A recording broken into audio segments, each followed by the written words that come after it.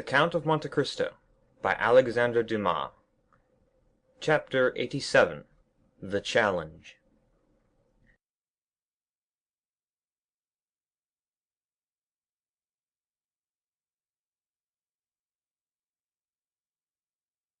Then, continued Beauchamp, I took advantage of the silence and the darkness to leave the house without being seen. The usher who had introduced me was waiting for me at the door, and he conducted me through the corridors to a private entrance opening into the Rue de Vaugirard. I left with mingled feelings of sorrow and delight. Excuse me, Albert, sorrow on your account, and delight with that noble girl, thus pursuing paternal vengeance. Yes, Albert, from whatever source the blow may have proceeded, it may be from an enemy, but that enemy is only the agent of Providence. Albert held his head between his hands. He raised his face, red with shame and bathed in tears, and seizing Beauchamp's arm, "My friend," said he, "my life is ended. I cannot calmly say with you, Providence has struck the blow. But I must discover who pursues me with this hatred, and when I have found him I shall kill him, or he will kill me. I rely on your friendship to assist me, Beauchamp, if contempt has not banished it from your heart." "Contempt, my friend? How does this misfortune affect you?" "No, happily that unjust prejudice is forgotten which made the son responsible for the father's actions. Review your life, Albert. Although it is only just beginning, did a lovely summer's day ever dawn with greater purity than has marked the commencement of your own career? No, Albert, take my advice. You are young and rich. Leave Paris. All is soon forgotten in this great Babylon of excitement and changing tastes. You will return after 3 or 4 years, with a Russian princess for a bride, and no one will think more of what occurred yesterday than if it had happened 16 years ago. Thank you, my dear Beauchamp. Thank you for the excellent feeling which prompts your advice, but it cannot be. I have told you my wish, or rather my determination. You understand that, interested as I am in this affair, I cannot see it in the same light as you do. What appears to you to emanate from a celestial source seems to me to proceed from one far less pure. Providence appears to me to have no share in this affair, and happily so, for instead of the invisible, impalpable agent of celestial rewards and punishments, I shall find one both palpable and visible, on whom I shall revenge myself, I assure you, for all I have suffered during the last month. Now, I repeat, Beauchamp, I wish to return to human and material existence, and if you are still the friend you profess to be, help me to discover the hand that struck the blow." "Be it so," said Beauchamp. "If you must have me descend to earth, I submit, and if you will seek your enemy, I will assist you, and I will engage to find him, my honor being almost as deeply interested as yours. Well then, you understand, Beauchamp, that we begin our search immediately. Each moment's delay is an eternity for me. The calumniator is not yet punished, and he may hope that he will not be, but, on my honor, if he thinks so, he deceives himself." "Well, listen, Morcerf. Ah, Beauchamp, I see you know something already. You will restore me to life." "I do not say there is any truth in what I am going to tell you, but it is, at least, a ray of light in a dark night. By following it we may, perhaps, discover something more certain." "Tell me, satisfy my impatience." "Well, I will tell you what I did not like to mention on my return from Yanina." "Say on." "I went, of course, to the chief banker of the town to make inquiries. At the first word, before I had even mentioned your father's name, 'Ah,' said he, 'I guess what brings you here.' "How and why?" "Because a fortnight since I was questioned on the same subject." "By whom?" "By a Paris banker, my correspondent, whose name is Danglars." "He!" cried Albert. "Yes, it is indeed he who has so long pursued my father with jealous hatred. He, the man who would be popular, cannot forgive the Count of Morcerf for being created a peer, and this marriage broken off without a reason being assigned. Yes, it is all from the same cause. Make inquiries, Albert, but do not be angry without reason. Make inquiries, and if it be true—" "Oh, yes, if it be true," cried the young man, "he shall pay me all I have suffered. Beware, Morcerf, he is already an old man." I'll respect his age as he has respected the honor of my family. If my father had offended him, why did he not attack him personally? Oh no, he was afraid to encounter him face to face. I do not condemn you, Albert. I only restrain you. Act prudently. Oh, do not fear. Besides, you will accompany me. Beauchamp, solemn transactions should be sanctioned by a witness. Before this day closes, if Monsieur Danglars is guilty, he shall cease to live, or I shall die. Pardieu, Beauchamp, mine shall be a splendid funeral. When such resolutions are made, Albert, they should be promptly executed. Do you wish to go to Monsieur Danglars? Let us go immediately." They sent for a cabriolet. On entering the banker's mansion, they perceived the phaeton and servant of Monsieur Andrea Cavalcanti. "Ah, parbleu, that's good," said Albert with a gloomy tone. "If Monsieur Danglars will not fight me, I will kill his son-in-law. Cavalcanti will certainly fight." The servant announced the young man, but the banker, recollecting what had transpired the day before, did not wish him admitted. It was, however, too late. Albert had followed the footman, and hearing the order given, forced the door open, and followed by Beauchamp, found himself in the banker's study. "Sir," cried the latter, "am I no longer at liberty to receive whom I choose in my house?" "You appear to forget yourself sadly." "No, sir," said Albert coldly. "There are circumstances in which one cannot, except through cowardice, I offer you that refuge, refuse to admit certain persons at least." "What is your errand then with me, sir?" "I mean," said Albert, drawing near, and without apparently noticing Cavalcanti, who stood with his back towards the fireplace, "I mean to propose a meeting in some retired corner, where no one will interrupt us for 10 minutes. That will be sufficient. Where, two men having met, one of them will remain on the ground." Danglars turned pale. Cavalcanti moved a step forward, and Albert turned towards him. "And you too," said he. "Come, if you like, monsieur. You have a claim, being almost one of the family, and I will give as many rendezvous of that kind as I can find persons willing to accept them." Cavalcanti looked at Danglars with a stupefied air, and the latter, making an effort, arose and stepped between the two young men. Albert's attack on Andrea had placed him on a different footing, and he hoped this visit had another cause than that he had at first supposed. "Indeed, sir," said he to Albert, "if you are come to quarrel with this gentleman because I preferred him to you, I shall resign the case to the king's attorney." "You mistake, sir," said Morcerf with a gloomy smile. "I am not referring in the least to matrimony, and I only addressed myself to Monsieur Cavalcanti because he appeared disposed to interfere between us. In one respect you are right, for I am ready to quarrel with everyone today, but you have the first claim, Monsieur Danglars."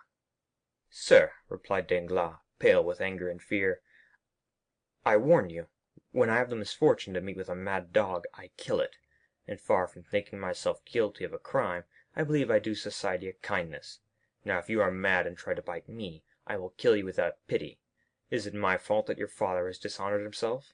"Yes, miserable wretch," cried Morcerf, "it is your fault." Danglars retreated a few steps. "My fault?" said he. "You must be mad. What do I know of the Grecian affair? Have I travelled in that country? Did I advise your father to sell the castle of Yanina, to betray—" "Silence!" said Albert with a thundering voice. "No, it is not you who have directly made this exposure and brought this sorrow on us, but you hypocritically provoked it." "I?" "Yes, you. How came it known?" "I suppose you read it in the paper in the account from Yanina?" "Who wrote to Yanina?"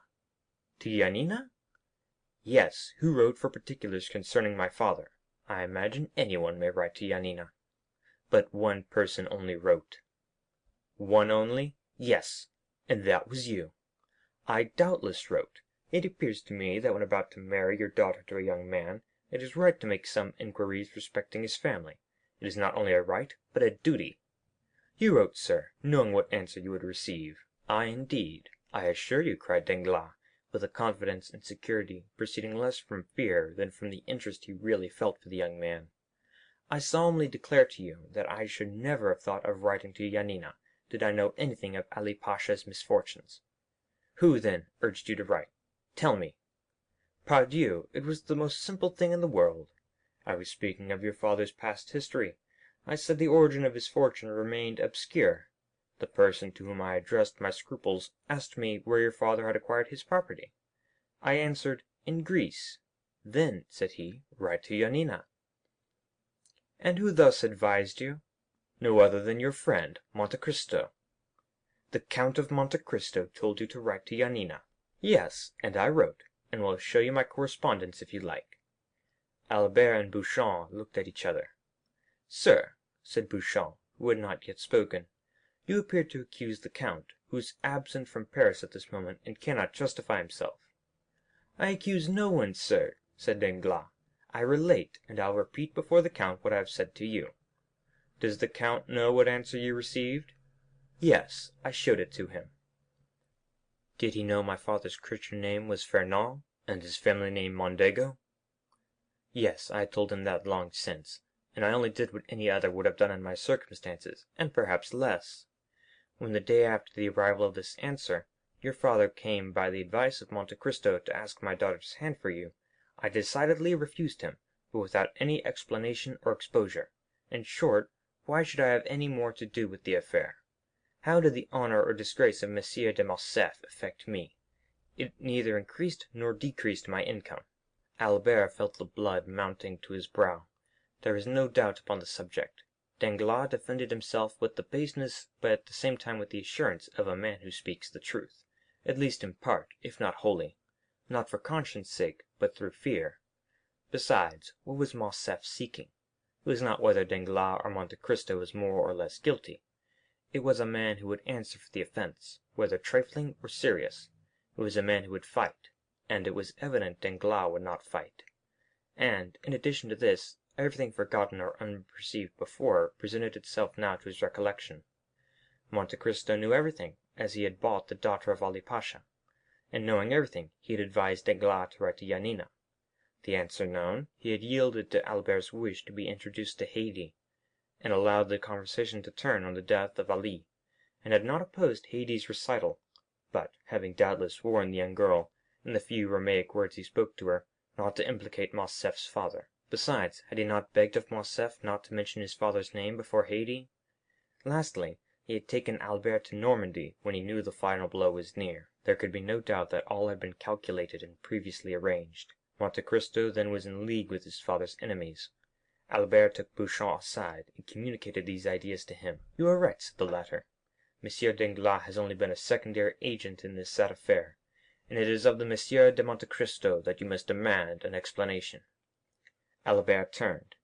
Sir, said he to Danglars, understand that I do not take a final leave of you. I must ascertain if your insinuations are just, and am going now to inquire of the Count of Monte Cristo. He bowed to the banker, and went out with Beauchamp, without appearing to notice Cavalcanti. Danglars accompanied him to the door, where he again assured Albert that no motive of personal hatred had influenced him against the Count of Morcerf. End of chapter 87. Recording by David Eisenhower.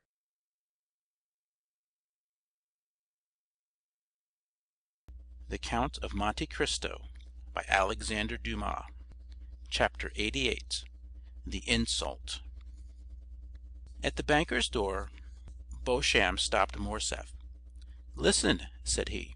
"Just now I told you it was of Monsieur de Monte Cristo you must demand an explanation." "Yes, and we are going to his house." "Reflect, Morcerf, one moment before you go." "On what shall I reflect?" "On the importance of the step you are taking." "Is it more serious than going to Monsieur Danglars?" "Yes, Monsieur Danglars is a money lover, and those who love money, you know, think too much of what they risk to be easily induced to fight a duel. The other is, on the contrary, to all appearance a true nobleman. But do you not fear to find him a bully?"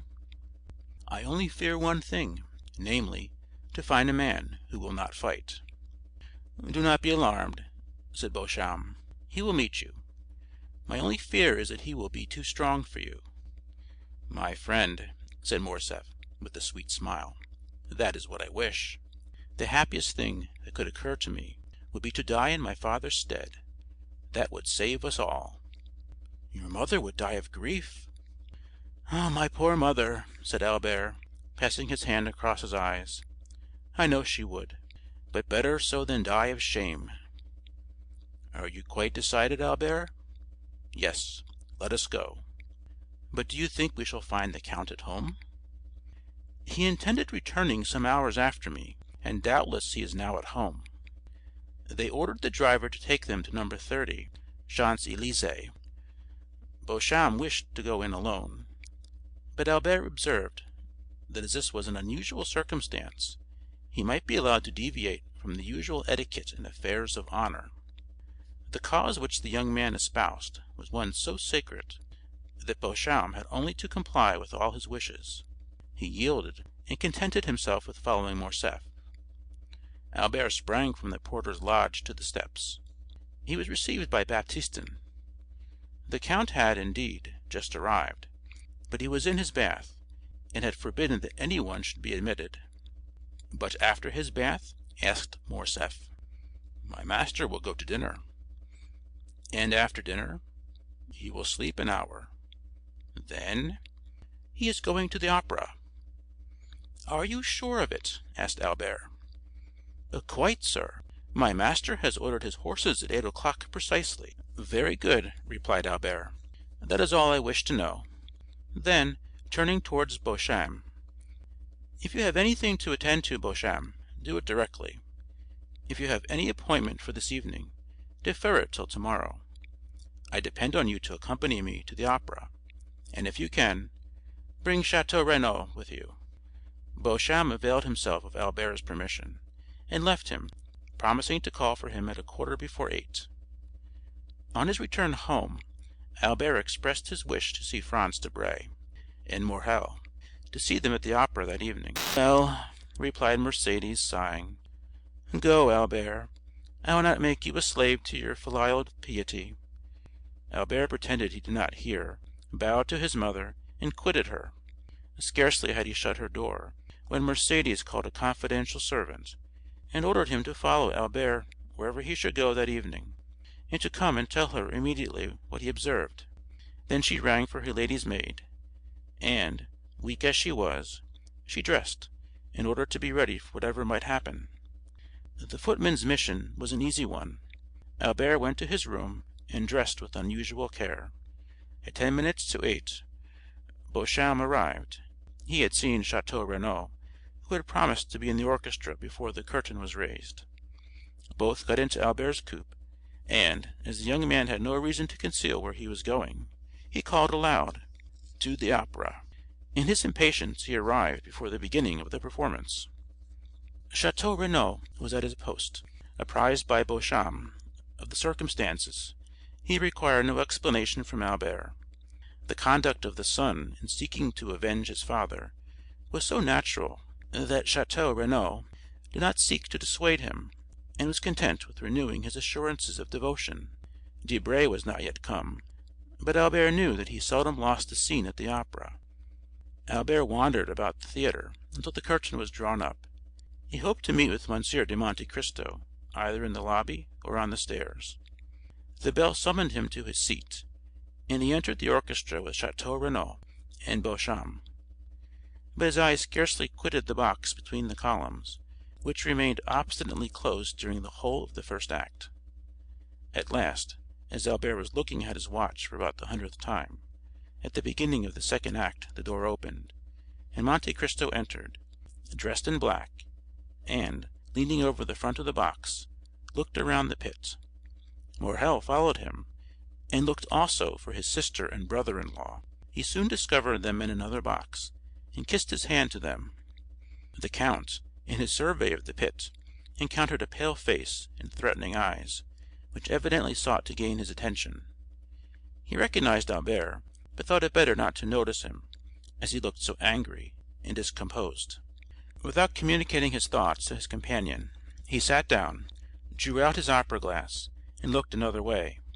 Although apparently not noticing Albert, he did not, however, lose sight of him, and when the curtain fell at the end of the second act, he saw him leave the orchestra with his two friends. Then his head was seen passing at the back of the boxes, and the count knew that the approaching storm was intended to fall on him. He was at the moment conversing cheerfully with Morrel, but he was well prepared for what might happen. The door opened, and Monte Cristo, turning round, saw Albert, pale and trembling, followed by Beauchamp and Château Renaud. "Well," cried he, with that benevolent politeness which distinguished his salutation from the common civilities of the world, "my cavalier has attained his object.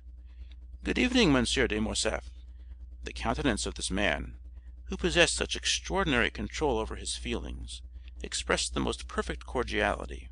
Morrel only then recollected the letter he had received from the viscount, in which, without assigning any reason, he begged him to go to the opera, but he understood that something terrible was brooding. "We are not come here, sir, to exchange hypocritical expressions of politeness, or false professions of friendship," said Albert, "but to demand an explanation." The young man's trembling voice was scarcely audible. "An explanation at the opera?" said the count, with that calm tone and penetrating eye which characterize the man who knows his cause is good. "Little acquainted as I am with the habits of Parisians, I should not have thought this is the place for such a demand." "Still, if people will shut themselves up," said Albert, "and cannot be seen because they are bathing, dining, or asleep, we must avail ourselves of the opportunity whenever they are to be seen." "I am not difficult of access, sir, for yesterday, if my memory does not deceive me, you were at my house." "Yesterday I was at your house, sir," said the young man, "because then I knew not who you were." In pronouncing these words Albert had raised his voice so as to be heard by those in the adjoining boxes and in the lobby. Thus the attention of many was attracted by this altercation. "Where are you come from, sir? You do not appear to be in the possession of your senses." "Provided I understand your perfidy, sir, and succeed in making you understand that I will be revenged, I shall be reasonable enough," said Albert furiously. "I do not understand you, sir," replied Monte Cristo, "and if I did, your tone is too high. I am at home here, and I alone have a right to raise my voice above another's. Leave the box, sir." Monte Cristo pointed towards the door with the most commanding dignity.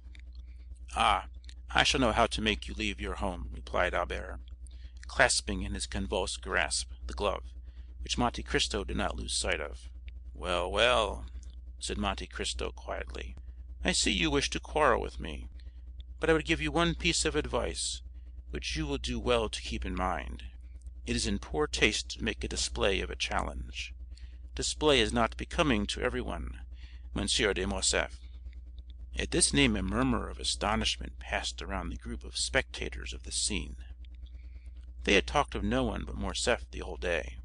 Albert understood the allusion in a moment, and was about to throw his glove at the count, when Morrel seized his hand, while Beauchamp and Château Renaud, fearing the scene would surpass the limits of a challenge, held him back.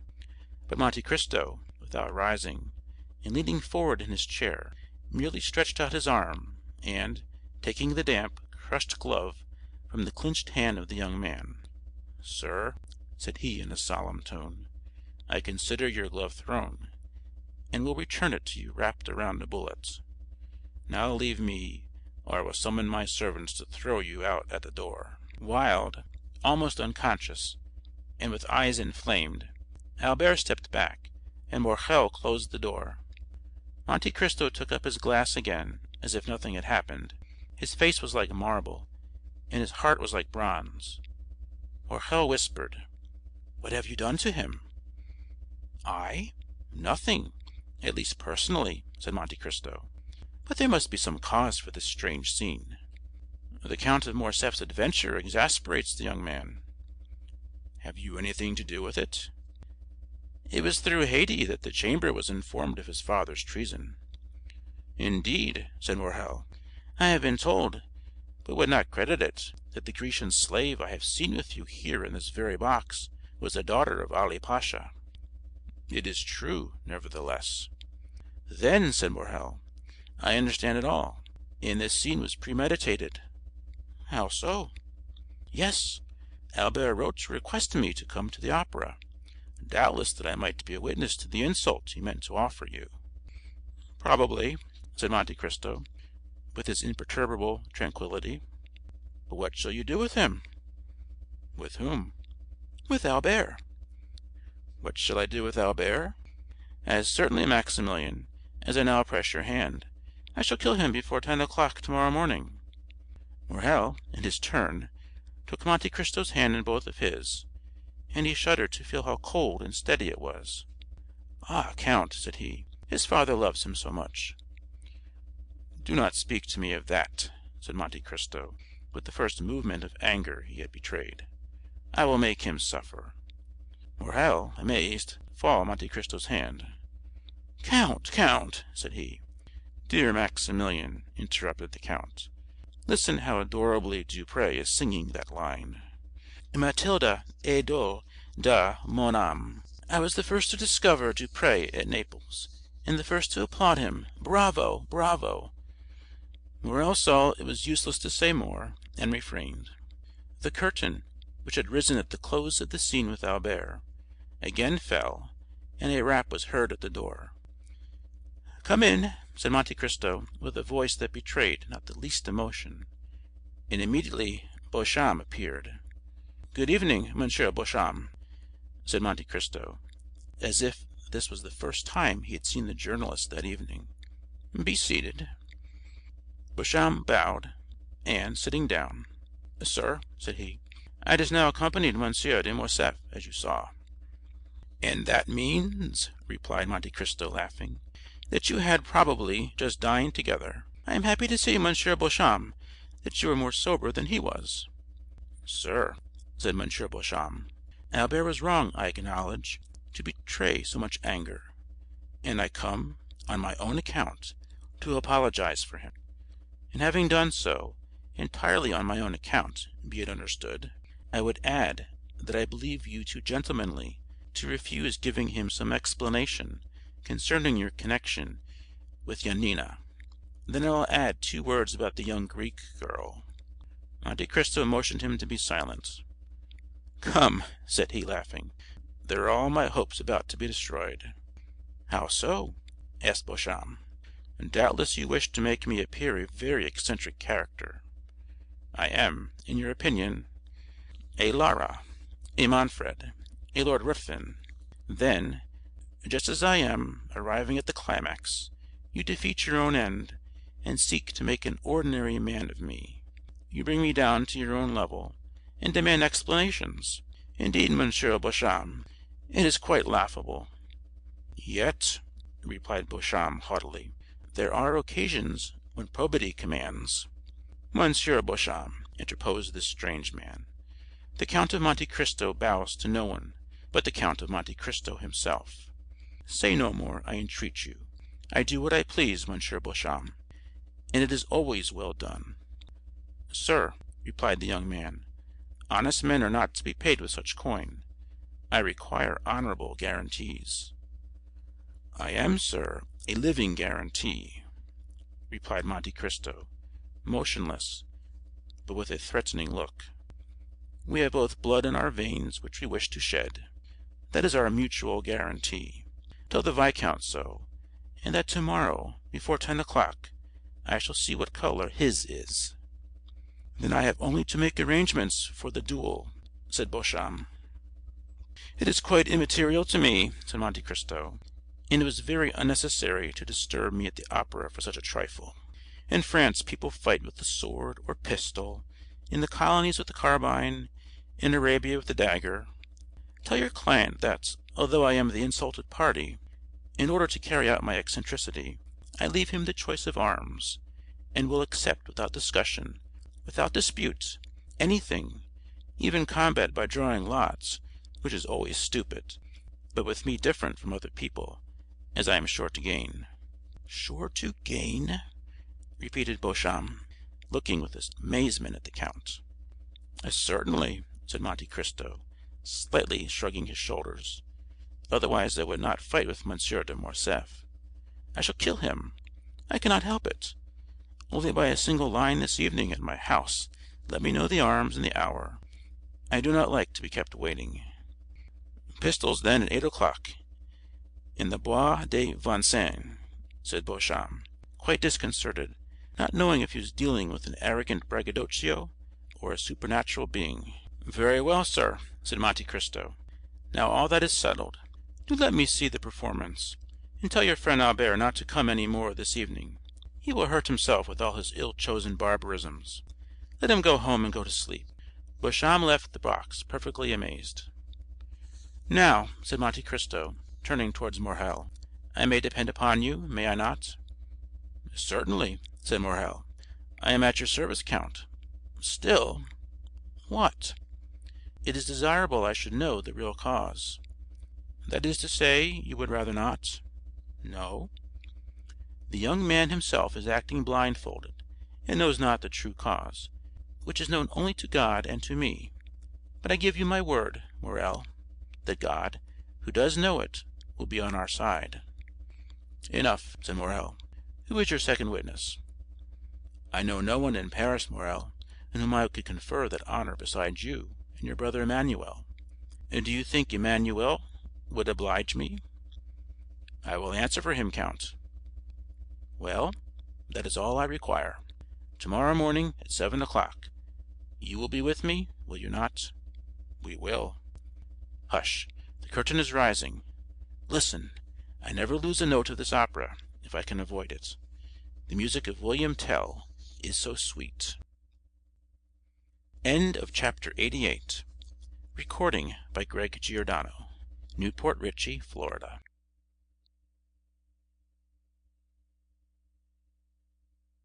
Monte Cristo waited, according to his usual custom, until Duprez had sung his famous Suivez-moi. Then he rose and went out.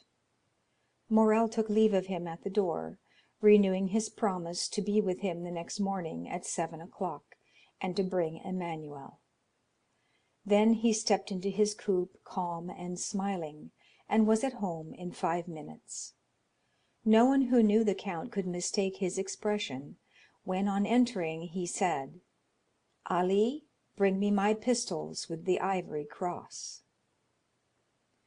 Ali brought the box to his master, who examined the weapons with a solicitude very natural to a man who is about to entrust his life to a little powder and shot. These were pistols of an especial pattern, which Monte Cristo had had made for target practice in his own room. A cap was sufficient to drive out the bullet, and from the adjoining room no one would have suspected that the count was, as sportsmen would say, keeping his hand in. He was just taking one up and looking for the point to aim at on a little iron plate which served him as a target, when his study door opened and Baptistin entered. Before he had spoken a word, the count saw in the next room a veiled woman, who had followed closely after Baptistin, and now, seeing the count with the pistol in his hand and swords on the table, rushed in. Baptistin looked at his master, who made a sign to him, and he went out, closing the door after him. "Who are you, madame?" said the count to the veiled woman. The stranger cast one look around her to be certain that they were quite alone.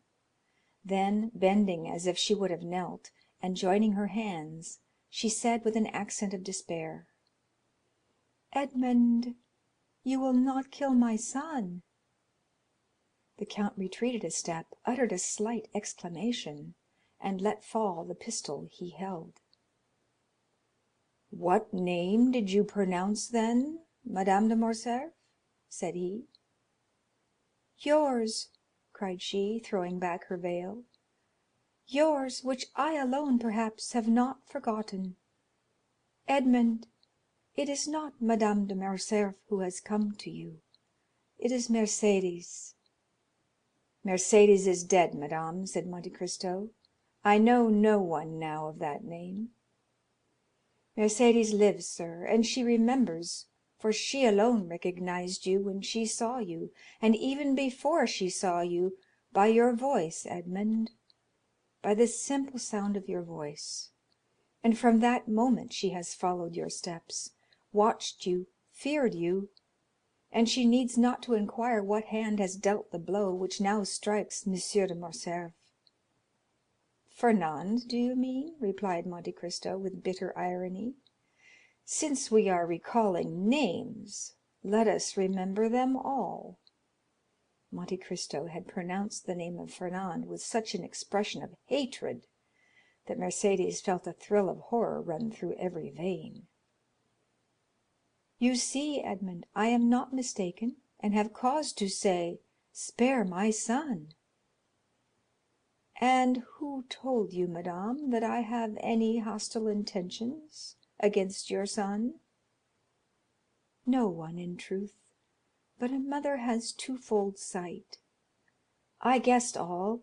I followed him this evening to the opera, and concealed in a parquet box have seen all." "If you have seen all, madame, you know that the son of Fernand has publicly insulted me," said Monte Cristo with awful calmness. "Oh, for pity's sake!" "You have seen that he would have thrown his glove in my face if Morrel, one of my friends, had not stopped him." "Listen to me. My son has also guessed who you are. He attributes his father's misfortunes to you." "Madame, you are mistaken. They are not misfortunes, it is a punishment. It is not I who strike M. de Morcerf, it is Providence which punishes him." "And why do you represent Providence?" cried Mercédès. "Why do you remember when it forgets? What are Yanina and its vizier to you, Edmond? What injury has Fernand Mondego done you in betraying Ali Tepelini?" "Ah, madame," replied Monte Cristo, "all this is an affair between the French captain and the daughter of Vasiliki. It does not concern me, you are right. And if I have sworn to revenge myself, it is not on the French captain or the Count of Morcerf, but on the fisherman Fernand, the husband of Mercédès the Catalane." "Ah, sir," cried the countess, "how terrible a vengeance for a fault which fatality made me commit! For I am the only culprit, Edmond, and if you owe revenge to anyone, it is to me, who had not fortitude to bear your absence and my solitude." "But," exclaimed Monte Cristo, "why was I absent, and why were you alone?" "Because you had been arrested, Edmond, and were a prisoner." "And why was I arrested? Why was I a prisoner?" "I do not know," said Mercédès. "You do not, madame; at least, I hope not. But I will tell you. I was arrested and became a prisoner because, under the arbor of La Réserve, the day before I was to marry you, a man named Danglars wrote this letter, which the fisherman Fernand himself posted." Monte Cristo went to a secretaire, opened a drawer by a spring, from which he took a paper which had lost its original color, and the ink of which had become a rusty hue. This he placed in the hands of Mercédès. It was Danglars' letter to the king's attorney, which the Count of Monte Cristo, disguised as a clerk from the house of Thomson and French, had taken from the file against Edmond Dantès on the day he had paid the 200,000 francs to M. de Boville. Mercédès read with terror the following lines: "The king's attorney is informed by a friend to the throne and religion that one Edmond Dantès, second in command on board the Pharaon, this day arrived from Smyrna, after having touched at Naples and Porto Ferrajo, is the bearer of a letter from Murat to the usurper, and of another letter from the usurper to the Bonapartist Club in Paris. Ample corroboration of this statement may be obtained by arresting the above mentioned Edmond Dantès, who either carries the letter for Paris about with him, or has it at his father's abode. Should it not be found in the possession of either father or son, then it will assuredly be discovered in the cabin belonging to the said Dantès on board the Pharaon." "How dreadful!" said Mercédès, passing her hand across her brow, moist with perspiration. "And that letter?" "I bought it for 200,000 francs, madame," said Monte Cristo; "but that is a trifle, since it enables me to justify myself to you." "And the result of that letter?" "You well know, madame, was my arrest. But you do not know how long that arrest lasted. You do not know that I remained for 14 years within a quarter of a league of you, in a dungeon in the Château d'If. You do not know that every day of those 14 years I renewed the vow of vengeance which I had made the first day, and yet I was not aware that you had married Fernand, my calumniator, and that my father had died of hunger." "Can it be?" cried Mercédès, shuddering. "That is what I heard on leaving my prison 14 years after I had entered it, and that is why, on account of the living Mercédès and my deceased father, I have sworn to revenge myself on Fernand, and I have revenged myself." "And you are sure the unhappy Fernand did that?" "I am satisfied, madame, that he did what I have told you. Besides, that is not much more odious than that a Frenchman by adoption should pass over to the English, that a Spaniard by birth should have fought against the Spaniards, that a stipendiary of Ali should have betrayed and murdered Ali. Compared with such things, what is the letter you have just read? A lover's deception, which the woman who has married that man ought certainly to forgive, but not so the lover who was to have married her. Well, the French did not avenge themselves on the traitor, the Spaniards did not shoot the traitor, Ali in his tomb left the traitor unpunished. But I, betrayed, sacrificed, buried, have risen from my tomb, by the grace of God, to punish that man. He sends me for that purpose, and here I am." The poor woman's head and arms fell, her legs bent under her, and she fell on her knees. "Forgive, Edmond, forgive for my sake, who love you still." The dignity of the wife checked the fervor of the lover and the mother. Her forehead almost touched the carpet when the count sprang forward and raised her. Then, seated on a chair, she looked at the manly countenance of Monte Cristo, on which grief and hatred still impressed a threatening expression. "Not crush that accursed race," murmured he, "abandon my purpose at the moment of its accomplishment? Impossible, madame, impossible." "Edmond," said the poor mother, who tried every means, "when I call you Edmond, why do you not call me Mercédès?" "Mercédès," repeated Monte Cristo. "Mercédès. Well, yes, you are right. That name has still its charms, and this is the first time for a long period that I have pronounced it so distinctly. Oh, Mercédès, I have uttered your name with the sigh of melancholy, with the groan of sorrow, with the last effort of despair. I have uttered it when frozen with cold, crouched on the straw in my dungeon. I have uttered it consumed with heat, rolling on the stone floor of my prison. Mercédès, I must revenge myself, for I suffered 14 years. 14 years I wept, I cursed. Now I tell you, Mercédès, I must revenge myself." The count, fearing to yield to the entreaties of her he had so ardently loved, called his sufferings to the assistance of his hatred.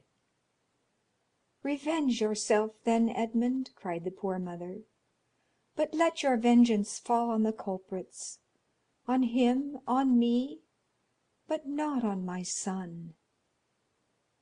"It is written in the good book," said Monte Cristo, "that the sins of the fathers shall fall upon their children to the third and fourth generation.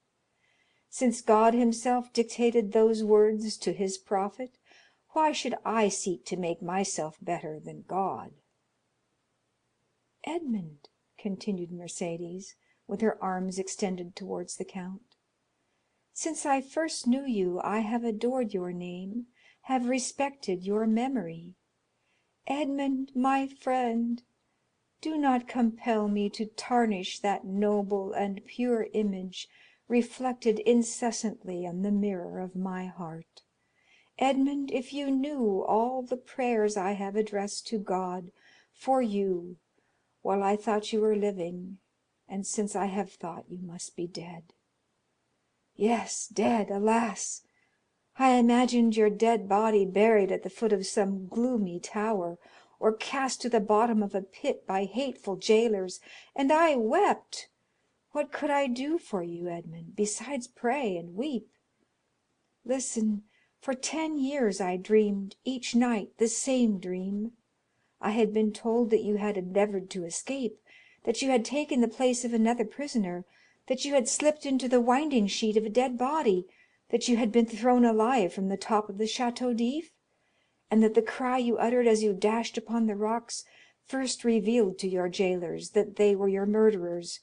Well, Edmund, I swear to you by the head of that son for whom I entreat your pity, Edmund, for 10 years I saw every night every detail of that frightful tragedy, and for 10 years I heard every night the cry which awoke me shuddering and cold, and I too, Edmund, oh, believe me, guilty as I was, oh, yes, I too have suffered much." "Have you known what it is to have your father starved to death in your absence?" cried Monte Cristo, thrusting his hands into his hair. "Have you seen the woman you loved giving her hand to your rival while you were perishing at the bottom of a dungeon?" "No," interrupted Mercédès, "but I have seen him whom I loved on the point of murdering my son." Mercédès uttered these words with such deep anguish, with an accent of such intense despair, that Monte Cristo could not restrain a sob. The lion was daunted, the avenger was conquered. "What do you ask of me?" said he. "Your son's life? Well, he shall live." Mercédès uttered a cry which made the tears start from Monte Cristo's eyes, but these tears disappeared almost instantaneously, for doubtless God had sent some angel to collect them. Far more precious were they in his eyes than the richest pearls of Guzerat and Ophir. "Oh," said she, seizing the count's hand and raising it to her lips, "oh, thank you, Edmund. Now you are exactly what I dreamt you were, the man I always loved. Oh, now I may say so." "So much the better," replied Monte Cristo, "as that poor Edmund will not have long to be loved by you. Death is about to return to the tomb, the phantom to retire in darkness." "What do you say, Edmund?" "I say, since you command me, Mercédès, I must die." "Die? And why so? Who talks of dying? Whence have you these ideas of death?" "You do not suppose that, publicly outraged in the face of a whole theatre, in the presence of your friends and those of your son, challenged by a boy who will glory in my forgiveness as if it were a victory, you do not suppose that I can for one moment wish to live. What I most loved after you, Mercédès, was myself, my dignity, and that strength which rendered me superior to other men. That strength was my life. With one word you have crushed it, and I die." "But the duel will not take place, Edmond, since you forgive." "It will take place," said Monte Cristo in a most solemn tone; "but instead of your son's blood to stain the ground, mine will flow."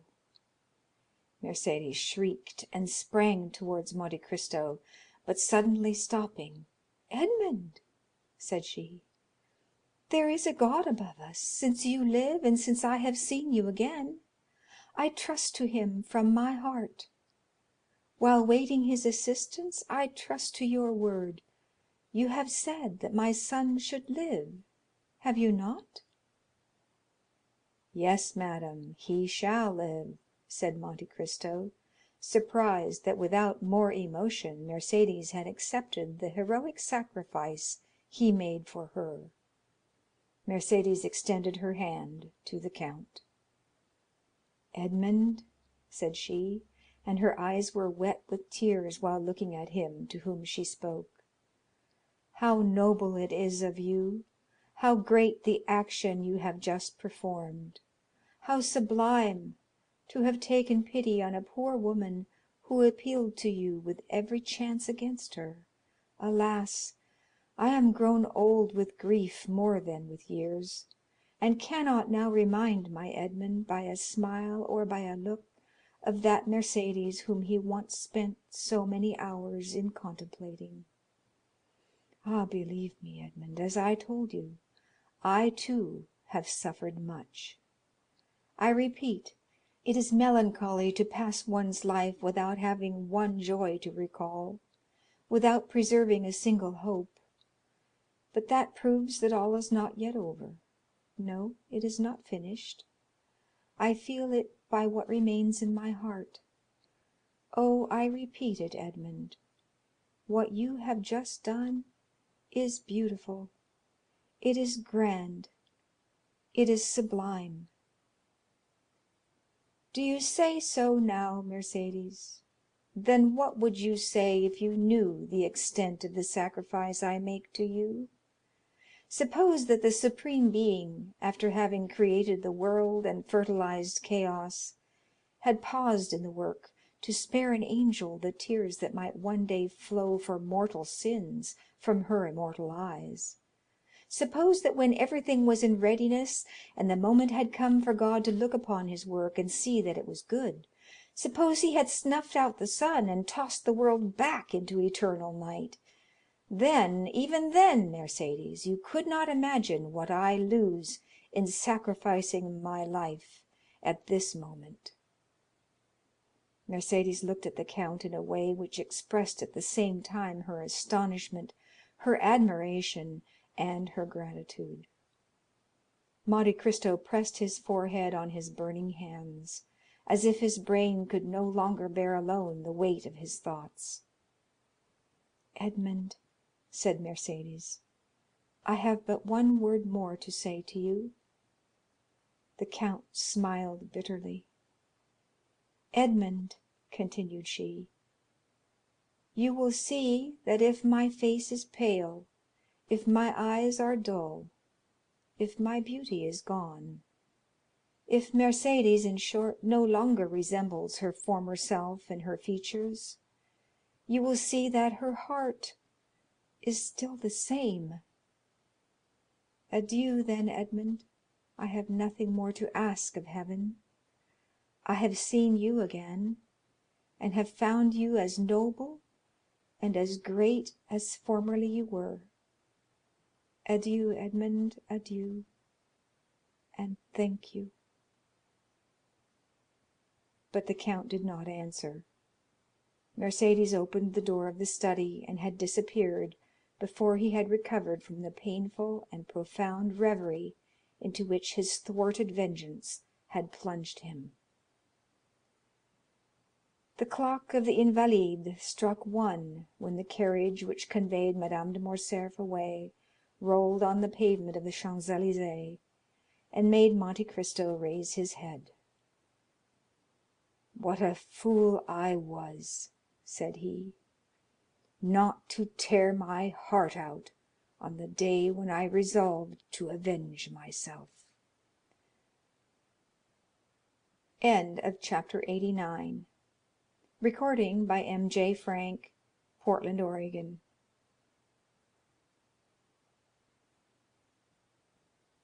The meeting.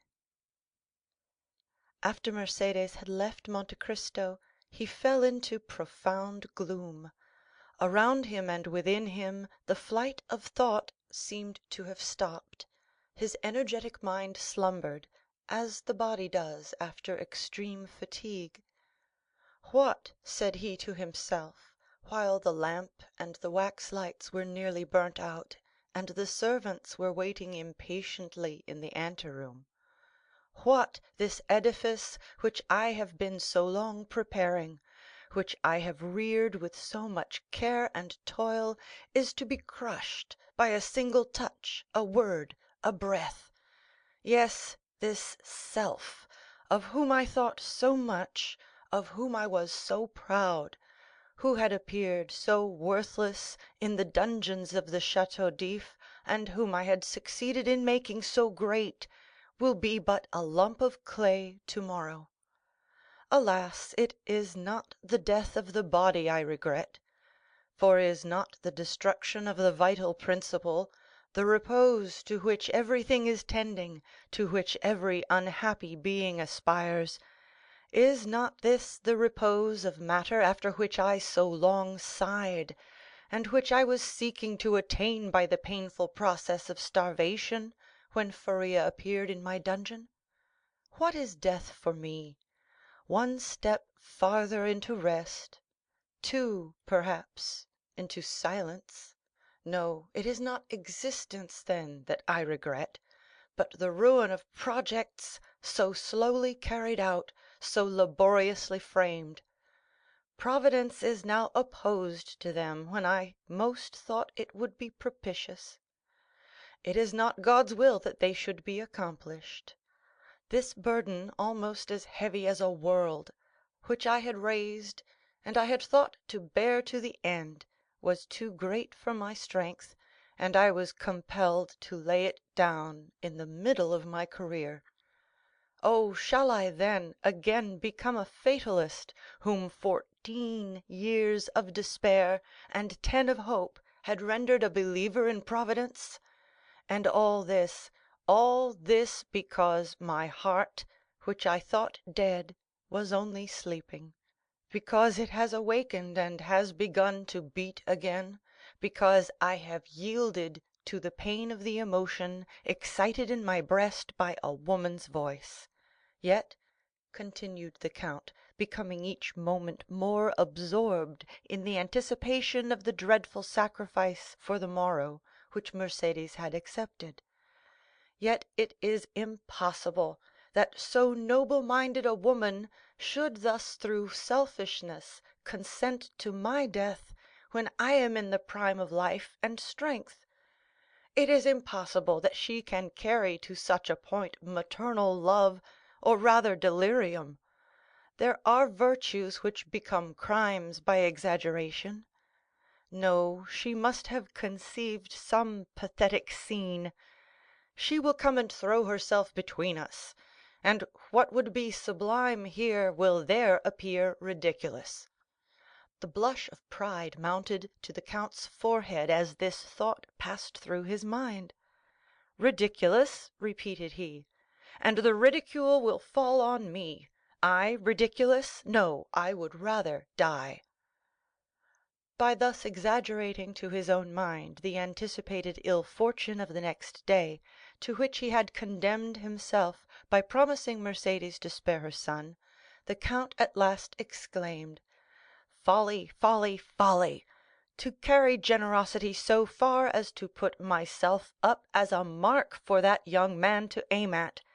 He will never believe that my death was suicide, and yet it is important for the honor of my memory, and this surely is not vanity but a justifiable pride. It is important the world should know that I have consented by my free will to stop my arm, already raised to strike, and that with the arm which has been so powerful against others, I have struck myself. It must be. It shall be." Seizing a pen, he drew a paper from a secret drawer in his desk, and wrote at the bottom of the document, which was no other than his will, made since his arrival in Paris, a sort of codicil, clearly explaining the nature of his death. "I do this, O my God," said he, with his eyes raised to heaven, "as much for thy honor as for mine. I have during 10 years considered myself the agent of thy vengeance, and other wretches, like Morcerf, Danglars, Villefort, even Morcerf himself, must not imagine that chance has freed them from their enemy. Let them know, on the contrary, that their punishment, which had been decreed by Providence, is only delayed by my present determination, and although they escape it in this world, it awaits them in another, and that they are only exchanging time for eternity." While he was thus agitated by gloomy uncertainties, wretched waking dreams of grief, the first rays of morning pierced his windows, and shone upon the pale blue paper upon which he had just inscribed his justification of Providence. It was just 5 o'clock in the morning, when a slight noise, like a stifled sigh, reached his ear. He turned his head, looked around him, and saw no one; but the sound was repeated distinctly enough to convince him of its reality. He arose, and quietly opening the door of the drawing room, saw Haydée, who had fallen on a chair, with her arms hanging down and her beautiful head thrown back. She had been standing at the door, to prevent his going out without seeing her, until sleep, which the young cannot resist, had overpowered her frame, wearied as she was with watching. The noise of the door did not awaken her, and Monte Cristo gazed at her with affectionate regret. "She remembered that she had a son," said he, "and I forgot I had a daughter." Then, shaking his head sorrowfully, "Poor Haydée," said he, "she wished to see me, to speak to me. She has feared or guessed something. Oh, I cannot go without taking leave of her. I cannot die without confiding her to someone." He quietly regained his seat, and wrote under the other lines: "I bequeath to Maximilian Morrel, captain of Spice, and son of my former patron, Pierre Morrel, shipowner at Marseilles, the sum of 20 millions, a part of which may be offered to his sister Julia and brother-in-law Emmanuel, if he does not fear this increase of fortune may mar their happiness. These 20 millions are concealed in my grotto at Monte Cristo, of which Bertuccio knows the secret. If his heart is free, and he will marry Haydée, the daughter of Ali Pasha of Yanina, whom I have brought up with the love of a father, and who has shown the love and tenderness of a daughter for me, he will thus accomplish my last wish. This will has already constituted Haydée heiress of the rest of my fortune, consisting of lands, funds in England, Austria, and Holland, furniture in my different palaces and houses, and which without the 20 millions and the legacies to my servants, may still amount to 60 millions. He was finishing the last line when a cry behind him made him start, and the pen fell from his hand. "Haydée," he said, "did you read it?" "Oh, my lord," said she, "why are you writing thus at such an hour?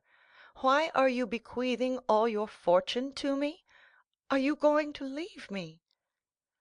"I am going on a journey, dear child," said Monte Cristo with an expression of infinite tenderness and melancholy, "and if any misfortune should happen to me——" The count stopped. "Well?" asked the young girl, with an authoritative tone the count had never observed before, and which startled him. "Well, if any misfortune happen to me," replied Monte Cristo, "I wish my daughter to be happy." Haydée smiled sorrowfully and shook her head. "Do you think of dying, my lord?" said she. "The wise man, my child, has said it is good to think of death."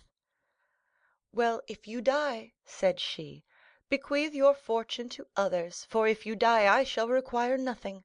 And taking the paper, she tore it in 4 pieces, and threw it into the middle of the room. Then, the effort having exhausted her strength, she fell, not asleep this time, but fainting on the floor. The count leaned over her, and raised her in his arms, and seeing that sweet pale face, those lovely eyes closed, that beautiful form motionless, and to all appearance lifeless, the idea occurred to him for the first time that perhaps she loved him otherwise than as a daughter loves a father. "Alas," murmured he, with intense suffering, "I might, then, have been happy yet." Then he carried Haydée to her room, resigned her to the care of her attendants, and returning to his study, which he shut quickly this time, he again copied the destroyed will. As he was finishing, the sound of a cabriolet entering the yard was heard. Monte Cristo approached the window and saw Maximilian and Emmanuel alight. "Good," said he, "it was time." And he sealed his will with 3 seals. A moment afterwards he heard a noise in the drawing room, and went to open the door himself. Morrel was there. He had come 20 minutes before the time appointed. "I am perhaps come too soon, count," said he, "but I frankly acknowledge that I have not closed my eyes all night, nor has anyone in my house. I need to see you strong in your courageous assurance to recover myself." Monte Cristo could not resist this proof of affection. He not only extended his hand to the young man, but flew to him with open arms. "Morrel," said he, "it is a happy day for me to feel that I am beloved by such a man as you. Good morning, Emmanuel. You will come with me, then, Maximilian?" "Did you doubt it?" said the young captain. "But if I were wrong?" "I watched you during the whole scene of that challenge yesterday. I have been thinking of your firmness all night, and I said to myself that justice must be on your side, or man's countenance is no longer to be relied on." "But, Morrel, Albert is your friend?" "Simply an acquaintance, sir." "You met on the same day you first saw me." "Yes, that is true, but I should not have recollected it if you had not reminded me." "Thank you, Morrel." Then, ringing the bell once, "Look," he said to Ali, who came immediately, "take that to my solicitor. It is my will, Morrel. When I am dead, you will go and examine it." "What," said Morrel, "you dead?" "Yes. Must I not be prepared for everything, dear friend? But what did you do yesterday after you left me?" "I went to Tortoni's, where, as I expected, I found Beauchamp and Château Renaud. I own I was seeking them." "Why, when all was arranged?" "Listen, count, the affair is serious and unavoidable." "Did you doubt it?" "No, the offence was public, and everyone is already talking of it." "Well?" "Well, I hoped to get an exchange of arms, to substitute the sword for the pistol. The pistol is blind." "Have you succeeded?" asked Monte Cristo quickly, with an imperceptible gleam of hope. "No, for your skill with the sword is so well known." "Ah, who has betrayed me?" "The skillful swordsman whom you have conquered." "And you failed?" "They positively refused." "Morrel," said the count, Have you ever seen me fire a pistol?" "Never." "Well, we have time. Look."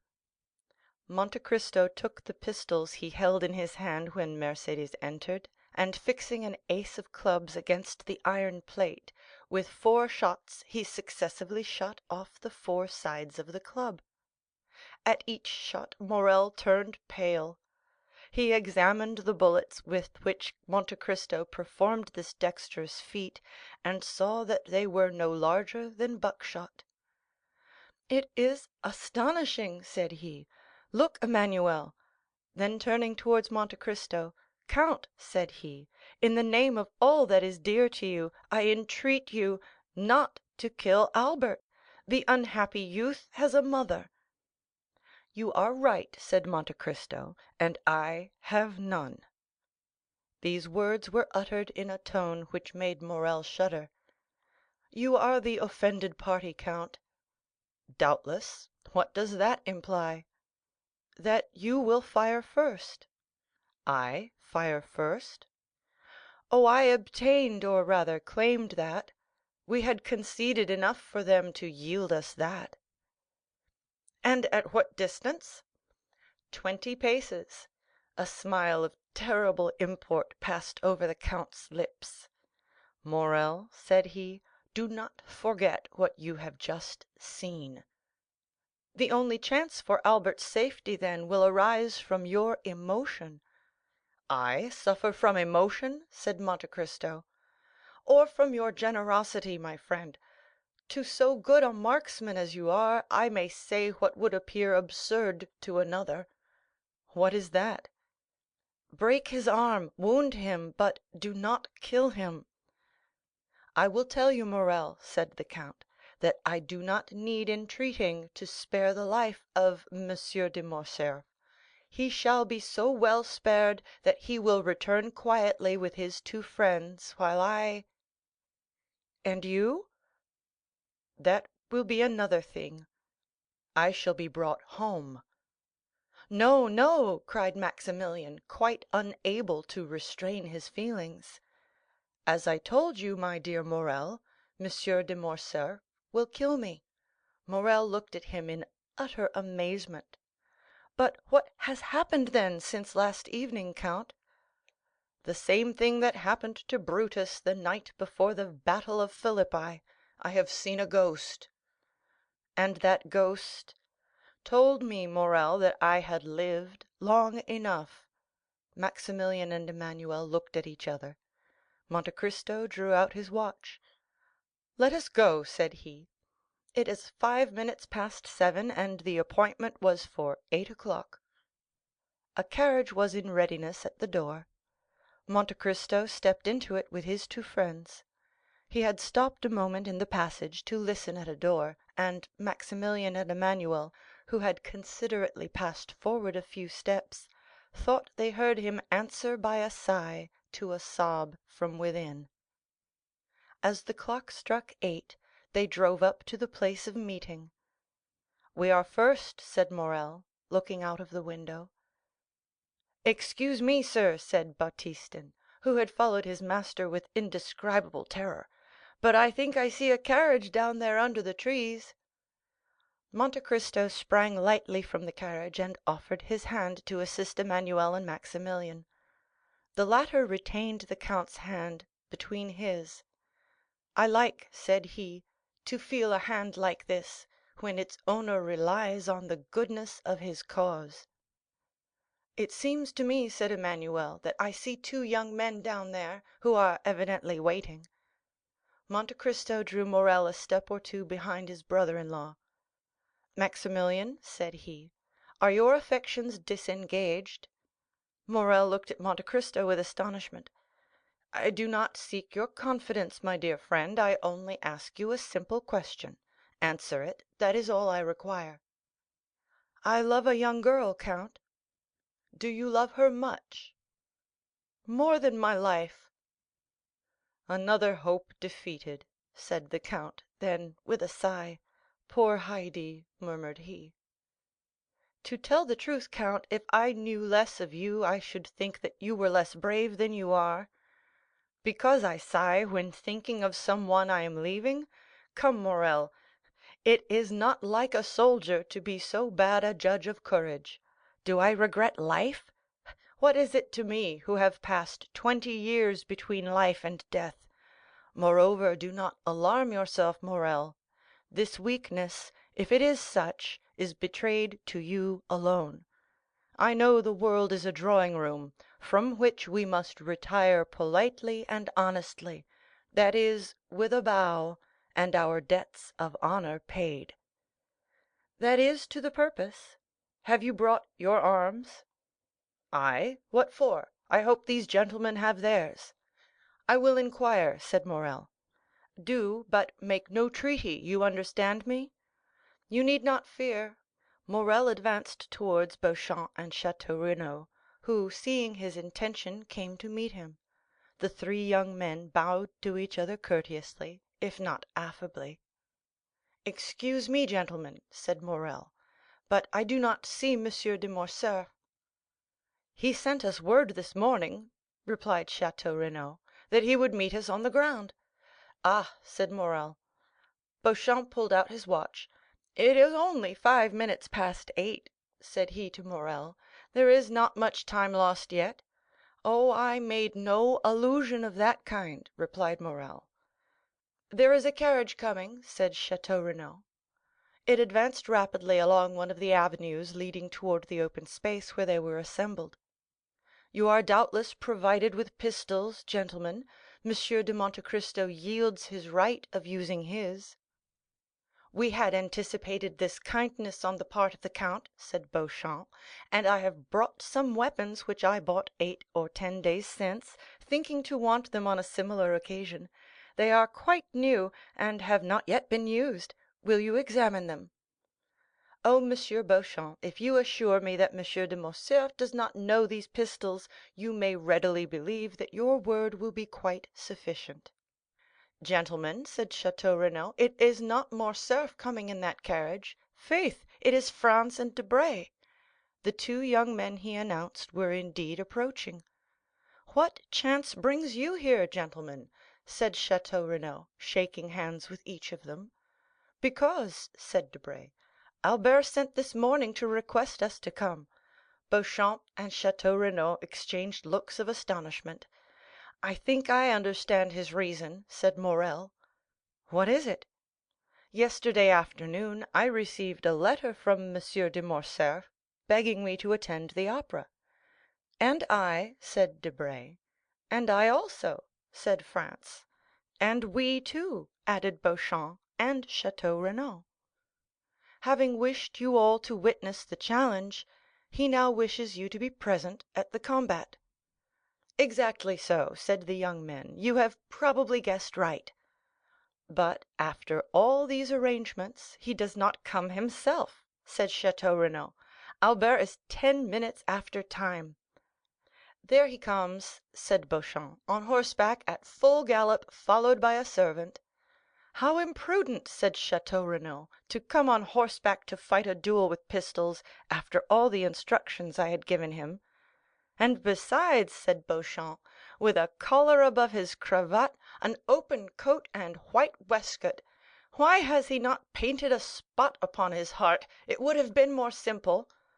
Meanwhile Albert had arrived within 10 paces of the group formed by the 5 young men. He jumped from his horse, threw the bridle on his servant's arms, and joined them. He was pale, and his eyes were red and swollen. It was evident that he had not slept. A shade of melancholy gravity overspread his countenance, which was not natural to him. "I thank you, gentlemen," said he, "for having complied with my request. I feel extremely grateful for this mark of friendship." Morrel had stepped back as Morcerf approached, and remained at a short distance. "And to you also, Monsieur Morrel, my thanks are due. Come, there cannot be too many." "Sir," said Maximilian, "you are not perhaps aware that I am M. de Monte Cristo's friend?" "I was not sure, but I thought it might be so. So much the better. The more honorable men there are here, the better I shall be satisfied." "Monsieur Morrel," said Château Renaud, "will you apprise the Count of Monte Cristo that M. de Morcerf is arrived, and we are at his disposal." Morrel was preparing to fulfil his commission. Beauchamp had meanwhile drawn the box of pistols from the carriage. "Stop, gentlemen," said Albert, "I have 2 words to say to the Count of Monte Cristo." "In private?" asked Morrel. "No, sir, before all who are here." Albert's witnesses looked at each other. Franz and Debray exchanged some words in a whisper, and Morrel, rejoiced at this unexpected incident, went to fetch the count, who was walking in a retired path with Emmanuel. "What does he want with me?" said Monte Cristo. "I do not know, but he wishes to speak to you." "Ah," said Monte Cristo, "I trust he is not going to tempt me by some fresh insult." "I do not think that such is his intention," said Morrel. The count advanced, accompanied by Maximilian and Emmanuel. His calm and serene look formed a singular contrast to Albert's grief-stricken face, who approached also, followed by the other 4 young men. When at 3 paces distant from each other, Albert and the count stopped. "Approach, gentlemen," said Albert. "I wish you not to lose one word of what I am about to have the honor of saying to the Count of Monte Cristo, for it must be repeated by you to all who will listen to it, strange as it may appear to you." "Proceed, sir," said the count. "Sir," said Albert, at first with a tremulous voice, but which gradually became firmer, "I reproached you with exposing the conduct of M. de Morcerf in Epirus, for guilty as I knew he was, I thought you had no right to punish him, but I have since learned that you had that right. It is not Fernand Mondego's treachery toward Ali Pasha which induces me so readily to excuse you, but the treachery of the fisherman Fernand towards you, and the almost unheard of miseries which were its consequences. And I say, and proclaim it publicly, that you were justified in revenging yourself on my father, and I, his son, thank you for not using greater severity." Had a thunderbolt fallen in the midst of the spectators of this unexpected scene, it would not have surprised them more than did Albert's declaration. As for Monte Cristo, his eyes slowly rose toward heaven with an expression of infinite gratitude. He could not understand how Albert's fiery nature, of which he had seen so much among the Roman bandits, had suddenly stooped to this humiliation. He recognized the influence of Mercédès, and saw why her noble heart had not opposed the sacrifice she knew beforehand would be useless. "Now, sir," said Albert, "if you think my apology sufficient, pray give me your hand. Next to the merit of infallibility which you appear to possess, I rank that of candidly acknowledging a fault. But this confession concerns me only. I acted well as a man, but you have acted better than man. An angel alone could have saved one of us from death. That angel came from heaven, if not to make us friends, which, alas, fatality renders impossible, at least to make us esteem each other." Monte Cristo, with moistened eye, heaving breast, and lips half open, extended to Albert a hand which the latter pressed with a sentiment resembling respectful fear. "Gentlemen," said he, "M. de Monte Cristo receives my apology. I had acted hastily towards him. Hasty actions are generally bad ones. Now my fault is repaired. I hope the world will not call me cowardly for acting as my conscience dictated. But if any one should entertain a false opinion of me," added he, drawing himself up as if he would challenge both friends and enemies, I shall endeavor to correct his mistake." "What happened during the night?" asked Beauchamp of Château Renaud. "We appear to make a very sorry figure here." "In truth, what Albert has just done is either very despicable or very noble," replied the baron. "What can it mean?" said Debray to Franz. "The Count of Monte Cristo acts dishonorably to M. de Morcerf, and is justified by his son. Had I 10 Yaninas in my family, I should only consider myself the more bound to fight 10 times." As for Monte Cristo, his head was bent down, his arms were powerless.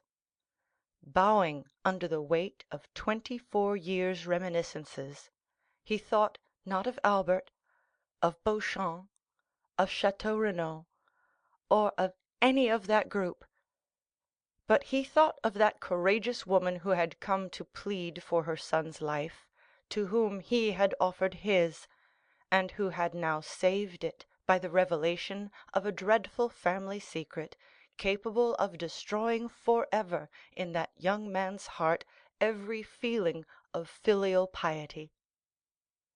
"Providence still," murmured he. "Now only am I fully convinced of being the emissary of God." Chapter 90.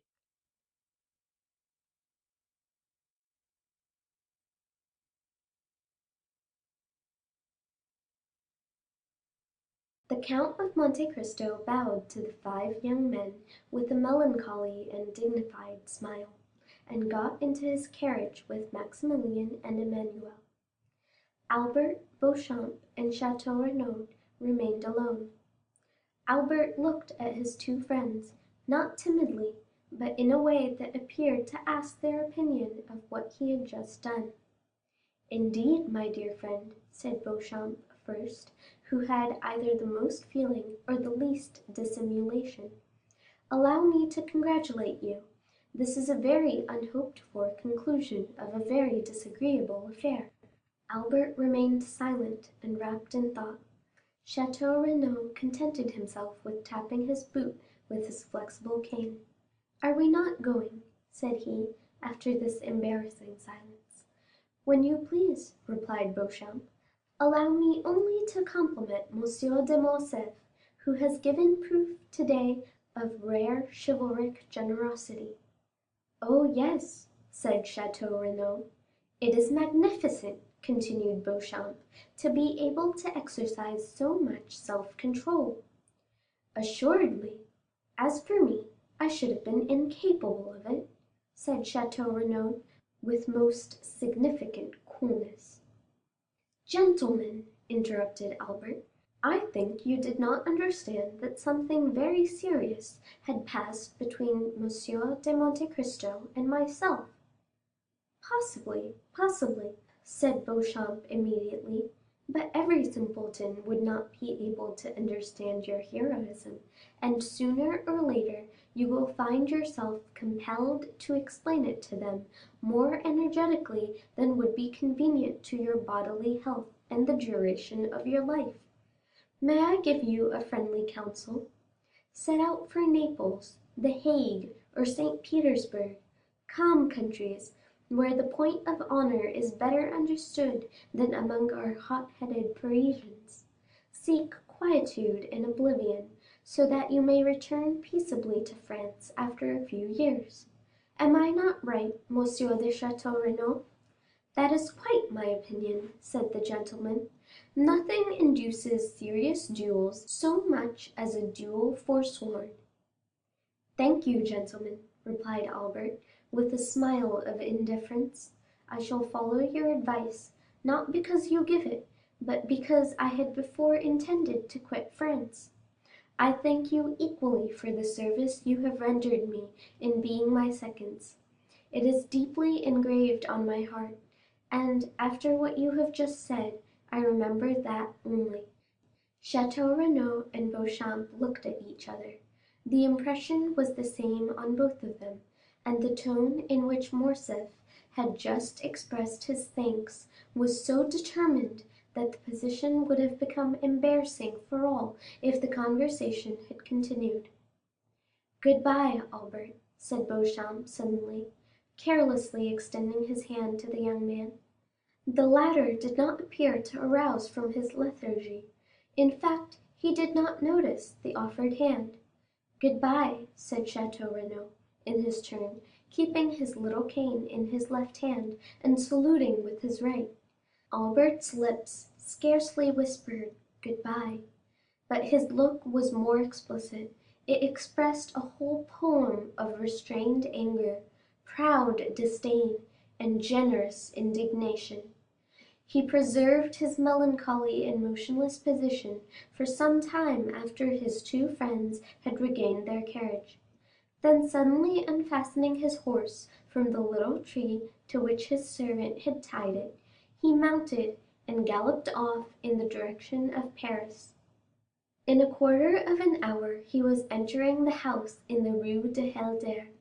As he alighted, he thought he saw his father's pale face behind the curtain of the count's bedroom.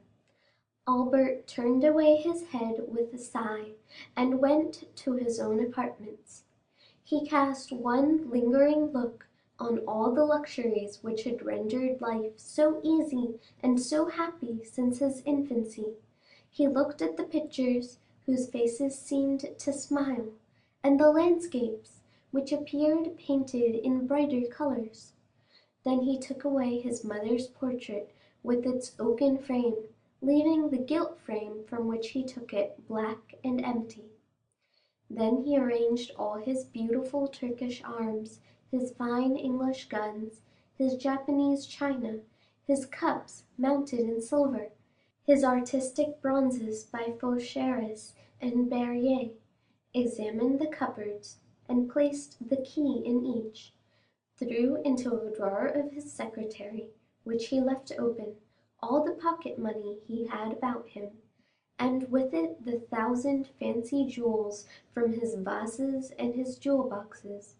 Then he made an exact inventory of everything, and placed it in the most conspicuous part of the table, after putting aside the books and papers which had collected there. At the beginning of this work, his servant, notwithstanding orders to the contrary, came to his room. "What do you want?" asked he, with a more sorrowful than angry tone. "Pardon me, sir," replied the valet. "You had forbidden me to disturb you, but the Count of Morcerf has called me." "Well," said Albert. "I did not like to go to him without first seeing you." "Why?" "Because the count is doubtless aware that I accompanied you to the meeting this morning." "It is probable," said Albert. "And since he has sent for me, it is doubtless to question me on what happened there. What must I answer?" "The truth."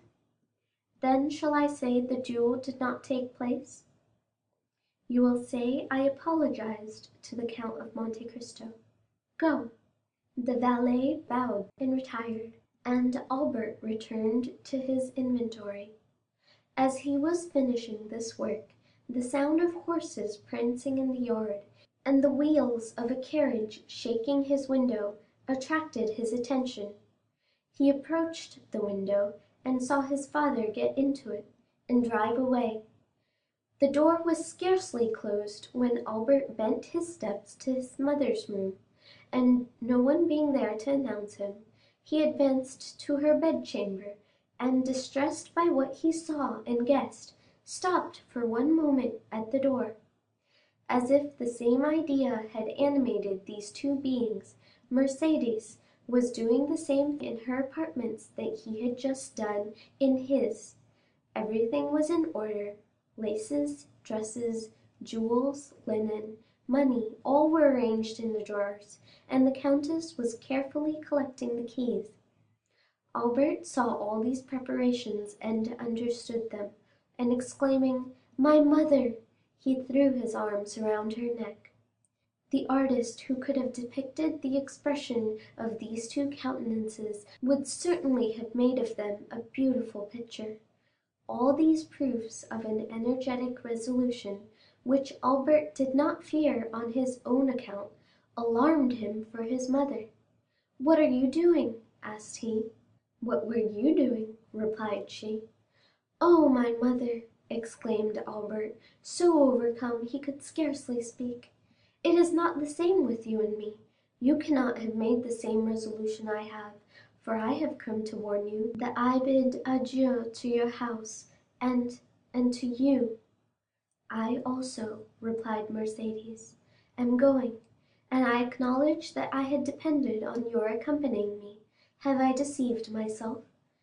"Mother," said Albert with firmness, "I cannot make you share the fate I have planned for myself. I must live henceforth without rank and fortune, and to begin this hard apprenticeship I must borrow from a friend the loaf I shall eat until I have earned one. So, my dear mother, I am going at once to ask France to lend me the small sum I shall require to supply my present wants." "You, my poor child, suffer poverty and hunger? Oh, do not say so, it will break my resolutions." "But not mine, mother," replied Albert. "I am young and strong, I believe I am courageous, and since yesterday I have learned the power of will. Alas, my dear mother, some have suffered so much and yet live, and have raised a new fortune on the ruin of all the promises of happiness which Heaven had made them, on the fragments of all the hope which God had given them. I have seen that, mother. I know that from the gulf in which their enemies have plunged them, they have risen with so much vigor and glory that in their turn they have ruled their former conquerors, and have punished them. No, mother, from this moment I have done with the past, and accept nothing from it, not even a name, because you can understand that your son cannot bear the name of a man who ought to blush for it before another." "Albert, my child," said Mercédès, "if I had a stronger heart, that is the counsel I would have given you. Your conscience has spoken when my voice became too weak. Listen to its dictates. You had friends, Albert, break off their acquaintance, but do not despair, you have life before you, my dear Albert, for you are yet scarcely 22 years old, and as a pure heart like yours wants a spotless name, take my father's, it was Herrera. I am sure, my dear Albert, whatever may be your career, you will soon render that name illustrious. Then, my son, return to the world still more brilliant because of your former sorrows, and if I am wrong, still let me cherish these hopes, for I have no future to look forward to. For me, the grave opens when I pass the threshold of this house." "I will fulfill all your wishes, my dear mother," said the young man. "Yes, I share your hopes. The anger of Heaven will not pursue us, since you are pure and I am innocent. But, since our resolution is formed, let us act promptly. Monsieur de Morcerf went out about half an hour ago. The opportunity is favorable to avoid an explanation." "I am ready, my son," said Mercédès. Albert ran to fetch a carriage. He recollected that there was a small furnished house to let in the Rue de Saint Pérez, where his mother would find a humble but decent lodging, and thither he intended conducting the countess. As the carriage stopped at the door, and Albert was alighting, a man approached and gave him a letter. Albert recognized the bearer. "From the count," said Bertuccio. Albert took the letter, opened and read it, then looked round for Bertuccio, but he was gone. He returned to Mercédès with tears in his eyes and heaving breast, and without uttering a word he gave her the letter. Mercédès read: "Albert, while showing you that I have discovered your plans, I hope also to convince you of my delicacy. You are free, you leave the count's house, and you take your mother to your home, but reflect, Albert, You owe her more than your poor noble heart can pay her. Keep the struggle for yourself, bear all the suffering, but spare her the trial of poverty which must accompany your first efforts, for she deserves not even the shadow of the misfortune which has this day fallen on her, and Providence is not willing that the innocent should suffer for the guilty.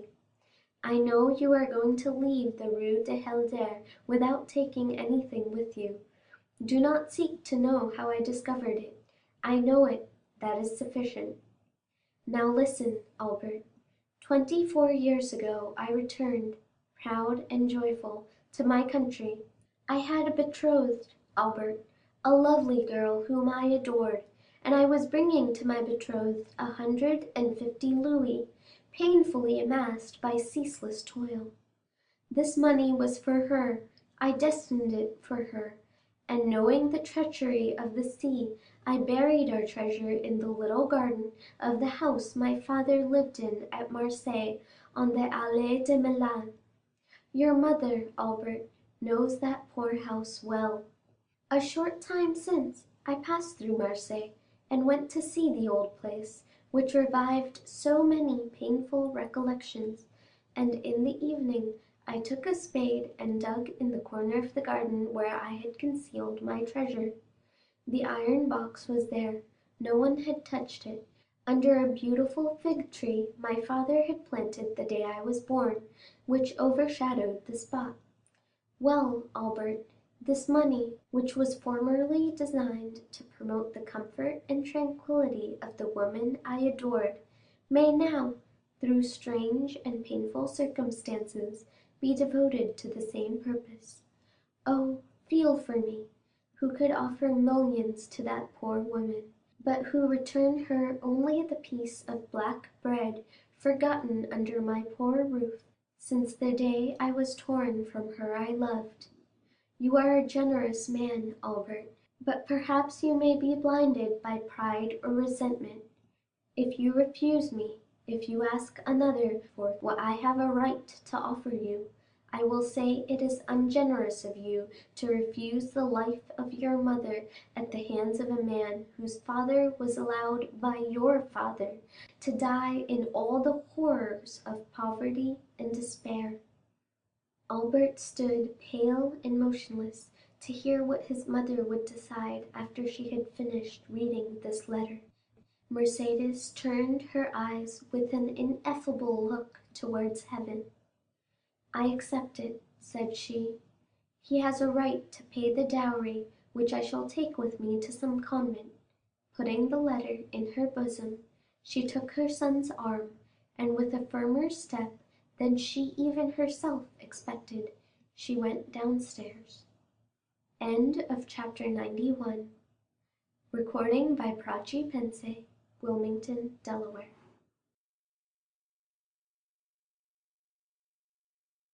The Count of Monte Cristo by Alexandre Dumas. Chapter 92. The Suicide. Meanwhile, Monte Cristo had also returned to the town with Emmanuel and Maximilian. Their return was cheerful. Emmanuel did not conceal his joy at the peaceful termination of the affair, and was loud in his expressions of delight. Morrel, in a corner of the carriage, allowed his brother-in-law's gayety to expend itself in words, while he felt equal inward joy, which, however, betrayed itself only in his countenance.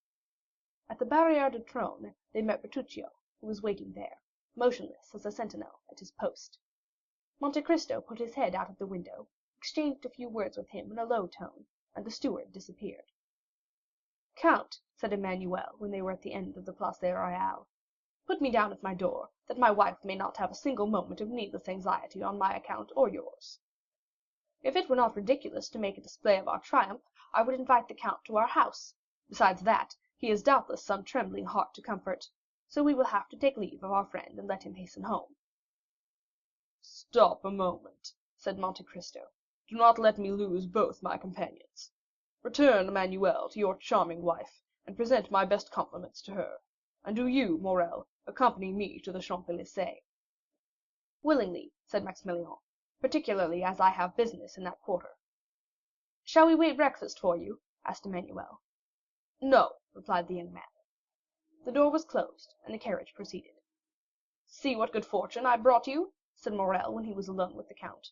"Have you not thought so?" "Yes," said Monte Cristo; "for that reason I wished to keep you near me." "It is miraculous," continued Morrel, answering his own thoughts. "What?" said Monte Cristo. "What has just happened." "Yes," said the count, "you are right; it is miraculous." "For Albert is brave," resumed Morrel. "Very brave," said Monte Cristo. "I have seen him sleep with a sword suspended over his head." "And I know he has fought 2 duels," said Morrel. "How can you reconcile that with his conduct this morning?" "All owing to your influence," replied Monte Cristo, smiling. "It is well for Albert that he is not in the army," said Morrel. "Why?" "An apology on the ground," said the young captain, shaking his head. "Come," said the count mildly, "do not entertain the prejudices of ordinary men, Morrel. Acknowledge that, if Albert is brave, he cannot be a coward. He must then have had some reason for acting as he did this morning, and confess that his conduct is more heroic than otherwise." "Doubtless, doubtless," said Morrel; "but I shall say, like the Spaniard, he has not been so brave today as he was yesterday." "You will breakfast with me, will you not, Morrel?" said the count, to turn the conversation.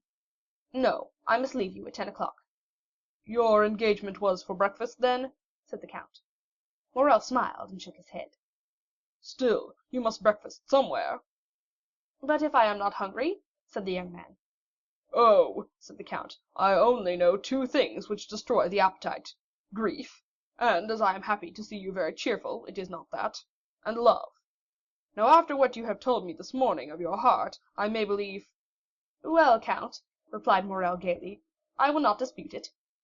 "But will you not make me your confidant, Maximilian?" said the count, in a tone which showed how gladly he would have been admitted to the secret. "I showed you this morning that I had a heart, did I not, count?" Monte Cristo only answered by extending his hand to the young man. "Well," continued the latter, "since that heart is no longer with you in the Bois de Vincennes, it is elsewhere, and I must go and find it." "Go," said the count deliberately, "go, dear friend, but promise me that if you meet with any obstacle, to remember that I have some power in this world, that I am happy to use that power on the behalf of those I love, and that I love you, Morrel." "I will remember it," said the young man, "as selfish children recollect their parents when they want their aid. When I need your assistance and the moment arrives, I will come to you, count." "Well, I rely upon your promise. Goodbye, then." "Goodbye, till we meet again." They had arrived in the Champs Élysées. Monte Cristo opened the carriage door. Morrel sprang out on the pavement. Bertuccio was waiting on the steps. Morrel disappeared down the Avenue de Marigny, and Monte Cristo hastened to join Bertuccio. "Well?" asked he. "She is going to leave her house," said the steward. "And her son?" "Florentin, his valet, thinks he is going to do the same." "Come this way." Monte Cristo took Bertuccio into his study, wrote the letter we have seen, and gave it to the steward. "Go," he said quickly; "but first let Haydée be informed that I have returned." "Here I am," said the young girl, who, at the sound of the carriage, had run downstairs, and whose face was radiant with joy at seeing the count return safely. Bertuccio left. Every transport of a daughter finding a father, all the delight of a mistress seeing an adored lover, were felt by Haydée during the first moments of this meeting, which she had so eagerly expected. Doubtless, although less evident, Monte Cristo's joy was not less intense. Joy to hearts which have suffered long is like dew on the ground after a long drought; both the heart and the ground absorb that beneficent moisture falling on them, and nothing is outwardly apparent. Monte Cristo was beginning to think, what he had not for a long time dared to believe, that there were 2 Mercédès in the world, and he might yet be happy. His eye, elate with happiness, was reading eagerly the tearful gaze of Haydée, when suddenly the door opened. The count knit his brow. "Monsieur de Morcerf," said Baptistin, as if the name sufficed for his excuse. In fact, the count's face brightened. "Which?" asked he, "the viscount or the count?" "The count." "Oh," exclaimed Haydée, "is it not yet over?" "I know not if it is finished, my beloved child," said Monte Cristo, taking the young girl's hands; "but I do know you have nothing more to fear." "But it is the wretched—" "That man cannot injure me, Haydée," said Monte Cristo. "It was his son alone that there was cause to fear." "And what I have suffered," said the young girl, "you shall never know, my lord." Monte Cristo smiled. "By my father's tomb," said he, extending his hand over the head of the young girl, "I swear to you, Haydée, that if any misfortune happens, it will not be to me." "I believe you, my lord, as implicitly as if God had spoken to me," said the young girl, presenting her forehead to him. Monte Cristo pressed on that pure, beautiful forehead a kiss which made two hearts throb at once, the one violently, the other heavily. "Oh," murmured the count, "shall I then be permitted to love again? Ask M. de Morcerf into the drawing room," said he to Baptistin, while he led the beautiful Greek girl to a private staircase. We must explain this visit, which, although expected by Monte Cristo, is unexpected to our readers. While Mercédès, as we have said, was making a similar inventory of her property to Albert's, while she was arranging her jewels, shutting her drawers, collecting her keys, to leave everything in perfect order, she did not perceive a pale and sinister face at a glass door which threw light into the passage from which everything could both be seen and heard. He who was thus looking, without being heard or seen, probably heard and saw all that passed in Madame de Morcerf's apartments. From that glass door the pale-faced man went to the count's bedroom, and raised with a constricted hand the curtain of a window overlooking the courtyard. He remained there 10 minutes, motionless and dumb, listening to the beating of his own heart. For him, those 10 minutes were very long. It was then Albert, returning from his meeting with the count, perceived his father watching for his arrival behind a curtain, and turned aside. The count's eye expanded. He knew Albert had insulted the count dreadfully, and that in every country in the world such an insult would lead to a deadly duel. Albert returned safely, and the count was revenged. An indescribable ray of joy illumined that wretched countenance like the last ray of the sun before it disappears behind the clouds which bear the aspect, not of a downy couch, but of a tomb. But as we have said, he waited in vain for his son to come to his apartment with the account of his triumph. He easily understood why his son did not come to see him before he went to avenge his father's honor. But when that was done, why did not his son come and throw himself into his arms? It was then, when the count could not see Albert, that he sent for his servant, who he knew was authorized not to conceal anything from him. 10 minutes afterward, General Morcerf was seen on the steps, in a black coat with a military collar, black pantaloons, and black gloves. He had apparently given previous orders, for as he reached the bottom step, his carriage came from the coach house, ready for him. The valet threw into the carriage his military cloak, in which 2 swords were wrapped, and, shutting the door, he took his seat by the side of the coachman. The coachman stooped down for his orders. "To the Champs-Élysées," said the general, "the Count of Monte Cristo's. Hurry!" The horses bounded beneath the whip, and in 5 minutes they stood before the count's door. M. de Morcerf opened the door himself, and as the carriage rolled away, he passed up the walk, rang, and entered the open door with his servant. A moment afterwards, Baptistin announced the Count of Morcerf to Monte Cristo, and the latter, leading Haydée aside, ordered that Morcerf be asked into the drawing room. The general was pacing the room the 3rd time when, in turning, he perceived Monte Cristo at the door. "Ah, it is M. de Morcerf," said Monte Cristo quietly. "I thought I had not heard aright." "Yes, it is I," said the count, whom a frightful contraction of the lips prevented from articulating freely. "May I know the cause which procures me the pleasure of seeing M. de Morcerf so early?" "Had you not a meeting with my son this morning?" asked the general. "I had," replied the count. "And I know that my son had good reason to wish to fight with you, and to endeavor to kill you." "Yes, sir, he had very good ones; but you see that in spite of them he has not killed me, and did not even fight." "Yet he considered you the cause of his father's dishonor, the cause of the fearful ruin which has fallen on my house." "It is true, sir," said Monte Cristo with his dreadful calmness, "a secondary cause, but not the principal." "Doubtless you made, then, some apology or explanation." "I explained nothing, and it was he who apologized to me." "But to what do you attribute this conduct?"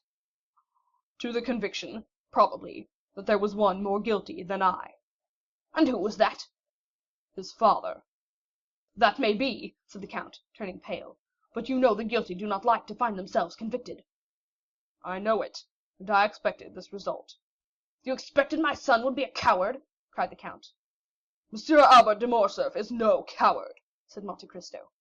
"A man who holds a sword in his hand and sees a mortal enemy within reach of that sword, and does not fight, is a coward. Why is he not here, that I may tell him so?" "Sir," replied Monte Cristo coldly, "I did not expect that you had come here to relate to me your little family affairs. Go and tell Monsieur Albert that, and he may know what to answer you." "Oh, no, no," said the general, smiling faintly. "I did not come for that purpose. You are right. I came to tell you that I also look upon you as my enemy. I came to tell you that I hate you instinctively, that it seems as if I have always known you and always hated you. And in short, since the young people of the present day will not fight, it remains for us to do so. Do you think so, sir?" "Certainly. And when I told you I had foreseen this result, it is the honor of your visit I alluded to." "So much the better. Are you prepared?" "Yes, sir." "You know that we shall fight till one of us is dead," said the general, whose teeth were clenched with rage. "Until one of us dies," repeated Monte Cristo, moving his head slightly up and down. "Let us start then. We need no witnesses." "Very true," said Monte Cristo. "It is unnecessary. We know each other so well." "On the contrary," said the count, "we know so little of each other." "Indeed?" said Monte Cristo with the same indomitable coolness. "Let us see. Are you not the soldier Fernand, who deserted on the eve of the battle of Waterloo? Are you not the Lieutenant Fernand who served as a guide and a spy to the French army in Spain? Are you not the Captain Fernand who betrayed, sold, and murdered his benefactor Ali? And have not all these Fernands, united, made Lieutenant General the Count of Morcerf, peer of France?" "Oh," cried the general, as if branded with a hot iron, "wretch, to reproach me with my shame, when about perhaps to kill me! No, I did not say I was a stranger to you. I know well, demon, that you have penetrated into the darkness of the past, and that you have read, by the light of what torch I know not, every page of my life. But perhaps I may be more honorable in my shame than you under your pompous coverings. No, no, I am aware that you know me, but I know you only as an adventurer sewn up in gold and jewelry. You call yourself in Paris the Count of Monte Cristo, in Italy Sinbad the Sailor, in Malta I forget what. But it is your real name I want to know, in the midst of your 100 names, that I may pronounce it when we meet to fight, at the moment when I plunge my sword through your heart." The Count of Monte Cristo turned dreadfully pale. His eyes seemed to burn with a devouring fire. He leapt towards a dressing room near his bedroom, and in less than a moment, tearing off his cravat, his coat and waistcoat, he put on a sailor's jacket and hat, from beneath which rolled his long black hair. He returned thus, formidable and implacable, advancing with his arms crossed on his breast, toward the general, who could not understand why he had disappeared, but who, on seeing him again, and feeling his teeth chatter and his legs sink under him, drew back, and only stopped when he found a table to support his clenched hand. "Fernand," cried he, "of my 100 names I need only tell you one to overwhelm you. But you guess it now, do you not? Or rather, you remember it. For notwithstanding all my sorrows and my tortures, I show you today a face which the happiness of revenge makes young again, a face you must often have seen in your dreams since your marriage with Mercédès, my betrothed." The general, with his head thrown back, hands extended, gaze fixed, looked silently at this dreadful apparition; then, seeking the wall to support him, he glided along close to it until he reached the door, through which he went out backwards, uttering the single, mournful, lamentable, distressing cry, "Edmond Dantès!" Then, with sighs which were unlike any human sound, he dragged himself to the door, reeled across the courtyard, and, falling into the arms of his valet, he said in a voice scarcely intelligible, "Home, home." The fresh air and the shame he felt at having exposed himself before his servants partly recalled his senses, but the ride was short, and as he drew near his house all his wretchedness revived. He stopped at a short distance from the house and alighted. The door was wide open. A hackney coach was standing in the middle of the yard, a strange sight before so noble a mansion.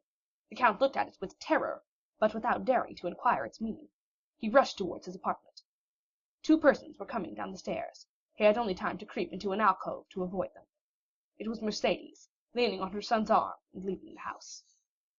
They passed close by the unhappy being who, concealed behind the damask curtain, almost felt Mercédès' dress brush past him, and his son's warm breath, pronouncing these words, "Courage, mother, come, this is no longer our home." The words died away, the steps were lost in the distance. The general drew himself up, clinging to the curtain. He uttered the most dreadful sob which ever escaped from the bosom of a father abandoned at the same time by his wife and son. He soon heard the clatter of the iron step of the hackney coach, then the coachman's voice, and then the rolling of the heavy vehicle shook the windows. He darted to his bedroom to see once more all he had loved in the world, but the hackney coach drove on, and the head of neither Mercédès nor her son appeared at the window to take a last look at the house or the deserted father and husband. and at the very moment when the wheels of that coach crossed the gateway, a report was heard, and a thick smoke escaped through one of the panes of the window, which was broken by the explosion. Chapter 92.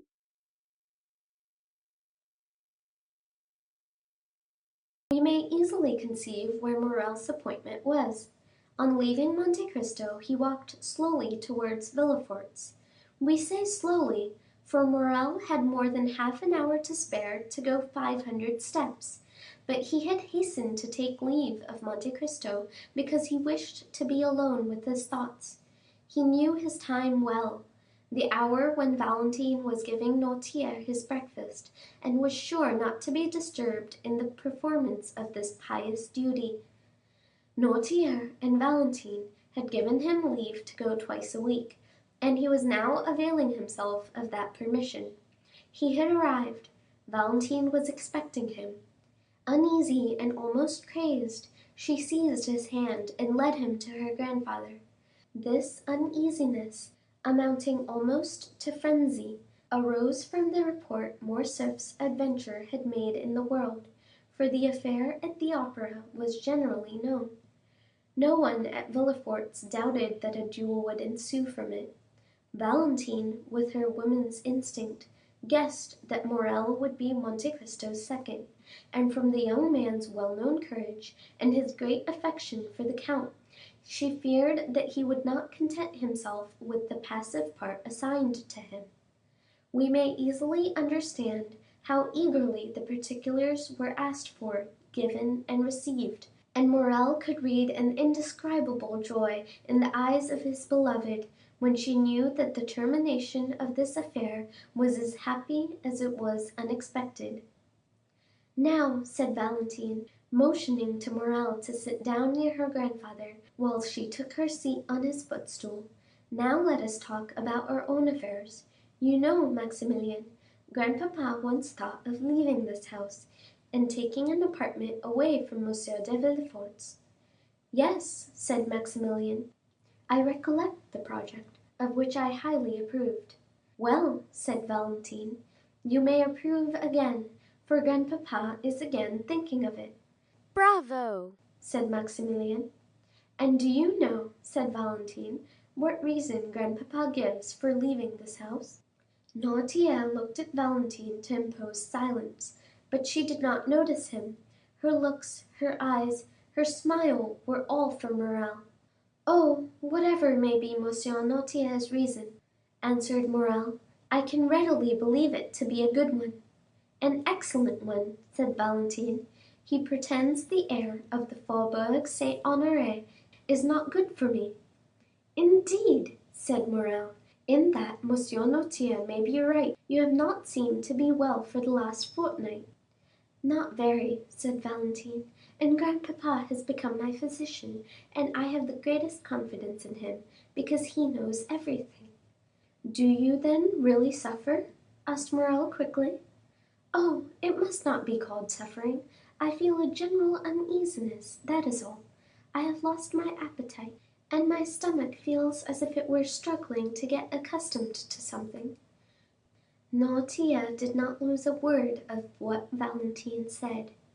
"And what treatment do you adopt for this singular complaint?" "A very simple one," said Valentine.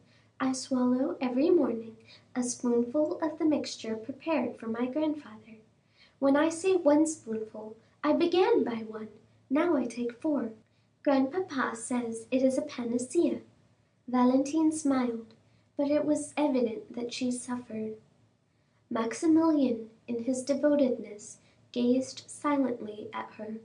She was very beautiful, but her usual pallor had increased, her eyes were more brilliant than ever, and her hands, which were generally white like mother of pearl, now more resembled wax, to which time was adding a yellowish hue.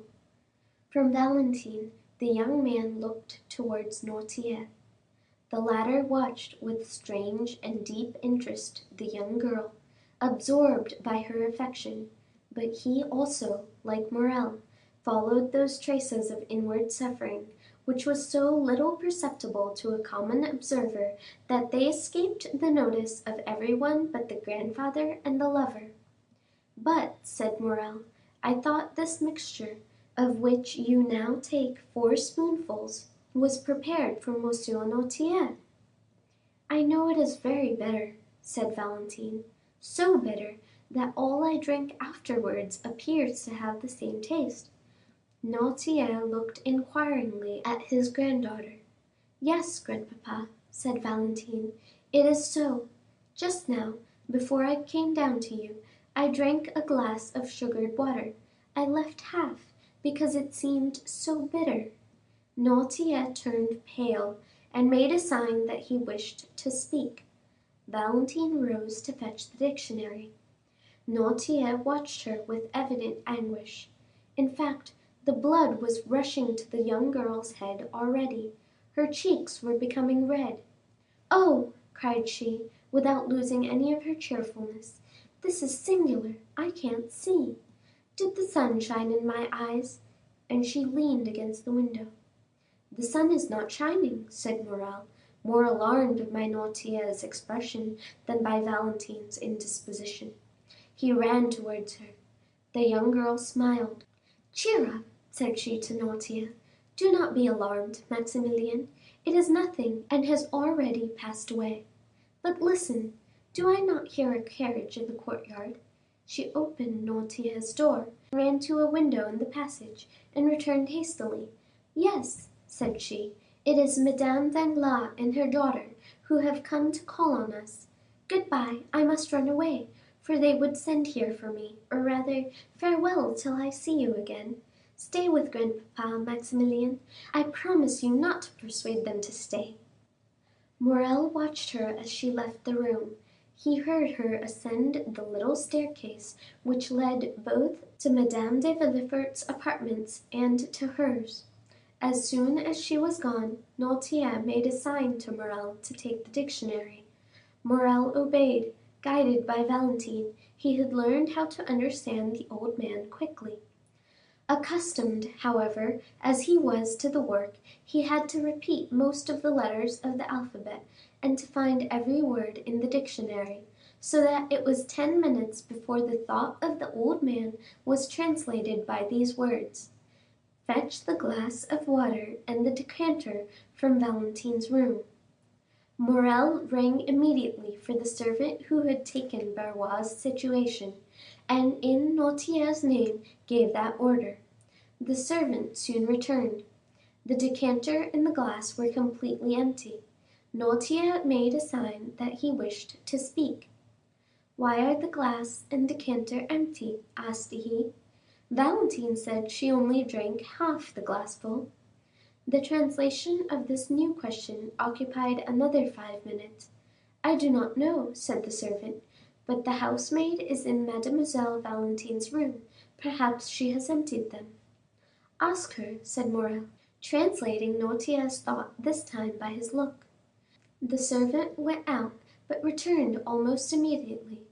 "Mademoiselle Valentine passed through the room to go to Madame de Villefort's," said he, "and, in passing, as she was thirsty, she drank what remained in the glass. As for the decanter, Master Edward had emptied that to make a pond for his ducks." Noirtier raised his eyes to heaven, as a gambler does who stakes his all on one stroke. From that moment, the old man's eyes were fixed on the door, and did not quit it. It was indeed Madame Danglars and her daughter whom Valentine had seen. They had been ushered into Madame de Villefort's room, who had said she would receive them there. That is why Valentine passed through her room, which was on a level with Valentine's, and only separated from it by Edward's. The two ladies entered the drawing room with that sort of official stiffness which precludes a formal communication. Among worldly people manner is contagious. Madame de Villefort received them with equal solemnity. Valentine entered at this moment, and the formalities were resumed. "My dear friend," said the baroness, while the two young people were shaking hands, "I and Eugénie are come to be the first to announce to you the approaching marriage of my daughter with Prince Cavalcanti." Danglars kept up the title of prince. The popular banker found that it answered better than count. "Allow me to present you my sincere congratulations," replied Madame de Villefort. "Prince Cavalcanti appears to be a young man of rare qualities." "Listen," said the baroness, smiling. "Speaking to you as a friend, I can say that the prince does not yet appear all he will be. He has about him a little of that foreign manner by which French persons recognize, at first sight, the Italian or German nobleman. Besides, he gives evidence of great kindness of disposition, much keenness of wit, and as to suitability, M. Danglars assures me that his fortune is majestic, that is his word." "And then," said Eugénie, while turning over the leaves of Madame de Villefort's album, "add that you have taken a great fancy to the young man." "And," said Madame de Villefort, "I need not ask you if you share that fancy." "I?" replied Eugénie, with her usual candor. "Oh, not the least in the world, madame. My wish was not to confine myself to domestic cares or the caprices of any man, but to be an artist, and consequently free in heart, in person, and in thought." Eugénie pronounced these words with so firm a tone that the color mounted to Valentine's cheeks. The timid girl could not understand that vigorous nature which appeared to have none of the timidities of woman. "At any rate," said she, "since I am to be married whether I will or not, I ought to be thankful to Providence for having released me from my engagement with Monsieur Albert de Morcerf, or I should this day have been the wife of a dishonored man." "It is true," said the baroness, with that strange simplicity sometimes met with among fashionable ladies, and of which plebeian intercourse can never entirely deprive them. "It is very true that had not the Morcerfs hesitated, my daughter would have married Monsieur Albert. The general depended much on it; he even came to force Monsieur Danglars. We have had a narrow escape." "But," said Valentine, timidly, "does all the father's shame revert upon the son? Monsieur Albert appears to me quite innocent of the treason charged against the general." "Excuse me," said the implacable young girl. "Monsieur Albert claims and well deserves his share. It appears that after having challenged M. de Monte Cristo at the Opera yesterday, he apologized on the ground today." "Impossible!" said Madame de Villefort. "Ah, my dear friend," said Madame Danglars, with the same simplicity we before noticed, "it is a fact. I heard it from M. Debray, who was present at the Count of Monte Cristo by Alexandre Dumas. Chapter 94. Maximilian's avowal. At the same moment M. de Villefort's voice was heard calling from his study. "What is the matter?" Morrel looked at Noirtier, who had recovered his self-command, and with a glance indicated the closet, where once before, under somewhat similar circumstances, he had taken refuge. He had only time to get his hat, and throw himself breathless into the closet, when the procureur's footstep was heard in the passage. Villefort sprang into the room, ran to Valentine, and took her in his arms. "A physician, a physician! Monsieur d'Avrigny!" cried Villefort. "Or rather, I will go for him myself." He flew from the apartment, and Morrel at the same moment darted out at the other door. He had been struck to the heart by a frightful recollection. The conversation he had heard between the doctor and Villefort the night of Madame de Saint Méran's death recurred to him. These symptoms, to a less alarming extent, were the same which had preceded the death of Barrois. At the same time Monte Cristo's voice seemed to resound in his ear, with the words he had heard only 2 hours before: "Whatever you want, Morrel, come to me. I have great power." More rapidly than thought he darted down the Rue Matignon, and thence to the Avenue des Champs-Élysées. Meanwhile, M. de Villefort arrived in a hired cabriolet at M. d'Avrigny's door. He rang so violently that the porter was alarmed. Villefort ran upstairs without saying a word. The porter knew him, and let him pass, only calling to him, In his study, Monsieur Procureur, in his study." Villefort pushed, or rather forced, the door open. "Ah," said the doctor, "is it you?" "Yes," said Villefort, closing the door after him, "it is I, who am come in my turn to ask you if we are quite alone. Doctor, my house is accursed." "What?" said the latter, with apparent coolness, but with deep emotion. "Have you another invalid?" "Yes, doctor," cried Villefort, clutching his hair, "yes." d'Avrigny's look implied, "I told you it would be so." Then he slowly uttered these words: "Who is now dying in your house? What new victim is going to accuse you of weakness before God?" A mournful sob burst from Villefort's heart. He approached the doctor, and seizing his arm, "Valentine," said he, "it is Valentine's turn." "Your daughter?" cried d'Avrigny, with grief and surprise. "You see you were deceived," murmured the magistrate. "Come and see her, and on her bed of agony entreat her pardon for having suspected her." "Each time you have applied to me," said the doctor, "it has been too late. Still I will go.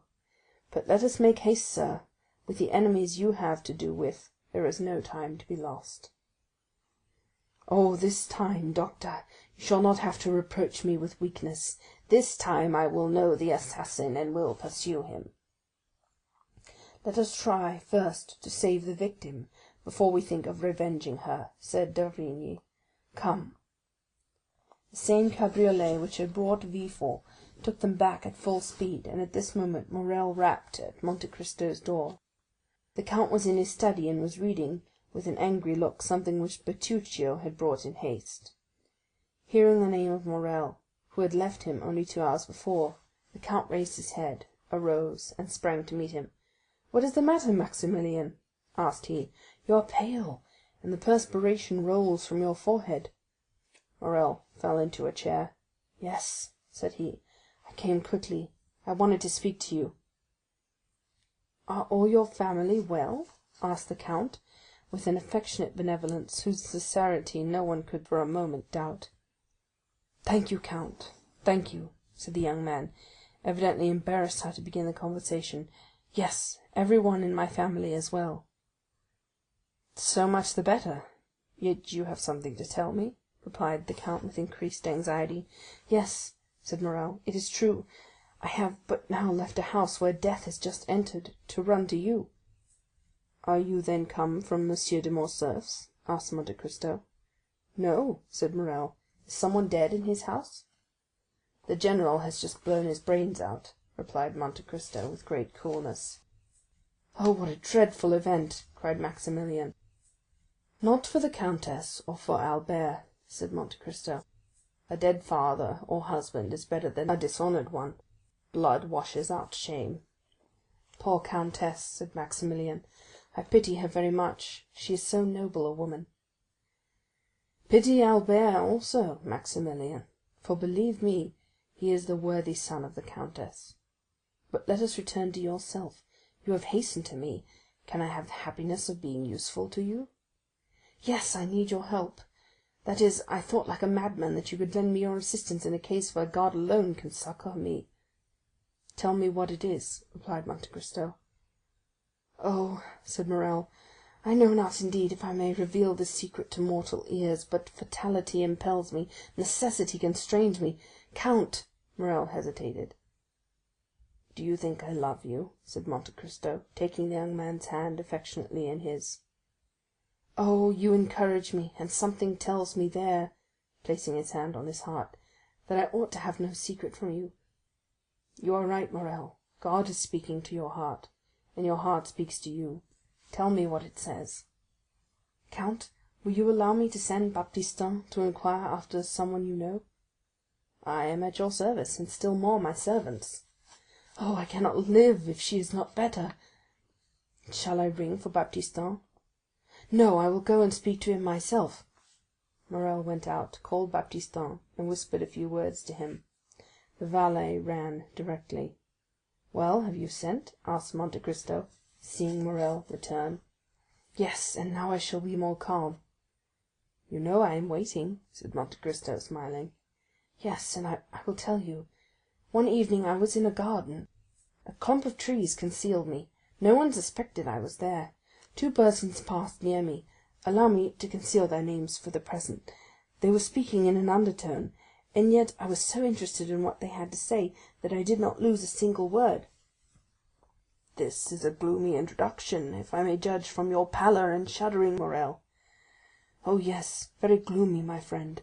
Someone had just died in the house to which that garden belonged. One of the persons whose conversation I overheard was the master of the house, the other the physician. The former was confiding to the latter his grief and fear, for it was the second time within a month that death had suddenly and unexpectedly entered that house, which was apparently destined to destruction by some exterminating angel as an object of God's anger. "Ah, indeed," said Monte Cristo, looking earnestly at the young man, and by an imperceptible movement turning his chair so that he remained in the shade while the light fell full on Maximilian's face. "Yes," continued Morrel, "death had entered that house twice within 1 month." "And what did the doctor answer?" asked Monte Cristo. He replied that the death was not a natural one, and must be attributed—" "To what?" "To poison." "Indeed," said Monte Cristo, with a slight cough which in moments of extreme emotion helped him to disguise a blush, or his pallor, or the intense interest with which he listened. "Indeed, Maximilian, did you hear that?" "Yes, my dear count, I heard it, and the doctor added that if another death occurred in a similar way he must appeal to justice." Monte Cristo listened, or appeared to do so, with great calmness. "Well," said Maximilian, "death came a third time, and neither the master of the house nor the doctor said a word. Death is now perhaps striking a fourth blow. Count, what am I bound to do, being in possession of this secret?" "My dear friend," said Monte Cristo, "you appear to be relating an adventure which we all know by heart. I know the house where you heard it, or one very similar to it, a house with a garden, a master, a physician, and where there have been 3 unexpected and sudden deaths. Well, I have not intercepted your confidence, and yet I know all that as well as you, and I have no conscientious scruples. No, it does not concern me. You say an exterminating angel appears to have devoted that house to God's anger. Well, who says your supposition is not reality? Do not notice things which those whose interest it is to see them pass over.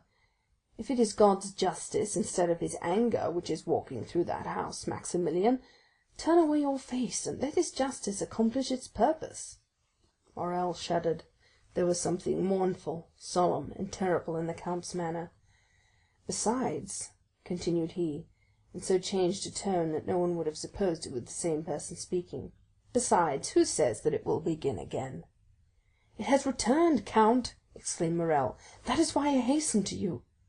"Well, what do you wish me to do? Do you wish me, for instance, to give information to the procureur?" Monte Cristo uttered the last words with so much meaning that Morrel, starting up, cried out, "You know of whom I speak, count, do you not?" "Perfectly well, my good friend, and I will prove it to you by putting the dots to the i's, or rather by naming the persons. You were walking one evening in M. de Villefort's garden. From what you relate, I suppose it to have been the evening of Madame de Saint Méran's death. You heard M. de Villefort talking to M. d'Avrigny about the death of M. de Saint Méran, and that no less surprising, of the countess. M. d'Avrigny said he believed that both proceeded from poison, and you, honest man, have ever since been asking your heart and sounding your conscience to know if you ought to expose or conceal this secret. Why do you torment them? Conscience, what hast thou to do with me, as Sterne said? My dear fellow, let them sleep on if they are asleep. Let them grow pale in their drowsiness if they are disposed to do so, and pray do you remain in peace, who have no remorse to disturb you." Deep grief was depicted on Morrel's features. He seized the count's hand. "But it is beginning again, I say." "Well," said the count, astonished at his perseverance, which he could not understand, and looking still more earnestly at Maximilian. Let it begin again. It is like the house of Atreides. Note: in the old Greek legend of Atreides, or children of Atreus, were doomed to punishment because of the abominable crime of their father. The Agamemnon of Aeschylus is based on this legend. End note. God has condemned them, and they must submit to their punishment. They will all disappear like the fabrics children build with cards, and which fall one by one under the breath of their builder, even if there are 200 of them.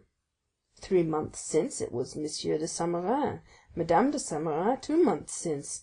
The other day it was Barouin. To-day the old Noirtier, or young Valentine. "You knew it?" cried Morrel, in such a paroxysm of terror that Monte Cristo started, he whom the falling heavens would have found unmoved. "You knew it, and said nothing." "And what is it to me?" replied Monte Cristo, shrugging his shoulders.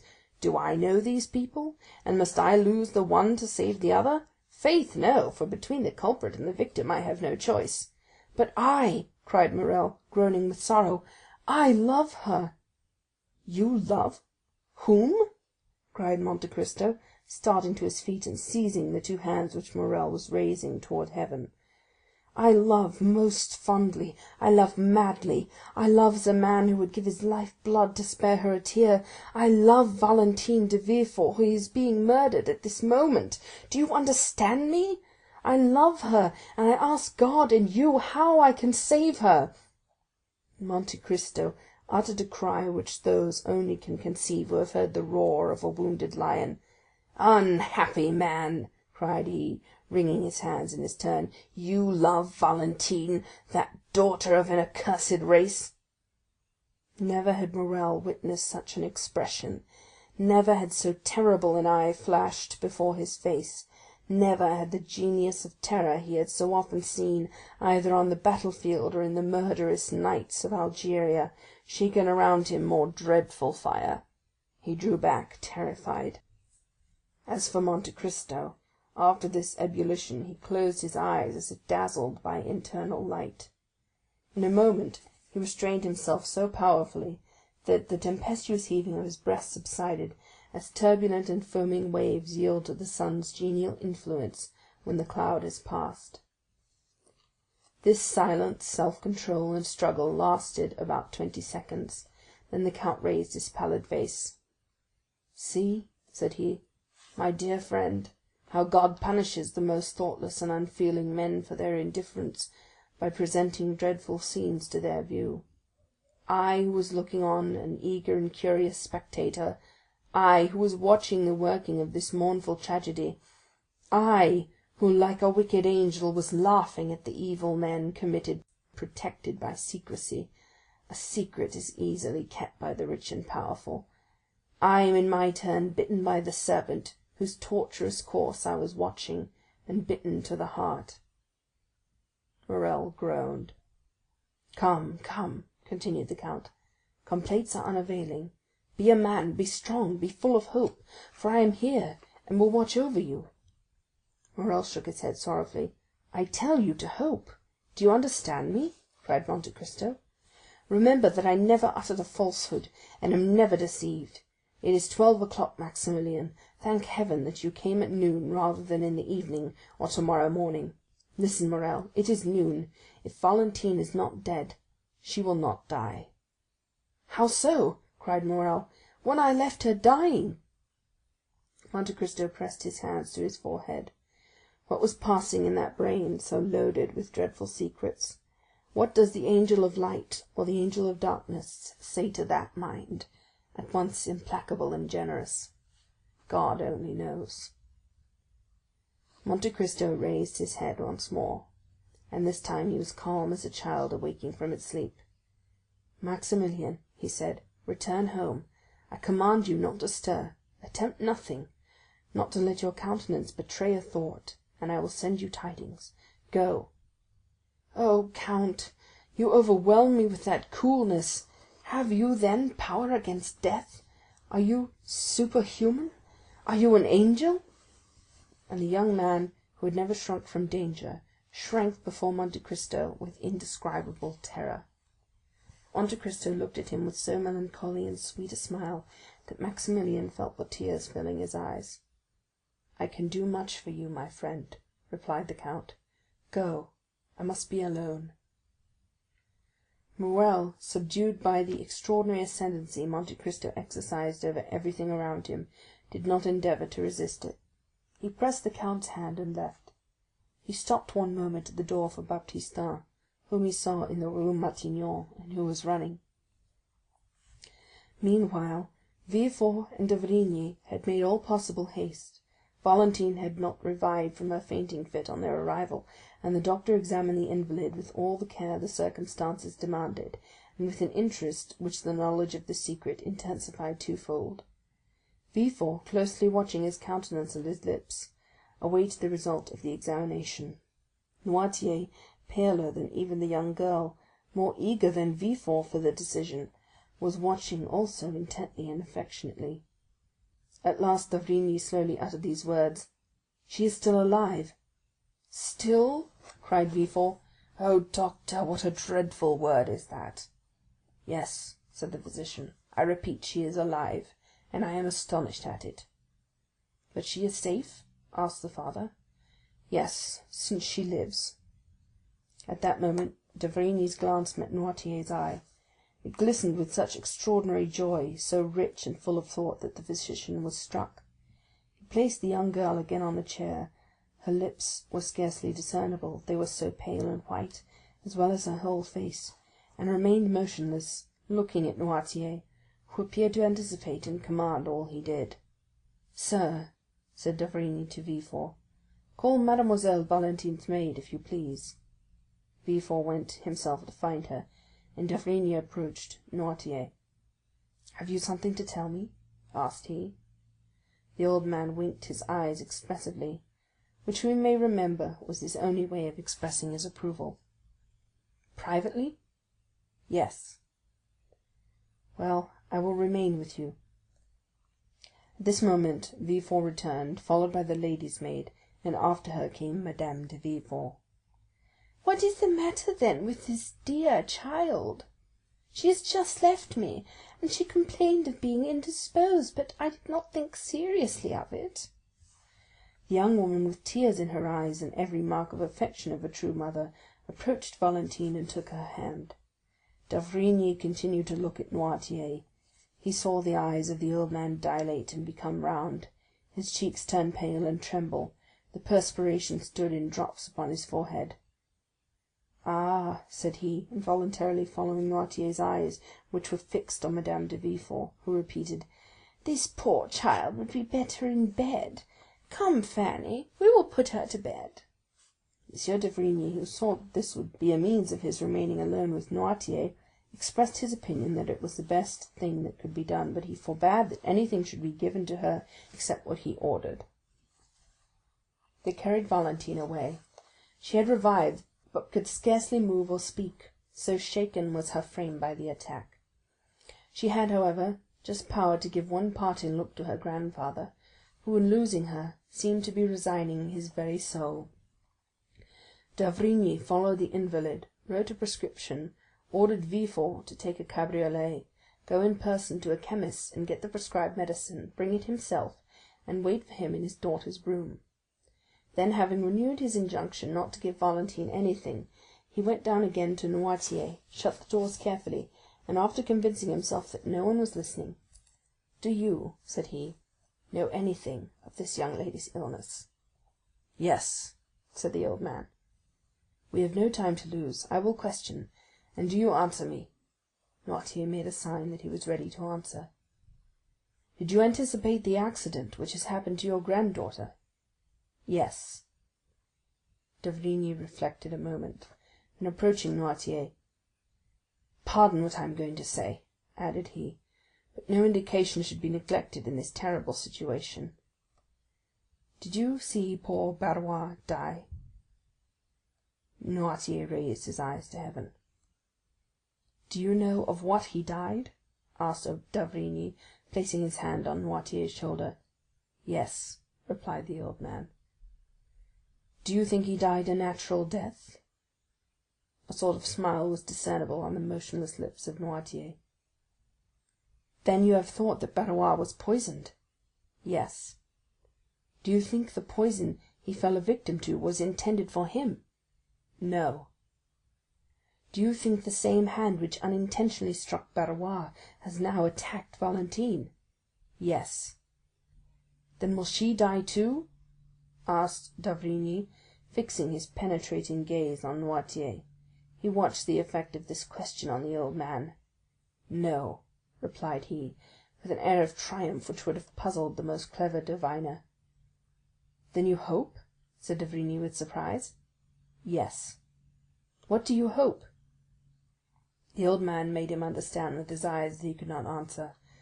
"Ah, yes, it is true," murmured d'Avrigny. Then turning to Noirtier, "Do you hope the assassin will be tried?" "No." "Then you hope the poison will take no effect on Valentine?" "Yes." "It is no news to you," added d'Avrigny, "to tell you that an attempt has been made to poison her?" The old man made a sign that he entertained no doubt upon the subject. "Then how do you hope Valentine will escape?" Noirtier kept his eyes steadfastly fixed on the same spot. D'Avrigny followed the direction, and saw that they were fixed on a bottle containing the mixture which he took every morning. "Ah, indeed," said d'Avrigny, struck with a sudden thought. "Has it occurred to you——" Noirtier did not let him finish. "Yes," said he. "To prepare her system to resist poison?" "Yes." "By accustoming her by degrees——" "Yes, yes, yes," said Noirtier, delighted to be understood. "Of course, I had told you that there was brucine in the mixture I gave you." "Yes." "And by accustoming her to that poison, you have endeavored to neutralize the effect of a similar poison?" Noirtier's joy continued. "And you have succeeded!" exclaimed d'Avrigny. "Without that precaution, Valentine would have died before assistance could have been procured. The dose has been excessive, but she has only been shaken by it, and this time, at any rate, Valentine will not die." A superhuman joy expanded the old man's eyes, which were raised towards heaven with an expression of infinite gratitude. At this moment Villefort returned. "Here, doctor," said he, "is what you sent me for." "Was this prepared in your presence?" "Yes," replied the procureur. "Have you let it go out of your hands?" "No." D'Avrigny took the bottle, poured some drops of the mixture it contained into the hollow of his hand, and swallowed them. "Well," said he, "let us go to Valentine. I will give instructions to everyone, and you, Monsieur de Villefort, will yourself see that no one deviates from them." At that moment, when d'Avrigny was returning to Valentine's room accompanied by Villefort, an Italian priest of serious demeanor and calm and firm tone hired for his use the house adjoining the hotel of M. de Villefort. No one knew how the three former tenants of that house left it. About 2 hours afterwards its foundation was reported to be unsafe, but the report did not prevent the new occupant establishing himself there with his modest furniture the same day at 5 o'clock. The lease was drawn up for 3, 6, or 9 years by the new tenant, who, according to the rule of the proprietor, paid 6 months in advance. This new tenant, as we have said, was an Italian, and called Il Signor Giacomo Busoni.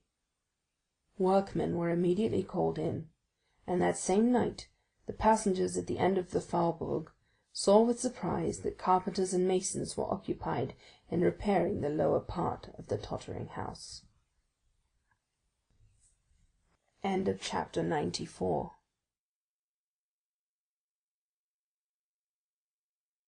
Father and daughter. We saw in a preceding chapter how Madame Danglars went formally to announce to Madame de Villefort the approaching marriage of Eugénie Danglars and M. Andrea Cavalcanti. This announcement, which implied or appeared to imply the approval of all the persons concerned in this momentous affair, had been preceded by a scene to which our readers must be admitted. We beg them to take one step backward, and to transport themselves, the morning of that day of great catastrophes, into the snowy gilded salon we have before shown them, and which was the pride of its owner, Baron Danglars. In this room, at about 10 o'clock in the morning, the banker himself had been walking to and fro for some minutes thoughtfully, and in evident uneasiness, watching both doors and listening to every sound. When his patience was exhausted, he called his valet. "Etienne," said he, "see why Mademoiselle Eugénie has asked me to meet her in the drawing-room, and why she makes me wait so long." Having given this vent to his ill humour, the baron became more calm. Mademoiselle Danglars had that morning requested an interview with her father, and had fixed on the gilded drawing-room as the spot. The singularity of this step, and above all its formality, had not a little surprised the banker, who had immediately obeyed his daughter by repairing first to the drawing-room.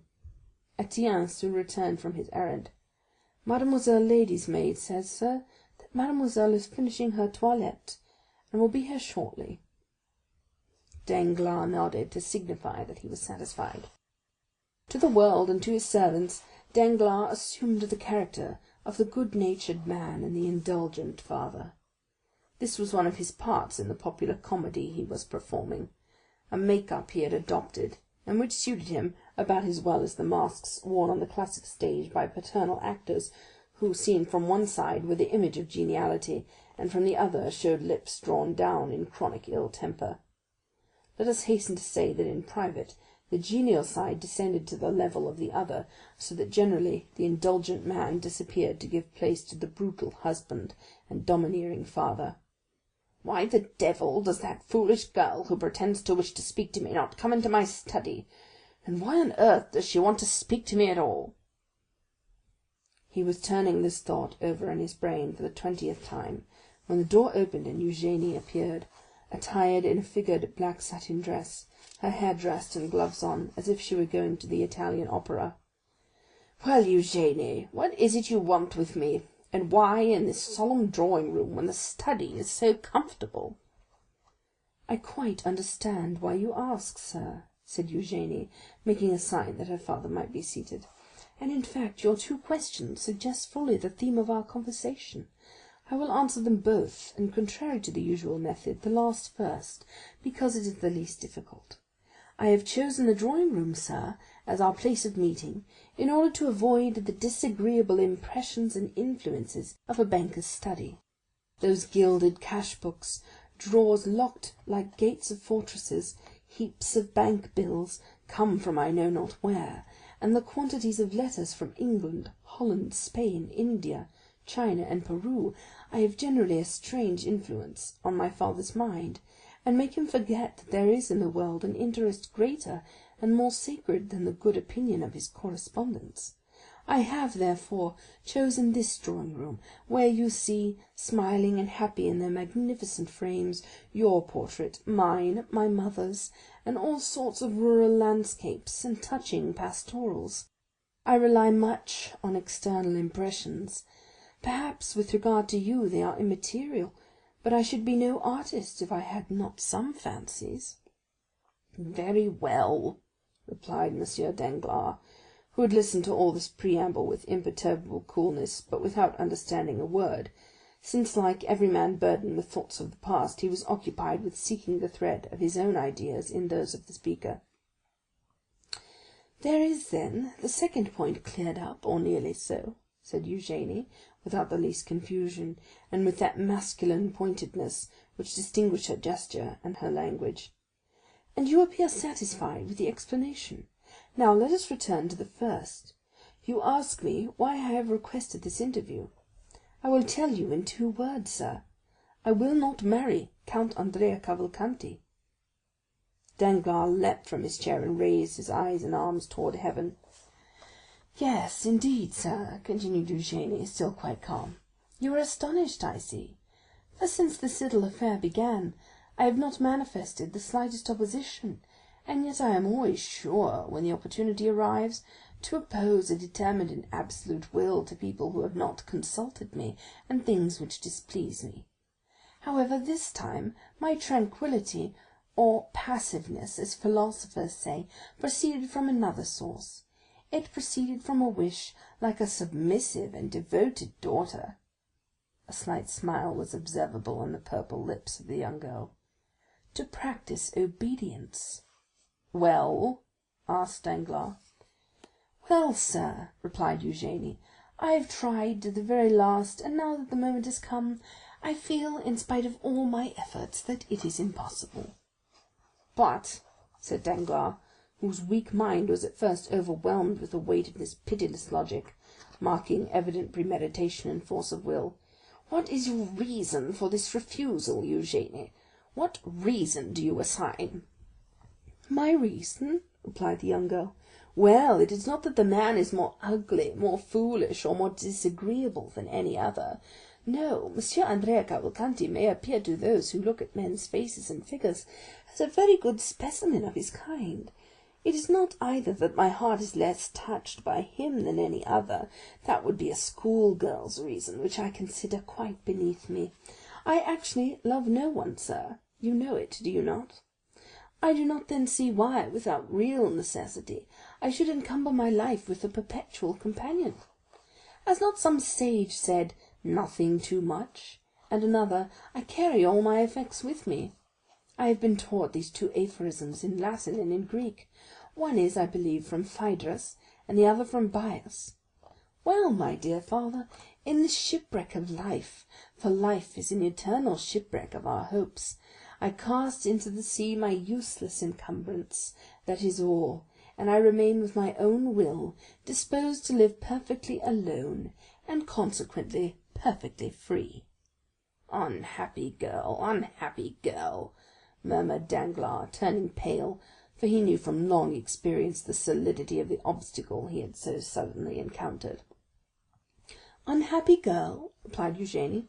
"Unhappy girl, do you say, sir? No, indeed. The exclamation appears quite theatrical and affected. Happy, on the contrary, for what am I in want of? The world calls me beautiful. It is something to be well received. I like a favorable reception. It expands the countenance, and those around me do not then appear so ugly. I possess a share of wit and a certain relative sensibility, which enables me to draw from life in general, for the support of mine, all I meet with that is good, like the monkey who cracks the nut to get at its contents. I am rich, for you have one of the first fortunes in France. I am your only daughter, and you are not so exacting as the fathers of the Porte Saint Martin and Gaete, who disinherit their daughters for not giving them grandchildren. Besides, the provident law has deprived you of the power to disinherit me, at least entirely, as it has also of the power to compel me to marry monsieur this or monsieur that. And so, being beautiful, witty, somewhat talented, as the comic operas say, and rich, and that is happiness, sir, why do you call me unhappy?" Danglars, seeing his daughter smiling, and proud even to insolence, could not entirely repress his brutal feelings, but they betrayed themselves only by an exclamation. Under the fixed and inquiring gaze levelled at him from under those beautiful black eyebrows, he prudently turned away, and calmed himself immediately, daunted by the power of a resolute mind. "Truly, my daughter," replied he with a smile, "you are all you boast of being except one thing. I will not too hastily tell you which, but would rather leave you to guess it." Eugénie looked at Danglars, much surprised that one flower of her crown of pride, with which she had so superbly decked herself, should be disputed. "My daughter," continued the banker, "you have perfectly explained to me the sentiments which influence a girl like you, who is determined she will not marry. Now it remains for me to tell you the motives of a father like me, who has decided that his daughter shall marry." Eugénie bowed, not as a submissive daughter, but as an adversary prepared for a discussion. "My daughter," continued Danglars, "when a father asks his daughter to choose a husband, he has always some reason for wishing her to marry. Some are affected with the mania of which you spoke just now, that of living again in their grandchildren. That is not my weakness, I tell you at once. Family joys have no charm for me. I may acknowledge this to a daughter whom I know to be philosophical enough to understand my indifference, and not to impute it to me as a crime." "This is not to the purpose," said Eugénie. "Let us speak candidly, sir. I admire candor." "Oh," said Danglars, I can, when circumstances render it desirable, adopt your system, although it may not be my general practice. I will therefore proceed. I propose to you to marry, not for your sake, for indeed I did not think of you in the least at the moment. You admire candour, and will now be satisfied, I hope, but because it suited me to marry you as soon as possible, on account of certain commercial speculations I am desirous of entering into. Eugénie became uneasy. It is just as I tell you, I assure you, and you must not be angry with me, for you have sought this disclosure. I do not willingly enter into arithmetical explanations with an artist like you, who fears to enter my study lest she should imbibe disagreeable or anti-poetic impressions and sensations. But in that same banker's study, where you very willingly presented yourself yesterday to ask for 1,000 francs, I give you monthly for pocket money, you must know, my dear young lady, that many things may be learned, useful even to a girl who will not marry. There one may learn, for instance, what, out of regard to your nervous susceptibility, I will inform you of in the drawing-room, namely, that the credit of a banker is his physical and moral life, that credit sustains him as breath animates the body, and Monsieur de Monte Cristo once gave me a lecture on that subject, which I have never forgotten. There we may learn that as credit sinks the body becomes a corpse, and this is what must happen very soon to the banker who is proud to own so good a logician as you for his daughter. But Eugénie, instead of stooping, drew herself up under the blow. "Ruined?" said she. "Exactly, my daughter. That is precisely what I mean," said Danglars, almost digging his nails into his breast, while he preserved on his harsh features the smile of the heartless though clever man. "Ruined! Yes, that is it." "Ah," said Eugénie. "Yes, ruined. Now it is revealed, the secret so full of horror, as the tragic poet says. Now, my daughter, learn from my lips how you may alleviate this misfortune so far as it will affect you." "Oh," cried Eugénie, "you are a bad physiognomist if you imagine I deplore on my own account the catastrophe of which you warn me. I ruined? And what will that signify to me? Have I not my talent left? Can I not, like Pasta, Malibran, Grisi, acquire for myself what you would never have given me, whatever might have been your fortune, 100 or 150,000 livres per annum, for which I shall be indebted to no one but myself, and which, instead of being given as you gave me these poor 12,000 francs with sour looks and reproaches for my prodigality, will be accompanied with acclamations, with bravos, and with flowers.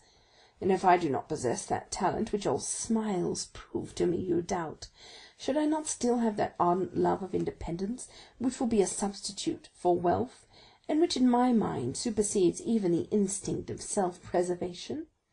No, I grieve not on my own account. I shall always find a resource. My books, my pencils, my piano, all the things which cost but little, and which I shall be able to procure, will remain my own. Do you think that I sorrow for Madame Danglars? Undeceive yourself again. Either I am greatly mistaken, or she has provided against the catastrophe which threatens you, and which will pass over without affecting her. She has taken care for herself, at least I hope so, for her attention has not been diverted from her projects by watching over me. She has fostered my independence by professedly indulging my love for liberty. Oh, no, sir. From my misfortune I have seen too much and understood too much of what has passed around me for misfortune to have an undue power over me. From my earliest recollections I have been beloved by no one, so much the worse. That has naturally led me to love no one, so much the better. Now you have my profession of faith."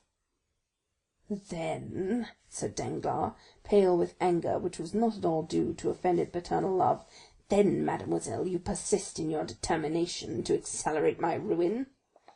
"Your ruin? I accelerate your ruin? What do you mean? I do not understand you." "So much the better. I have a ray of hope left. Listen." "I am all attention," said Eugénie, looking so earnestly at her father that it was an effort for the latter to endure her unrelenting gaze. "Monsieur Cavalcanti," continued Danglars, is about to marry you, and will place in my hands his fortune, amounting to 3,000,000 livres." "That is admirable," said Eugénie with sovereign contempt, smoothing her gloves out one upon the other.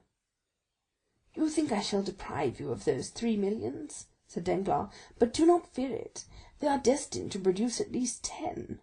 I and a brother banker have obtained a grant of a railway, the only industrial enterprise which in these days promises to make good the fabulous prospects that law once held out to the eternally deluded Parisians in the fantastic Mississippi scheme. As I look at it, a millionth part of a railway is worth fully as much as an acre of waste land on the banks of the Ohio. We make in our case a deposit on a mortgage, which is an advance, as you see, since we gain at least 10, 15, 20, or 100 livres worth of iron in exchange for our money. Well, within a week I am to deposit 4 millions for my share. The 4 millions, I promise you, will produce 10 or 12. "But during my visit to you the day before yesterday, sir, which you appear to recollect so well," replied Eugénie, "I saw you arranging a deposit, is not that the term, of 5,5 millions. You even pointed it out to me in 2 drafts on the treasury, and you were astonished that so valuable a paper did not dazzle my eyes like lightning." "Yes, but those 5,5 millions are not mine, and are only a proof of the great confidence placed in me. My title of popular banker has gained me the confidence of charitable institutions, and the 5,5 millions belong to them. At any other time I should not have hesitated to make use of them, but the great losses I have recently sustained are well known, and as I told you, my credit is rather shaken. That deposit may be at any moment withdrawn, and if I had employed it for another purpose, I should bring on me a disgraceful bankruptcy. I do not despise bankruptcies, believe me, but they must be those which enrich, not those which ruin. Now, if you marry Monsieur Cavalcanti, and I get the 3 millions, or even if it is thought that I am going to get them, my credit will be restored, and my fortune, which for the last month or 2 has been swallowed up in gulfs which have been opened in my path by an inconceivable fatality, will revive. Do you understand me?" "Perfectly. You pledge me for 3 millions, do you not?" "The greater the amount, the more flattering it is to you. It gives you an idea of your value." "Thank you. One word more, sir. Do you promise me to make what use you can of the report of the fortune Monsieur Cavalcanti will bring without touching the money? This is no act of selfishness, but of delicacy. I am willing to help rebuild your fortune, but I will not be an accomplice in the ruin of others." "But since I tell you," cried Danglars, "that with these 3 millions—" "Do you expect to recover your position, sir, without touching those 3 millions?" "I hope so, if the marriage should take place and confirm my credit." "Shall you be able to pay Monsieur Cavalcanti the 500,000 francs you promise for my dowry?" "He shall be receiving them on returning from the mayor's." Note the performance of the civil marriage. "Very well. What next? What more do you want?" "I wish to know if, in demanding my signature, you leave me entirely free in my person?" "Absolutely." "Then, as I said before, sir, very well, I am ready to marry Monsieur Cavalcanti." "But what are you up to?" "Ah, that is my affair. What advantage should I have over you, if, knowing your secret, I were to tell you mine?" Danglars bit his lips. "Then," said he, "you are ready to pay the official visits which are absolutely indispensable?" "Yes," replied Eugénie. "And to sign the contract in 3 days?" "Yes." "Then in my turn I also say very well." Danglars pressed his daughter's hand in his. But, extraordinary to relate, the father did not say, "Thank you, my child," nor did the daughter smile at her father. "Is the conference ended?" asked Eugénie, rising. Danglars motioned that he had nothing more to say. 5 minutes afterwards the piano resounded to the touch of Mademoiselle d'Armilly's fingers, and Mademoiselle Danglars was singing Brabantio's malediction on Desdemona. At the end of the piece Etienne entered, and announced to Eugénie that the horses were in the carriage, and that the baroness was waiting for her to pay her visits. We have seen them at the Villeforts. They proceeded then on their course. End of chapter 95.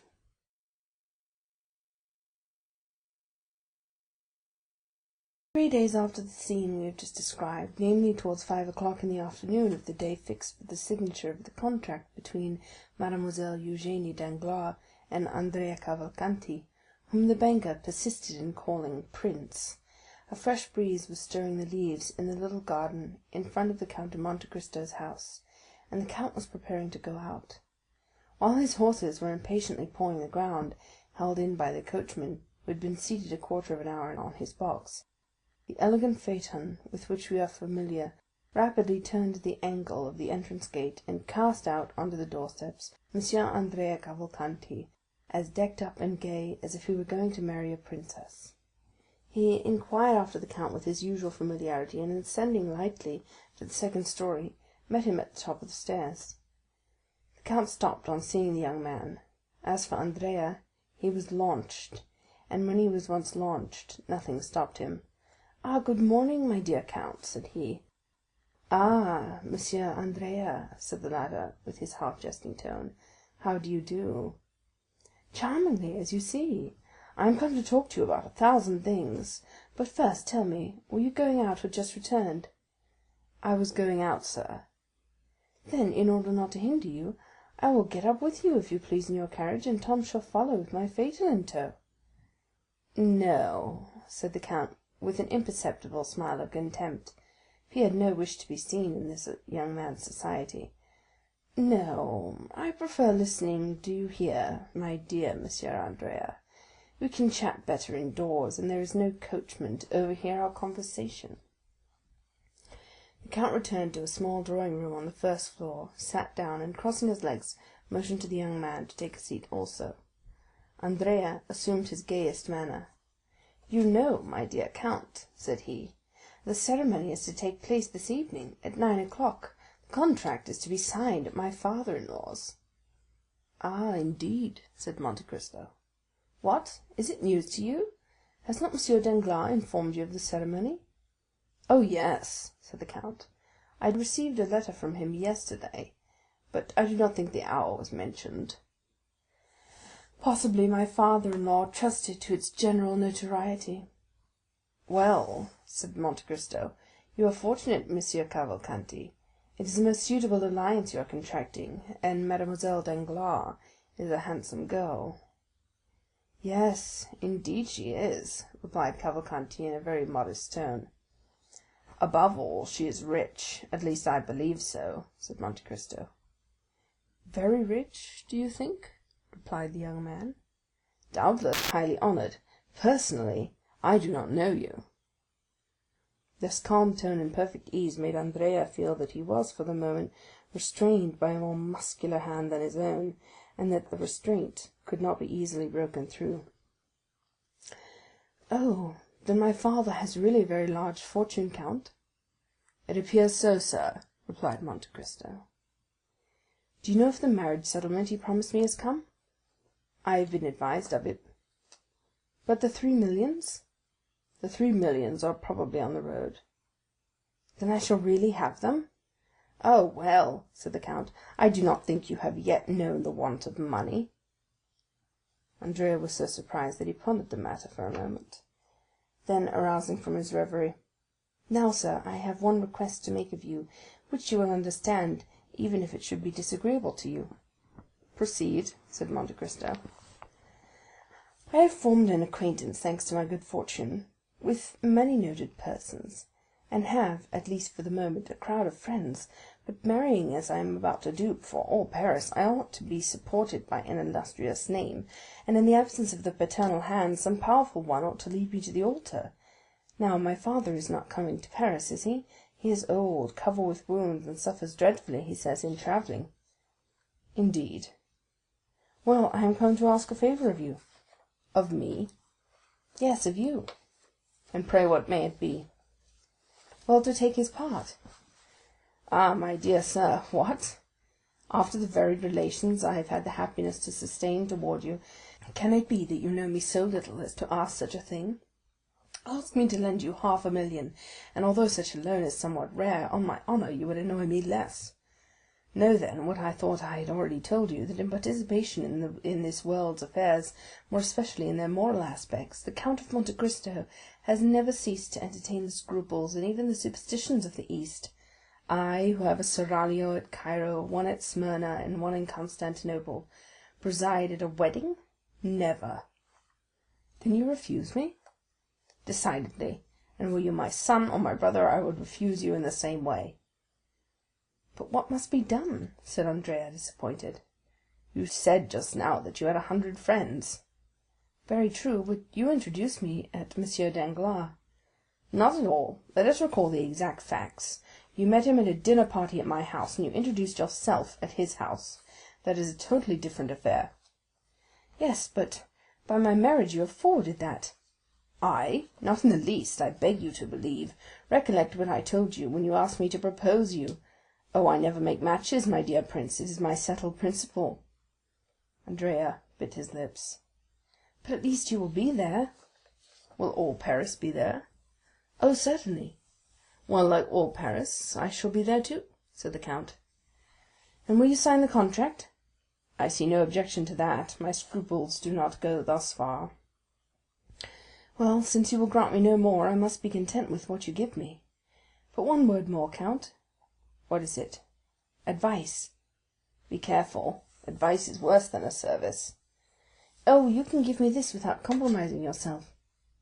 Tell me what it is. Is my wife's fortune 500,000 livres? That is the sum Monsieur Danglars himself announced. Must I receive it or leave it in the hands of the notary?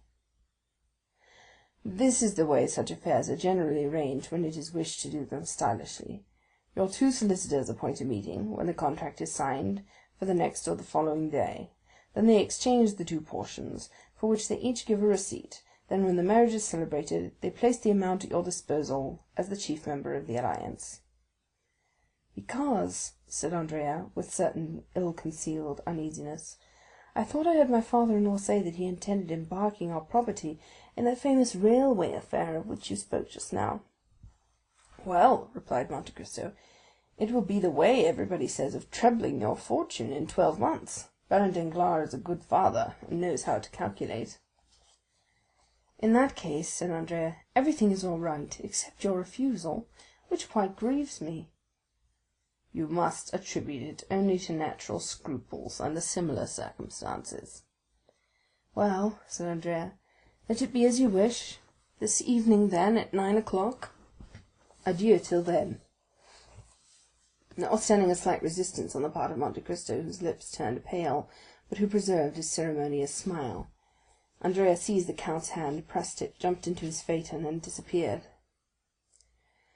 The 4 or 5 remaining hours before 9 o'clock arrived. Andrea, employed in riding, paying visits, designed to induce those of whom he had spoken to appear at the bankers in their gayest equipages, dazzling them by promises of shares in schemes which have since turned every brain, and in which Danglars was just taking the initiative. In fact, at 8:30 in the evening, the grand salon, the gallery adjoining, and the 3 other drawing rooms on the same floor, were filled with a perfumed crowd, who sympathized but little in the event, and who all participated in that love of being present wherever there is anything fresh to be seen. An academician would say that the entertainments of the fashionable world are collections of flowers which attract inconstant butterflies, famished bees, and buzzing drones. No one could deny that the rooms were splendidly illuminated. The light streamed forth on the gilt mouldings and the silk hangings, and all the bad taste of decorations, which had only their richness to boast of, shone in its splendor. Mademoiselle Eugénie was dressed with elegant simplicity in a figured white silk dress, and a white rose half concealed in her jet black hair was her only ornament, unaccompanied by a single jewel. Her eyes, however, betrayed that perfect confidence which contradicted the girlish simplicity of this modest attire. Madame Danglars was chatting at a short distance with Debray, Beauchamp, and Château Renaud. Debray was admitted to the house for this grand ceremony, but on the same plane with everyone else, and without any particular privilege.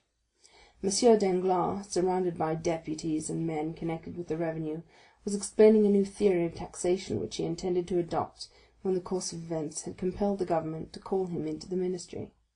Andrea, on whose arm hung one of the most consummate dandies of the opera, was explaining to him rather cleverly, since he was obliged to be bold to appear at ease, his future prospects, and the new luxuries he meant to introduce to Parisian fashions, with his 175,000 livres per annum.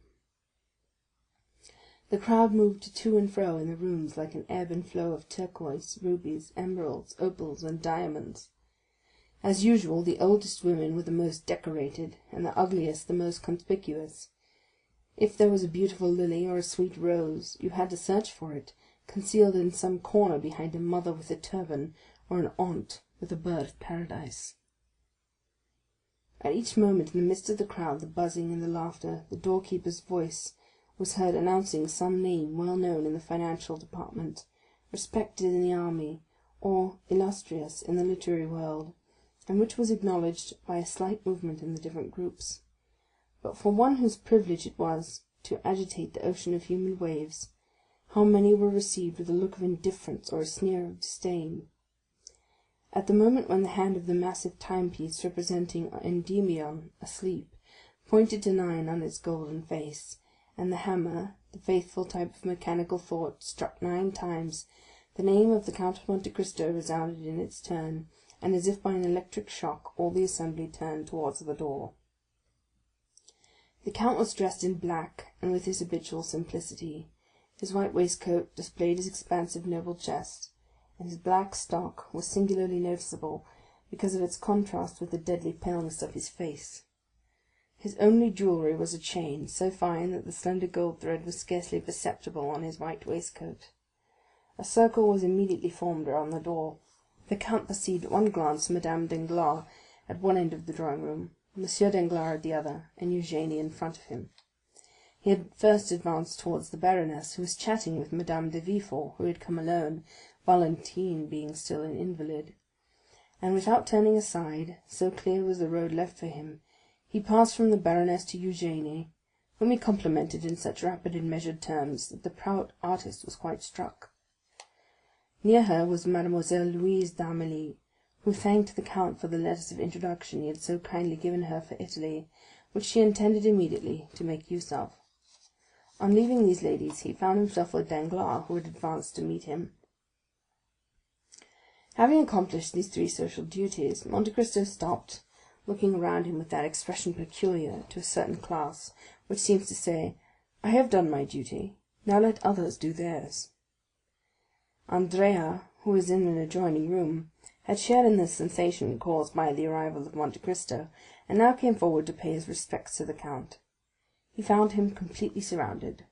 All were eager to speak to him, as is always the case with those whose words are few and weighty. The solicitors arrived at this moment, and arranging their scrawled papers on the velvet cloth, embroidered with gold, which covered the table prepared for the signature. It was a gilt table supported on lions' claws. One of the notaries sat down, the other remained standing. They were about to proceed to the reading of the contract, which half Paris assembled was to sign. All took their places, or rather the ladies formed a circle, while the gentlemen, more indifferent to the restraints of what Boileau calls the energetic style, commented on the feverish agitation of Andrea, on M. Danglars' riveted attention, Eugénie's composure, and the light and sprightly manner in which the baroness treated this important affair. The contract was read during a profound silence, but as soon as it was finished, the buzz was redoubled through all the drawing-rooms. The brilliant sums, the rolling millions which were to be at the command of the 2 young people, and which crowned the display of the wedding presents and the young lady's diamonds, which had been made in a room entirely appropriated for that purpose, had exercised to their full the delusions over the envious assembly. Mademoiselle Danglars' charms were heightened in the opinion of the young men, and for the moment seemed to outvie the sun in splendor. As for the ladies, it is needless to say that while they coveted the millions, they thought they did not need them for themselves, as they were beautiful enough without them. Andrea, surrounded by his friends, complimented, flattered, beginning to believe in the reality of his dream, was almost bewildered. The notary solemnly took the pen, flourished it above his head, and said, "Gentlemen, we are about to sign the contract." The baron was to sign first, then the representative of M. Cavalcanti, senior, then the baroness, afterwards the future couple, as they are styled in the abominable phraseology of legal documents. The baron took the pen and signed, then the representative, the baroness approached, leading on Madame de Villefort's arm. "My dear," said she, as she took the pen, "is it not vexatious? An unexpected incident in the affair of murder and theft at the Count of Monte Cristo's, in which he nearly fell a victim, deprives us of the pleasure of seeing Monsieur de Villefort." "Indeed," said M. Danglars, in the same tone in which he would have said, "Oh, well, what do I care?" "As a matter of fact," said Monte Cristo, approaching, "I am much afraid that I am the involuntary cause of his absence." "What, you, count?" said Madame Danglars, signing. "If you are, take care, for I shall never forgive you." Andrea pricked up his ears. "But it is not my fault, as I shall endeavor to prove." Everyone listened eagerly. Monte Cristo, who so rarely opened his lips, was about to speak. "You remember," said the count, during the most profound silence, "that the unhappy wretch who came to rob me died at my house. The supposition is that he was stabbed by his accomplice on attempting to leave it." "Yes," said Danglars. "In order that his wounds might be examined, he was undressed, and his clothes were thrown into a corner, where the police picked them up, with the exception of the waistcoat, which they overlooked." Andrea turned pale and drew towards the door. He saw a cloud rising in the horizon, which appeared to forebode a coming storm. "Well, this waistcoat was discovered today, covered with blood, and with a hole over the heart." The ladies screamed, and 2 or 3 prepared to faint. "It was brought to me. No one could guess what the dirty rag could be. I alone suspected that it was the waistcoat of the murdered man. My valet, in examining this mournful relic, felt a paper in the pocket, and drew it out. It was a letter addressed to you, baron." "To me?" cried Danglars. "Yes, indeed to you. I succeeded in deciphering your name under the blood with which the letter was stained," replied Monte Cristo, amid the general outburst of amazement. "But," asked Madame Danglars, looking at her husband with uneasiness, "how could that prevent M. de Villefort?" "In this simple way, madame," replied Monte Cristo. "The waistcoat and the letter were both what is termed circumstantial evidence. I therefore sent them to the king's attorney. You understand, my dear baron, that legal methods are the safest in criminal cases. It was perhaps some plot against you." Andrea looked steadily at Monte Cristo and disappeared in the second drawing-room. "Possibly," said Danglars. "Was not this murdered man an old galley slave?"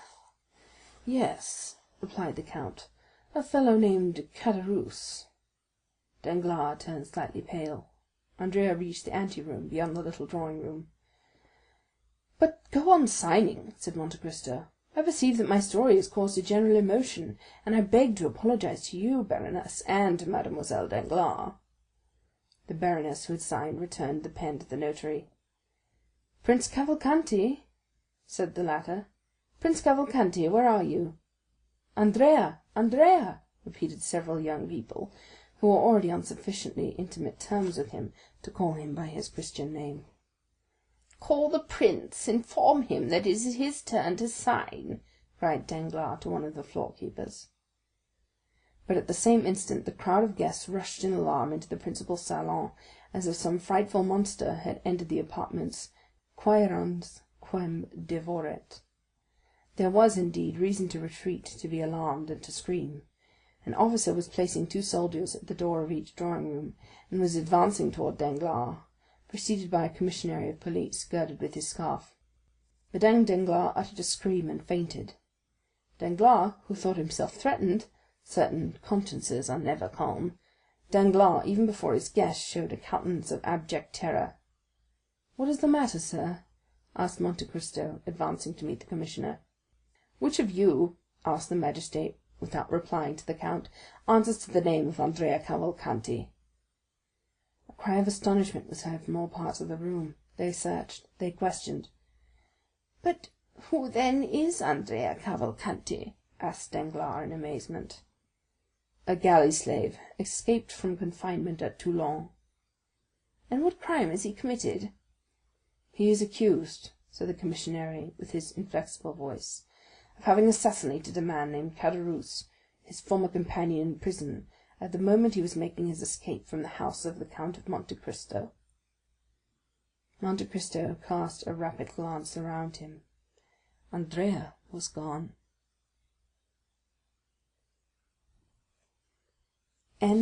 Chapter 96.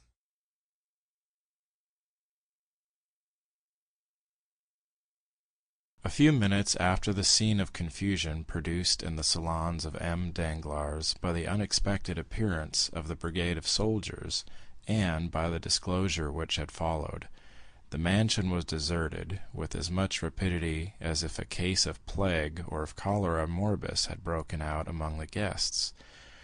In a few minutes, through all the doors, down all the staircases, by every exit, everyone hastened to retire, or rather to fly, for it was a situation where the ordinary condolences, which even the best friends are so eager to offer in great catastrophes, were seen to be utterly futile.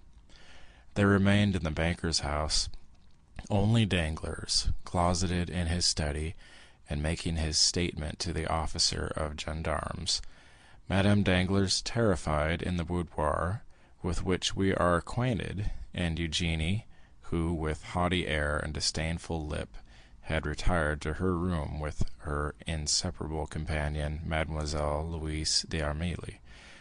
As for the numerous servants, more numerous that evening than usual, for their number was augmented by cooks and butlers from the Café de Paris, venting on their employers their anger at what they termed the insult to which they had been subjected, they collected in groups in the hall, in the kitchens, or in their rooms, thinking very little of their duty, which was thus naturally interrupted. Of all this household, only two persons deserve our notice. These are Mademoiselle Eugénie Danglars and Mademoiselle Louise d'Armilly. The betrothed had retired, as we said, with haughty air, disdainful lip, and the demeanor of an outraged queen, followed by her companion, who was paler and more disturbed than herself. On reaching her room, Eugénie locked her door, while Louise fell on a chair. "Ah, what a dreadful thing," said the young musician. "Who would have suspected it? M. Andrea Cavalcanti, a murderer, a galley slave escaped, a convict." An ironical smile curled the lip of Eugénie. "In truth, I was fated," said she. "I escaped the Morcerf, only to fall into the Cavalcanti." "Oh, do not confuse the two, Eugénie. Hold your tongue. The men are all infamous, and I am happy to be able now to do more than detest them. I despise them." "What shall we do?" asked Louise. "What shall we do?" "Yes." "Why, the same we had intended doing 3 days since, set off." "What? Although you are not now going to be married, you intend still—" "Listen, Louise. I hate this life of the fashionable world, always ordered, measured, ruled, like our music paper. What I have always wished for, desired, and coveted is the life of an artist, free and independent, relying only on my own resources and accountable only to myself. Remain here? What for? That they may try a month hence to marry me again, and to whom? M. Debray, perhaps, as it was once proposed? No, Louise, no. This evening's adventure will serve for my excuse. I did not seek one. I did not ask for one. God sends me this, and I hail it joyfully." "How strong and courageous you are," said the fair, frail girl to her brunette companion. "Did you not yet know me? Come, Louise, let us talk of our affairs. The post-chaise was happily brought 3 days since. Have you had it since where we are going for it?" "Yes." "Our passport? Here it is." And Eugénie, with her usual precision, opened a printed paper and read, "M. Léon d'Armilly, 20 years of age, profession, artist, hair black, eyes black, traveling with his sister." "Capital! How did you get this passport? When I went to ask M. de Monte Cristo for letters to the directors of the theaters at Rome and Naples, I expressed my fears of traveling as a woman. He perfectly understood them, and undertook to procure for me a man's passport. And 2 days after I received this, to which I have added with my own hand, traveling with his sister. Well, said Eugenie cheerfully, we have then only to pack up our trunks. We shall start the evening of the signing of the contract, instead of the evening of the wedding, that is all. But consider the matter seriously, Eugenie. Oh, I am done with considering. I am tired of hearing only of market reports, of the end of the month, of the rise and fall of Spanish funds and Haitian bonds. Instead of that, Louise, do you understand? Air, liberty, melody of birds, plains of Lombardy, Venetian canals, Roman palaces, the Bay of Naples. How much we have, Louise. The young girl to whom this question was addressed drew from an inlaid secretary a small portfolio with a lock, in which she counted 23 banknotes. 23,000 francs, said she. And as much at least in pearls, diamonds, and jewels, said Eugenie. We are rich. With 45,000 francs, we can live like princesses for 2 years, and comfortably for 4. But before 6 months, you with your music and I with my voice, we shall double our capital. Come, you shall take charge of the money, I of the jewel box, so that if one of us had the misfortune to lose her treasure, the other would still have hers left. Now, the portmanteau. Let us make haste, the portmanteau.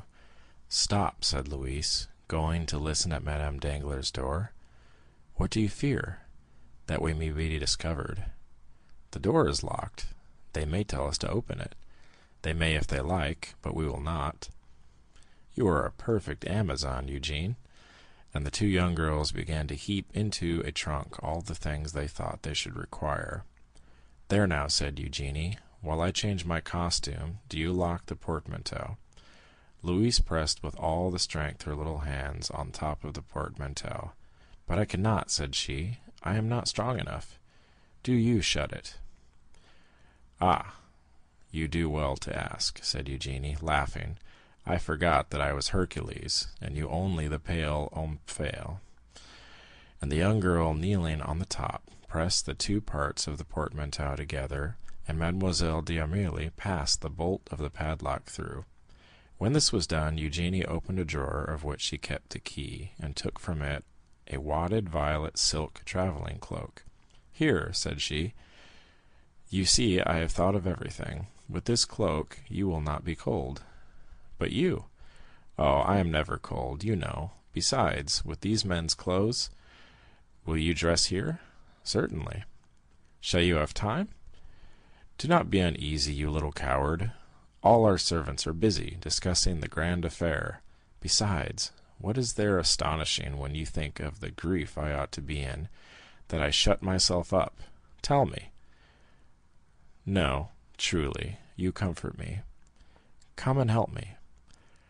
From the same drawer she took a man's complete costume, from the boots to the coat, and a provision of linen, where there was nothing superfluous, but every requisite.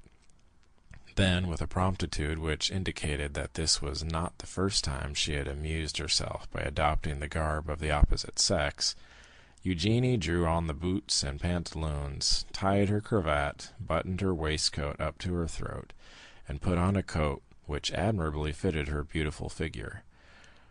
Oh, that is very good indeed. It is very good, said Louise, looking at her with admiration.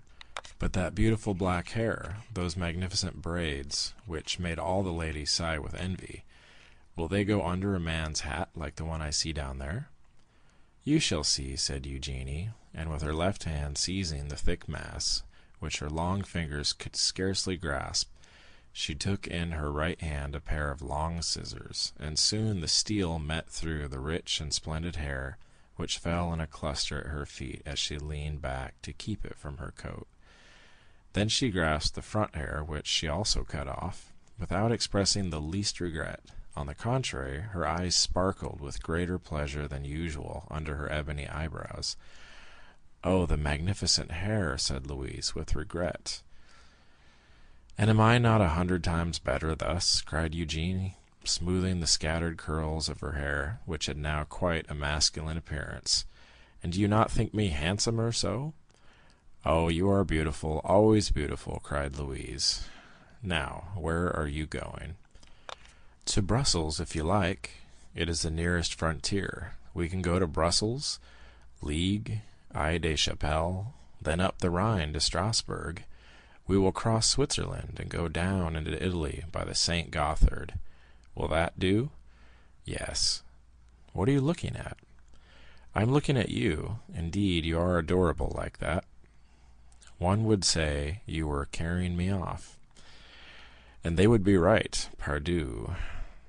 "Oh, I think you swore," Eugénie, and the two young girls, whom everyone might have thought plunged in grief, the one on her own account, the other from interest in her friend, burst out laughing, and they cleared away every visible trace of the dishonor which had naturally accompanied the preparations for their escape. Then, having blown out the lights, the two fugitives, looking and listening eagerly with outstretched necks, opened the door of a dressing-room, which led by a side staircase down the yard, Eugénie going first, and holding with one arm the portmanteau, which, by the opposite handle, Mademoiselle d'Armilly scarcely raised with both hands. The yard was empty. The clock was striking 12. The porter was not yet gone to bed. Eugénie approached softly, and saw the old man sleeping soundly in an armchair in his lodge. She returned to Louise, took up the portmanteau, which she had placed for a moment on the ground, and they reached the archway under the shadow of the wall. Eugénie concealed Louise in an angle of the gateway, so that if the porter chanced to awake he might see but one person. Then, placing herself in the full light of the lamp which lit the yard, "Gate!" cried she, with her finest contralto voice, and rapping at the window. The porter got up, as Eugénie expected, and even advanced some steps to recognize the person who was going out, but seeing a young man striking his boot impatiently with his riding-whip, he opened it immediately. Louise slid through the half-open gate like a snake, and bounded lightly forward. Eugénie, apparently calm, although in all probability her heart beat somewhat faster than usual, went out in her turn. A porter was passing, and they gave him the portmanteau. Then the two young girls, having told him to take it to number 36, Rue de la Victoire, walked behind this man, whose presence comforted Louise. As for Eugénie, she was as strong as a Judith or Delilah. They arrived at the appointed spot. Eugénie ordered the porter to put down the portmanteau, gave him some pieces of money, and having rapped at the shutter, sent him away. The shutter where Eugénie had rapped was that of a little laundress, who had been previously warned, and was not yet gone to bed. She opened the door. "Mademoiselle," said Eugénie, "let the porter get the post-chaise from the coach-house, and fetch some post-horses from the hotel. Here are 5 francs for his trouble." "Indeed," said Louise, "I admire you, and I could almost say respect you." The laundress looked on in astonishment, but as she had been promised 20 louis, she made no remark.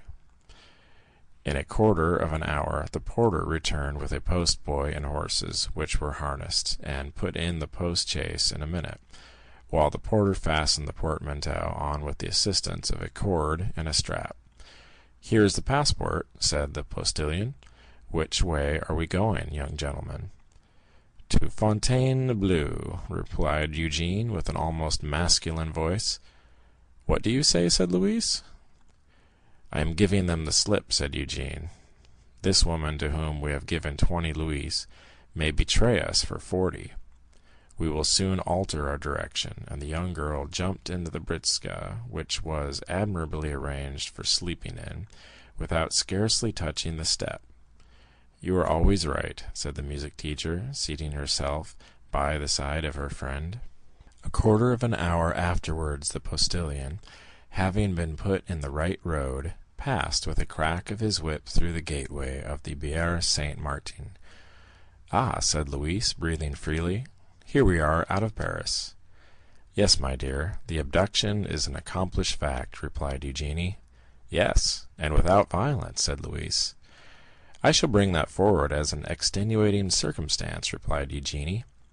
These words were lost in the noise with the carriage maid rolling over the pavement of La Villette. M. Danglars no longer had a daughter. End of chapter 98. Recording by Wild Alaska. Anchorage, Alaska, 2012.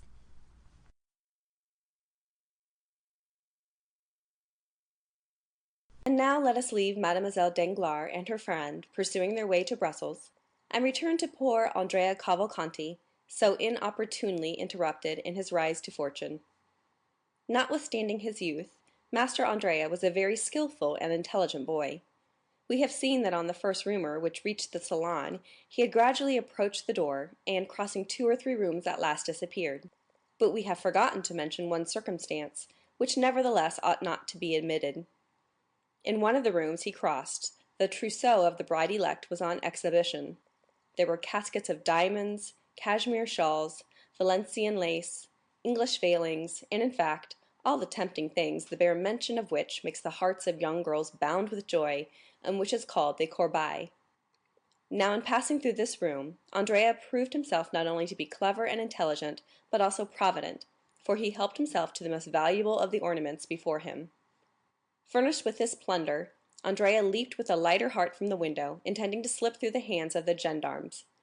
Tall and well proportioned as an ancient gladiator, and muscular as a Spartan, he walked for a quarter of an hour without knowing where to direct his steps, actuated by the sole idea of getting away from the spot where if he lingered he knew that he would be surely taken. Having passed through the Rue Mont Blanc, guided by the instinct which leads thieves always to take the safest path, he found himself at the end of the Rue Lafayette. There he stopped, breathless and panting. He was quite alone. On one side was the vast wilderness of the Saint-Lazare, on the other, Paris enshrouded in darkness. "Am I to be captured?" he cried. "No, not if I can use more activity than my enemies. My safety is now a mere question of speed." At this moment, he saw a cab at the top of the Faubourg Poissonnière. The dull driver, smoking his pipe, was plodding along toward the limits of the Faubourg Saint-Denis, where no doubt he ordinarily had his station. "Ho, friend!" said Benedetto. "What do you want, sir?" asked the driver. "Is your horse tired?" "Tired? Oh, yes, tired enough. He has done nothing the whole of this blessed day. 4 wretched fares, and 20 sous over, making in all 7 francs, are all that I have earned, and I ought to take 10 to the owner." "Will you add these 20 francs to the 7 you have?" "With pleasure, sir. 20 francs are not to be despised. Tell me what I am to do for this." "A very easy thing, if your horse isn't tired." "I tell you, he'll go like the wind. Only tell me which way to drive." "Toward the Louvre." "Ah, I know the way. You get good sweetened rum over there." "Exactly so. I merely wish to overtake one of my friends, with whom I am going to hunt tomorrow at Chapelle-en-Serval. He should have waited for me here with a cabriolet till 11:30. It is 12, and, tired of waiting, he must have gone on." "It is likely." "Well, will you try and overtake him?" "Nothing I should like better." "If you do not overtake him before we reach Bourget, you shall have 20 francs; if not before the Louvre, 30. "And if we do overtake him?" 40, said Andrea, after a moment's hesitation, at the end of which he remembered that he might safely promise. "That's all right," said the man. "Hop in, and we're off." Whoop la! Andrea got into the cab, which passed rapidly through the Faubourg Saint-Denis, along the Faubourg Saint-Martin, crossed the barrier, and threaded its way through the interminable Vallée. They never overtook the chimerical friend, yet Andrea frequently inquired of people on foot whom he passed, and at the inns which were not yet closed, for a green cabriolet and bay horse. And as there are a great many cabriolets to be seen on the road to the Low Countries, and as 9/10 of them are green, the inquiries increased at every step. Every one had just seen it pass. It was only 500, 200, 100 steps in advance. At length they reached it, but it was not the friend. Once the cab was also passed by a caleche rapidly whirled along by 2 post-horses. "Ah," said Cavalcanti to himself, "if I only had that britzka, those 2 good post-horses, and above all the passport that carries them on," and he sighed deeply. The calash contained Mademoiselle Danglars and Mademoiselle d'Armilly. "Hurry, hurry," said Andrea, "we must overtake him soon." And the poor horse resumed the desperate gallop it had kept up since leaving the barrier, and arrived steaming at Louvres. "Certainly," said Andrea, "I shall not overtake my friend, but I shall kill your horse. Therefore I had better stop. Here are 30 francs. I will sleep at the Red Horse, and will secure a place in the first coach. Good night, friend." And Andrea, after placing 6 pieces of 5 francs each in the man's hand, leaped lightly onto the pathway. The cabman joyfully pocketed the sum, and turned back on his road to Paris. Andrea pretended to go towards the Red Horse Inn, but after leaning an instant against the door and hearing the last sound of the cab, which was disappearing from view, he went on his road, and with a lusty stride soon traversed the space of 2 leagues. Then he rested. He must be near Chapelle-en-Serval, where he pretended to be going. It was not fatigue that stayed Andrea here, it was that he might form some resolution, adopt some plan. It would be impossible to make use of a diligence, equally so to engage post-horses. To travel either way a passport was necessary. It was still more impossible to remain in the department of the Oise, one of the most open and strictly guarded in France. This was quite out of the question, especially to a man like Andrea, perfectly conversant with criminal matters. He sat down by the side of the moat, buried his face in his hands, and reflected. 10 minutes after he raised his head, his resolution was made. He threw some dust over the topcoat, which he had found time to unhook from the antechamber, and button over his ball costume, and going to Chapelle-en-Serval, he knocked loudly at the door of the only inn in the place. The host opened. "My friend," said Andrea, "I was coming from Montfontaine to Senlis, when my horse, which is a troublesome creature, stumbled and threw me. I must reach Compiègne tonight, or I shall cause deep anxiety to my family. Could you let me hire a horse of you?" An innkeeper has always a horse to let, whether it be good or bad. The host called the stable boy and ordered him to saddle Whitey. Then he awoke his son, a child of 7 years, whom he ordered to ride before the gentleman and bring back the horse. Andrea gave the innkeeper 20 francs, and in taking them from his pocket dropped a visiting card. This belonged to one of his friends at the Café de Paris, so that the innkeeper, picking it up after Andrea had left, was convinced that he had let his horse to the Count of Mauléon, 25 Rue Saint Dominique, that being the name and address on the card. Whitey was not a fast animal, but he kept up an easy, steady pace. In 3 hours and a half, Andrea had traversed the 9 leagues which separated him from Compiègne, and 4 o'clock struck as he reached the place where the coaches stop. There is an excellent tavern at Compiègne, well remembered by those who have ever been there. Andrea, who had often stayed there in his rides about Paris, recollected the Bell and Bottle Inn. He turned around, saw the sign by the light of a reflected lamp, and having dismissed the child, giving him all the small coin he had about him, he began knocking at the door, very reasonably concluding that having now 3 or 4 hours before him, he had best fortify himself against the fatigues of the morrow by a sound sleep and a good supper. A waiter opened the door. "My friend," said Andrea, "I have been dining at Saint-Jean-au-Bois, and expected to catch the coach which passes by at midnight, but like a fool I have lost my way, and have been walking for the last 4 hours in the forest. Show me into one of those pretty little rooms which overlook the court, and bring me a cold fowl and a bottle of Bordeaux." The waiter had no suspicions. Andrea spoke with perfect composure. He had a cigar in his mouth, and his hands in the pocket of his topcoat. His clothes were fashionably made, his chin smooth, his boots irreproachable. He looked merely as if he had stayed out very late, that was all. While the waiter was preparing his room, the hostess arose. Andrea assumed his most charming smile, and asked if he could have number 3, which he had occupied on his last stay at Compiègne. Unfortunately, number 3 was engaged by a young man who was traveling with his sister. Andrea appeared in despair, but consoled himself when the hostess assured him that number 7, prepared for him, was situated precisely the same as number 3, and while warming his feet and chatting about the last races at Chantilly, he waited until they announced his room to be ready. Andrea had not spoken without cause of the pretty rooms looking out upon the court of the Bell Tavern, which, with its triple galleries like those of a theatre, with the jessamine and clematis twining round the light columns, forms one of the prettiest entrances to an inn that you can imagine. The fowl was tender, the wine old, the fire clear and sparkling, and Andrea was surprised to find himself eating with as good an appetite as though nothing had happened. Then he went to bed, and almost immediately fell into that deep sleep which is sure to visit men of 20 years of age, even when they are torn with remorse. Now, here we are obliged to own that Andrea ought to have felt remorse, but that he did not. This was the plan which had appealed to him to afford the best chance of his security. Before daybreak, he would awake, leave the inn after rigorously paying his bill, and reaching the forest, he would, under pretense of making studies in painting, test the hospitality of some peasants, procure himself the dress of a woodcutter and a hatchet, casting off the lion's skin to assume that of the woodman, then with his hands covered with dirt, his hair darkened by means of a leaden comb, his complexion embrowned with the preparation for which one of his old comrades had given him the recipe, he intended, by following the wooded districts, to reach the nearest frontier, walking by night and sleeping in the day in the forests and quarries, and only entering inhabited regions to buy a loaf from time to time. Once past the frontier, Andrea proposed making money of his diamonds, and by uniting the proceeds to 10 banknotes he always carried about with him in case of accident, he would then find himself possessor of about 50,000 livres, which he philosophically considered as no very deplorable condition after all. Moreover, he reckoned much on the interest of the Danglars to hush up the rumor of their own misadventures. These were the reasons which, added to the fatigue, caused Andrea to sleep so soundly. In order that he might awaken early, he did not close the shutters, but contented himself with bolting the door and placing on the table an unclasped and long-pointed knife, whose temper he well knew, and which was never absent from him. About 7 in the morning, Andrea was awakened by a ray of sunlight, which played warm and brilliant upon his face.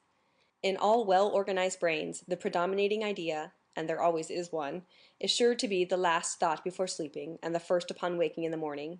Andrea had scarcely opened his eyes when his predominating idea presented itself, and whispered in his ear that he had slept too long.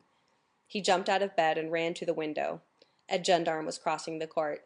A gendarme is one of the most striking objects in the world, even to a man void of uneasiness, but for one who has a timid conscience, and with good cause too, the yellow, blue, and white uniform is really very alarming. "Why is that gendarme there?" asked Andrea of himself. Then all at once he replied, with that logic which the reader has, doubtless, remarked in him, "There is nothing astonishing in seeing a gendarme at an inn. Instead of being astonished, let me dress myself." And the youth dressed himself with a facility his valet de chambre had failed to rob him of during the 2 months of fashionable life he had led in Paris. "Now then," said Andrea, while dressing himself, "I'll wait till he leaves, and then I'll slip away." And saying this, Andrea, who had now put on his boots and cravat, stole gently to the window, and a second time lifted up the muslin curtain. Not only was the first gendarme still there, but the young man now perceived a second yellow, blue, and white uniform at the foot of the staircase, the only one by which he could descend, while a third, on horseback, holding a musket in his fist, was posted as a sentinel at the great street door which alone afforded the means of egress. The appearance of the third gendarme settled the matter, for a crowd of curious loungers was extended before him, effectually blocking the entrance to the hotel. "They're after me," was Andrea's first thought. "The devil!" A pallor overspread the young man's forehead, and he looked around him with anxiety. His room, like all those on the same floor, had but one outlet to the gallery in the sight of everybody. "I am lost," was his second thought, and indeed, for a man in Andrea's situation, an arrest meant the assizes, trial, and death without mercy or delay. For a moment he convulsively pressed his head within his hands, and during that brief period he became nearly mad with terror. But soon a ray of hope glimmered in the multitude of thoughts which bewildered his mind, and a faint smile played upon his white lips and pallid cheeks. He looked around and saw the objects of his search upon the chimney-piece. There were a pen, ink, and paper. With forced composure he dipped the pen in the ink, and wrote the following lines upon a sheet of paper. "I have no money to pay my bill, but I am not a dishonest man. I leave behind me as a pledge this pen, worth 10 times the amount. I shall be excused for leaving at daybreak, for I was ashamed." He then drew the pen from his cravat and placed it on the paper. This done, instead of leaving the door fastened, he drew back the bolts and even placed the door ajar, as though he had left the room, forgetting to close it, and slipping into the chimney, like a man accustomed to that kind of gymnastic exercise, having effaced the marks of his feet upon the floor, he commenced climbing the only opening which afforded him the means of escape. At this precise time, the first gendarme Andrea had noticed walked upstairs, preceded by the commissary of police and supported by the second gendarme who guarded the staircase and was himself reinforced by the one stationed at the door. Andrea was indebted for this visit to the following circumstances. At daybreak, the telegraphs were set at work in all directions, and almost immediately the authorities in every district had exerted their utmost endeavors to arrest the murderer of Caderousse. Compiègne, that royal residence and fortified town, is well furnished with authorities, gendarmes, and commissaries of police. They therefore began operations as soon as the telegraphic dispatch arrived, and the Bell and Bottle being the best-known hotel in the town, they had naturally directed their first inquiries there. Now, besides the reports of the sentinels guarding the Hôtel de Ville, which is next door to the Bell and Bottle, it had been stated by others that a number of travelers had arrived during the night. The sentinel who was relieved at 6 o'clock in the morning remembered perfectly that just as he was taking his post a few minutes past 4, a young man arrived on horseback with a little boy before him. The young man, having dismissed the boy and horse, knocked at the door of the hotel, which was opened and again closed after his entrance. This late arrival had attracted much suspicion, and the young man being no other than Andrea, the commissary and gendarme, who was a brigadier, directed their steps toward his room. They found the door ajar. "Oh-ho!" said the brigadier, who thoroughly understood the trick. "A bad sign to find the door open. I would rather find it triply bolted." And, indeed, the little note and pin under the table confirmed, or rather corroborated, the sad truth. Andrea had fled. We say corroborated because the brigadier was too experienced to be convinced by a single proof. He glanced around, looked in the bed, shook the curtains and opened the closets, and finally stopped at the chimney. Andrea had taken the precaution to leave no traces of his feet in the ashes, but still it was an outlet, and in this light was not to be passed over without serious investigation. The brigadier sent for some sticks and straw, and having filled the chimney with them, set a light to it. The fire crackled, and the smoke ascended like the dull vapor from a volcano, but still no prisoner fell down, as they expected. The fact was that Andrea, at war with society ever since his youth, was quite as deep as a gendarme, even though he were advanced to the rank of brigadier, and quite prepared for the fire. He had climbed out on the roof, and was crouching down against the chimney pots. At one time he thought he was saved, for he heard the brigadier exclaim in a loud voice to the two gendarmes, "He is not here!" But venturing to peep, he perceived that the latter, instead of retiring, as might have been reasonably expected upon this announcement, were watching with increased attention. It was now his turn to look about him. The Hôtel de Ville, a massive 16th-century building, was on his right.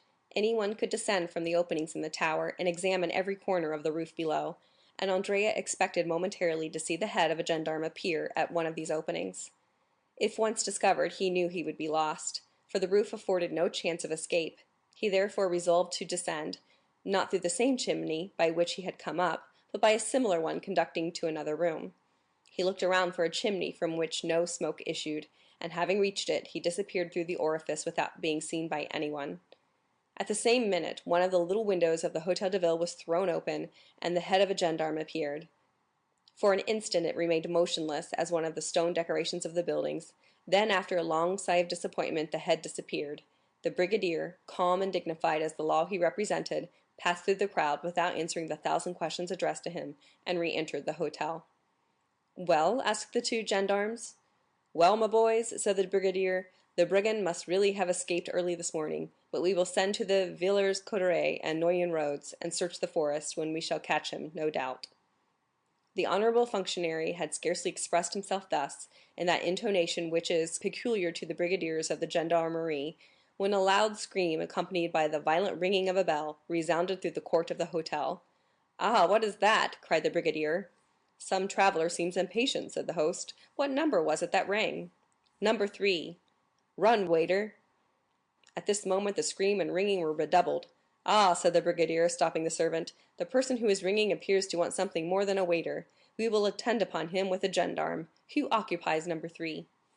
"The little fellow who arrived last night in a post-chaise with his sister, and who asked for an apartment with 2 beds." The bell here rang for the 3rd time, with another shriek of anguish. "Follow me, Mr. Commissary," said the brigadier. "Tread in my steps." "Wait an instant," said the host. "Number 3 has 2 staircases, inside and outside." "Good," said the brigadier. "I will take charge of the inside one. Are the carbines loaded?" "Yes, brigadier." "Well, you must guard the exterior, and if he attempts to fly, fire upon him. He must be a great criminal, from what the telegraph says." The brigadier, followed by the commissary, disappeared by the inside staircase, accompanied by the noise which his assertions respecting Andrea had excited in the crowd. This is what happened. Andrea had very cleverly managed to descend 2/3 of the chimney, but then his foot slipped, and notwithstanding his endeavors, he came into the room with more speed and noise than he intended. It would have signified little had the room been empty, but unfortunately it was occupied. 2 ladies, sleeping in one bed, were awakened by the noise, and fixing their eyes upon the spot whence the sound proceeded, they saw a man. One of these ladies, the fair one, uttered those terrible shrieks which resounded through the house, while the other, rushing to the bell rope, rang with all her strength. Andrea, as we can see, was surrounded by misfortune. "For pity's sake," he cried, pale and bewildered, without seeing whom he was addressing, "for pity's sake, do not call assistance. Save me, I will not harm you." "Andrea, the murderer!" cried one of the ladies. "Eugénie, Mademoiselle Danglars!" exclaimed Andrea, stupefied. "Help, help!" cried Mademoiselle d'Armilly, taking the bell from her companion's hand and ringing it yet more violently. "Save me, I am pursued," said Andrea, clasping his hands. "For pity, for mercy's sake, do not deliver me." "It is too late, they are coming," said Eugénie. "Well, conceal me somewhere, you can say you were needlessly alarmed, you can turn their suspicions and save my life." The 2 ladies, pressing closely to one another, and drawing their bedclothes tightly around them, remained silent to this supplicating voice, repugnance and fear taking possession of their minds. "Well, be it so," at length said Eugénie. "Return by the same road you came, and we will say nothing about you, unhappy wretch." "Here he is, here he is!" cried a voice from the landing. "Here he is, I see him." The brigadier had put his eye to the keyhole, and had discovered Andrea in a posture of entreaty. A violent blow from the butt end of the musket burst open the lock, 2 more forced out the bolts, and the broken door fell in. Andrea ran to the other door leading to the gallery, ready to rush out, but he was stopped short, and he stood with his body a little thrown back, pale and with the useless knife in his clenched hand. "Fly, then!" cried Mademoiselle d'Armilly, whose pity returned as her fears diminished. "Fly!" "Or kill yourself," said Eugénie, in a tone. We have seen how quietly Mademoiselle Danglars and Mademoiselle d'Armilly accomplished their transformation and flight, the fact being that everyone was too much occupied in his or her own affairs to think of theirs. We will leave the banker contemplating the enormous magnitude of his debt before the phantom of bankruptcy, and follow the baroness, who, after being momentarily crushed under the weight of the blow which had struck her, had gone to seek her usual adviser, Lucien Debray. The baroness had looked forward to this strange marriage as a means of ridding her of a guardianship which, over a girl of Eugénie's character, could not fail to be rather a troublesome undertaking, for in the tacit relations which maintain the bond of family union, the mother, to maintain her ascendency over her daughter, must never fail to be a model of wisdom and a type of perfection. Now, Madame Danglars feared Eugénie's sagacity and the influence of Mademoiselle d'Armilly. She had frequently observed the contemptuous expression with which her daughter looked upon Debray, an expression which seemed to imply that she understood all her mother's amorous and pecuniary relationships with the intimate secretary. Moreover, she saw that Eugénie detested Debray, not only because he was a source of dissension and scandal under the paternal roof, but because she had at once classed him in that catalogue of bipeds whom Plato endeavors to withdraw from the appellation of men, and whom Diogenes designated as animals upon 2 legs without feathers. Unfortunately, in this world of ours, each person views things through a certain medium, and so is prevented from seeing in the same light as others, and Madame Danglars, therefore, very much regretted that the marriage of Eugénie had not taken place, not only because the match was good, and likely to ensure the happiness of her child, but because it would also set her at liberty. She ran therefore to Debray, who, after having like the rest of Paris witnessed the contract scene and the scandal attending it, had retired in haste to his club, where he was chatting with some friends upon the events which served as a subject of conversation for 3/4 of that city known as the capital of the world. At the precise time when Madame Danglars, dressed in black and concealed in a long veil, was ascending the stairs leading to Debray's apartments, notwithstanding the assurances of the concierge that the young man was not at home, Debray was occupied in repelling the insinuations of a friend, who tried to persuade him that after the terrible scene which had just taken place he ought, as a friend of the family, to marry Mademoiselle Danglars and her 2 millions. Debray did not defend himself very warmly, for the idea had sometimes crossed his mind; still, when he recollected the independent, proud spirit of Eugénie, he positively rejected it as utterly impossible, though the same thought again continually recurred and found a resting place in his heart. Tea, play, and the conversation, which had become interesting during the discussion of such serious affairs, lasted till 1 o'clock in the morning.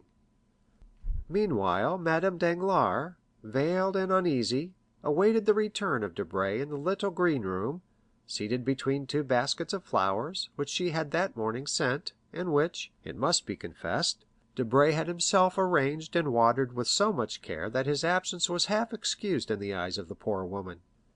At 20 minutes of 12, Madame Danglars, tired of waiting, returned home. Women of a certain grade are like prosperous grisettes in one respect, they seldom return home after 12 o'clock. The baroness returned to the hotel with as much caution as Eugénie used in leaving it. She ran lightly upstairs, and with an aching heart entered her apartment, contiguous, as we know, to that of Eugénie. She was fearful of exciting any remark, and believed firmly in her daughter's innocence and fidelity to the paternal roof. She listened at Eugénie's door, and hearing no sound tried to enter, but the bolts were in place. Madame Danglars then concluded that the young girl had been overcome with the terrible excitement of the evening, and had gone to bed and to sleep. She called the maid and questioned her. "Mademoiselle Eugénie," said the maid, "retired to her apartment with Mademoiselle d'Armilly. Then they took tea together, after which they desired me to leave, saying that they needed me no longer."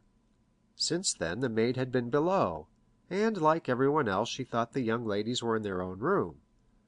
Madame Danglars therefore went to bed without a shadow of suspicion, and began to muse over the recent events.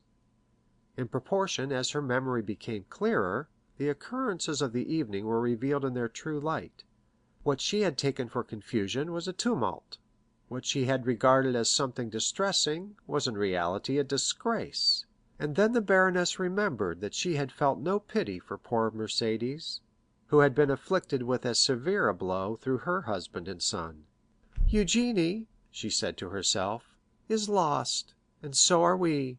The affair, as it will be reported, will cover us with shame, for in a society such as ours satire inflicts a painful and incurable wound. How fortunate that Eugénie is possessed of that strange character which has so often made me terrible!" And her glance was turned towards heaven, where a mysterious providence disposes all things, and out of a fault, nay, even a vice, sometimes produces a blessing. And then her thoughts, cleaving through space like a bird in the air, rested on Cavalcanti. This Andrea was a wretch, a robber, an assassin, and yet his manners showed the effects of a sort of education, if not a complete one. He had been presented to the world with the appearance of an immense fortune, supported by an honorable name.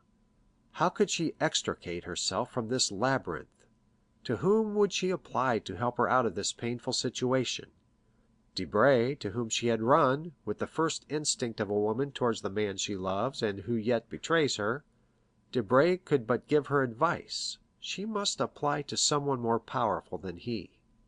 The baroness thought of M. de Villefort. It was M. de Villefort who had remorselessly brought misfortune into her family, as though they had been strangers.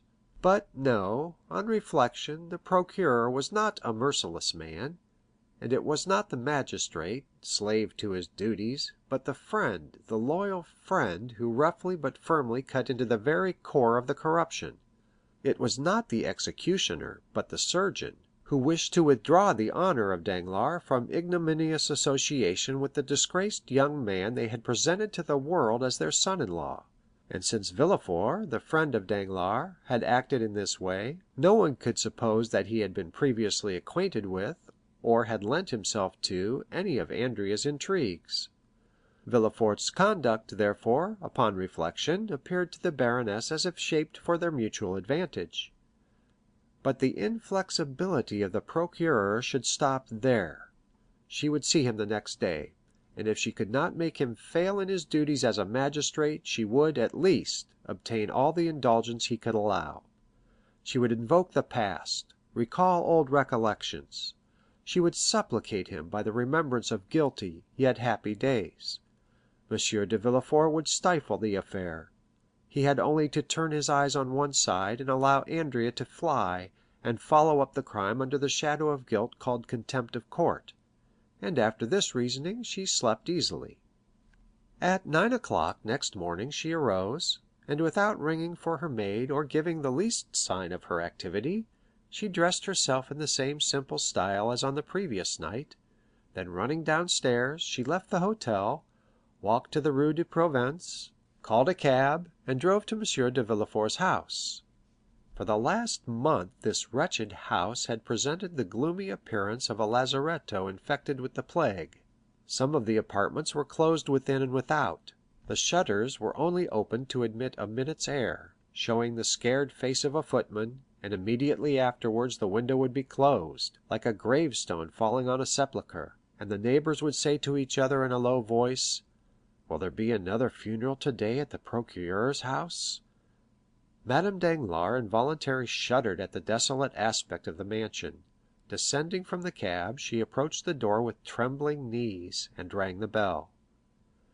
3 times did the bell ring with a dull, heavy sound, seeming to participate in the general sadness, before the concierge appeared and peeped through the door, which he opened just wide enough to allow his words to be heard. He saw a lady, a fashionable, elegantly dressed lady, and yet the door remained almost closed. "Do you intend opening the door?" said the baroness. "First, madame, who are you?" "Who am I? You know me well enough." "We no longer know anyone, madame." "Do you intend opening the door?" said the baroness. "First, madame, who are you?" "Who am I? You know me well enough." "We no longer know anyone, madame." "You must be mad, my friend," said the baroness. "Where do you come from?" "Oh, this is too much!" "Madame, these are my orders, excuse me. Your name?" "The Baroness Danglars. You have seen me 20 times." "Possibly, madame. And now what do you want?" "Oh, how extraordinary! I shall complain to M. de Villefort of the impertinence of his servants." "Madame, this is precaution, not impertinence. No one enters here without an order from M. d'Avrigny, or without speaking to the procureur." "Well, I have business with the procureur." "Is it pressing business?" "You can imagine so, since I have not even brought my carriage out yet. But enough of this. Here is my card, take it to your master." "Madame will await my return?" "Yes, go." The concierge closed the door, leaving Madame Danglars in the street. She had not long to wait; directly afterwards the door was opened wide enough to admit her, and when she had passed through it was again shut. Without losing sight of her for an instant, the concierge took a whistle from his pocket as soon as they entered the court, and blew it. The valet de chambre appeared on the doorsteps. "You will excuse this poor fellow, madame," he said, as he preceded the baroness, "but his orders are precise, and M. de Villefort begged me to tell you that he could not act otherwise." In the court, showing his merchandise, was a tradesman who had been admitted with the same precautions. The baroness ascended the steps; she felt herself strongly infected with the sadness which seemed to magnify her own, and still guided by the valet de chambre, who never lost sight of her for an instant, she was introduced to the magistrate's study. Preoccupied as Madame Danglars had been with the object of her visit, the treatment she had received from these underlings appeared to her so insulting, that she began by complaining of it; but Villefort, raising his head, bowed down by grief, looked up at her with so sad a smile that her complaints died upon her lips. "Forgive my servants," he said, "for a terror I cannot blame them for; from being suspected they have become suspicious." Madame Danglars had often heard of the terror to which the magistrate alluded, but without the evidence of her own eyesight she could never have believed that the sentiment had been carried so far. "You, too, then, are unhappy?" she said. "Yes, madame," replied the magistrate. "Then you pity me?" "Sincerely, madame." "And you understand what brings me here?" "You wish to speak to me about the circumstance which has just happened?" "Yes, sir, a fearful misfortune." "You mean a mischance?" "A mischance?" repeated the baroness. "Alas, madame," said the procureur with his imperturbable calmness of manner, "I consider those alone misfortunes which are irreparable." "And do you suppose this will be forgotten?" "Everything will be forgotten, madame," said Villefort. "Your daughter will be married tomorrow, if not today; in a week, if not tomorrow, and I do not think you can regret the intended husband of your daughter." Madame Danglars gazed on Villefort, stupefied to find him so almost insultingly calm. "Am I come to a friend?" she asked in a full tone of mournful dignity. "You know that you are, madame," said Villefort, whose pale cheeks became slightly flushed as he gave her the assurance. And truly this assurance carried him back to different events from those now occupying the baroness and him. "Well, then, be more affectionate, my dear Villefort," said the baroness. "Speak to me not as a magistrate, but a friend; and when I am in bitter anguish of spirit do not tell me that I ought to be gay." Villefort bowed. "When I hear misfortunes named, madame," he said, "I have within the last few months contracted the bad habit of thinking of my own, and then I cannot help drawing up an egotistical parallel in my mind. That is the reason that by the side of my misfortunes yours appear to me mere mischances. That is why my dreadful position makes yours appear enviable. But this annoys you. Let us change the subject. You were saying, madame?" "I came to ask you, my friend," said the baroness, "what will be done with this impostor?" "Impostor?" repeated Villefort. "Certainly, madame, you appear to extenuate some cases and exaggerate others. Impostor, indeed! Monsieur Andrea Cavalcanti, or rather Monsieur Benedetto, is nothing more nor less than an assassin." "Sir, I do not deny the justice of your correction, but the more severely you arm yourself against that unfortunate man, the more deeply will you strike our family. Come, forget him for a moment, and instead of pursuing him, let him go." "You are too late, madame; the orders are issued." "Well, should he be arrested? Do they think they will arrest him?" "I hope so." "If they should arrest him, I know that sometimes prisoners afford means of escape. Will you leave him in prison?" The procureur shook his head. "At least keep him there till my daughter be married?" "Impossible, madame; justice has its formalities." "What, even for me?" said the baroness, half jesting, half in earnest. "For all, even for myself among the rest," replied Villefort. "Ah!"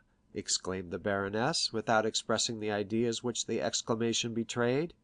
Villefort looked at her with that piercing glance which reads the secrets of the heart. "Yes, I know what you mean," he said.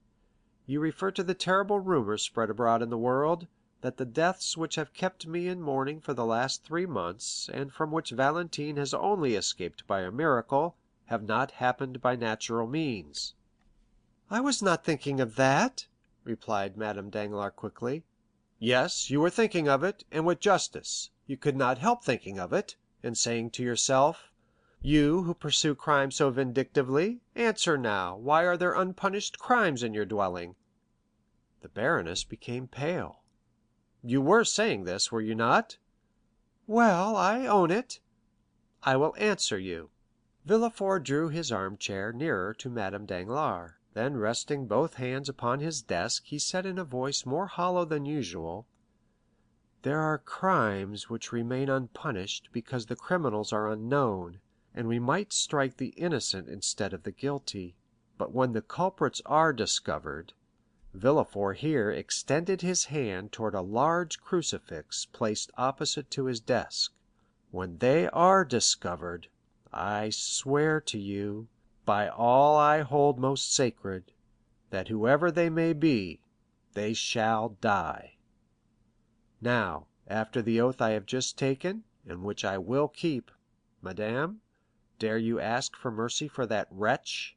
"But, sir, are you sure he is as guilty as they say?" "Listen, this is his description: Benedetto condemned at the age of 16 for 5 years to the galleys for forgery. He promised well, as you see, first a runaway, then an assassin." "And who is this wretch?" "Who can tell? A vagabond, a Corsican."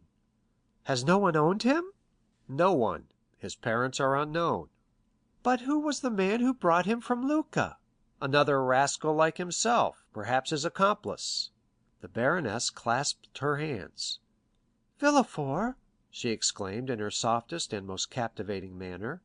"For heaven's sake, madame," said Villefort, with a firmness of expression not altogether free from harshness,—"for heaven's sake, do not ask pardon of me for a guilty wretch. What am I, the law? Has the law any eyes to witness your grief? Has the law ears to be melted by your sweet voice? Has the law a memory for all those soft recollections you endeavor to recall? No, madame, the law has commanded, and when it commands it strikes. You will tell me that I am a living being, and not a code, a man, and not a volume. Look at me, madame, look around me. Have mankind treated me as a brother? Have they loved me? Have they spared me?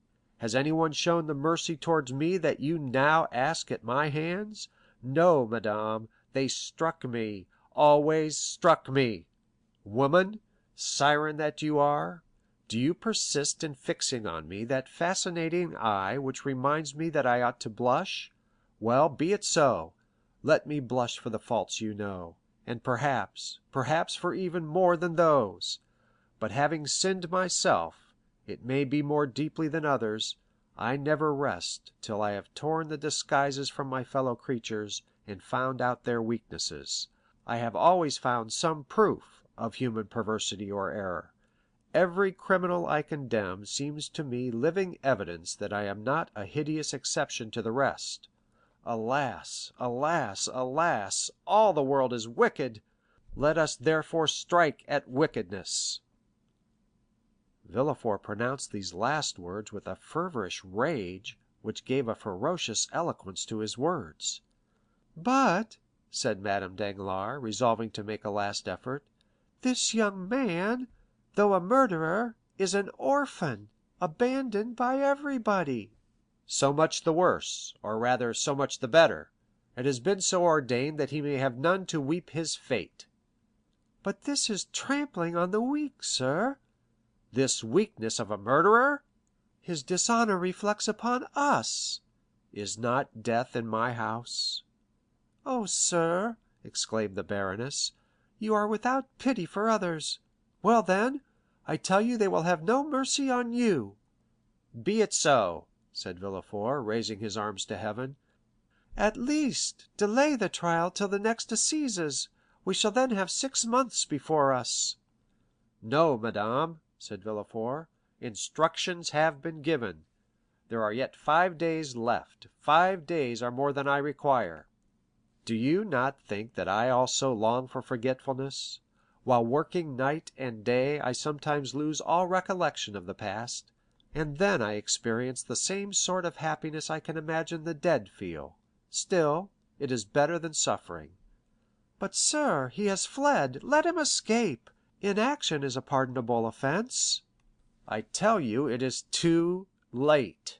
Early this morning the telegraph was employed, and at this very minute——" "Sir," said the valet de chambre, entering the room, "a dragoon has brought this despatch from the minister of the interior." Villefort seized the letter, and hastily broke the seal. Madame Danglars trembled with fear. Villefort started with joy. "Arrested!" he exclaimed. "He will be taken at Compiègne, and all is over." Madame Danglars rose from her seat, pale and cold. "Adieu, sir," she said. "Adieu, madame," replied the king's attorney, as in an almost joyful manner he conducted her to the door. Then, turning to his desk, he said, striking the letter with the back of his right hand, "Come, I had a forgery, 3 robberies, and 2 cases of arson. I only wanted a murder, and here it is. It will be a splendid session." Chapter 99. This recording by Robert Hoffman.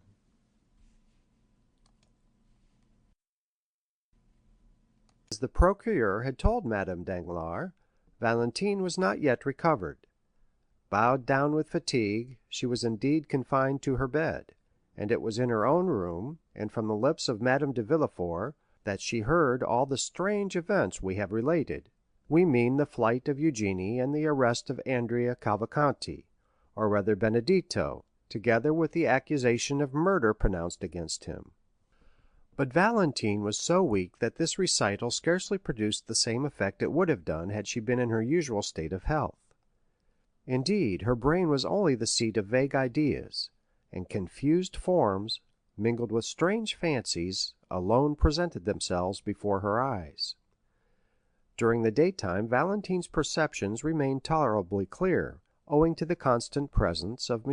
Noirtier, who caused himself to be carried to his granddaughter's room, and watched her with his paternal tenderness.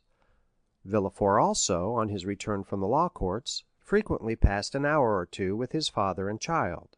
At 6 o'clock Villefort retired to his study.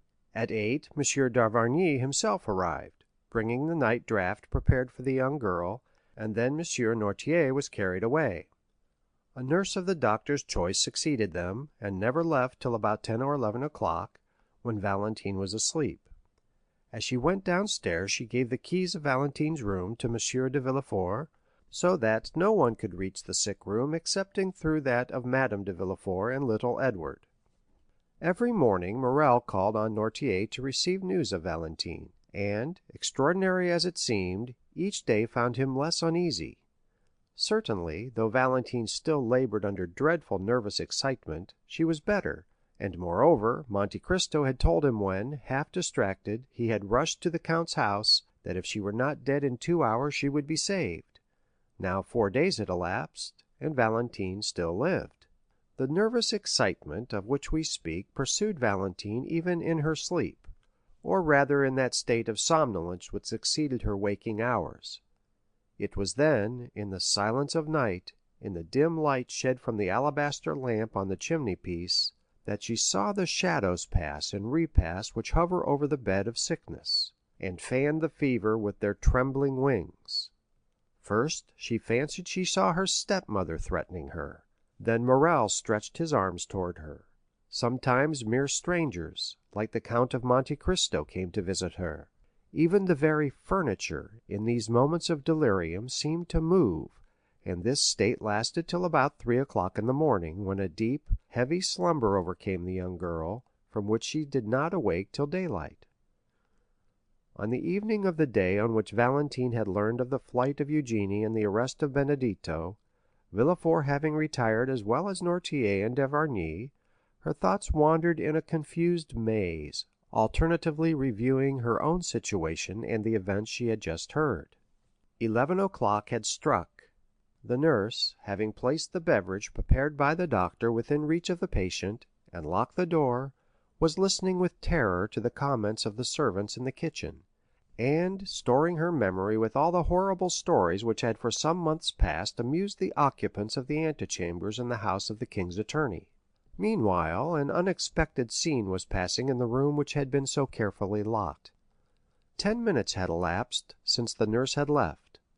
Valentine, who for the last hour had been suffering from the fever which returned nightly, incapable of controlling her ideas, was forced to yield to the excitement which exhausted itself in producing and reproducing a succession and recurrence of the same fancies and images. The night lamp threw out countless rays, each resolving itself into some strange form to her disordered imagination, when suddenly by its flickering light Valentine thought she saw the door of her library, which was in the recess by the chimney-piece, open slowly, though she in vain listened for the sound of the hinges on which it turned. At any other time Valentine would have seized the silken bell-pull and summoned assistance, but nothing astonished her in her present situation. Her reason told her that all the visions she beheld were but the children of her imagination, and the conviction was strengthened by the fact that in the morning no traces remained of the nocturnal phantoms, who disappeared with the coming of daylight. From behind the door a human figure appeared, but the girl was too familiar with such apparitions to be alarmed, and therefore only stared, hoping to recognize Morrel. The figure advanced toward the bed and appeared to listen with profound attention.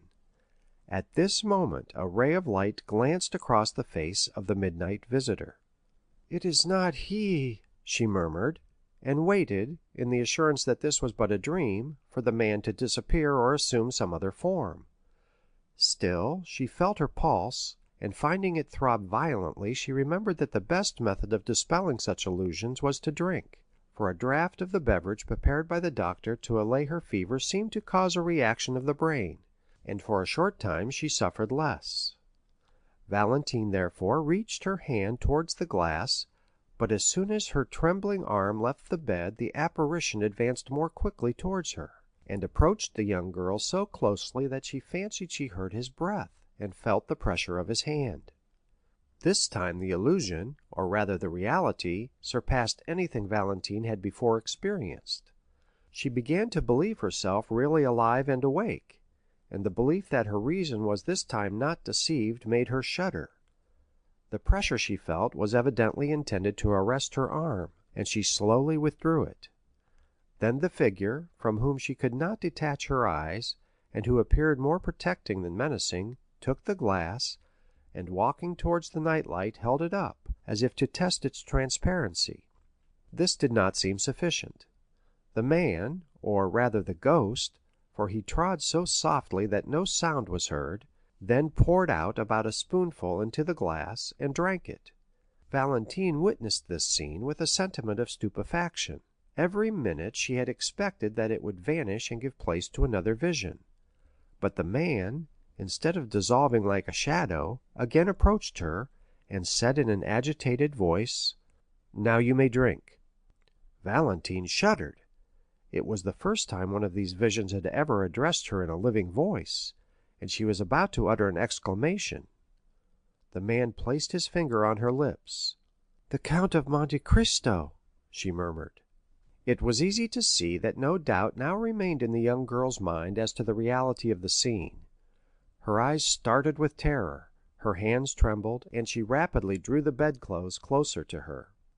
Still, the presence of Monte Cristo at such an hour, his mysterious, fanciful, and extraordinary entrance into her room through the wall, might well seem impossibilities to her shattered reason.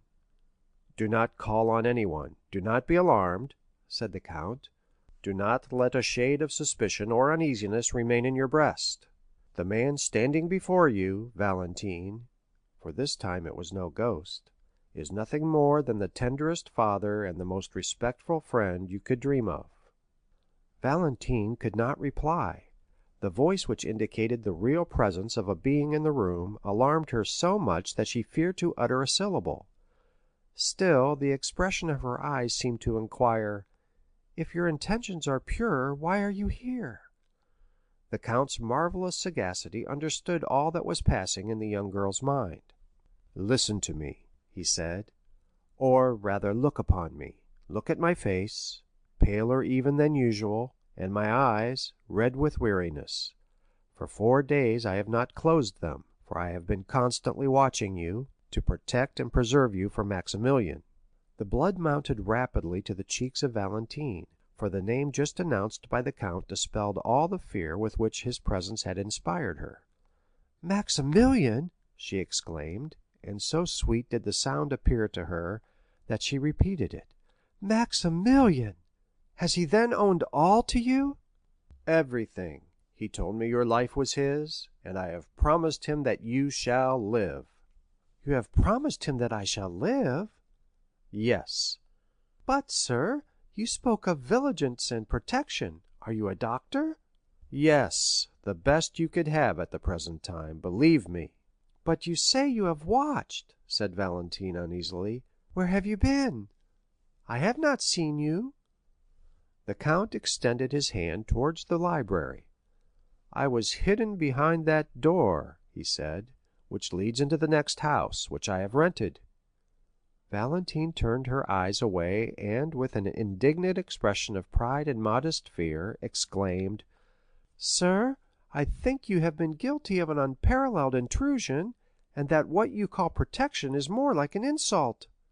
"Valentine," he answered, "during my long watch over you, all I have observed has been what people visited you, what nourishment was prepared, and what beverage was served. Then, when the latter appeared dangerous to me, I entered, as I have now done, and substituted, in the place of the poison, a healthful draught, which, instead of producing the death intended, caused life to circulate in your veins." "Poison! Death!" exclaimed Valentine, half believing herself under the influence of some feverish hallucination. "What are you saying, sir?" "Hush, my child," said Monte Cristo, again placing his finger upon her lips. "I did say poison and death. But drink some of this." And the count took a little bottle from his pocket, containing a red liquid, of which he poured a few drops into the glass. "Drink this, and then take nothing more tonight." Valentine stretched out her hand, but scarcely had she touched the glass when she drew back in fear. Monte Cristo took the glass, drank half its contents, and then presented it to Valentine, who smiled and swallowed the rest. "Oh, yes," she exclaimed, "I recognize the flavor of my nocturnal beverage, which refreshed me so much, and seemed to ease my aching brain. Thank you, sir, thank you." "This is how you have lived during the last 4 nights, Valentine," said the count. "But oh, how I passed that time! Oh, the wretched hours I have endured, the torture to which I have submitted when I saw the deadly poison poured into your glass, and how I trembled lest you should drink it before I could find time to throw it away." "Sir," said Valentine, at the height of her terror, "you say you endured tortures when you saw the deadly poison poured into my glass, but if you saw this, you must have also seen the person who poured it." "Yes." Valentine raised herself in bed, and drew over her chest, which appeared whiter than snow, the embroidered cambric, still moist with the cold dews of delirium, to which were now added those of terror. "You saw the person?" repeated the young girl. "Yes," repeated the count. "What you tell me is horrible, sir. You wish to make me believe something too dreadful. What? Attempt to murder me in my father's house, in my room, on my bed of sickness?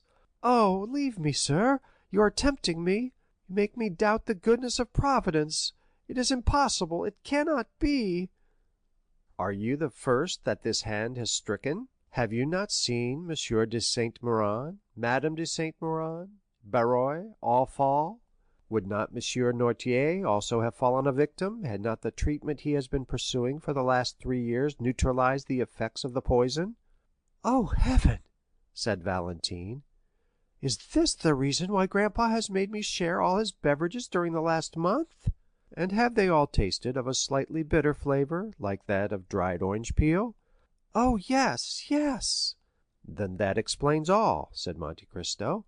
"Your grandfather knows, then, that a poisoner lives here; perhaps he even suspects the person. He has been fortifying you, his beloved child, against the fatal effects of the poison, which has failed because your system was already impregnated with it. But even this would have availed little against a more deadly medium of death employed 4 days ago, which is generally but too fatal." "But who then is this assassin, this murderer?" "Let me also ask you a question. Have you never seen anyone enter your room at night?"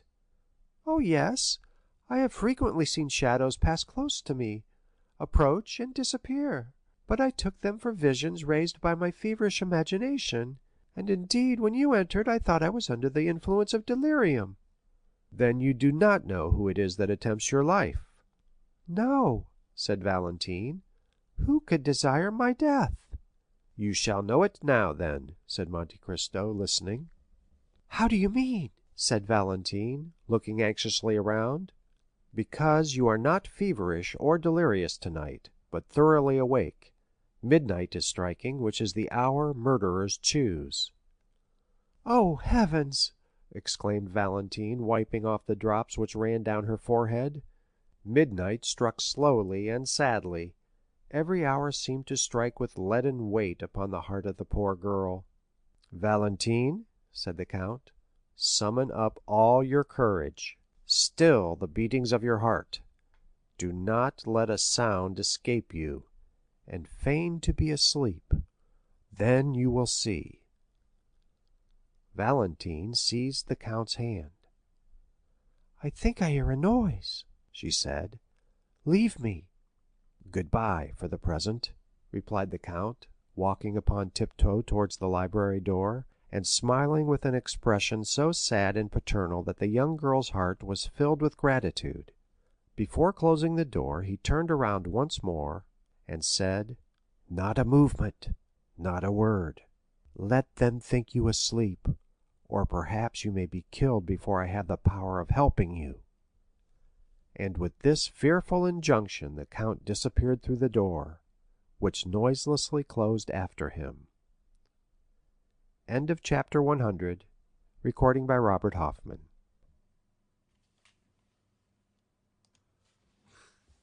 The Count of Monte Cristo by Alexandre Dumas. Chapter 101. Locusta. Valentine was alone. Two other clocks, slower than that of Saint-Philippe du Roule, struck the hour of midnight from different directions, and excepting the rumbling of a few carriages, all was silent. Then Valentine's attention was engrossed by the clock in her room, which marked the seconds. She began counting them, remarking that they were much slower than the beatings of her heart, and still she doubted. The inoffensive Valentine could not imagine that anyone should desire her death. Why should they? To what end? What had she done to excite the malice of an enemy? There was no fear of her falling asleep. One terrible idea pressed upon her mind, that someone existed in the world who had attempted to assassinate her, and who was about to endeavor to do so again. Supposing this person, worried at the inefficacy of the poison, should, as Monte Cristo intimated, have recourse to steel? What if the count should have no time to run to her rescue? What if her last moments were approaching, and she should never again see Moreau? When this terrible chain of ideas presented itself, Valentine was nearly persuaded to ring the bell and call for help.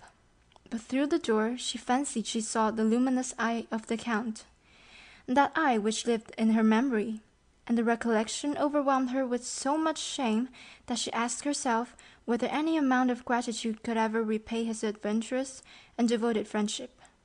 20 minutes, 20 tedious minutes passed thus, then 10 more, and at last the clock struck the half-hour. Just then the sound of fingernails slightly grating against the door of the library informed Valentine that the count was still watching, and recommended her to do the same. At the same time, on the opposite side, that is towards Edward's room, Valentine fancied that she heard the creaking of the floor. She listened attentively, holding her breath till she was nearly suffocated. The lock turned, and the door slowly opened. Valentine had raised herself upon her elbow, and had scarcely time to throw herself down on the bed and shade her eyes with her arm. Then, trembling, agitated, and her heart beating with indescribable terror, she awaited the event. Someone approached the bed and drew back the curtains. Valentine summoned every effort, and breathed with that regular respiration which announces tranquil sleep. "Valentine," said a low voice. Still silent, Valentine had promised not to awake. Then everything was still, excepting that Valentine heard the almost noiseless sound of some liquid being poured into the glass she had just emptied. Then she ventured to open her eyelids and glance over her extended arm. She saw a woman in a white dressing gown pouring liquid from a vial into her glass. During this short time Valentine must have held her breath, or moved in some slight degree, for the woman, disturbed, stopped and leaned over the bed, in order the better to ascertain whether Valentine slept. It was Madame de Villefort. On recognizing her stepmother, Valentine could not repress a shudder, which caused a vibration in the bed. Madame de Villefort instantly stepped back close to the wall, and there, shaded by the bed curtains, she silently and attentively watched the slightest movement of Valentine. The latter recollected the terrible caution of Monte Cristo. She fancied that the hand not holding the phial clasped a long sharp knife. Then, collecting all her remaining strength, she forced herself to close her eyes. But this simple operation upon the most delicate organs of our frame, generally so easy to accomplish, became almost impossible at this moment. So much did curiosity struggle to retain the eyelid open and learn the truth. Madame de Villefort, however, reassured by the silence, which was alone disturbed by the regular breathing of Valentine, again extended her hand, and half hidden by the curtains succeeded in emptying the contents of the phial into the glass. Then she retired so gently that Valentine did not know she had left the room. She only witnessed the withdrawal of the arm, the fair round arm of a woman but 25 years old, and who yet spread death around her. It is impossible to describe the sensations experienced by Valentine during the minute and a half Madame de Villefort remained in the room. The grating against the library door aroused the young girl from the stupor in which she was plunged, and which almost amounted to insensibility. She raised her head with an effort. The noiseless door again turned on its hinges, and the Count of Monte Cristo reappeared. "Well," said he, "do you still doubt?" "Oh," murmured the young girl, "have you seen?" "Alas!" "Did you recognize?" Valentine groaned. "Oh, yes," she said, "I saw, but I cannot believe." "Would you rather die, then, and cause Maximilian's death?" "Oh," repeated the young girl, almost bewildered, "can I not leave the house? Can I not escape?" "Valentine, the hand which now threatens you will pursue you everywhere. Your servants will be seduced with gold, and death will be offered to you disguised in every shape. You will find it in the water you drink from the spring, in the fruit you pluck from the tree." "But did you not say that my kind grandfather's precaution had neutralized the poison?" "Yes, but not against a strong dose. The poison will be changed, and the quantity increased." He took the glass and raised it to his lips. "It is already done," he said. "Brucine is no longer employed, but a simple narcotic. I can recognize the flavor of the alcohol in which it has been dissolved. If you had taken what Madame de Villefort had poured into your glass, Valentine, you would have been doomed." "But," exclaimed the young girl, "why am I thus pursued?"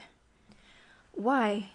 Are you so kind, so good, so unsuspicious of ill, that you cannot understand, Valentine?" "No, I have never injured her." "But you are rich, Valentine. You have 200,000 livres a year, and you prevent her son from enjoying these 200,000 livres." "How so? The fortune is not her gift, but is inherited from my relations." "Certainly, and that is why Monsieur and Madame de Saint Méran have died. That is why Monsieur Noirtier was sentenced the day he made you his heir. That is why you, in your turn, are to die. It is because your father will inherit your property, and your brother, his only son, succeed to his." "Edward? Poor child! Are all these crimes committed on his account?" "Ah, then you at length understand." "Heaven grant that this may not be visited upon him." "Valentine, you are an angel." "But why is my grandfather allowed to live?" "It was considered that you dead, the fortune would naturally revert to your brother, unless he were disinherited, and besides, the crime appearing useless, it would be folly to commit it." "And is it possible that this frightful combination of crimes has been invented by a woman?" "Do you recollect, in the arbor of the Hôtel des Postes, at Perugia, seeing a man, in the brown cloak, whom your stepmother was questioning upon Aqua Tofana? Well, ever since then, the infernal project has been ripening in her brain." "Ah, then, indeed, sir," said the sweet girl, bathed in tears, "I see that I am condemned to die." "No, Valentine, for I have foreseen all their plots. No, Your enemy is conquered, since we know her, and you will live, Valentine. Live to be happy yourself, and to confer happiness upon a noble heart. But to ensure this, you must rely on me." "Command me, sir. What am I to do?" "You must blindly take what I give you." "Alas, were it only for my own sake, I should prefer to die." "You must not confide in anyone, not even in your father." "My father is not engaged in this fearful plot, is he, sir?" asked Valentine, clasping her hand. "No, and yet your father, a man accustomed to judicial accusations, ought to have known that all these deaths have not happened naturally. It is he who should have watched over you. He should have occupied my place. He should have emptied that glass. He should have risen against the assassin. Spectre against spectre," he murmured in a low voice as he concluded his sentence. "Sir," said Valentine, "I will do all I can to live, for there are two beings whose existence depend upon mine, my grandfather and Maximilian. I will watch over them as I have over you." "Well, sir, do as you will with me." And then she added in a low voice, "Oh, heavens, what will befall me?" "Whatever may happen, Valentine, do not be alarmed. Though you suffer, though you lose sight, hearing, consciousness, fear nothing. Though you should awake and be ignorant where you are, still do not fear, even though you should find yourself in the sepulchral vault or coffin. Reassure yourself, then, and say to yourself, 'At this moment, a friend, a father, who lives for my happiness and that of Maximilian, watches over me.'" "Alas, alas, what a fearful extremity!" "Valentine, would you rather denounce your stepmother?" "I would rather die 100 times. Oh, yes, die!" "No, you will not die.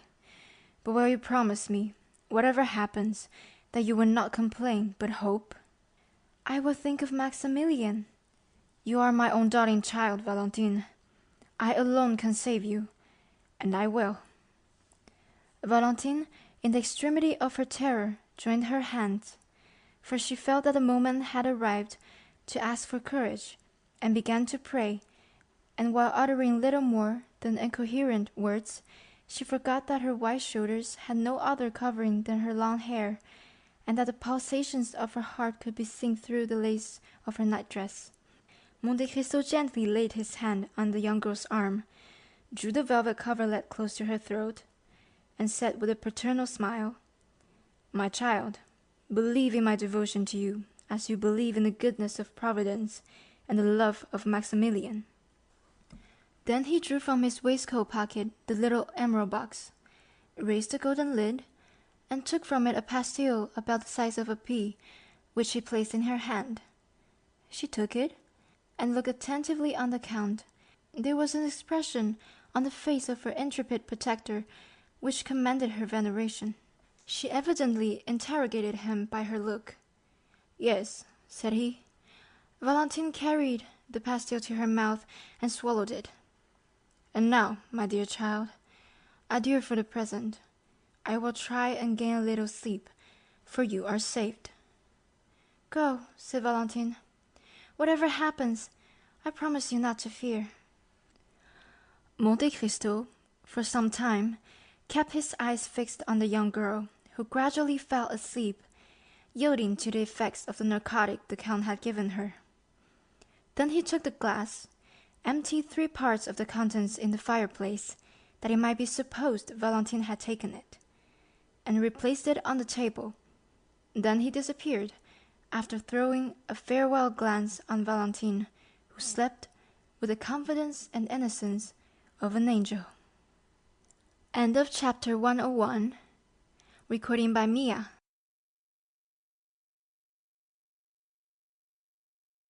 Recorded by Charlotte Duckett. The Count of Monte Cristo by Alexandre Dumas.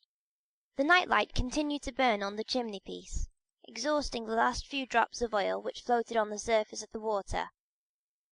The globe of the lamp appeared of a reddish hue, and the flame, brightening before it expired, threw out the last flickerings which in an inanimate object have been so often compared to the convulsions of a human creature in his final agonies.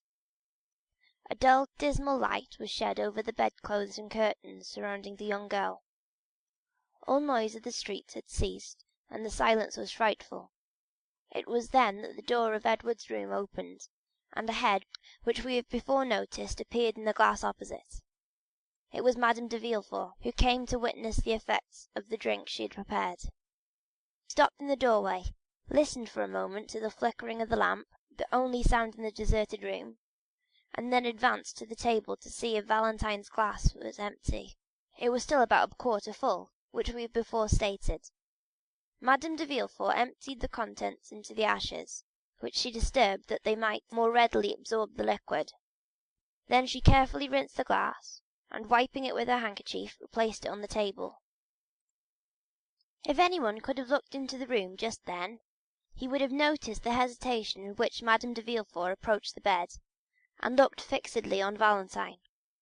The dim light, the profound silence, and the gloomy thoughts inspired by the hour, and still more of her own conscience, all combined to produce the sensation of fear.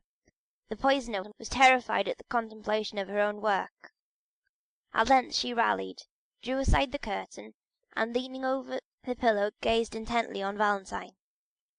The young girl no longer breathed, no breath issued through the half-closed teeth, the white lips no longer quivered. The eyes were suffused with a bluish vapour, and the long black lashes rested on her cheek white as wax. Madame de Villefort gazed upon her face so expressive even in its stillness. Then she ventured to raise the coverlet, and press her hand upon the young girl's heart. It was cold and motionless. She felt only the pulsation of her own fingers, and withdrew her hand with a shudder. One arm was hanging out of the bed. From the shoulder to elbow it was moulded after the arms of Germain Pilon's Graces, but the forearm seemed to be slightly distorted by convulsion, and the hand, so delicately formed, was resting with stiff outstretched fingers on the framework of the bed. The nails, too, were turning blue. Madame de Villefort had no longer any doubts. All was over. She had consummated the last terrible work she had to accomplish. There was no more to do in the room, so the poisoner retired stealthily, as though fearing to hear the sound of her own footsteps. But as she withdrew, she held aside the curtain, absorbed in the irresistible attraction always averted by the picture of death, so long as it was merely mysterious, and does not excite disgust. Just then the lamp again flickered. The noise startled Madame de Villefort, who shuddered and dropped the curtain. The occupants of the room, while she endeavoured to call upon some rebellious tears. On a sudden she stepped, or rather bounded, with outstretched arms towards the table. She saw d'Avrigny curiously examine the glass, which she felt certain of having emptied during the night. It was now a third full, just as it was when she threw its contents into the ashes. The spectre of Valentine rising before the poisoner would have alarmed her less. It was, indeed, the same colour as the draught she had poured into the glass, and which Valentine had drunk. It was, indeed, the poison which could not deceive Monsieur d'Avrigny, which he now examined so closely. It was doubtless a miracle from heaven that, notwithstanding her precautions, there should be some trace, some proof remaining to reveal the crime. While Madame de Villefort remained rooted to the spot like a statue of terror, and Villefort, with his head hidden in the bedclothes, saw nothing around him, d'Avrigny approached the window, that he might the better examine the contents of the glass, and dipped his finger in and tasted it. "Ah!" he exclaimed, "it is no longer brucine that is used. Let me see what it is." Then he ran to one of the cupboards in Valentine's room, which had been transformed into a medicine closet, and taking from its silver case a small bottle of nitric acid, dropped it in the liqueur, which immediately changed to a blood-red colour. "Ah!" exclaimed d'Avrigny, in a voice which the horror of a judge revealed the truth was mingling with delight of a student making a discovery. Madame de Villefort was overpowered. Her eyes first flashed, then swam. She staggered towards the door and disappeared. Directly afterwards the distant sound of a heavy weight falling on the ground was heard, but no one paid much attention to it. The nurse was engaged in watching the chemical analysis, and Villefort was absorbed in grief. Monsieur d'Avrigny alone had followed Madame de Villefort with his eyes, and watched her hurried retreat. He lifted up the drapery over the entrance to Edward's room, and his eyes reached as far as Madame de Villefort's apartment. He beheld her extended lifeless on the floor. "Go to the assistance of Madame de Villefort," he said to the nurses. "Madame de Villefort is ill." "But Mademoiselle de Villefort," stammered the nurse. "Mademoiselle de Villefort no longer requires help," said d'Avrigny, "since she is dead." "Dead! Dead!" groaned forth Villefort, in a paroxysm of grief, which was more terrible than the novelty of the sensation in the iron heart of that man. "Dead!" repeated a third voice. "Who said Valentine was dead?" The two men turned around, and saw Morrel standing at the door, pale and terror-stricken. This is what had happened. At the usual time Morrel had presented himself at the little door leading to Noirtier's room. Contrary to custom, the door was open, and having no occasion to ring, he entered. He waited for a moment in the hall, and called for a servant to conduct him to Monsieur Noirtier. But no one answered, the servants having, as we know, deserted the house. Morrel had no particular reason for uneasiness. Monte Cristo had promised him that Valentine should live, and, so far, he had always fulfilled his word. Every night the count had given him news, which the next morning confirmed by Noirtier. Still this extraordinary silence appeared strange to him, and he called a second and a third time. Still no answer. Then he determined to go on. Noirtier's room was opened, like all the rest. The first thing he saw was the old man sitting in the armchair in his usual place. But his eyes expressed alarm, which was confirmed by the pallor in which overspread his features. "How are you, sir?" asked Morrel, with sickness of heart. "Well," answered the old man, by closing his eyes, but his appearance manifested increasing uneasiness. "You are thoughtful, sir," continued Morrel. "You want something. Shall I call one of the servants?" "Yes," replied Noirtier. Morrel pulled the bell, and though he nearly broke the cord, no one answered. He turned towards Noirtier. The pallor and anguish expressed in his countenance momentarily increased. "Oh," exclaimed Morrel, "why do they not come? Is anyone ill in the house?" The eyes of Noirtier seemed as though they would start from their sockets. "What's the matter? You alarm me. Valentine? Valentine?" "Yes, yes," sighed Noirtier. Maximilian tried to speak, but he could articulate nothing. He staggered and supported himself against the wainscot. Then he pointed at the door. "Yes, yes, yes," continued the old man.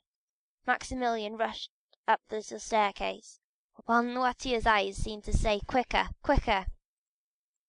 In a minute the young man darted through several rooms, till at length he reached Valentine's. There was no occasion to push the door, it was wide open. A sob was the only thing he heard. He saw, as though in a mist, a black figure kneeling and buried in a confused mass of white drapery. A terrible fear transfixed him. It was then he heard a voice exclaim, "Valentine is dead," and another voice, which, like an echo, repeated, "Dead, dead." Chapter 102.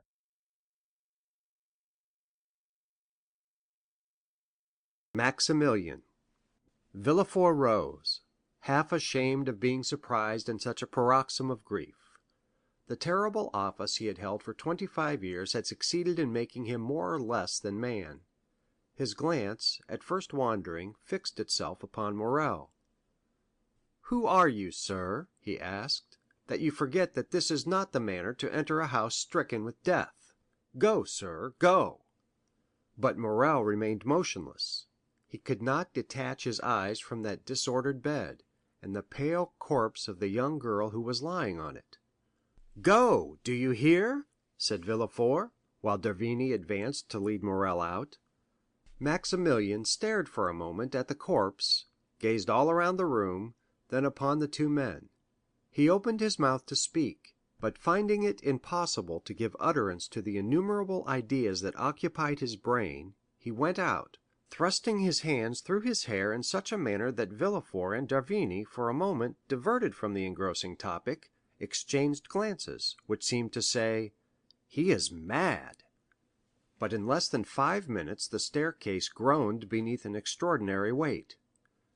Morrel was seen carrying, with superhuman strength, the armchair containing Noirtier upstairs. When he reached the landing he placed the armchair on the floor, and rapidly rolled it into Valentine's room. This could only have been accomplished by means of unnatural strength supplied by powerful excitement, but the most fearful spectacle was Noirtier being pushed towards the bed, his face expressing all the meaning, and his eyes supplying the want of every other faculty. That pale face and flaming glance appeared to Villefort like a frightful apparition. Each time he had been brought into contact with his father, something terrible had happened. "See what they have done!" cried Morrel, with one hand leaning on the back of the chair, and the other extended toward Valentine. "See, my father, see!" Villefort drew back and looked with astonishment on the young man, who, almost a stranger to him, called Noirtier his father. At this moment, the whole soul of the old man seemed centered in his eyes, which became bloodshot. The veins of the throat swelled, his cheeks and temples became purple, as though he was struck with epilepsy. Nothing was wanting to complete this but the utterance of a cry, and the cry issued from his pores, if we may thus speak, a cry frightful in its silence. d'Avrigny rushed towards the old man and made him inhale a powerful restorative. "Sir," cried Morrel, seizing the moist hand of the paralytic, "they ask me who I am, and what right I have to be here. Oh, you know it. Tell them, tell them!" And the young man's voice was choked by sobs. As for the old man, his chest heaved with his panting respiration.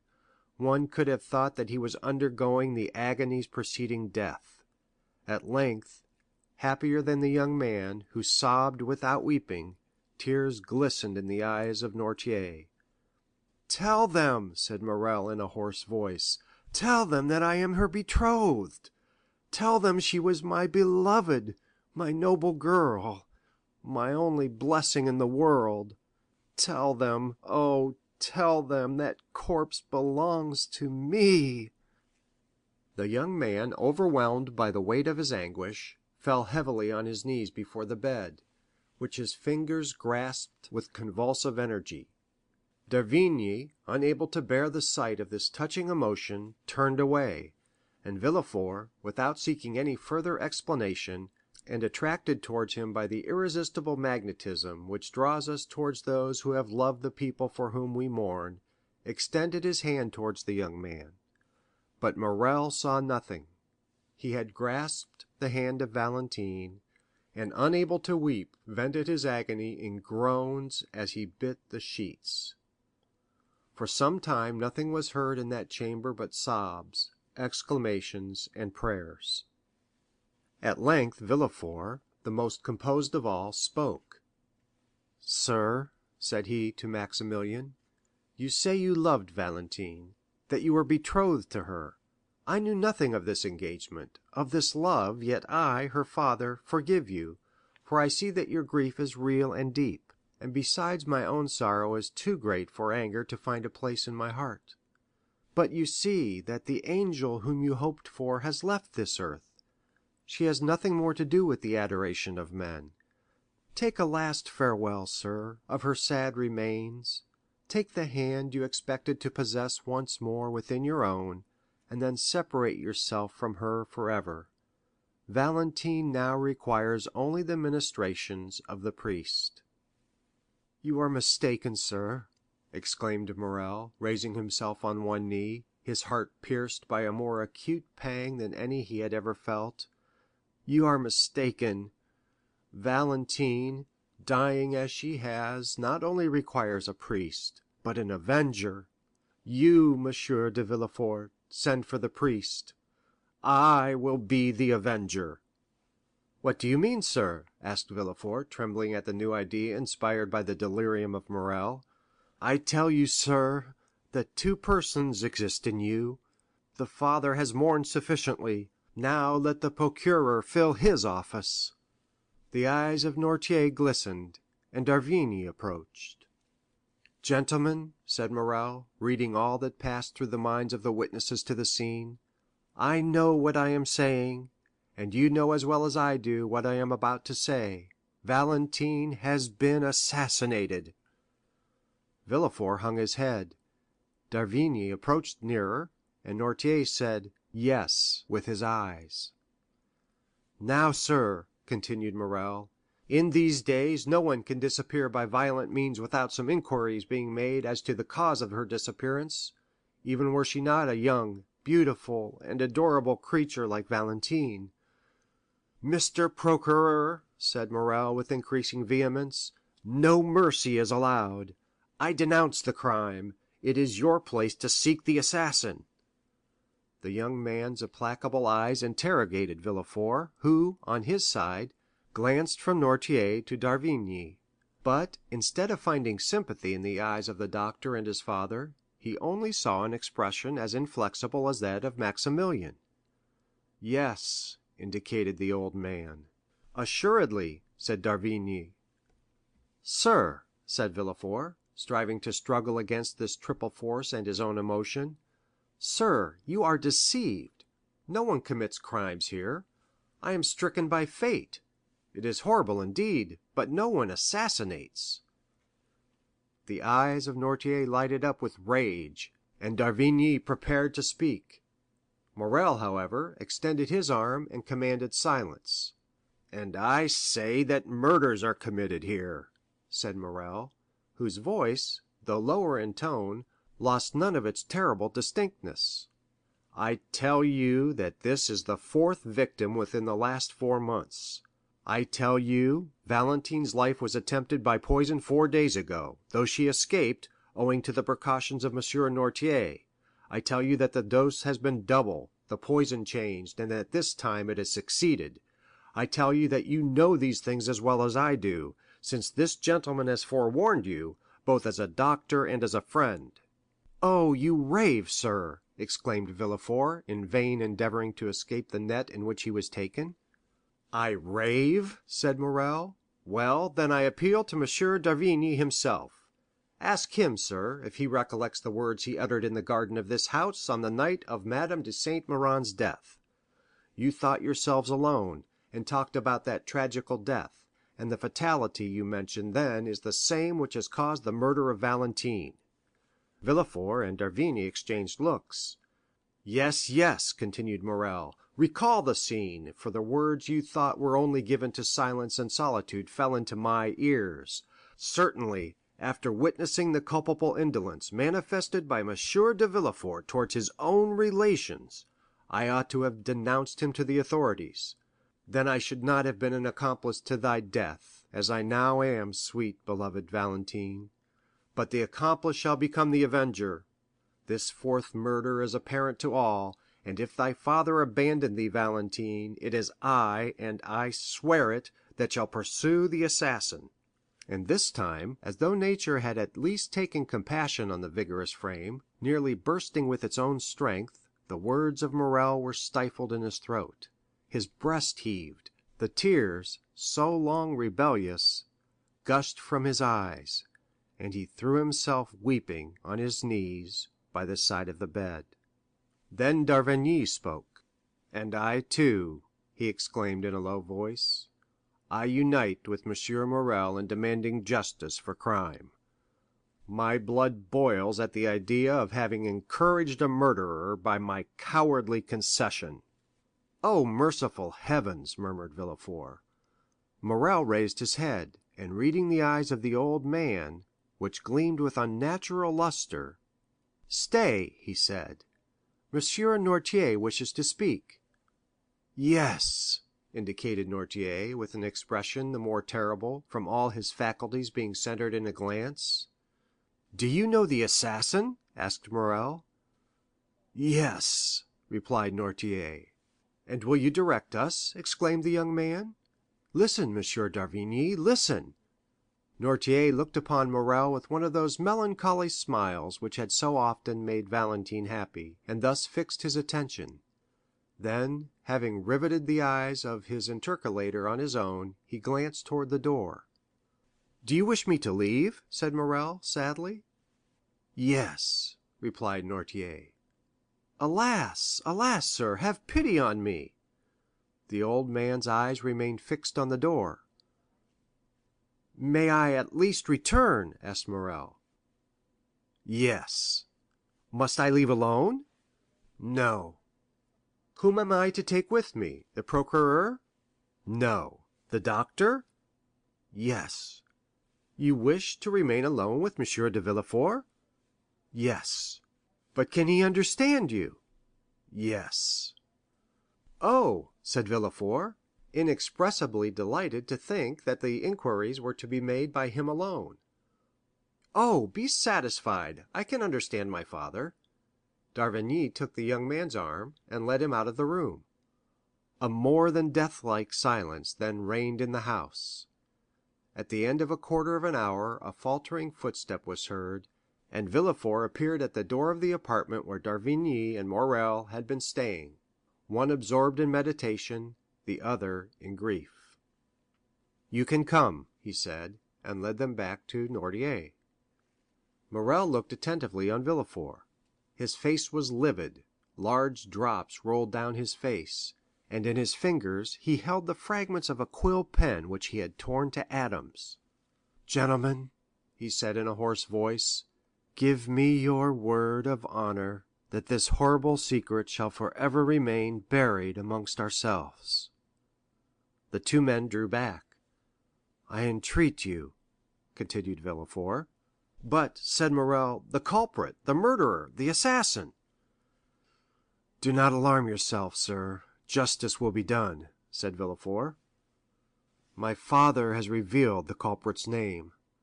My father thirsts for revenge as much as you do, yet even he conjures you, as I do, to keep this secret. Do you not, father?" "Yes," resolutely replied Noirtier. Morrel suffered an exclamation of horror and surprise to escape him. "Oh, sir," said Villefort, arresting Maximilian by the arm, "if my father, the inflexible man, makes this request, it is because he knows, be assured, that Valentine will be terribly revenged. Is it not so, father?" The old man made a sign in the affirmative. Villefort continued, "He knows me, and I have pledged my word to him. Rest assured, gentlemen, that within 3 days, and in less time than justice would demand, the revenge I shall have taken for the murder of my child will be such as to make the boldest heart tremble." And as he spoke these words he ground his teeth and grasped the old man's senseless hand. "Will this promise be fulfilled, Monsieur Noirtier?" asked Morrel, while d'Avrigny looked inquiringly. "Yes," replied Noirtier with an expression of sinister joy. "Swear, then," said Villefort, joining the hands of Morrel and d'Avrigny, "swear that you will spare the honor of my house, and leave me to avenge my child." D'Avrigny turned round and uttered a very feeble "yes," but Morrel, disengaging his hand, rushed to the bed, and after having pressed the cold lips of Valentine with his own, hurriedly left, uttering a long, deep groan of despair and anguish. We have before stated that all the servants had fled.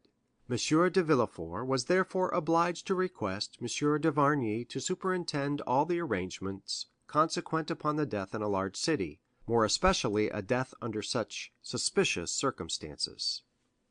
It was something terrible to witness the silent agony, the mute despair of Noirtier, whose tears silently rolled down his cheeks. Villefort retired to his study, and d'Avrigny left to summon the doctor of the mayoralty, whose office it is to examine bodies after decease, and who is expressly named the doctor of the dead. M. Noirtier could not be persuaded to quit his grandchild. At the end of a quarter of an hour, M. d'Avrigny returned with his associate. They found the outer gate closed, and not a servant remaining in the house. Villefort himself was obliged to open to them, but he stopped on the landing. He had not the courage to again visit the death chamber. The two doctors, therefore, entered the room alone. Noirtier was near the bed, pale, motionless, and silent as the corpse. The district doctor approached with the indifference of a man accustomed to spend half his time amongst the dead. He then lifted up the sheet which was placed over the face, and just unclosed the lips. "Alas," said d'Avrigny, "she is indeed dead, poor child." "Yes," answered the doctor laconically, dropping the sheet he had raised. Noirtier uttered a kind of hoarse, rattling sound. The old man's eyes sparkled, and the good doctor understood that he wished to behold his child. He therefore approached the bed, and while his companion was dipping his fingers with which he had touched the lips of the corpse in chloride of lime, he uncovered the calm and pale face, which looked like that of a sleeping angel. A tear, which appeared in the old man's eye, expressed his thanks to the doctor.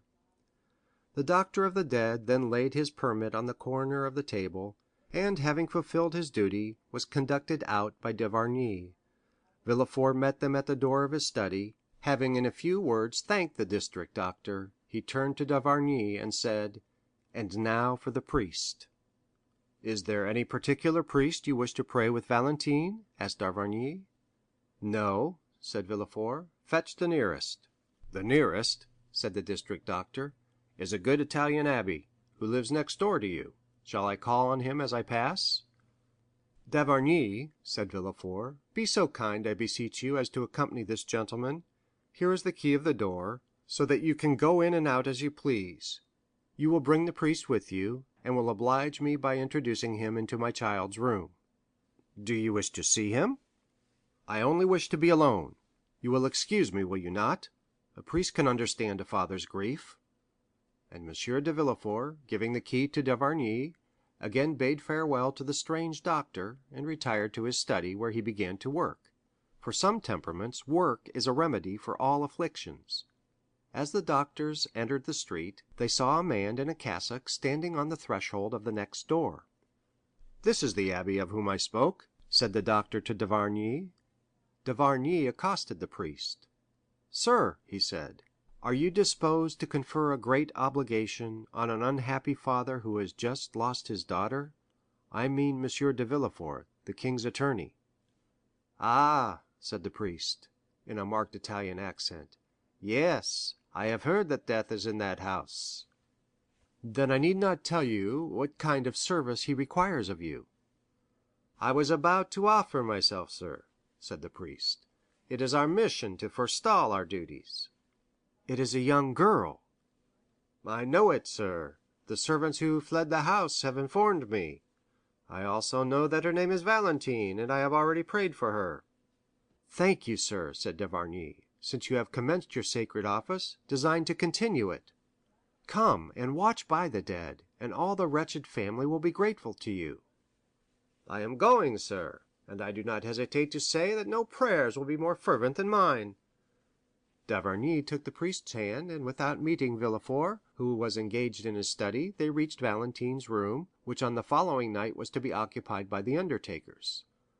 On entering the room, Noirtier's eyes met those of the abbé, and no doubt he read some particular expression in them, for he remained in the room. D'Avrigny recommended the attention of the priest to the living as well as to the dead, and the abbé promised to devote his prayers to Valentine and his attentions to Noirtier. In order, doubtless, that he might not be disturbed while fulfilling his sacred mission, the priest rose as soon as d'Avrigny departed, and not only bolted the door through which the doctor had just left, but also that leading to Madame de Villefort's room. Chapter 103. Recording by Robert Hoffman. The next morning dawned dull and cloudy. During the night the undertakers had executed their melancholy office, and wrapped the corpse in the winding sheet, which, whatever may be said about the equality of death, is at least a last proof of the luxury so pleasing in life. This winding sheet was nothing more than a beautiful piece of cambric, which the young girl had bought a fortnight before. During the evening two men, engaged for the purpose, had carried Noirtier from Valentine's room into his own, and contrary to all expectation there was no difficulty in withdrawing him from his child. The Abbé Busoni had watched till daylight, and then left without calling anyone. D'Avrigny returned about 8 o'clock in the morning; he met Villefort on his way to Noirtier's room, and accompanied him to see how the old man had slept. They found him in the large armchair, which served him for a bed, enjoying a calm, nay, almost a smiling sleep. They both stood in amazement at the door. "See," said d'Avrigny to Villefort, "nature knows how to alleviate the deepest sorrow. No one can say that M. Noirtier did not love his child, and yet he sleeps." "Yes, you are right," replied Villefort, surprised; "he sleeps indeed. And this is the more strange, since the least contradiction keeps him awake all night." "Grief has stunned him," replied d'Avrigny, and they both returned thoughtfully to the procuror's study. "See, I have not slept," said Villefort, showing his undisturbed bed. "Grief does not stun me. I have not been in bed for 2 nights. But then look at my desk. See what I have written during these last 2 days and nights. I have filled those papers, and have made out the accusation against the assassin Benedetto. Oh, work, work, my passion, my joy, my delight, it is for thee to alleviate my sorrows." And he convulsively grasped the hand of d'Avrigny. "Do you require my services now?" asked d'Avrigny. "No," said Villefort, "only return at 11 o'clock.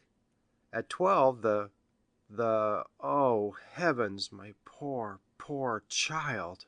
And the procureur, again becoming a man, lifted up his eyes and groaned. "Shall you be present in the reception room?" "No, I have a cousin who has undertaken this sad office. I shall work, doctor. When I work I forget everything." And indeed, no sooner had the doctor left the room than he was again absorbed in study. On the doorsteps d'Avrigny met the cousin whom Villefort had mentioned, a personage as insignificant in our story as in the world he occupied, one of those beings designed from their birth to make themselves useful to others. He was punctual, dressed in black, with crape around his hat, and presented himself at his cousin's with a face made up for the occasion, and which he could alter as might be required. At 12 o'clock the mourning coaches rolled into the paved court, and the Rue du Faubourg Saint-Honoré was filled with a crowd of idlers, equally pleased to witness the festivities or the mourning of the rich, and who rush with the same avidity to a funeral procession as to the marriage of a duchess. Gradually the reception room filled, and some of our old friends made their appearance. We mean Debray, Château Renaud, and Beauchamp, accompanied by all the leading men of that day at the bar, in literature, or the army, for M. de Villefort moved in the first Parisian circles, less owing to his social position than to his personal merit. The cousins standing at the door ushered in the guests, and it was rather a relief to the indifferent to see a person as unmoved as themselves, and who did not exact a mournful face or force tears, as would have been the case with a father, a brother, or a lover. Those who were acquainted soon formed into little groups. One of them was made of Debray, Château Renaud, and Beauchamp. "Poor girl," said Debray, like the rest, paying an involuntary tribute to the sad event. "Poor girl, so young, so rich, so beautiful.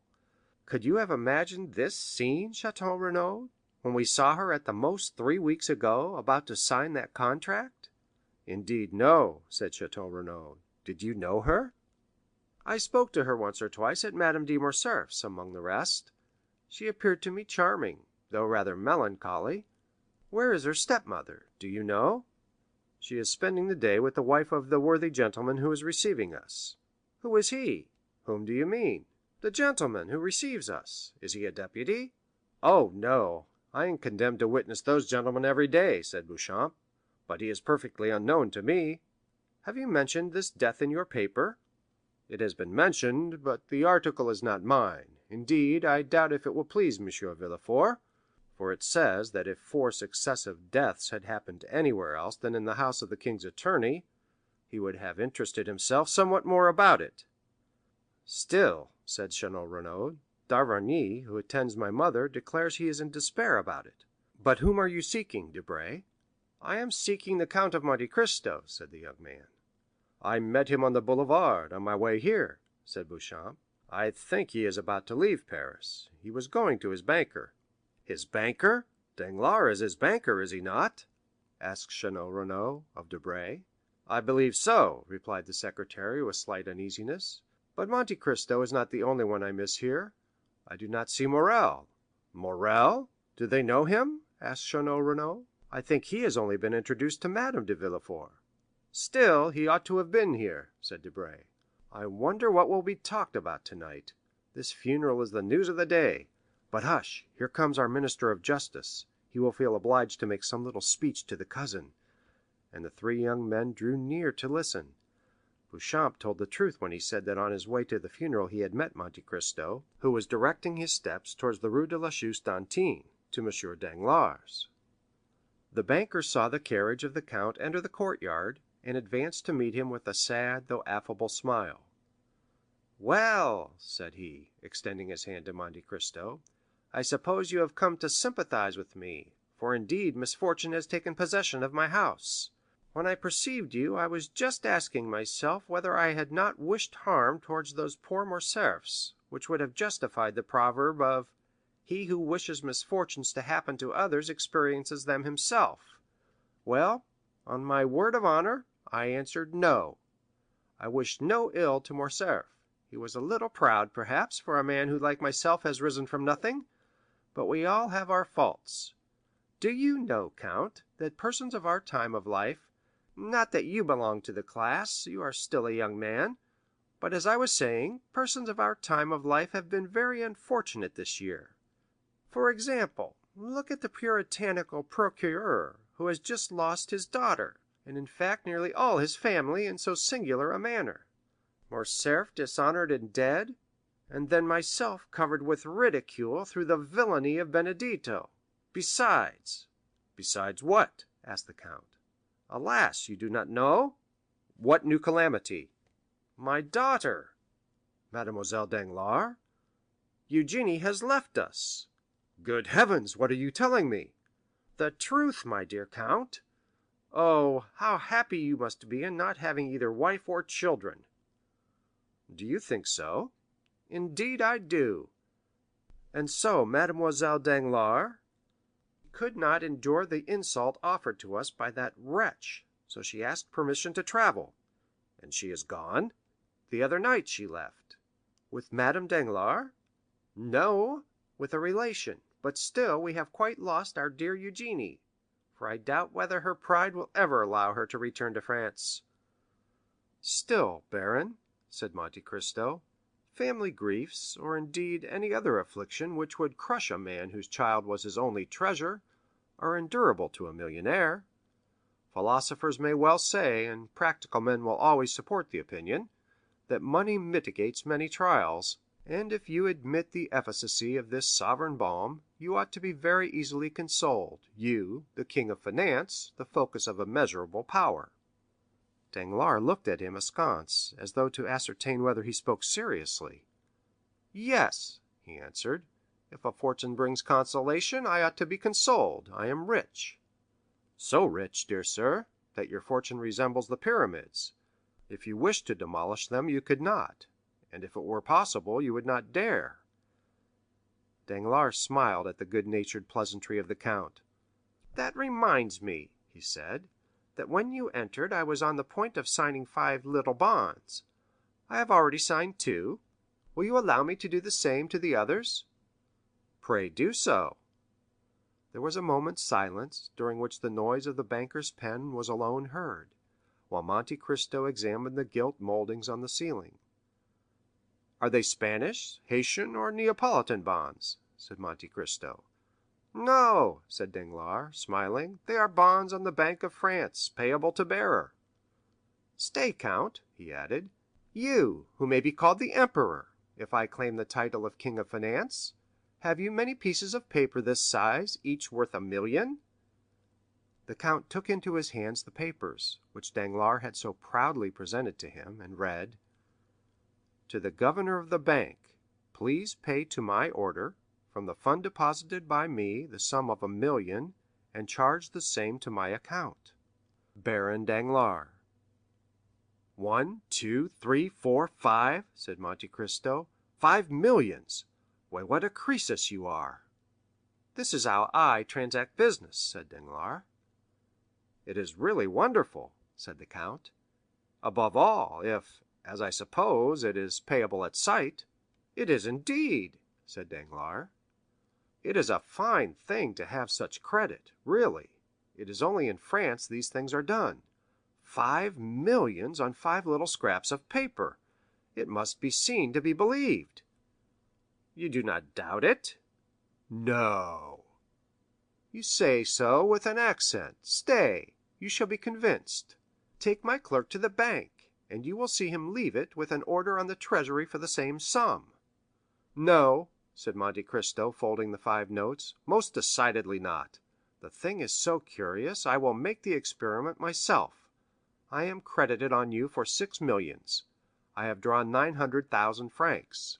You therefore still owe me 5 millions and 100,000 francs. I will take the 5 scraps of paper that I now hold as bonds, with your signature alone, and here is a receipt in full for the 6 millions between us. I had prepared it beforehand, for I am much in want of money today." And Monte Cristo placed the bonds in his pocket with one hand, while with the other he held out the receipt to Danglars. If a thunderbolt had fallen at the banker's feet, he could not have experienced greater terror. "What?" he stammered, "do you mean to keep that money? Excuse me, but I owe this money to the charity fund, a deposit which I promised to pay this morning." "Oh, well, then," said Monte Cristo, "I am not particular about these 5 notes; pay me in a different form. I wished from curiosity to take these, that I might be able to say that without any advice or preparation the house of Danglars had paid me 5 millions without a minute's delay. It would have been remarkable. But here are your bonds, pay me differently." And he held the bonds towards Danglars, who seized them like a vulture extending its claws to withhold the food that is being wrested from its grasp. Suddenly he rallied, made a violent effort to restrain himself, and then a smile gradually widened the features of his disturbed countenance. "Certainly," he said, "your receipt is money." "Oh dear, yes; and if you were at Rome, the house of Thomson & French would make no more difficulty about paying the money on my receipt than you have just done." "Pardon me, count, pardon me." "Then I may keep this money?" "Yes," said Danglars, while the perspiration started from the roots of his hair. "Yes, keep it, keep it." Monte Cristo replaced the notes in his pocket with that indescribable expression which seemed to say, "Come, reflect; if you repent there is still time." "No," said Danglars, "no, decidedly no; keep my signatures. But you know none are so formal as bankers and transacting business. I intended this money for the charity fund, and I seemed to be robbing them if I did not pay them with these precise bonds. How absurd! As if one crown were not as good as another. Excuse me." And he began to laugh loudly, but nervously. "Certainly I excuse you," said Monte Cristo graciously, "and pocket them." And he placed the bonds in his pocketbook. "But," said Danglars, "there is still a sum of 100,000 francs." "Oh, a mere nothing," said Monte Cristo; "the balance would come to about that sum. But keep it, and we shall be quits." "Count," said Danglars, "are you speaking seriously?" "I never joke with bankers," said Monte Cristo in a freezing manner, which repelled impertinence, and he turned to the door just as the valet de chambre announced, "Monsieur de Boville, receiver general of the charities." "Ma foi," said Monte Cristo, "I think I arrived just in time to obtain your signatures, or they would have been disputed with me." Danglars again became pale, and hastened to conduct the count out. Monte Cristo exchanged a ceremonious bow with M. de Boville, who was standing in the waiting room, and who was introduced into Danglars' room as soon as the count had left. The count's face was illumined by a faint smile as he noticed the portfolio which the receiver general held in his hand. At the door he found his carriage, and was immediately driven to the bank. Meanwhile Danglars, repressing all emotion, advanced to meet the receiver general. We need not say that a smile of condescension was stamped upon his lips. "Good morning, creditor," said he, "for I wager anything it is the creditor who visits me." "You are right, baron," answered M. de Boville. "The charities present themselves to you through me. The widows and orphans depute me to receive alms to the amount of 5 millions from you." "And yet they say orphans are to be pitied," said Danglars, wishing to prolong the jest. "Poor things!" "Here I am in their name," said M. de Boville. "But did you receive my letter yesterday?" "Yes." "I have brought my receipt." "My dear M. de Boville, your widows and orphans must oblige me by waiting 24 hours, since M. de Monte Cristo, whom you just saw leaving here—you did see him, I think?" "Yes, well?" "Well, M. de Monte Cristo has just carried off their 5 millions." "How so?" "The count has an unlimited credit upon me, a credit opened by Thomson & French, of Rome. He came to demand 5 millions at once, which I paid him with the checks on the bank. My funds are deposited there, and you can understand that if I draw out 10 millions on the same day it will appear rather strange to the governor. 2 days will be a different thing," said Danglars, smiling. "Come," said Boville, with a tone of entire incredulity, "5 millions to that gentleman who just left, and who bowed to me as though he knew me?" "Perhaps he knows you, though you do not know him. M. de Monte Cristo knows everybody." 5 millions? Here is his receipt. Believe your own eyes." M. de Boville took the paper Danglars presented him, and read, "Received of Baron Danglars the sum of 5,100,000 francs, to be repaid on demand by the house of Thomson & French of Rome." "It is really true," said M. de Boville. "Do you know the house of Thomson & French?" "Yes, I once had business to transact with it in the amount of 200,000 francs, but since then I have not heard it mentioned." "It is one of the best houses in Europe," said Danglars carelessly, throwing down the receipt on his desk. "And he had 5 millions in your hands alone? Why, this Count of Monte Cristo must be a nabob." "Indeed, I do not know what he is.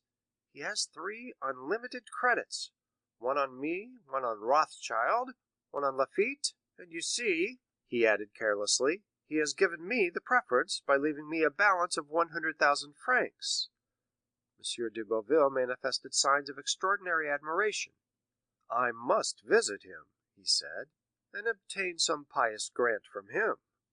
"Oh, you may make sure of him. His charities alone amount to 20,000 francs a month." "It is magnificent. I will set before him the example of Madame de Morcerf and her son." "What example?" "They gave all their fortune to the hospitals." "What fortune?" "Their own, M. de Morcerf's, who is deceased." "For what reason?" "Because they would not spend money so guiltily acquired." "And what are they to live upon?" "The mother retires into the country, and the son enters the army." "Well, I must confess these are scruples." "I registered their deed of gift yesterday." "And how much did they possess?" "Oh, not much, from 12 to 1300,000 francs. But to return to our millions." "Certainly," said Danglars, in the most natural tone in the world. "Are you then pressed for this money?" "Yes, for the examination of our cash takes place tomorrow." "Tomorrow? Why did you not tell me so before? Why, it is as good as a century. At what hour does the examination take place?" "At 2 o'clock." "Send at 12," said Danglars, smiling. M. de Boville said nothing, but nodded his head, and took up the portfolio. "Now I think of it, you can do better," said Danglars. "How do you mean?" "The receipt of M. de Monte Cristo is as good as money.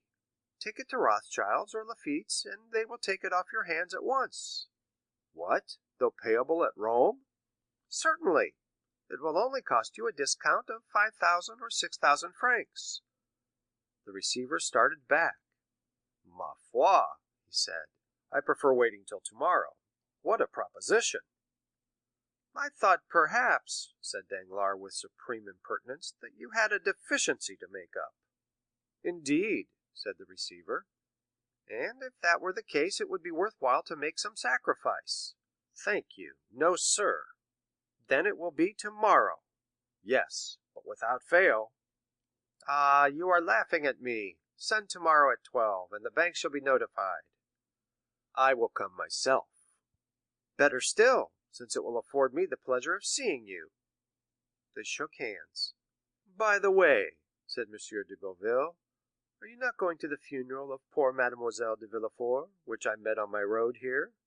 "No," said the banker, "I have appeared rather ridiculous since that affair of Benedetto, so I remain in the background." "Bah, you are wrong. How are you to blame for that affair?"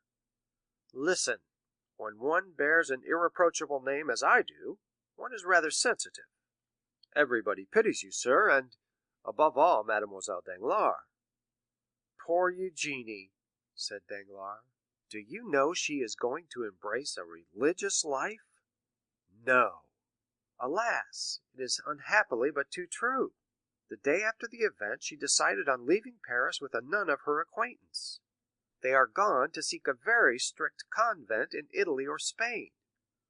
"Oh, it is terrible!" And M. de Boville retired with this exclamation, after expressing acute sympathy with the father. But he had scarcely left before Danglars, with an energy of action those can alone understand who have seen Robert Macaire represented by Frederick, exclaimed, "Fool!" Then enclosing Monte Cristo's receipt in a little pocket-book, he added, "Yes, come at 12 o'clock. I shall then be far away." Then he double locked his door, emptied all his drawers, collected about 50,000 francs in bank notes, burned several papers, left others exposed to view, and then commenced writing a letter which he addressed "To Madame la Baronne Danglars." "I will place it on her table myself tonight," he murmured. Then taking a passport from his drawer, he said, "Good, it is available for 2 months longer." Chapter 104. Recording by Robert Hoffman.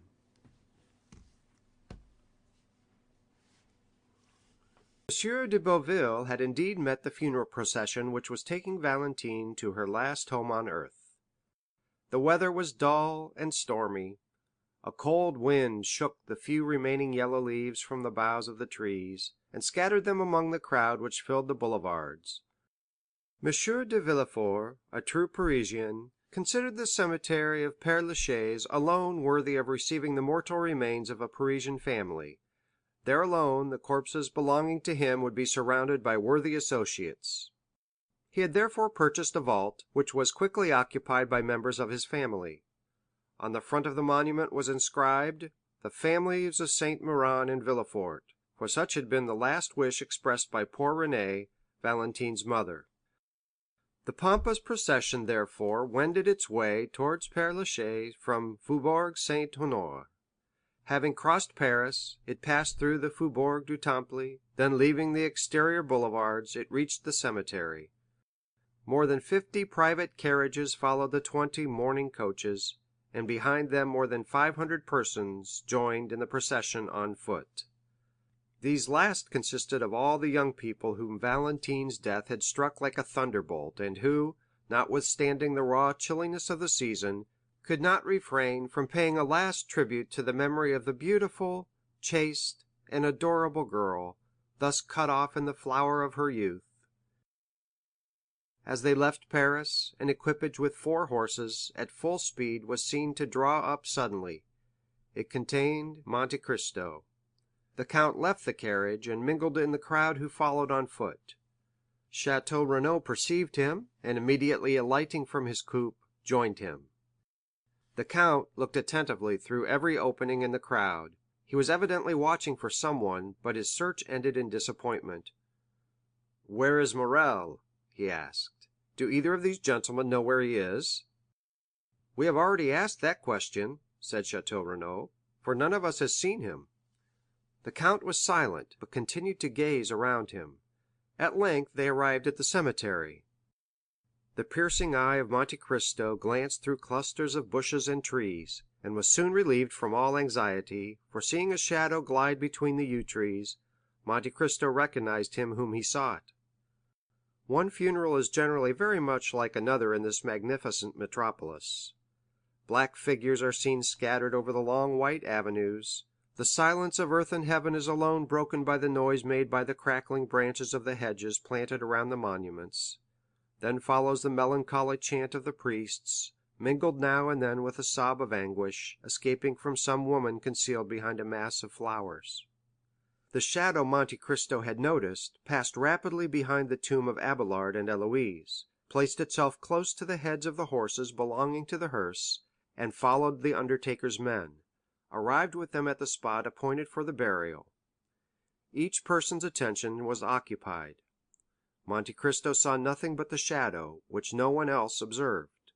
Twice the count left the ranks to see whether the object of his interest had any concealed weapon beneath his clothes. When the procession stopped, this shadow was recognized as Morrel, who, with his coat buttoned up to his throat, his face livid, and convulsively crushing his hat between his fingers, leaned against a tree, situated on an elevation commanding the mausoleum, so that none of the funeral details could escape his observation. Everything was conducted in the usual manner. A few men, the least impressed of all by the scene, pronounced a discourse, some deploring this premature death, others expatiating on the grief of the father, and one very ingenious person quoting the fact that Valentine had solicited pardon of her father for criminals on whom the arm of justice was ready to fall, until at length they exhausted their stores of metaphor and mournful speeches. Monte Cristo heard and saw nothing, or rather he only saw Morrel, whose calmness had a frightful effect on those who knew what was passing in his heart. "See," said Beauchamp, pointing out Morrel to Debray, "what is he doing up there?" And they called Château Renaud's attention to him. "How pale he is," said Château Renaud, shuddering. "He is cold," said Debray. "Not at all," said Château Renaud slowly. "I think he is violently agitated. He is very susceptible." "Bah," said Debray, "he scarcely knew Mademoiselle de Villefort. You said so yourself." "True. Still, I remember he danced 3 times with her at Madame de Morcerf's. Do you recollect that ball, count, where you produced such an effect?" "No, I do not," replied Monte Cristo, without even knowing of what or to whom he was speaking, so much was he occupied in watching Morrel, who was holding his breath with emotion. "The discourse is over. Farewell, gentlemen," said the count, and he disappeared without anyone seeing whither he went.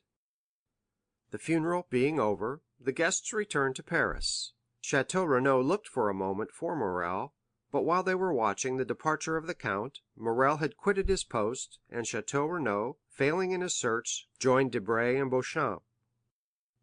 Monte Cristo concealed himself behind a large tomb and awaited the arrival of Morrel, who by degrees approached the tomb now abandoned by spectators and workmen.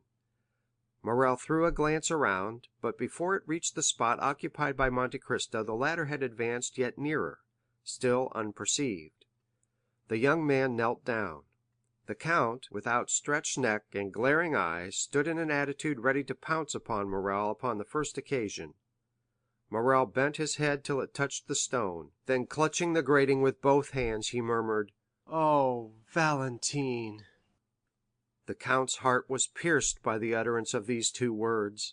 He stepped forward, and touching the young man's shoulder, said, "I was looking for you, my friend." Monte Cristo expected a burst of passion, but he was deceived, for Morrel, turning around, said calmly, "You see I was praying." The scrutinizing glance of the count searched the young man from head to foot. He then seemed more easy. "Shall I drive you back to Paris?" he asked. "No, thank you." "Do you wish anything?" "Leave me to pray."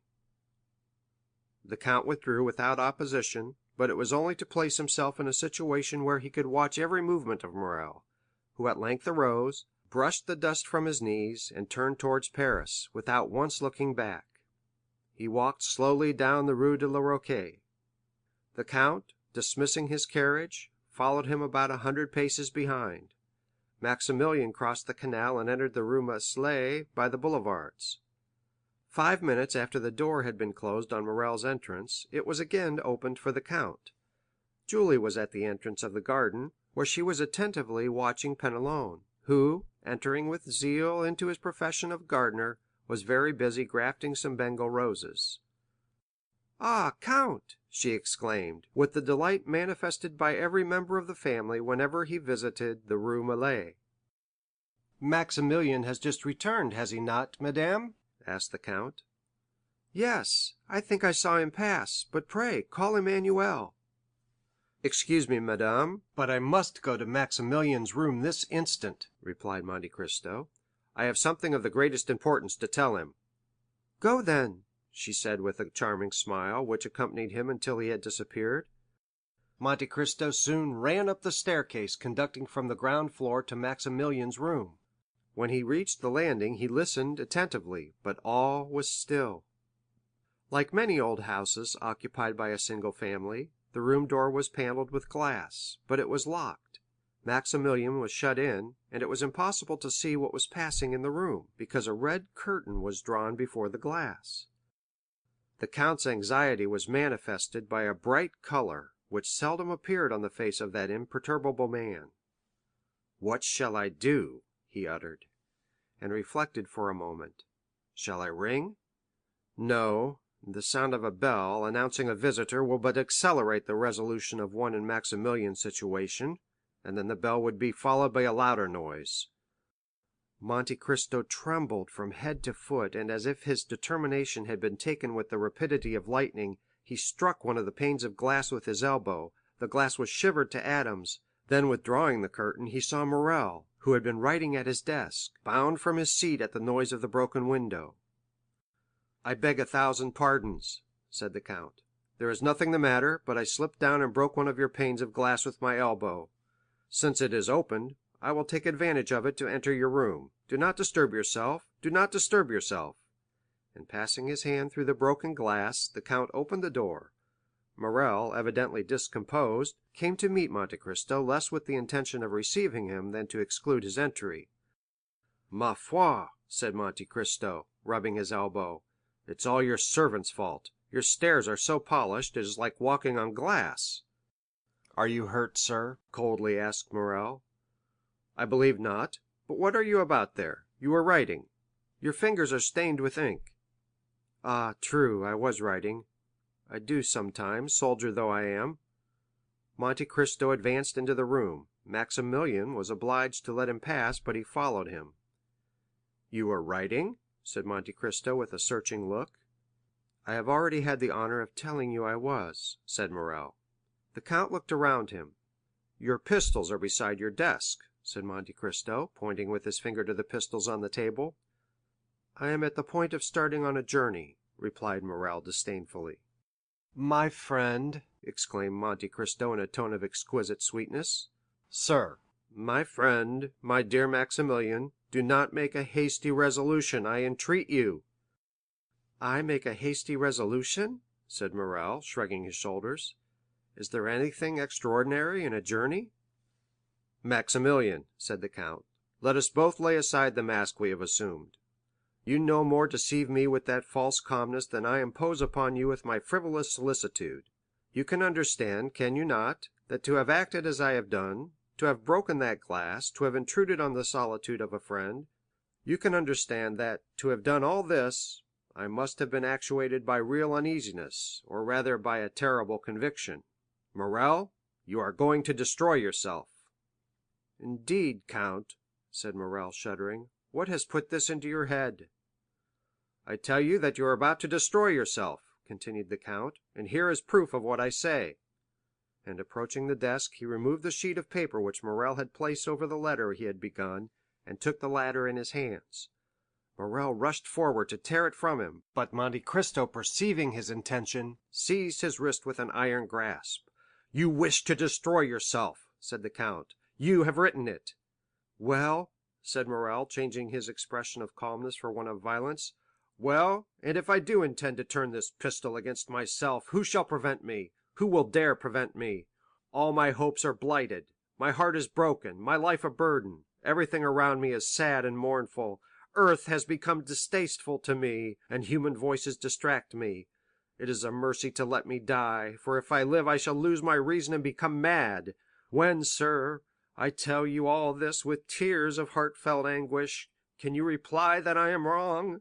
Can you prevent my putting an end to my miserable existence? Tell me, sir, could you have the courage to do so?"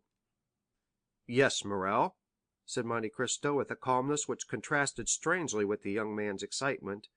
"Yes, I would do so." "You!" exclaimed Morrel with increasing anger and reproach, "you, who have deceived me with false hopes, who have cheered and soothed me with vain promises, when I might, if not have saved her, at least have seen her die in my arms; you, who pretend to understand everything, even the hidden sources of knowledge, and who enact the part of a guardian angel upon earth, and could not even find an antidote to a poison administered to a young girl! Ah, sir, indeed you would inspire me with pity, were you not hateful in my eyes. Morrel! Yes, you tell me to lay aside the mask, and I will do so. Be satisfied. When you spoke to me at the cemetery, I answered you. My heart was softened.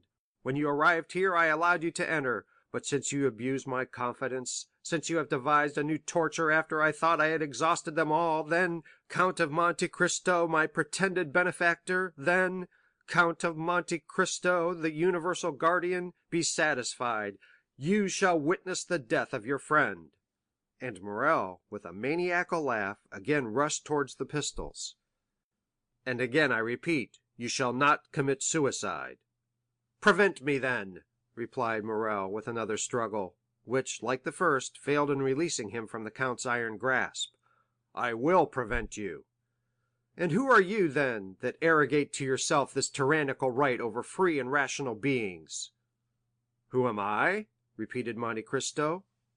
"Listen, I am the only man in the world having the right to say to you, 'Morrel, your father's son shall not die today.'"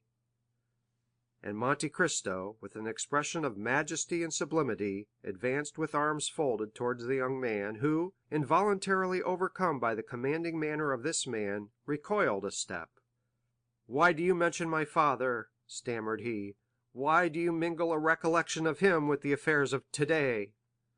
"Because I am he who saved your father's life when he wished to destroy himself, as you do today; because I am the man who sent the purse to your young sister, and the Pharaon to old Morrel; because I am the Edmond Dantès who nursed you, a child, on my knees." Morrel made another step back, staggering, breathless, crushed. Then all his strength gave way, and he fell prostrate at the feet of Monte Cristo. Then his admirable nature underwent a complete and sudden revulsion. He arose, rushed out of the room and to the stairs, exclaiming energetically, "Julie, Julie, Emmanuel, Emmanuel!" Monte Cristo endeavored also to leave, but Maximilian would have died rather than relax his hold on the handle of the door, which he closed upon the count. Julie, Emmanuel, and some of the servants ran up in alarm on hearing the cries of Maximilian. Morrel seized their hands, and opening the door, exclaimed in a voice choked with sobs, "On your knees, on your knees! He is our benefactor, the savior of our father. He is—" He would have added Edmond Dantès, but the count seized his arm and prevented him. Julie threw herself into the arms of the count. Emmanuel embraced him as a guardian angel. Morrel again fell on his knees, and struck the ground with his forehead. Then the iron-hearted man felt his heart swell in his breast, a flame seemed to rush from his throat to his eyes, he bent his head and wept. For a while nothing was heard in the room but a succession of sobs, while the incense from their grateful hearts mounted to heaven. Julie had scarcely recovered from her deep emotion when she rushed out of the room, descended to the next floor, ran into the drawing-room with childlike joy, and raised the crystal globe which covered the purse given by the unknown of the Allées de Meilhan. Meanwhile, Emmanuel in a broken voice said to the count, "Oh, count, how could you, hearing us so often speak of our unknown benefactor, seeing us pay such homage of gratitude and adoration to his memory, how could you continue so long without discovering yourself to us? Oh, it was cruel to us, and, dare I say it, to you also." "Listen, my friends," said the count. "I may call you so, since we have really been friends for the last 11 years. The discovery of this secret has been occasioned by a great event which you must never know. I wished to bury it during my whole life in my own bosom, but your brother Maximilian wrested it from me by a violence he repents of now, I am sure."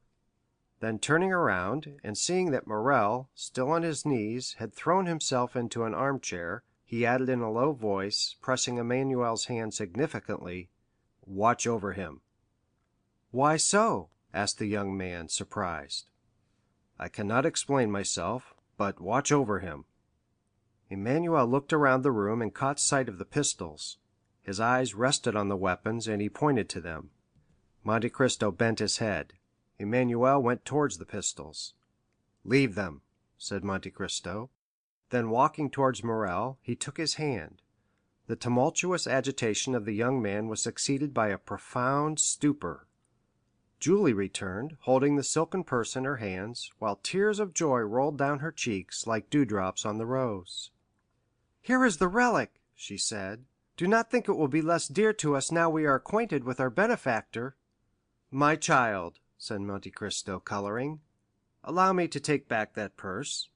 Since you now know my face, I wish to be remembered alone through the affection I hope you will grant me." "Oh," said Julie, pressing the purse to her heart, "no, no, I beseech you do not take it, for some unhappy day you will leave us, will you not?" "You have guessed rightly, madame," replied Monte Cristo, smiling. "In a week I shall have left this country, where so many persons who merit the vengeance of heaven lived happily, while my father perished of hunger and grief." While announcing his departure, the count fixed his eyes on Morrel, and remarked that the words, "I shall have left this country," had failed to rouse him from his lethargy. He then saw that he must take another struggle against the grief of his. The apartment on the second floor of the house in the Rue Saint-Germain-des-Prés, where Albert de Morcerf had selected a home for his mother, was let to a very mysterious person. This was a man whose face the concierge himself had never seen, for in the winter his chin was buried in one of the large red handkerchiefs worn by gentlemen's coachmen on a cold night, and in the summer he made a point of always blowing his nose just as he approached the door. Contrary to custom, this gentleman had not been watched, for as the report ran that he was a person of high rank, and one who would allow no impertinent interference, his incognito was strictly respected. His visits were tolerably regular, though occasionally he appeared a little before or after his time, but generally, both in summer and winter, he took possession of his apartment about 4 o'clock, though he never spent the night there. At 3:30 in the winter the fire was lighted by the discreet servant who had the superintendence of the little apartment, and in the summer ices were placed on the table at the same hour. At 4 o'clock, as we have already stated, the mysterious personage arrived. 20 minutes afterwards a carriage stopped at the house, a lady alighted in a black or dark blue dress, and always thickly veiled. She passed like a shadow through the lodge, and ran upstairs without a sound escaping under the touch of her light foot. No one ever asked her where she was going. Her face, therefore, like that of the gentleman, was perfectly unknown to the two concierges, who were perhaps unequalled throughout the capital for discretion. We need not say she stopped at the second floor. Then she tapped in a peculiar manner at a door, which after being opened to admit her was again fastened, and curiosity penetrated no farther. They used the same precautions in leaving as in entering the house. The lady always left first, and as soon as she had stepped into her carriage, it drove away, sometimes towards the right hand, sometimes to the left. Then, about 20 minutes afterwards, the gentleman would also leave, buried in his cravat or concealed by his handkerchief. The day after Monte Cristo had called upon Danglars, the mysterious lodger entered at 10 o'clock in the morning instead of 4 in the afternoon. Almost directly afterwards, without the usual interval of time, a cab arrived, and the veiled lady ran hastily upstairs. The door opened, but before it could be closed, the lady exclaimed, "Oh, Lucien! Oh, my friend!"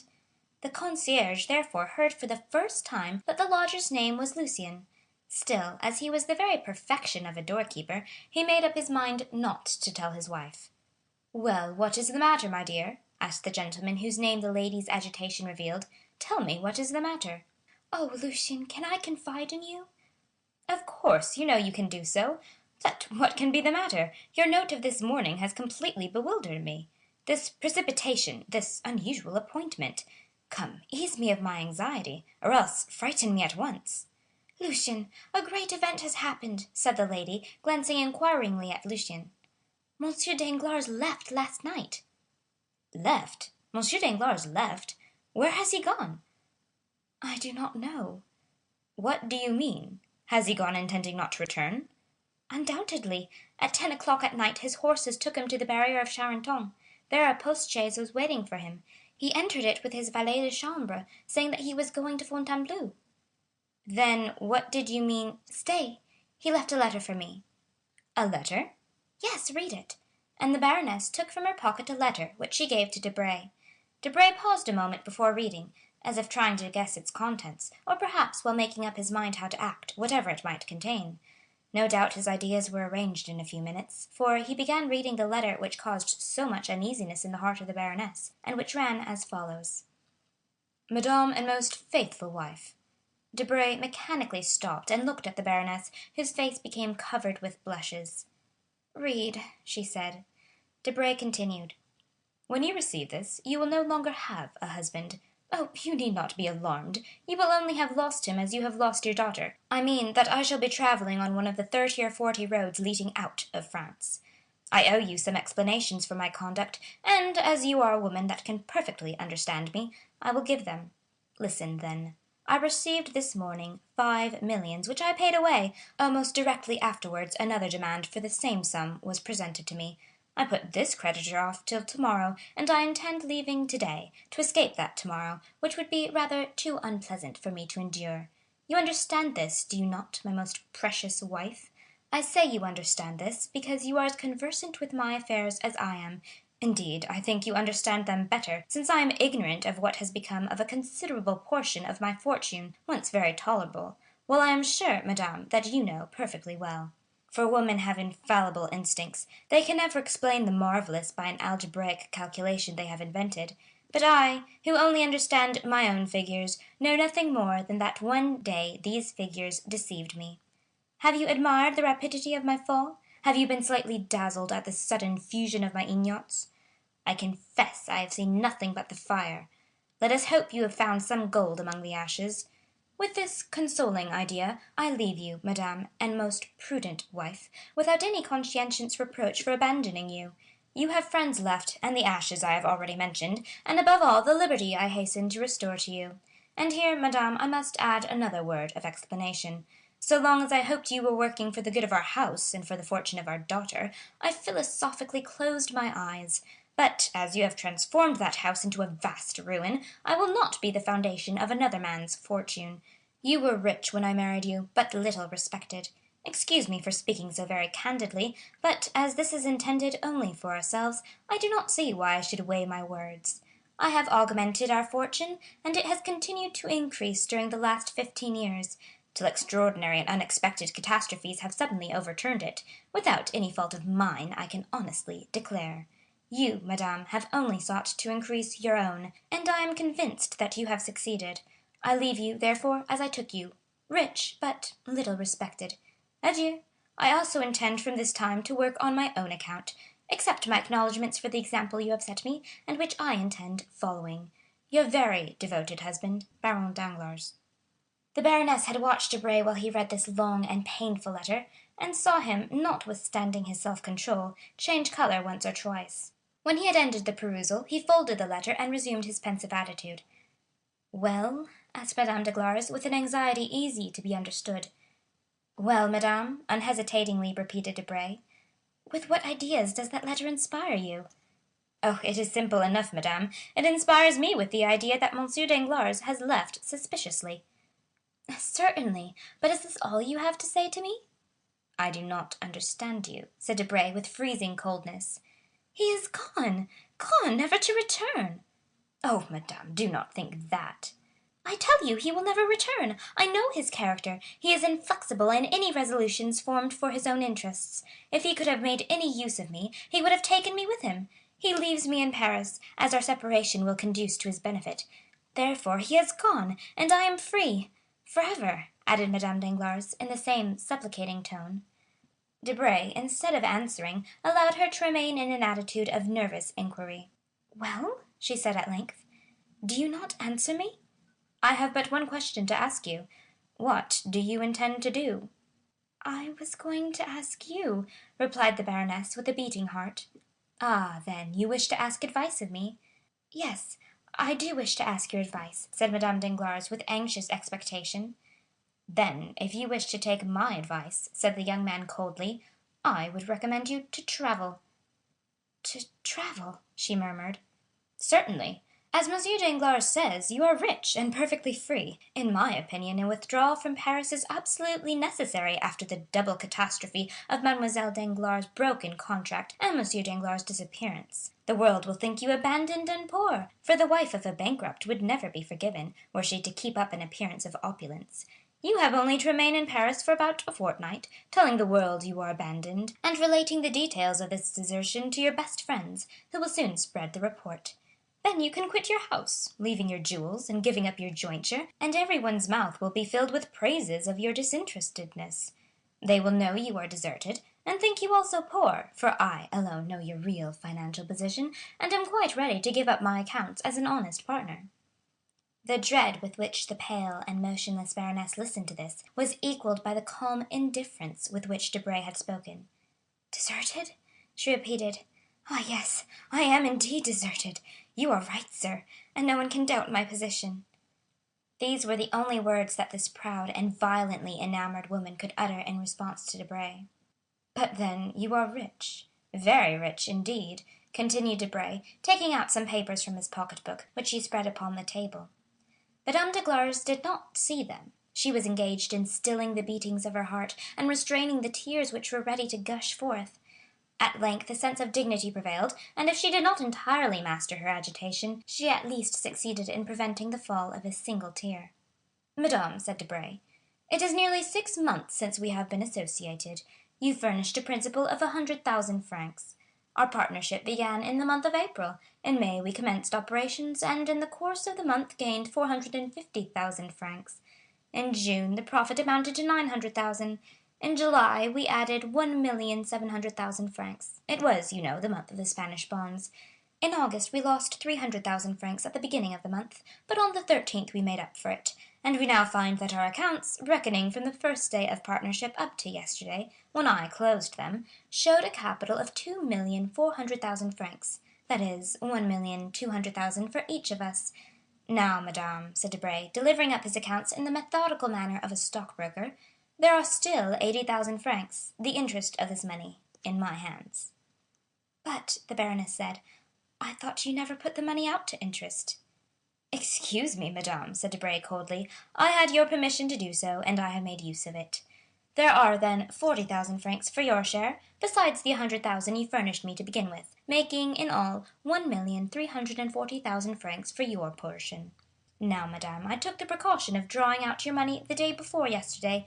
It is not long ago, you see, and I was in continual expectation of being called on to deliver up my accounts. There is your money, half in bank notes, the other half in checks payable to bearer. I say there, for as I did not consider my house safe enough, or lawyers sufficiently discreet, and as landed property carries evidence with it, and moreover, since you have no right to possess anything independent of your husband, I have kept this sum, now your whole fortune, in a chest concealed under that closet, and, for greater security, I myself concealed it there.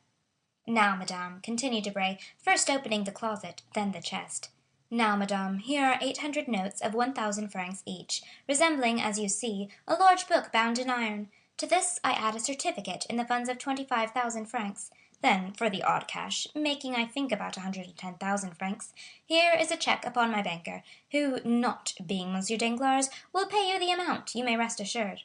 Madame Danglars mechanically took the check, the bond, and the heap of bank notes.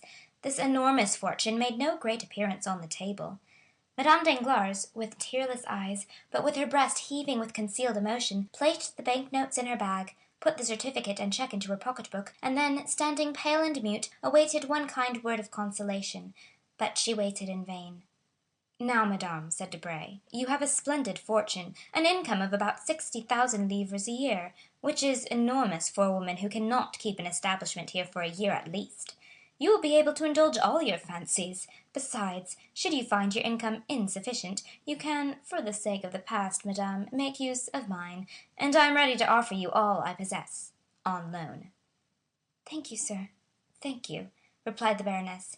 "You forget that what you have just paid me is much more than a poor woman requires who intends, for some time at least, to retire from the world."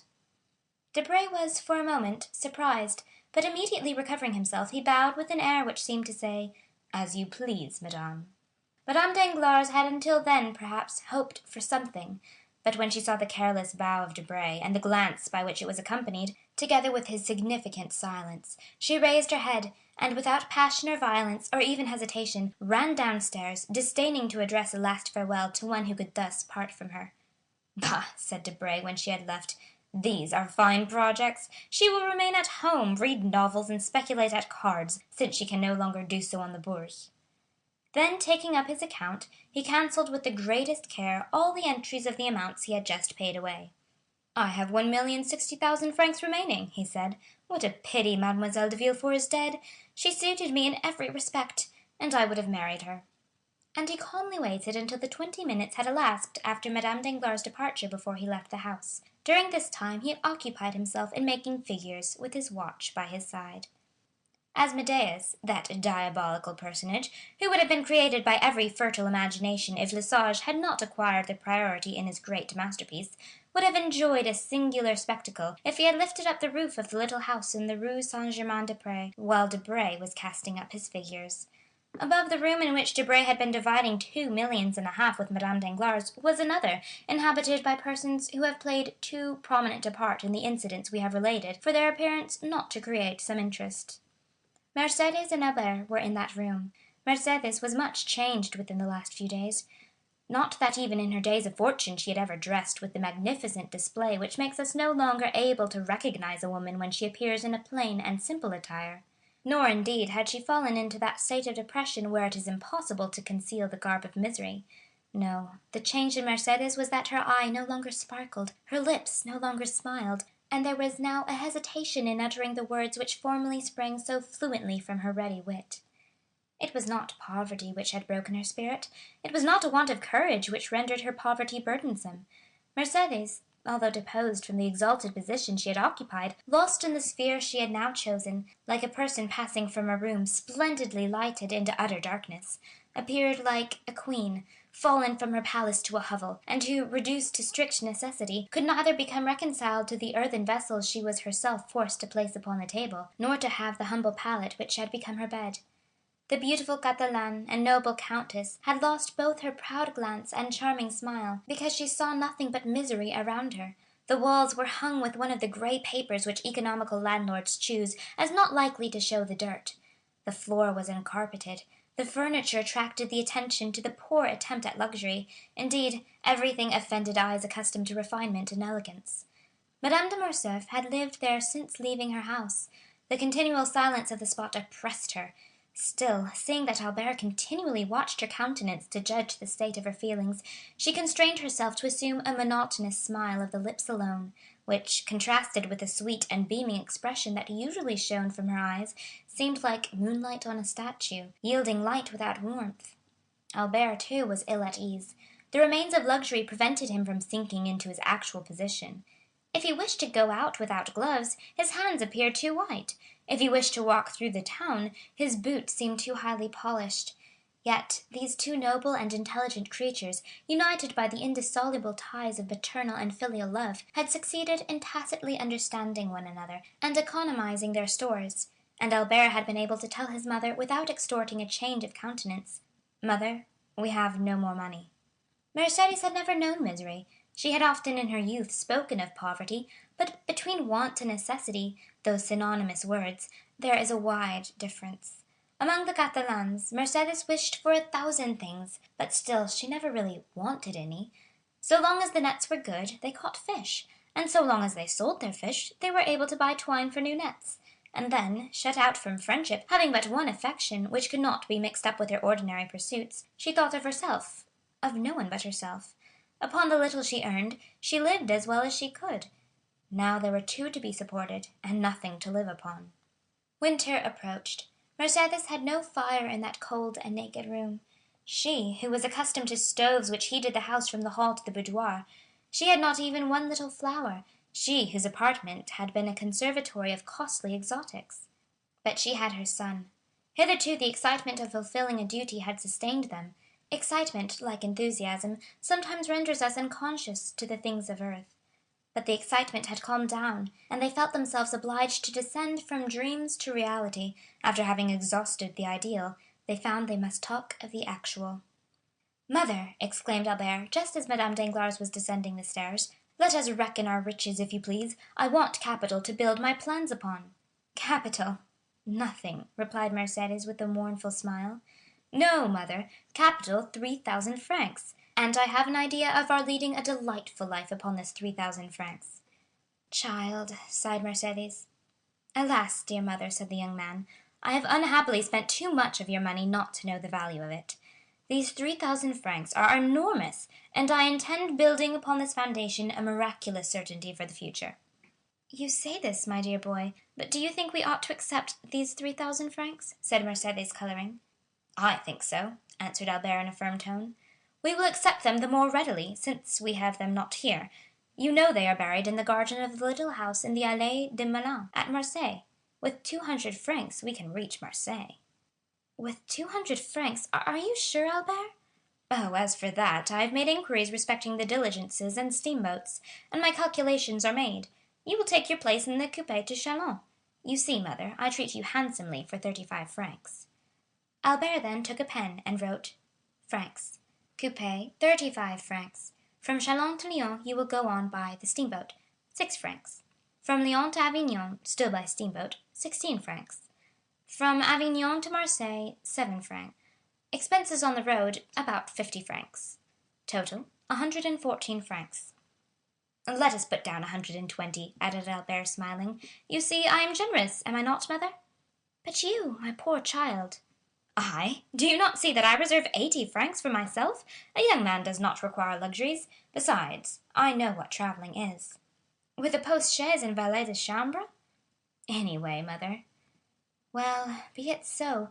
But these 200 francs?" "Here they are, and 200 more besides. See, I have sold my watch for 100 francs, and the garden seals for 300. How fortunate that the ornaments were worth more than the watch. Still the same story of superfluities.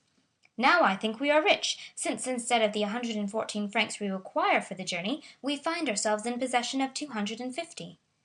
"But we owe something in this house." 30 francs, but I pay that out of my 150 francs, that is understood, and as I require only 80 francs for my journey, you see I am overwhelmed with luxury. But that is not all. What do you say to this, mother?" And Albert took out a little pocket-book with golden clasps, a remnant of his old fancies, or perhaps a tender souvenir from one of the mysterious and veiled ladies who used to knock at his little door. Albert took out of this pocket-book a note of 1,000 francs. "What is this?" asked Mercédès. 1,000 francs. "But whence have you obtained them?" "Listen to me, mother, and do not yield too much to agitation." And Albert, rising, kissed his mother on both cheeks, then stood looking at her. "You cannot imagine, mother, how beautiful I think you," said the young man, impressed with a profound feeling of filial love. "You are, indeed, the most beautiful and most noble woman I ever saw." "Dear child," said Mercédès, endeavoring in vain to restrain a tear which glistened in the corner of her eye, "indeed, you only wanted misfortune to change my love for you to admiration. I am not unhappy while I possess my son." "Ah, just so," said Albert. "Here begins the trial. Do you know the decision we have come to, mother?" "Have we come to any?"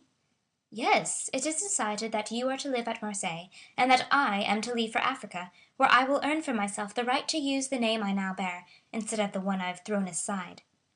Mercédès sighed. "Well, mother, I yesterday engaged myself as substitute in the Spahis," added the young man, lowering his eyes with a certain feeling of shame, for even he was unconscious of the sublimity of his self-abasement. Note: the Spahis are French cavalry reserved for service in Africa. End note. "I thought my body was my own, and that I might sell it. I yesterday took the place of another. I sold myself for more than I thought I was worth," he added, attempting to smile. "I fetched 2,000 francs." "Then these 1,000 francs," said Mercédès, shuddering, are the half of the sum, mother. The other will be paid in a year." Mercédès raised her eyes to heaven with an expression it would be impossible to describe, and tears, which had hitherto been restrained, now yielded to her emotion and ran down her cheeks. "The price of his blood," she murmured. "Yes, if I am killed," said Albert, laughing. "But I assure you, mother, I have a strong intention of defending my person, and I never felt half so strong an inclination to live as I do now." "Merciful heavens!" "Besides, mother, why should you make up your mind that I am to be killed? Has Lamoricière, that Ney of the South, been killed? Has Changarnier been killed? Has Bedeau been killed? Has Morrel, whom we know, been killed? Think of your joy, mother, when you see me return with an embroidered uniform. I declare I expect to look magnificent in it, and chose that regiment only from vanity." Mercédès sighed while endeavoring to smile. The devoted mother felt that she ought not to allow the whole weight of the sacrifice to fall upon her son. "Well, now you understand, mother," continued Albert. "Here are more than 4,000 francs settled on you. Upon these you can live at least 2 years." "Do you think so?" said Mercédès. These words were uttered in so mournful a tone that their real meaning did not escape Albert. He felt his heart beat, and taking his mother's hand with his own, he said, tenderly, "Yes, you will live." "I shall live. Then you will not leave me, Albert?" "Mother, I must go," said Albert, in a firm, calm voice. "You love me too well to wish me to remain useless and idle with you. Besides, I have signed." "You will obey your own wish, and the will of heaven." "Not my own wish, mother, but reason, necessity. Are we not two despairing creatures? What is life to you? Nothing. What is life to me? Very little without you, mother, for believe me, but for you I should have ceased to live on the day I doubted my father and renounced his name. Well, I will live, if you promise me still to hope, and if you grant me the care of your future prospects, you will redouble my strength. Then I will go to the governor of Algeria. He has a royal heart, and is essentially a soldier. I will tell him my gloomy story. I will beg him to turn his eyes now and then towards me, and if he keep his word and interest himself for me, in 6 months I shall be an officer, or dead. If I am an officer, your fortune is certain, for I shall have money enough for both, and moreover a name we shall both be proud of, since it will be our own. If I am killed, well then, mother, you can also die, and there will be an end of our misfortunes." "It is well," replied Mercédès, with her eloquent glance. "You are right, my love. Let us prove to those who are watching our actions that we are worthy of compassion." "But let us not yield to gloomy apprehensions," said the young man. "I assure you we are, or rather we shall be, very happy. You are a woman at once full of spirit and resignation. I have become simple in my tastes, and am without passion, I hope. Once in service, I shall be rich. Once in Monsieur Dantès' house, you will be at rest. Let us strive, I beseech you, let us strive to be cheerful." "Yes, let us strive, for you ought to live, and to be happy, Albert." "And so our division is made, mother," said the young man, affecting ease of mind. "We can now part. Come, I shall engage your passage." "And you, my dear boy?" "I shall stay here for a few days longer. We must accustom ourselves to parting. I want recommendations and some information relative to Africa. I will join you again at Marseilles." "Well, be it so. Let us part," said Mercédès, folding around her shoulders the only shawl she had taken away, and which accidentally happened to be a valuable black cashmere. Albert gathered up his papers hastily, rang the bell to pay the 30 francs he owed to the landlord, and offering his arm to his mother, they descended the stairs. Someone was walking down before them, and this person, hearing the rustling of a silk dress, turned around. "Debray," muttered Albert. "You, Morcerf?" replied the secretary, resting on the stairs. Curiosity had vanquished the desire of preserving his incognito, and he was recognized. It was, indeed, strange in this unknown spot to find the young man whose misfortunes had made so much noise in Paris. "Morcerf!" repeated Debray. Then, noticing in the dim light the still youthful and veiled figure of Madame de Morcerf, "Pardon me," he added, with a smile. "I leave you, Albert." Albert understood his thoughts. "Mother," he said, turning towards Mercédès, "this is Monsieur Debray, secretary of the Minister for the Interior, once a friend of mine." "How once?" stammered Debray. "What do you mean?" "I say so, Monsieur Debray, because I have no friends now, and I ought not to have any. I thank you for having recognized me, sir." Debray stepped forward and cordially pressed the hand of his interlocutor. "Believe me, dear Albert," he said, with all the emotion he was capable of feeling, Believe me, I feel deeply for your misfortunes, and if in any way I can serve you, I am yours." "Thank you, sir," said Albert, smiling. "In the midst of our misfortunes, we are still rich enough not to require assistance from anyone. We are leaving Paris, and when our journey is paid, we shall have 5,000 francs left." The blood mounted to the temples of Debray, who had 1,000,000 in his pocketbook, and unimaginative as he was, he could not help reflecting that the same house had contained two women, one of whom, justly dishonored, had left it poor with 1,500,000 francs under her cloak, while the other, unjustly stricken, but sublime in her misfortune, was yet rich with a few deniers. This parallel disturbed his usual politeness, the philosophy he witnessed appalled him. He muttered a few words of general civility and ran downstairs. That day the minister's clerks and the subordinates had a great deal to put up with from his ill humor. But that same night he found himself the possessor of a fine house situated on the Boulevard de la Madeleine, and an income of 50,000 livres. The next day, just as Debray was signing the deed, that is, about 5 o'clock in the afternoon, Madame de Morcerf, after having affectionately embraced her son, entered the coupé of the diligence, which closed upon her. A man was hidden in Laffitte's banking house, behind one of the little arched windows which are placed above each desk. He saw Mercédès enter the diligence, and he also saw Albert withdraw. Then he passed his hand across his forehead, which was clouded with doubt. "Alas!" he exclaimed, "how can I restore the happiness I have taken away from these poor, innocent creatures? God help me!" End of chapter 106. Recording by Jen Raimundo.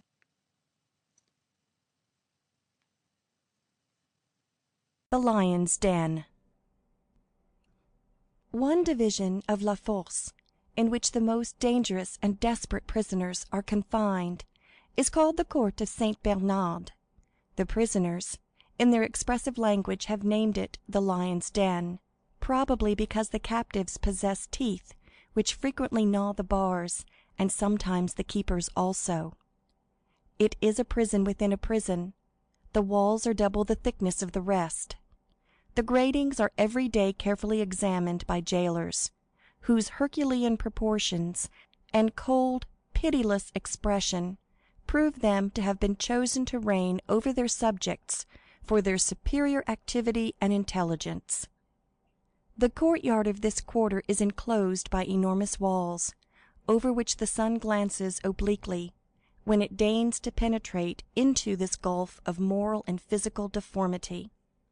On this paved yard are to be seen, pacing to and fro from morning till night, pale, careworn, and haggard, like so many shadows, the men whom justice holds beneath the steel she is sharpening. There, crouched against the side of the wall, which attracts and retains the most heat, they may be seen sometimes talking to one another, but more frequently alone, watching the door, which sometimes opens to call forth one from the gloomy assemblage, or to throw in another outcast from society. The Court of Saint Bernard has its own particular apartment for the reception of guests. It is a long rectangle, divided by two upright gratings placed at a distance of 3 feet from one another, to prevent a visitor from shaking hands with or passing anything to the prisoners. It is a wretched, damp, nay, even horrible spot, more especially when we consider the agonizing conferences which have taken place between those iron bars. And yet, frightful though this spot may be, it is looked upon as a kind of paradise by the men whose days are numbered. It is so rare for them to leave the Lion's Den for any other place than the barriers Saint Jacques or the galleys.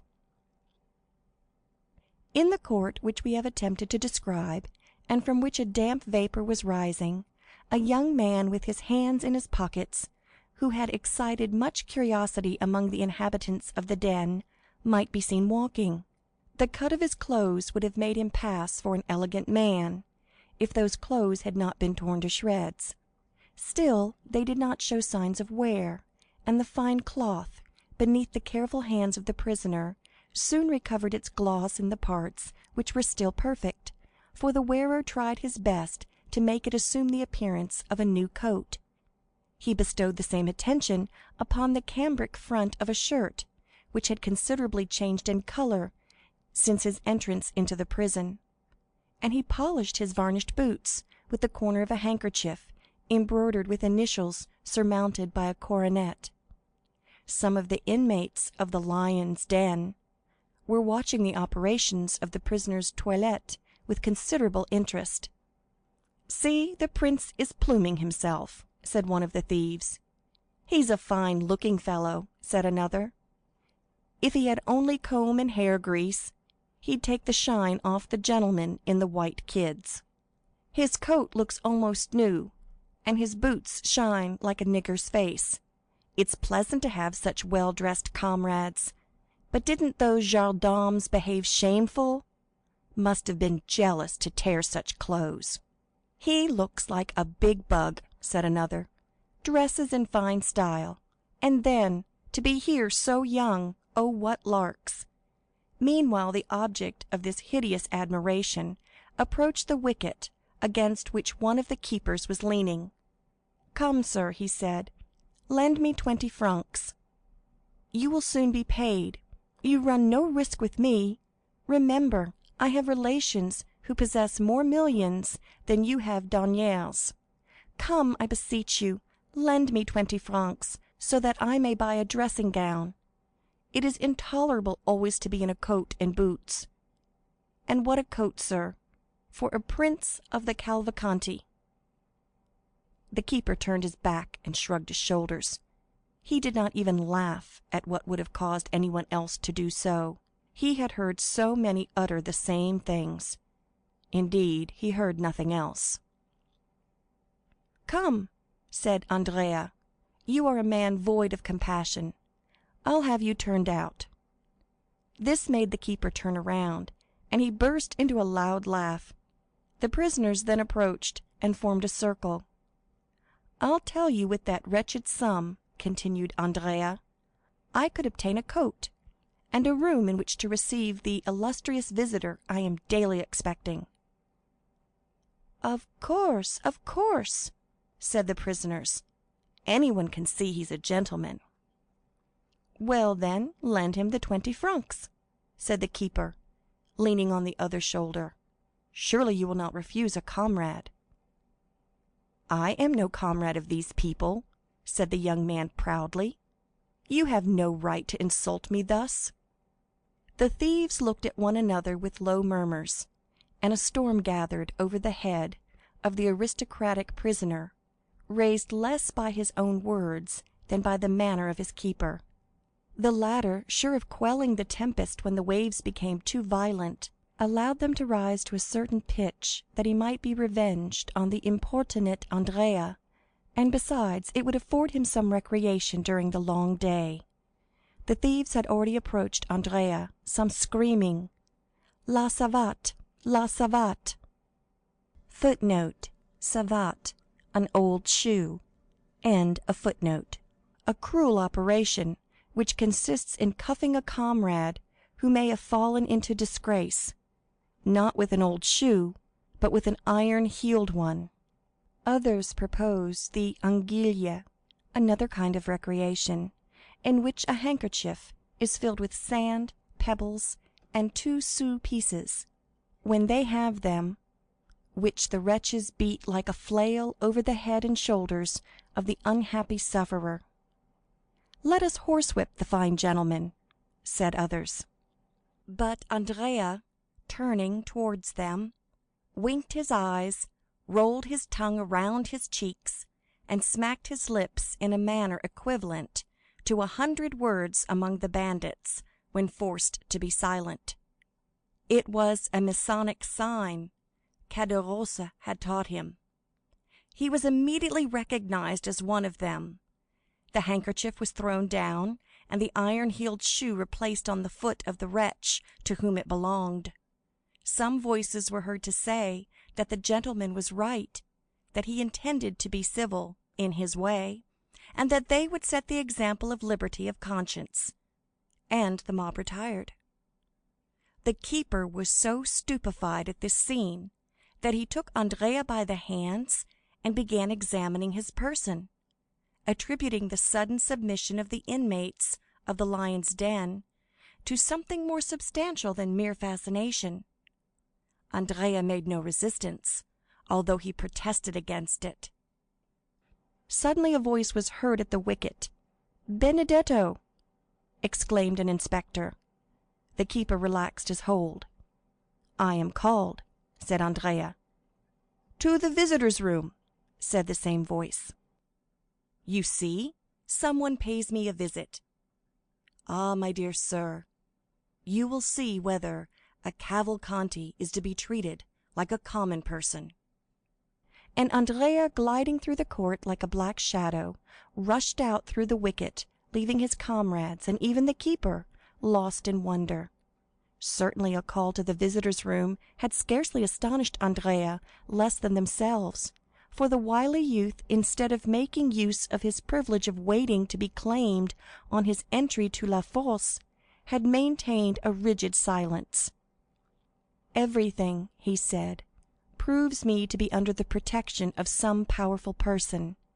This sudden fortune, the facility with which I have overcome all obstacles, an unexpected family, and an illustrious name awarded to me, gold showered down upon me, and the most splendid alliances about to be entered into, an unhappy lapse of fortune, and the absence of my protector have cast me down, certainly, but not for ever.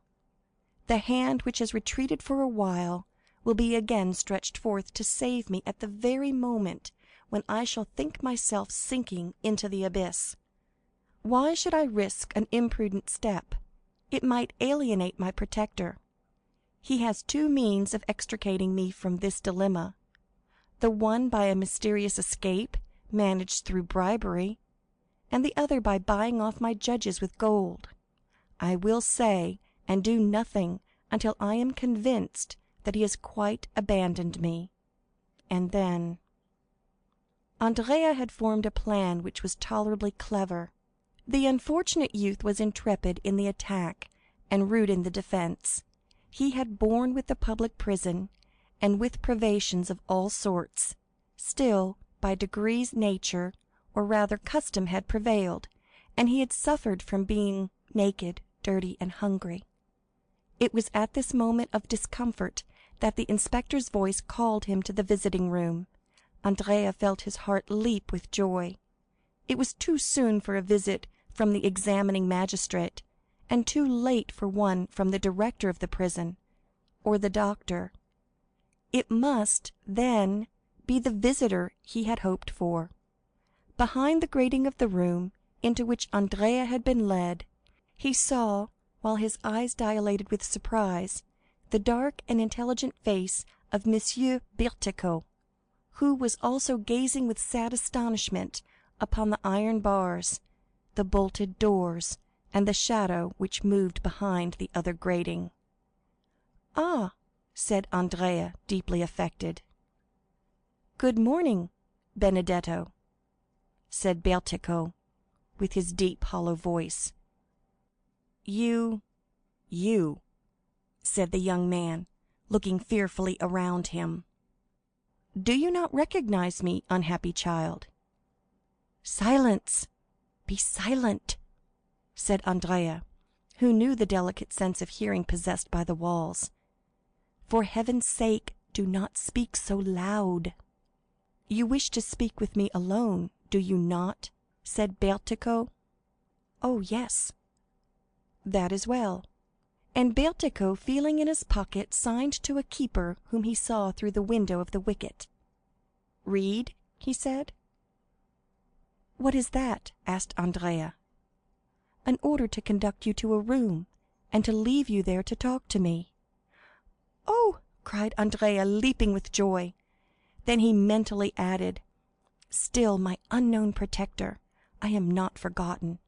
They wish for secrecy. Since we are to converse in a private room, I understand. Bertuccio has been sent by my protector."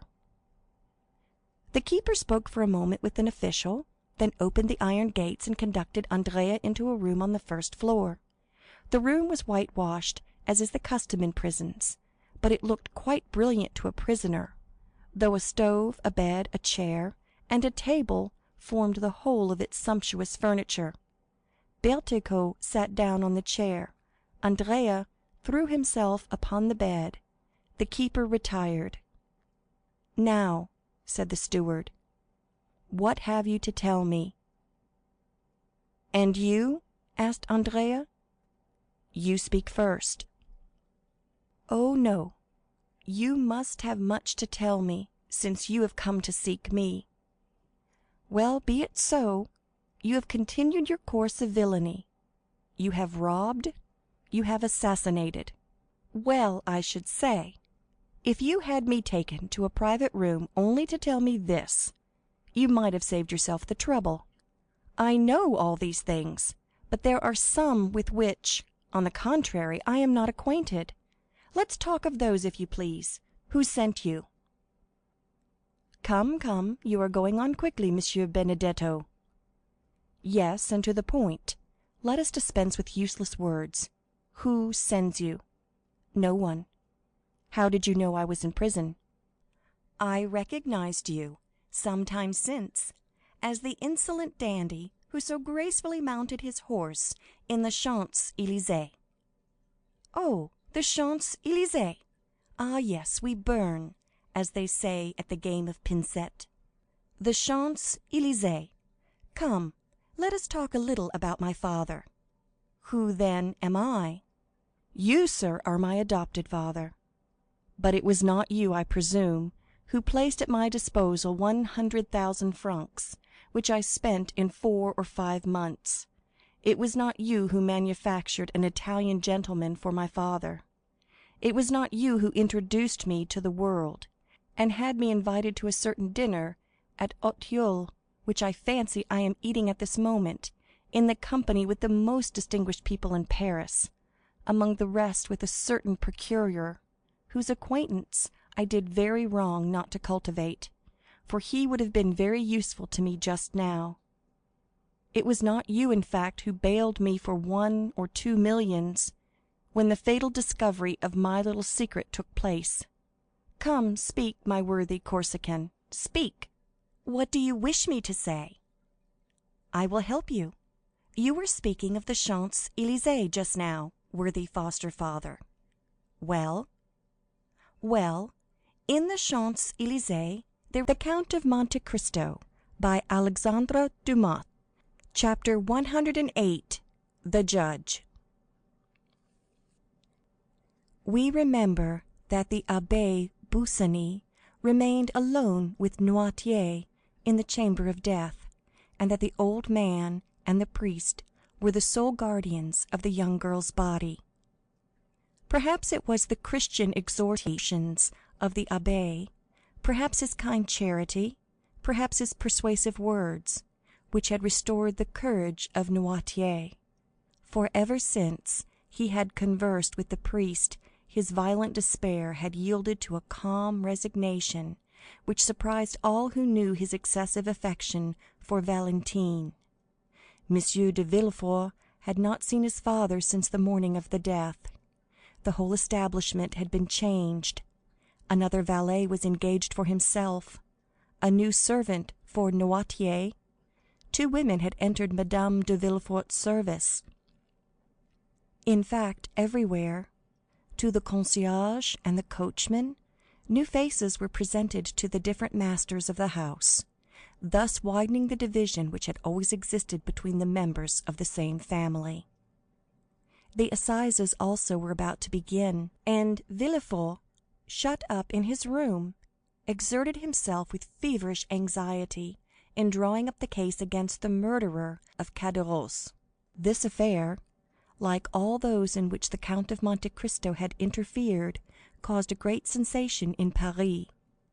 The proofs were certainly not convincing, since they rested upon a few words written by an escaped galley slave on his death-bed, and who might have been actuated by hatred or revenge in accusing his companion.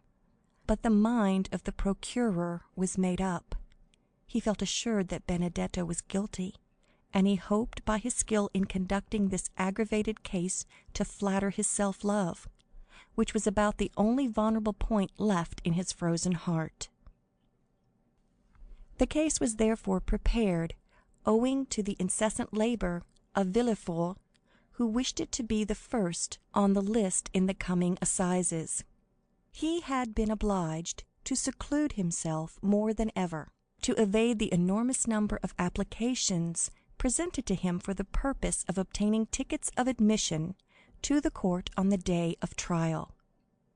And then so short a time had elapsed since the death of poor Valentine, and the gloom which overshadowed the house was so recent, that no one wondered to see the father so absorbed in his professional duties, which were the only means he had of dissipating his grief. Once only had Villefort seen his father. It was the day after that upon which Bertuccio had paid his second visit to Benedetto, when the latter was to learn his father's name. The magistrate, harassed and fatigued, had descended to the garden of his house in a gloomy mood, similar to that in which Tarquin lopped off the tallest poppies.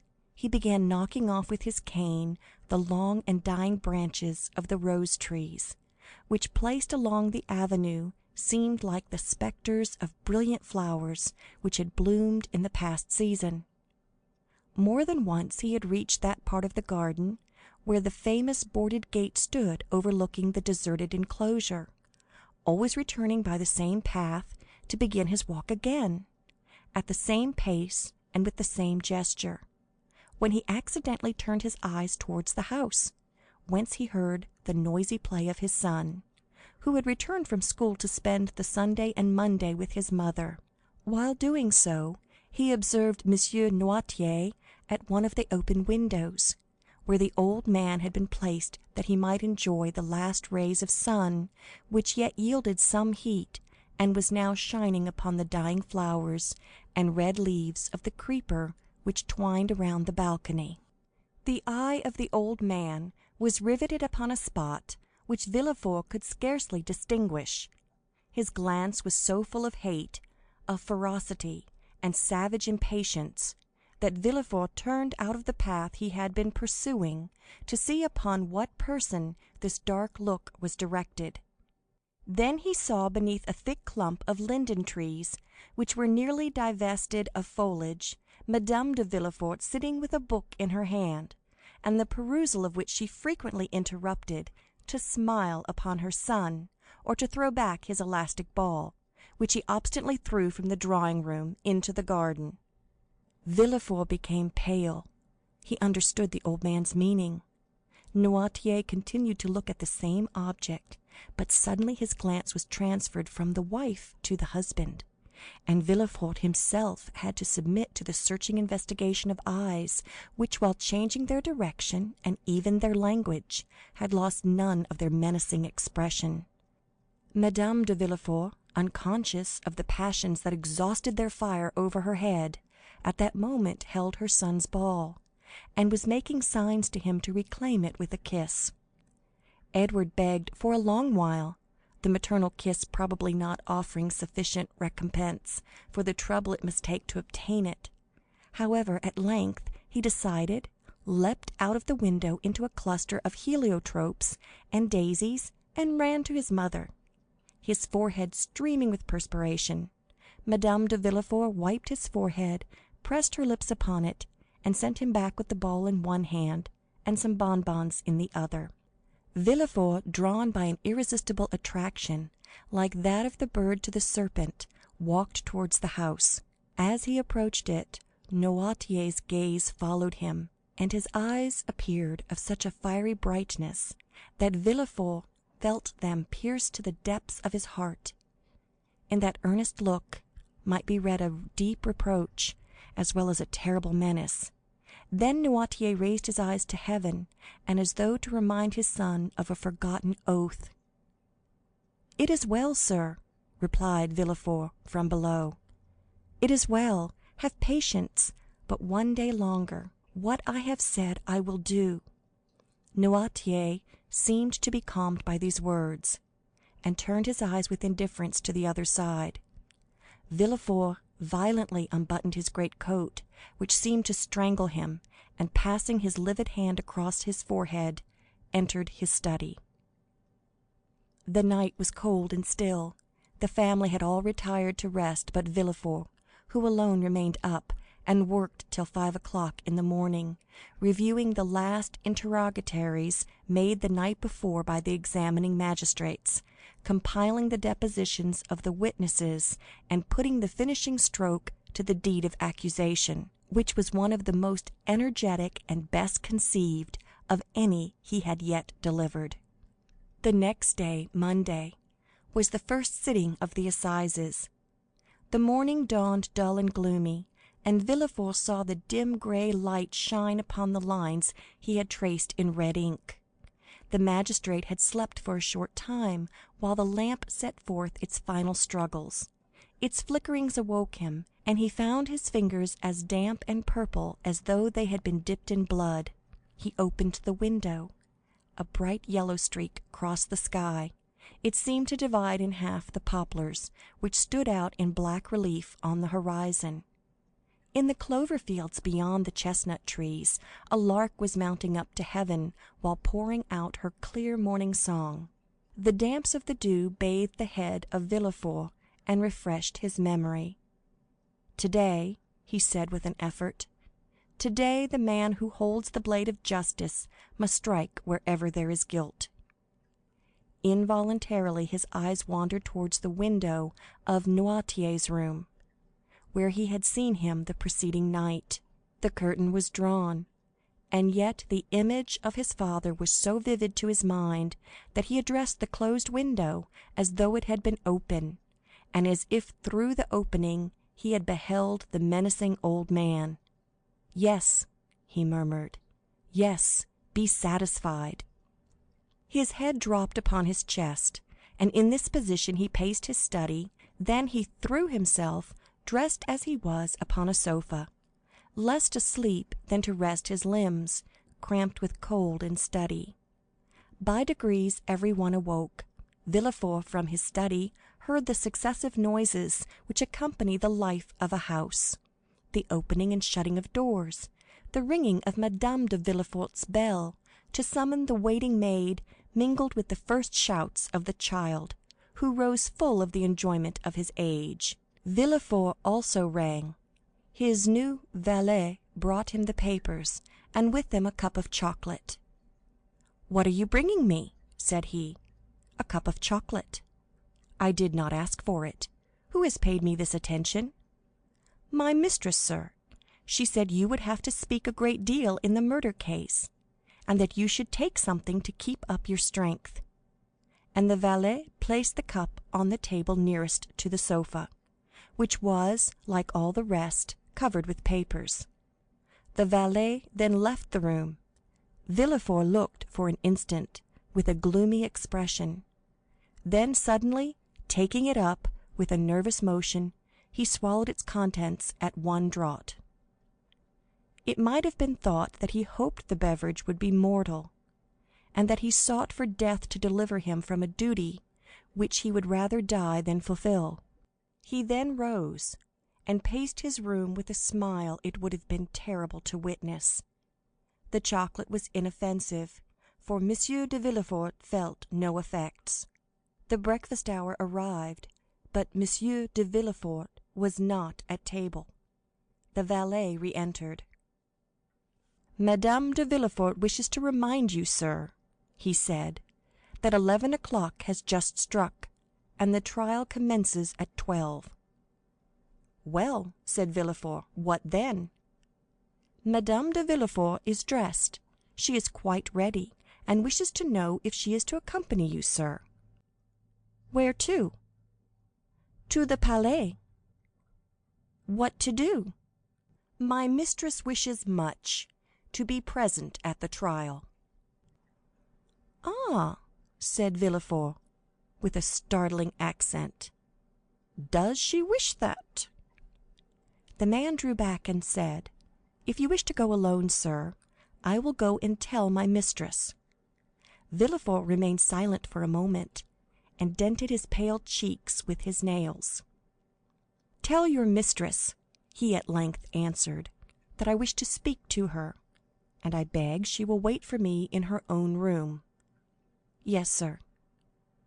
"Then come to dress and shave me." "Directly, sir." The valet reappeared almost instantly, and, having shaved his master, assisted him to dress entirely in black.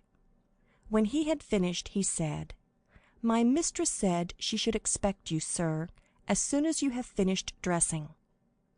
I am going to her." And Villefort, with his papers under his arm and hat in hand, directed his steps towards the apartment of his wife.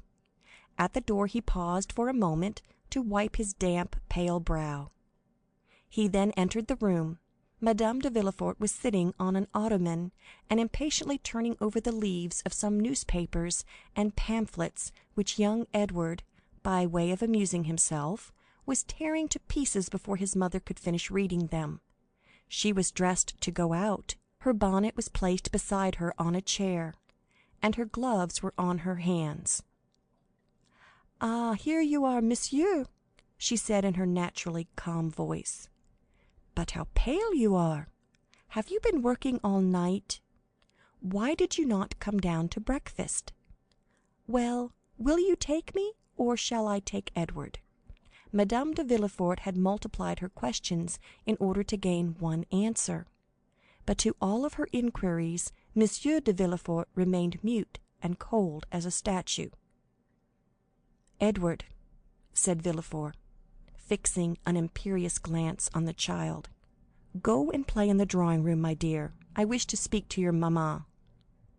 Madame de Villefort shuddered at the sight of that cold countenance, that resolute tone, and the awfully strange preliminaries.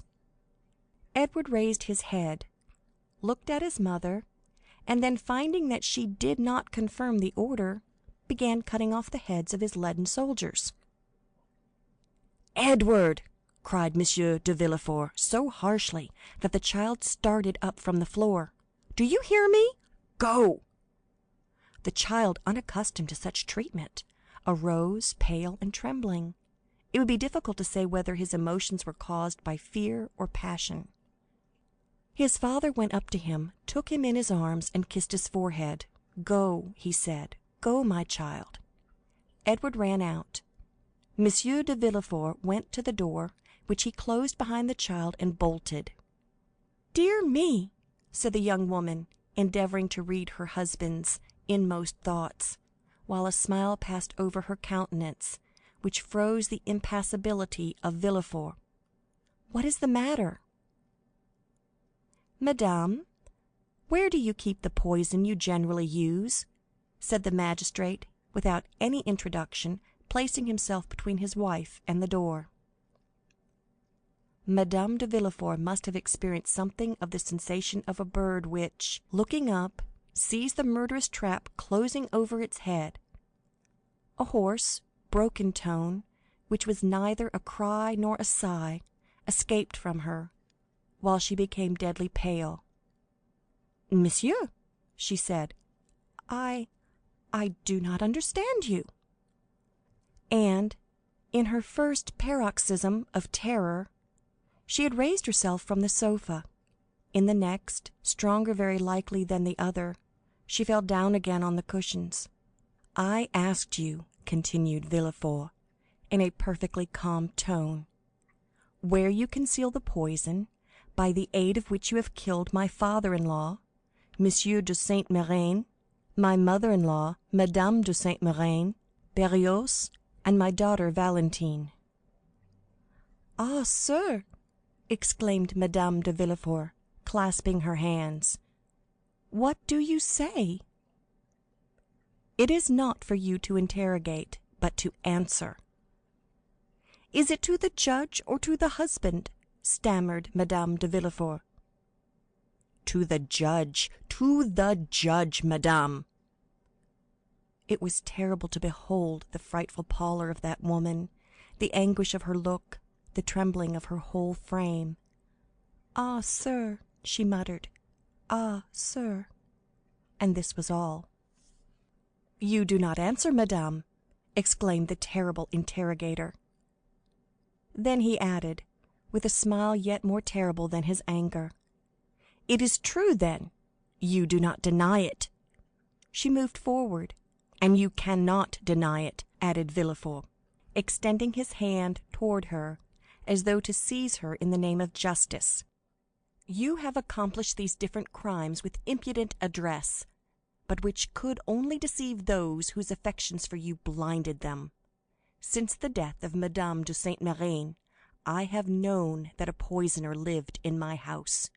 Monsieur d'Avrigny warned me of it, and after the death of Berrios, my suspicions were directed towards an angel. Those suspicions which, even when there is no crime, are always alive in my heart, but after the death of Valentine, there has been no doubt in my mind, madame, and not only in mine, but in those of others. Thus your crime, known by 2 persons, suspected by many, will soon become public, and as I told you just now, you no longer speak to the husband, but to the judge." The young woman hid her face in her hands. "Oh, sir," she stammered, "I beseech you, do not believe appearances." "Are you, then, a coward?" cried Villefort, in a contemptuous voice. "But I have always observed that poisoners were cowards. Can you be a coward, you who have had the courage to witness the death of 2 old men and a young girl murdered by you?" "Sir, sir!" "Can you be a coward," continued Villefort, with increasing excitement, "you who could count one by one the minutes of 4 death agonies, you who have arranged your infernal plans and removed the beverages with a talent and precision almost miraculous? Have you, then, who have calculated everything with such nicety, have you forgotten to calculate one thing? I mean, where the revelation of your crimes will lead you to. Oh, it is impossible. You must have saved some surer, more subtle and deadly poison than any other, that you might escape the punishment that you deserve. You have done this. I hope so, at least." Madame de Villefort stretched out her hands and fell on her knees. "I understand," he said. "You confess. But a confession made to the judges, a confession made at the last moment, extorted when the crime cannot be denied, diminishes not the punishment inflicted on the guilty." "The punishment!" exclaimed Madame de Villefort. "The punishment, monsieur? Twice you have pronounced that word." "Certainly. Did you hope to escape it because you were 4 times guilty? Did you think the punishment would be withheld because you are the wife of him who pronounces it? No, madame, no. The scaffold awaits the poisoner, whoever she may be, unless, as I just said, the poisoner has taken the precaution of keeping for herself a few drops of her deadliest potion." Madame de Villefort uttered a wild cry, and a hideous and uncontrollable terror spread over her distorted features. "Oh, do not fear the scaffold, madame," said the magistrate. "I will not dishonor you, since that would be dishonor to myself. No, if you have heard me distinctly, you will understand that you are not to die on the scaffold." "No, I do not understand. What do you mean?" stammered the unhappy woman, completely overwhelmed. "I mean that the wife of the first magistrate in the capital shall not, by her infamy, soil an unblemished name; that she shall not, with one blow, dishonor her husband and her child." "No, no, oh, no!" "Well, madame, it will be a laudable action on your part, and I will thank you for it." "You will thank me for what?" "For what you have just said." "What did I say? Oh, my brain whirls. I no longer understand anything. Oh, my God, my God!" And she rose, with her hair dishevelled and her lips foaming. "Have you answered the question I put to you on entering the room? Where do you keep the poison you generally use, madame?"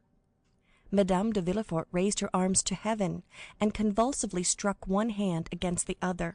"No, no," she vociferated. "No, you cannot wish that." "What I do not wish, madame, is that you should perish on the scaffold. Do you understand?" asked Villefort. "Oh, Mercy, mercy, monsieur! What I require is, that justice be done. I am on earth to punish madame," he added, with a flaming glance. "Any other woman, were it the queen herself, I would send to the executioner. But to you I shall be merciful. To you I will say, have you not, madame, put aside some of the surest, deadliest, most speedy poison?" "Oh, pardon me, sir, let me live." "She is cowardly," said Villefort. "Reflect that I am your wife. You are a poisoner." "In the name of heaven!" "No." "In the name of the love you once bore me." "No, no." "In the name of our child. Ah, for the sake of our child, let me live." "No, no, no, I tell you. One day, if I allow you to live, you will perhaps kill him, as you have the others." I kill my boy?" cried the distracted mother, rushing towards Villefort. "I kill my son?" And a frightful, demoniac laugh finished the sentence, which was lost in a hoarse rattle. Madame de Villefort fell at her husband's feet. He approached her.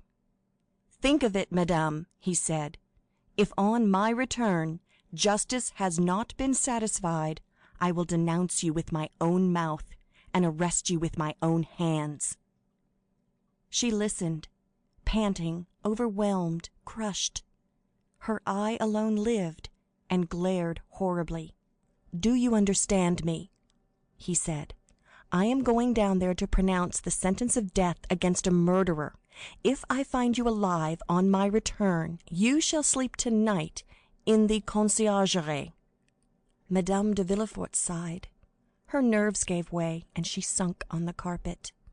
The king's attorney seemed to experience a sensation of pity. He looked upon her less severely, and, bowing to her, said slowly, "Farewell, madame, farewell." That farewell struck Madame de Villefort like the executioner's knife. She fainted. The procureur went out, after having double-locked the door. End of chapter 108.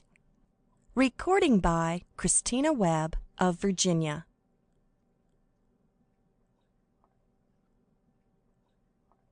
Produced a tremendous sensation. Frequenting the Café de Paris, the Boulevard des Gandes, and the Bois de Boulogne, during his brief career of splendor, the false Cavalcanti had formed a host of acquaintances.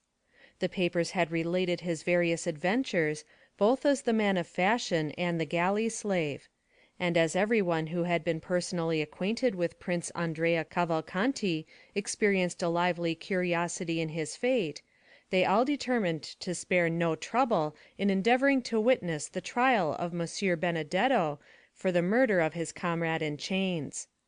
In the eyes of many, Benedetto appeared, if not a victim to, at least an instance of, the fallibility of the law. Monsieur Cavalcanti, his father, had been seen in Paris, and it was expected that he would reappear to claim the illustrious outcast. Many also, who were not aware of the circumstances attending his withdrawal from Paris, were struck with the worthy appearance, the gentlemanly bearing, and the knowledge of the world displayed by the old patrician, who certainly played the nobleman very well, so long as he said nothing and made no arithmetical calculations. As for the accused himself, many remembered him as being so amiable, so handsome, and so liberal, that they chose to think him the victim of some conspiracy, since in this world large fortunes frequently excite the malevolence and jealousy of some unknown enemy. Everyone, therefore, ran to the court, some to witness the sight, others to comment upon it. From 7 o'clock in the morning a crowd was stationed at the iron gates, and an hour before the trial commenced the hall was full of the privileged. Before the entrance of the magistrates, and indeed frequently afterwards, a court of justice, on days when some especial trial is to take place, resembles a drawing-room where many persons recognize each other and converse if they can do so without losing their seats, or if they are separated by too great a number of lawyers, communicate by signs. It was one of the magnificent autumn days which make amends for a short summer. The clouds which M. de Villefort had perceived at sunrise had all disappeared as if by magic, and one of the softest and most brilliant days of September shone forth in all its splendor. Beauchamp, one of the kings of the press, and therefore claiming the right of a throne everywhere, was eyeing everybody through his monocle. He perceived Château Renaud and Debray, who had just gained the good graces of a sergeant-at-arms, and who had persuaded the latter to let them stand before, instead of behind him, as they ought to have done. The worthy sergeant had recognized the minister's secretary and the millionaire, and, by way of paying extra attention to his noble neighbors, promised to keep their places while they paid a visit to Beauchamp. "Well," said Beauchamp, "we shall see our friend." "Yes, indeed," replied Debray, "that worthy prince. Deuce take those Italian princes!" "A man, too, who could boast of Dante for a genealogist, and could reckon back to the Divine Comedy." "A nobility of the rope," said Château Renaud phlegmatically. "He will be condemned, will he not?" asked Debray of Beauchamp. "My dear fellow, I think we should ask you that question. You know such news much better than we do. Did you see the president at the minister's last night?" "Yes." "What did he say?" "Something which will surprise you." "Oh, make haste and tell me then. It is a long time since that has happened." "Well, he told me that Benedetto, who is considered a serpent of subtlety and a giant of cunning, is really but a very commonplace, silly rascal, and altogether unworthy of the experiments that will be made on his phrenological organs after his death." "Bah!" said Beauchamp, "he played the prince very well." "Yes, for you who detest those unhappy princes, Beauchamp, and are always delighted to find fault with them, but not for me, who discover a gentleman by instinct, and who scent out an aristocratic family like a very bloodhound of heraldry." "Then you never believed in the principality?" "Yes, in the principality, but not in the prince." "Not so bad," said Beauchamp. "Still, I assure you, he passed very well with many people. I saw him at the ministers' houses." "Ah, yes," said Château Renaud. "The idea of thinking ministers understand anything about princes!" "There is something in what you have just said," said Beauchamp, laughing. "But," said Debray to Beauchamp, "if I spoke to the president, you must have been with the procureur." "It was an impossibility. For the last week, M. de Villefort has secluded himself. It is natural enough, this strange chain of domestic afflictions, followed by the no less strange death of his daughter—" "Strange? What do you mean, Beauchamp?" "Oh, yes. Do you pretend that all this has been unobserved at the minister's?" said Beauchamp, placing his eyeglass in his eye, where he tried to make it remain. "My dear sir," said Château Renaud, "allow me to tell you that you do not understand that maneuver with the eyeglass half so well as Debray. Give him a lesson, Debray." "Stay," said Beauchamp, "surely I am not deceived?" "What is it?" "It is she." "Whom do you mean?" "They said she had left." "Mademoiselle Eugénie?" said Château Renaud. "Has she returned?" "No, but her mother." "Madame Danglars? Nonsense, impossible!" said Château Renaud. "Only 10 days after the flight of her daughter, and 3 days from the bankruptcy of her husband?" Debray colored slightly, and followed with his eyes the direction of Beauchamp's glance. "Come," he said, "it is only a veiled lady, some foreign princess, perhaps the mother of Cavalcanti. But you were just speaking on a very interesting topic, Beauchamp." "I?" "Yes, you were telling us about the extraordinary death of Valentine." "Oh, yes, so I was. But how is it that Madame de Villefort is not here?" "Poor dear woman," said Debray, "she is no doubt occupied in distilling balm for the hospitals, or in making cosmetics for herself or friends. Do you know she spends 2 or 3 thousand crowns a year in this amusement? but I wonder she is not here. I should have been pleased to see her, for I like her very much." "And I hate her," said Château Renaud. "Why?" "I do not know. Why do we love? Why do we hate? I detest her from antipathy." "Or rather by instinct." "Perhaps so. But to return to what you were saying, Beauchamp." "Well, do you know why they die so multitudinously at M. de Villefort's?" "Multitudinously is good," said Château Renaud. "My good fellow, you'll find the word in Saint Simon." "But the thing itself is at M. de Villefort's. But let's get back to the subject." "Talking of that," said Debray, "Madame is making inquiries about that house, which for the last 3 months has been hung with black." "Who is Madame?" said Château Renaud. "The minister's wife, pardieu." "Oh, your pardon. I never visit ministers. I leave that to the princes." "Really, you were only before sparkling, but now you are brilliant. Take compassion on us, or, like Jupiter, you will wither us up." "I will not speak again," said Château Renaud. "Pray have compassion upon me, and do not take up every word I say." "Come, let us endeavour to get to the end of our story, Beauchamp. I told you that yesterday Madame made inquiries of me upon that subject. Enlighten me, and I will then communicate my information to her." "Well, gentlemen, the reason people die so multitudinously (I like the word) at M. de Villefort's is that there is an assassin in the house." The 2 young men shuddered, for the same idea had more than once occurred to them. "And who is the assassin?" they asked together. "Young Edward." A burst of laughter from the auditors did not in the least discontent the speaker, who continued: "Yes, gentlemen, Edward, the infant phenomenon, who is quite an adept at the art of killing." "You are jesting." "Not at all. I yesterday engaged a servant who had just left M. de Villefort.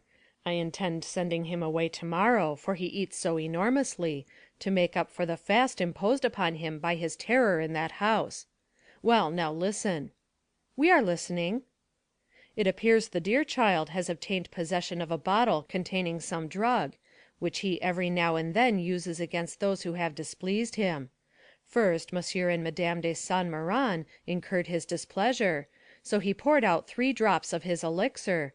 3 drops were sufficient. Then followed Barrois, the old servant of M. Noirtier, who sometimes rebuffed this little wretch. He therefore received the same quantity of the elixir. The same happened to Valentine, of whom he was jealous. He gave her the same dose as the others, and all was over for her as well as the rest."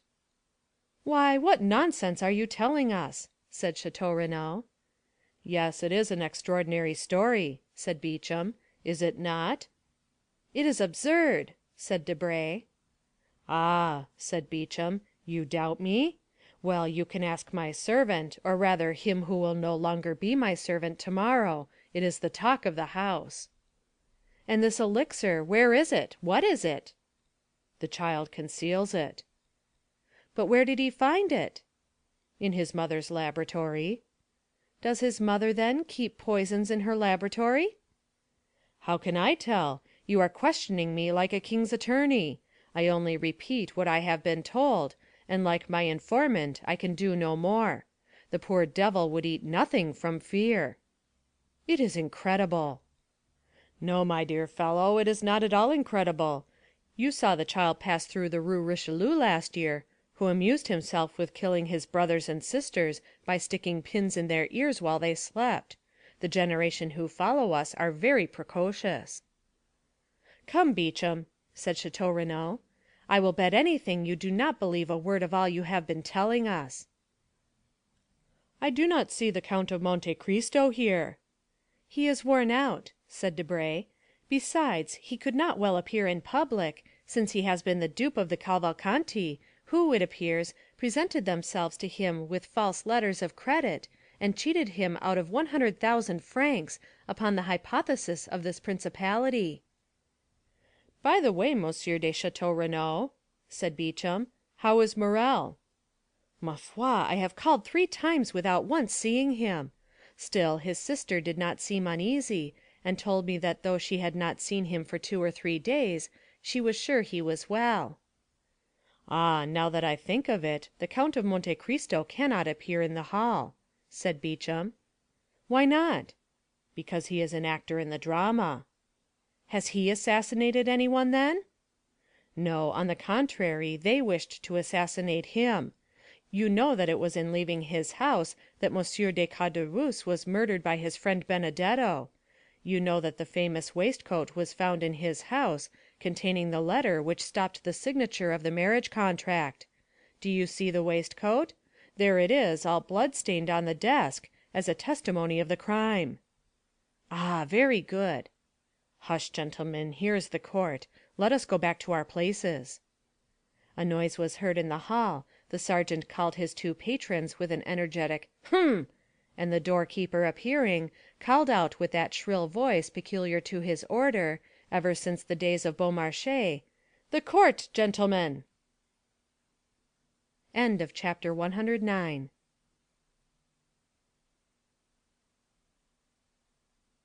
The jury took their seats.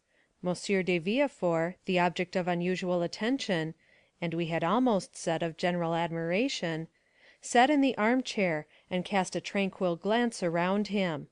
Everyone looked with astonishment on that grave and severe face, whose calm expression personal griefs had been unable to disturb, and the aspect of a man who was a stranger to all human emotions excited something very like terror. "Gendarmes," said the president, "lead in the accused." At these words the public attention became more intense, and all eyes were turned towards the door through which Benedetto was to enter. The door soon opened, and the accused appeared. The same impression was experienced by all present, and no one was deceived by the expression of his countenance. His features bore no sign of that deep emotion which stops the beating of the heart and blanches the cheek. His hands, gracefully placed, one upon his hat, the other in the opening of his white waistcoat, were not at all tremulous. His eye was calm and even brilliant. Scarcely had he entered the hall when he glanced at the whole body of magistrates and assistants. His eye rested longer on the president, and still more so on the king's attorney. By the side of Andrea was stationed the lawyer who was to conduct his defense, and who had been appointed by the court, for Andrea disdained to pay any attention to those details to which he appeared to attach no importance. The lawyer was a young man with light hair, whose face expressed 100 times more emotion than that which characterized the prisoner. The president called for the indictment, revised, as we know, by the clever and implacable pen of Villefort. During the reading of this, which was long, the public attention was continually drawn towards Andrea, who bore the inspection with Spartan unconcern. Villefort had never been so concise and eloquent. The crime was depicted in the most vivid colors. The former life of the prisoner, his transformation, a review of his life from the earliest period, were set forth with all the talent that a knowledge of human life could furnish to a mind like that of the procureur. Benedetto was thus forever condemned in public opinion before the sentence of the law could be pronounced. Andrea paid no attention to the successive charges which were brought against him. M. de Villefort, who examined him attentively, and who no doubt practiced upon him all the psychological studies he was accustomed to use, in vain endeavored to make him lower his eyes, notwithstanding the depth and profundity of his gaze. At length the reading of the indictment was ended. "Accused," said the president, "your name and surname?" Andrea arose. "Excuse me, Mr. President," he said in a clear voice, "but I see you are going to adopt a course of questions through which I cannot follow you. I have an idea, which I will explain by and by, of making an exception to the usual form of accusation. Allow me, then, if you please, to answer in different order, or I will not do so at all." The astonished president looked at the jury, who in turn looked at Villefort. The whole assembly manifested great surprise, but Andrea appeared quite unmoved. "Your age?" said the president. "Will you answer that question?" I will answer that question, as well as the rest, Mr. President, but in its turn." "Your age?" repeated the president. "I am 21 years old, or rather I shall be in a few days, as I was born the night of the 27th of September, 1817. Monsieur de Villefort, who was busy taking down some notes, raised his head at the mention of this date. "Where were you born?" continued the president. "At Auteuil, near Paris." Monsieur de Villefort a second time raised his head, looked at Benedetto as if he had been gazing at the head of Medusa, and became livid. As for Benedetto, he gracefully wiped his lips with a fine cambric pocket handkerchief. "Your profession?" "First I was a forger," said Andrea, as calmly as possible. "Then I became a thief, and lately have become an assassin." A murmur, or rather storm, of indignation burst from all parts of the assembly. The judges themselves appeared to be stupefied, and the jury manifested tokens of disgust for cynicism so unexpected in a man of fashion. Monsieur de Villefort pressed his hand upon his brow, which, at first pale, had become red and burning. Then he suddenly arose and looked around as though he had lost his senses. He wanted air. "Are you looking for anything, Mr. Procureur?" said Benedetto, with his most ingratiating smile. Monsieur de Villefort answered nothing, but sat, or rather threw himself down again upon his chair. "And now, prisoner, will you consent to tell your name?" said the president. "The brutal affectation with which you have enumerated and classified your crimes calls for a severe reprimand on the part of the court, both in the name of morality and for the respect due to humanity. You appear to consider this a point of honor, and it may be for this reason that you have delayed acknowledging your name. You wished it to be preceded by all these titles." "It is quite wonderful, Mr. President, how entirely you have read my thoughts," said Benedetto in his softest voice and most polite manner. "This is, indeed, the reason why I begged you to alter the order of the questions." The public astonishment had reached its height. There was no longer any deceit or bravado in the manner of the accused. The audience felt that a startling revelation was to follow this ominous prelude. "Well," said the president, "your name?" "I cannot tell you my name, since I do not know it, but I know my father's, and can tell it to you."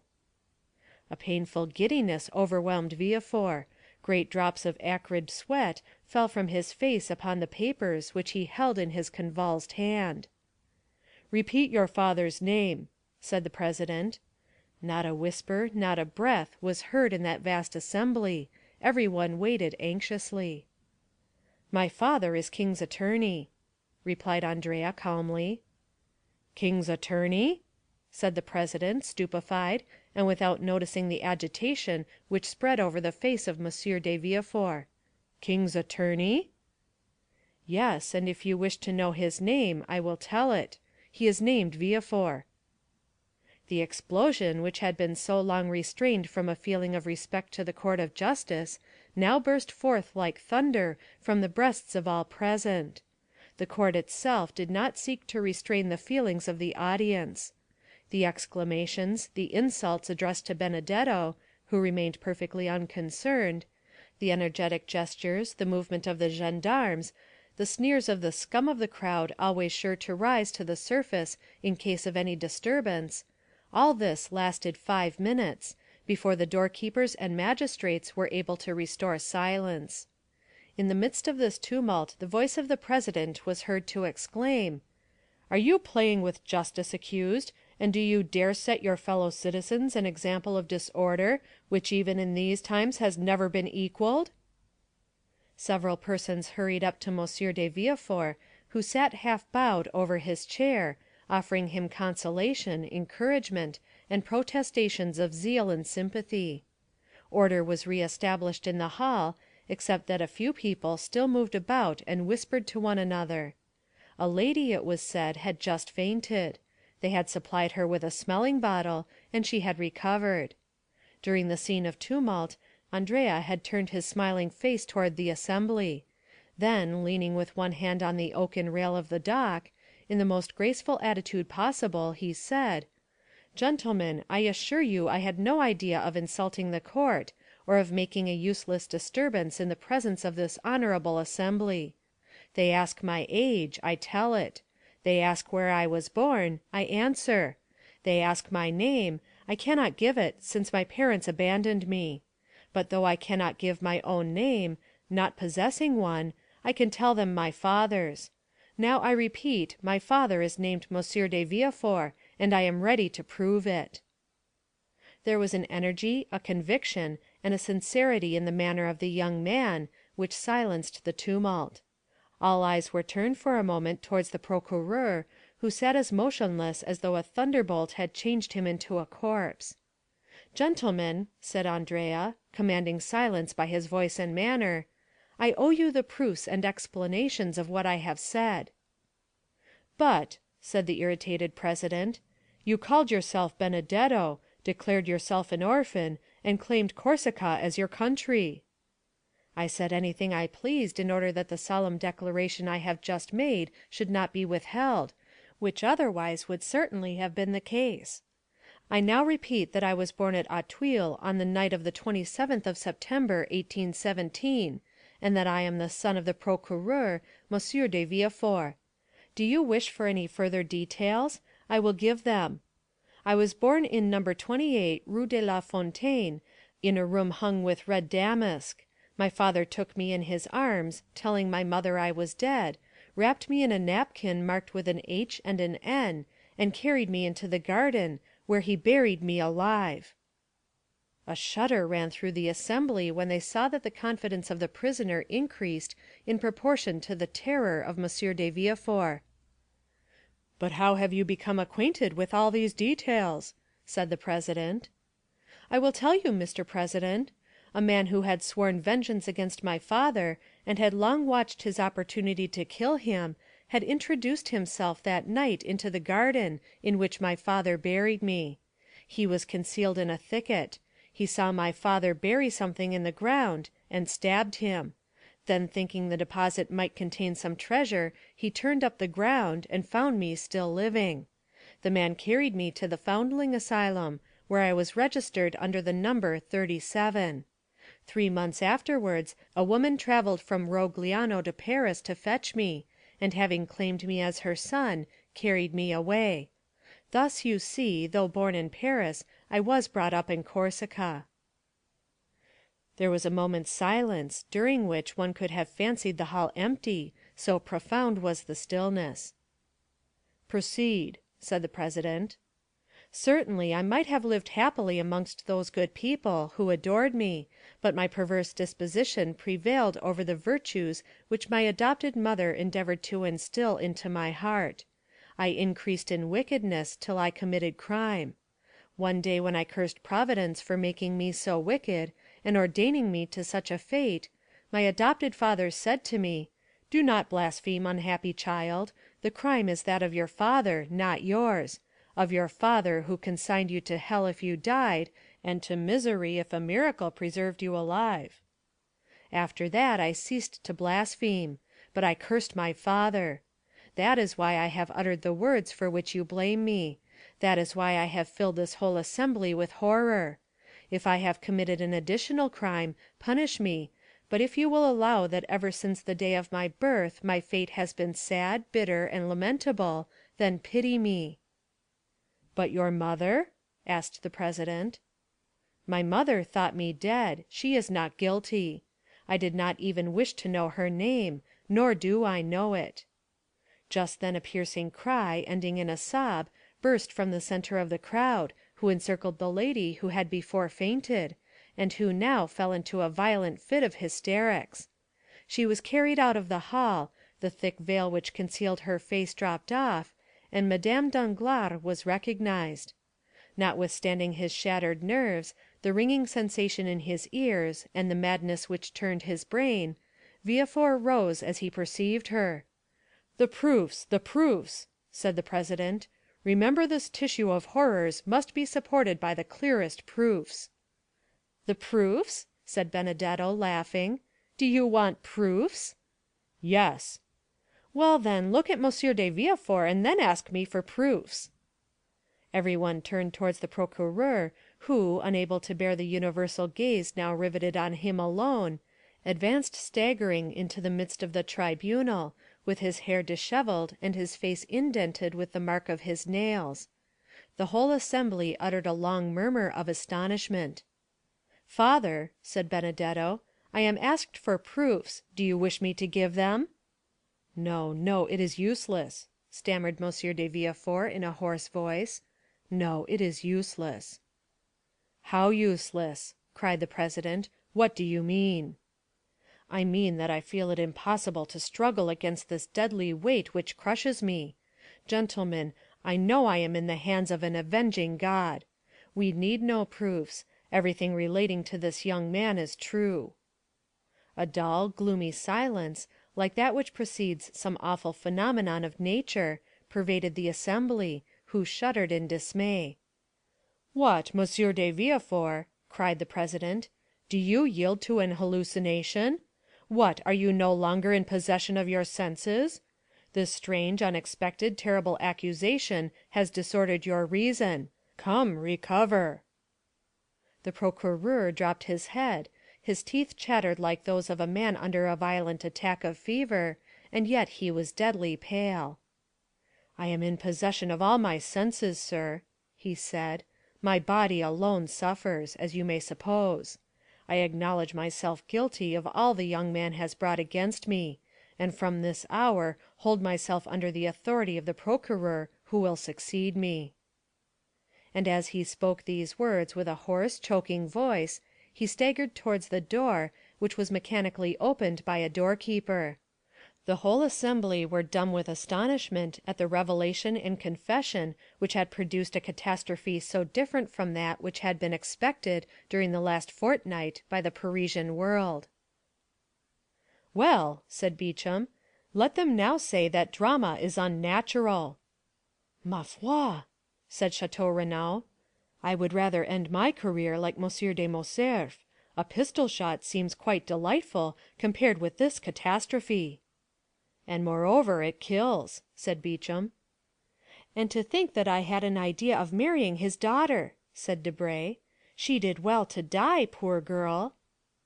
"The sitting is adjourned, gentlemen," said the president. "Fresh enquiries will be made, and the case will be tried next session by another magistrate." As for Andrea, who was calm and more interesting than ever, he left the hall, escorted by gendarmes, who involuntarily paid him some attention. "Well, what do you think of this, my fine fellow?"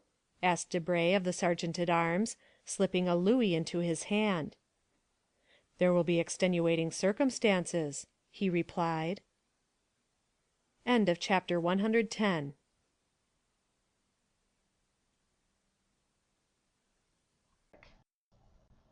The Count of Monte Cristo by Alexandre Dumas. Chapter 111. Expiation. Notwithstanding the density of the crowd, M. de Villefort saw it open before him. There is something so awe-inspiring in great afflictions, that even in the worst times the first emotion of a crowd has generally been to sympathize with the sufferer in a great catastrophe. Many people have been assassinated in a tumult, but even criminals have rarely been insulted during trial.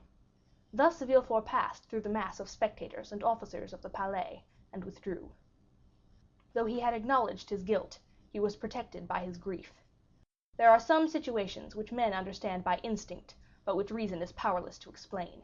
In such cases the greatest poet is he who gives utterance to the most natural and vehement outburst of sorrow. Those who hear the bitter cry are as much impressed as if they listened to an entire poem, and when the sufferer is sincere, they are right in regarding his outburst as sublime. It would be difficult to describe the state of stupor in which Villefort left the Palais. Every pulse beat with feverish excitement, every nerve was strained, every vein swollen, and every part of his body seemed to suffer distinctly from the rest, thus multiplying his agony 1,000-fold. He made his way along the corridors through force of habit. He threw aside his magisterial robe, not out of deference to etiquette, but because it was an unbearable burden, a veritable garb of Nessus, insatiate in torture. Having staggered as far as the Rue Dauphine, he perceived his carriage, awoke his sleeping coachman by opening the door himself, threw himself on the cushions, and pointed toward the Faubourg Saint Honoré. The carriage drove on. The weight of his fallen fortunes seemed suddenly to crush him. He could not foresee the consequences. He could not contemplate the future with the indifference of the hardened criminal, who merely faces a contingency already familiar. God was still in his heart. "God," he murmured, not knowing what he said. "God, God." Behind the event that had overwhelmed him, he saw the hand of God. The carriage rolled rapidly onward. Villefort, while turning restlessly on the cushions, felt something press against him. He put out his hand to remove the object. It was a fan which Madame de Villefort had left in the carriage. This fan awakened a recollection which darted through his mind like lightning. He thought of his wife. "Oh!" he exclaimed, as though a red-hot iron were piercing his heart. During the last hour his own crime had alone been presented to his mind. Now another object, not less terrible, suddenly presented itself. His wife! He had just acted the inexorable judge with her. He had condemned her to death, and she, crushed by remorse, struck with terror, covered with the shame inspired by the eloquence of his irreproachable virtue, she, a poor, weak woman, without help or the power of defending herself against his absolute and supreme will, she might at that very moment, perhaps, be preparing to die. An hour had elapsed since her condemnation. At that moment, doubtless, she was recalling all her crimes to her memory. She was asking pardon for her sins. Perhaps she was even writing a letter imploring forgiveness from her virtuous husband, a forgiveness she was purchasing with her death. Villefort again groaned with anguish and despair. "Ah!" he exclaimed, "that woman became criminal only from associating with me. I carry the infection of crime with me, and she has caught it as she would the typhus fever, the cholera, the plague. And yet I have punished her. I have dared to tell her. I have. Repent and die. But no, she must not die. She shall live, and with me. We will flee from Paris, and go as far as the earth reaches. I told her of the scaffold. Oh, heavens! I forgot that it awaits me also. How could I pronounce that word? Yes, we will fly. I will confess all to her. I will tell her daily that I also have committed a crime. Oh, what an alliance! The tiger and the serpent, worthy wife of such as I am. She must live that my infamy may diminish hers." And Villefort dashed open the window in front of the carriage. "Faster, faster!" he cried in a tone which electrified the coachman. The horses, impelled by fear, flew toward the house. "Yes, yes," repeated Villefort as he approached his home. "Yes, that woman must live. She must repent and educate my son, the sole survivor, with the exception of the indestructible old man, of the wreck of my house. She loves him. It was for his sake she has committed these crimes. We ought never to despair of softening the heart of a mother who loves her child. She will repent, and no one will know that she has been guilty. The events which have taken place in my house, though they now occupy the public mind, will be forgotten in time. Or if, indeed, a few enemies should persist in remembering them, why then will I add them to the list of my crimes? What will it signify if 1, 2, or 3 more are added? My wife and child shall escape from this gulf, carrying treasures with them. She will live, and may yet be happy, since her child, in whom all her love is centered, will be with her. I shall have performed a good action, and my heart will be lighter." And the procureur breathed more freely than he had done for some time. The carriage stopped at the door of the house. Villefort leapt out of the carriage and saw that his servants were surprised at his early return. He could read no other expression on their features. Neither of them spoke to him. They merely stood aside to let him pass by, as usual, nothing more. As he passed by M. Noirtier's room, he perceived 2 figures through the half-open door, but he experienced no curiosity to know who was visiting his father. Anxiety carried him on further. "Come," he said, as he ascended the stairs leading to his wife's room, "nothing is changed here." He then closed the door of the landing.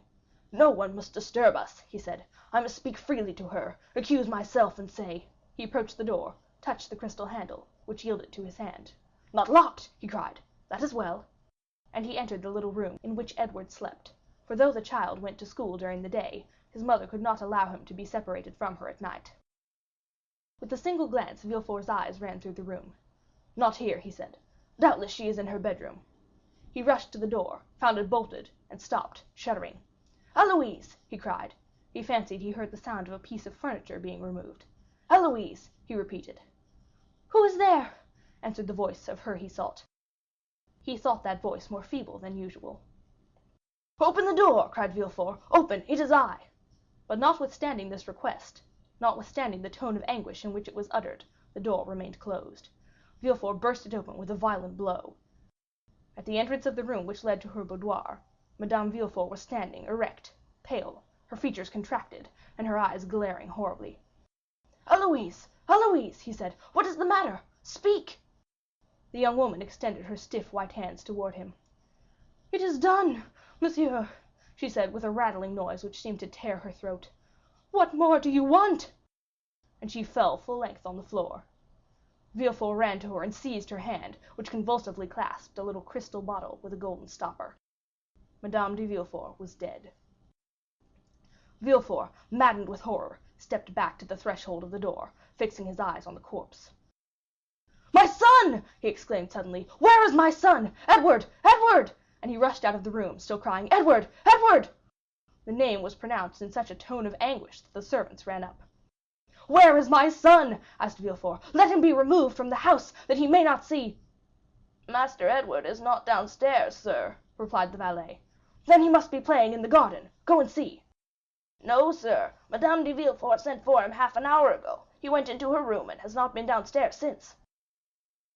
A cold perspiration burst out on Villefort's brow. His legs trembled, and his thoughts flew about madly in his brain like the wheels of a disordered watch. "In Madame de Villefort's room," he murmured, and slowly returned, with one hand wiping his forehead, and with the other supporting himself against the wall. To enter the room, he must again see the body of his unfortunate wife. To call Edward, he must reawaken the echo of that room, which now appeared like a sepulchre. To speak seemed like violating the silence of the tomb. His tongue was paralyzed in his mouth. "Edward!" he stammered. "Edward!" The child did not answer. Where, then, could he be, if he had entered his mother's room and had not since returned? He stepped forward. The corpse of Madame de Villefort was stretched across the doorway leading to the room in which Edward must be. Those glaring eyes seemed to watch over the threshold, and the lips bore the stamp of a terrible and mysterious irony. Through the open door was visible a portion of the boudoir, containing an upright piano and a blue satin couch. Villefort stepped forward 2 or 3 paces, and beheld his child lying, no doubt asleep, on the sofa. The unhappy man uttered an exclamation of joy. A ray of light seemed to penetrate the abyss of despair and darkness. He had only to step over the corpse, enter the boudoir, take the child in his arms, and flee far, far away. Villefort was no longer the civilized man. He was a tiger, hurt unto death, gnashing his teeth in his wound. He no longer feared realities, but phantoms. He leapt over the corpse as if it had been a burning brazier. He took the child in his arms, embraced him, shook him, called him, but the child made no response. He pressed his burning lips to the cheeks, but they were icy cold and pale. He felt the stiffened limbs. He pressed his hand upon the heart, but it no longer beat. The child was dead. A folded paper fell from Edward's breast. Villefort, thunderstruck, fell upon his knees. The child dropped from his arms and rolled on the floor by the side of its mother. He picked up the paper and, recognizing his wife's writing, ran his eyes rapidly over its contents. It ran as follows: "You know that I was a good mother. Since it was for my son's sake I became criminal. A good mother cannot depart without her son." Villefort could not believe his eyes. He could not believe his reason. He dragged himself toward the child's body, and examined it as a lioness contemplates its dead cub. Then a piercing cry escaped from his breast, and he cried, "Still the hand of God!" The presence of the 2 victims alarmed him. He could not bear solitude shared only by 2 corpses. Until then he had been sustained by rage, by his strength of mind, by despair, by the supreme agony which led the Titans to scale the heavens, and Ajax to defy the gods. He now arose, his head bowed beneath the weight of grief, and shaking his damp, disheveled hair, he, who had never felt compassion for any one, determined to seek his father, that he might have someone to whom he could relate his misfortunes, someone by whose side he might weep. He descended the little staircase with which we are acquainted, and entered Noirtier's room. The old man appeared to be listening attentively and as affectionately as his infirmities would allow to the Abbé Busoni, who looked cold and calm as usual. Villefort, perceiving the abbé, passed his hand across his brow. He recollected the call he had made upon him that afternoon at the dinner at Auteuil, and then the visit the abbé had himself paid to his house on the day of Valentine's death. "You here, sir!" he exclaimed. "Do you, then, never appear but to act as an escort to death?" Busoni turned around, and perceiving the excitement depicted on the magistrate's face, the savage luster of his eyes, he understood that the revelation had been made at the assizes. but beyond this he was ignorant. "I come to pray over the body of your daughter." "And now why are you here?" "I come to tell you that you have sufficiently repaid your debt, and that from this moment I will pray to God to forgive you, as I do." "Good heavens!" exclaimed Villefort, stepping back fearfully. "Surely that is not the voice of the Abbé Busoni?" "No." The abbé threw off his wig, shook his head, and his hair, no longer confined, fell in black masses around his manly face. "It is the face of the Count of Monte Cristo!" exclaimed the procureur, with a haggard expression. "You are not exactly right, Monsieur Procureur. You must go further back." "That voice! That voice! Where did I first hear it?" "You heard it for the first time at Marseilles, 23 years ago, the day of your marriage with Mademoiselle de Saint Méran. Refer to your papers." "You are not Busoni, you are not Monte Cristo. Oh heavens! You are, then, some secret, implacable, and mortal enemy. I must have wronged you in some way at Marseilles. Oh, woe to me!" "Yes, you are now on the right path," said the count, crossing his arms over his broad chest. "Search, search!" "But what have I done to you?" exclaimed Villefort, whose mind was balancing between reason and insanity in that cloud which is neither a dream nor reality. "What have I done to you? Tell me then. Speak." "You condemned me to a horrible, tedious death. You killed my father. You deprived me of liberty, of love, and happiness." "Who are you, then? Who are you?" "I am the spectre of a wretch you buried in the dungeon of the Château d'If. God gave that spectre the form of the Count of Monte Cristo when he at length issued from his tomb, enriched him with gold and diamonds, and led him to you." "Ah, I recognize you! I recognize you!" exclaimed the king's attorney. "You are—" "I am Edmond Dantès." "You are Edmond Dantès!" cried Villefort, seizing the count by the wrist. "Then come here!" And up the stairs he dragged Monte Cristo, who, ignorant of what had happened, followed him in astonishment, foreseeing some new catastrophe. "There, Edmond Dantès," he said, pointing to the bodies of his wife and child. "See, are you well avenged?" Monte Cristo became pale at this horrible sight. He felt that he had passed beyond the bounds of vengeance, and that he could no longer say, "God is for and with me." With an expression of indescribable anguish, he threw himself upon the body of the child, reopened its eyes, felt its pulse, and then rushed with him into Valentine's room, of which he double locked the door. "My child!" cried Villefort. "He carries away the body of my child! Oh, curses, woe, death to you!" And he tried to follow Monte Cristo, but as though in a dream he was transfixed to the spot, his eyes glared as though they were starting through the sockets, he gripped the flesh of his chest until his nails were stained with blood, the veins of his temples swelled and boiled as though they would burst their narrow boundary and deluge his brain with living fire. This lasted several minutes, until the frightful overturn of reason was accomplished. Then, uttering a loud cry, followed by a burst of laughter, he rushed down the stairs. A quarter of an hour afterwards, the door of Valentine's room opened, and Monte Cristo reappeared. Pale, with a dull eye and heavy heart, all the noble features of that face, usually so calm and serene, were overcast by grief. In his arms he held the child, whom no skill had been able to recall to life. Bending on one knee, he placed it reverently by the side of its mother, with its head upon her breast. Then, rising, he went out, and meeting a servant on the stairs, he asked, "Where is Monsieur de Villefort?" The servant, instead of answering, pointed to the garden. Monte Cristo ran down the steps, and advancing toward the spot designated, beheld Villefort, encircled by his servants, with a spade in his hand, and digging the earth with fury. "It is not here!" he cried. "It is not here!" And then he moved further on, and began again to dig.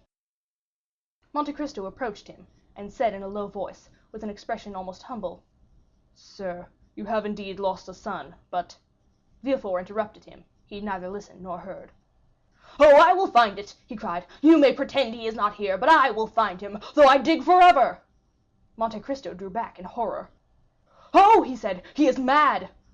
And as though he feared that the walls of the accursed house would crumble round him, he rushed into the street, for the first time doubting whether he had the right to do as he had done. "Oh, enough of this, enough of this!" he cried. "Let me save the last!" On entering his house he met Morrel, who wandered about like a ghost, awaiting the heavenly mandate for return to the tomb. "Prepare yourself, Maximilian," he said with a smile. "We leave Paris tomorrow." "Have you nothing more to do there?" asked Morrel. "No," replied Monte Cristo. "God grant I may not have done too much already." The next day they indeed left, accompanied only by Baptistin. Haydée had taken away Ali, and Bertuccio remained with Noirtier. End of chapter 111.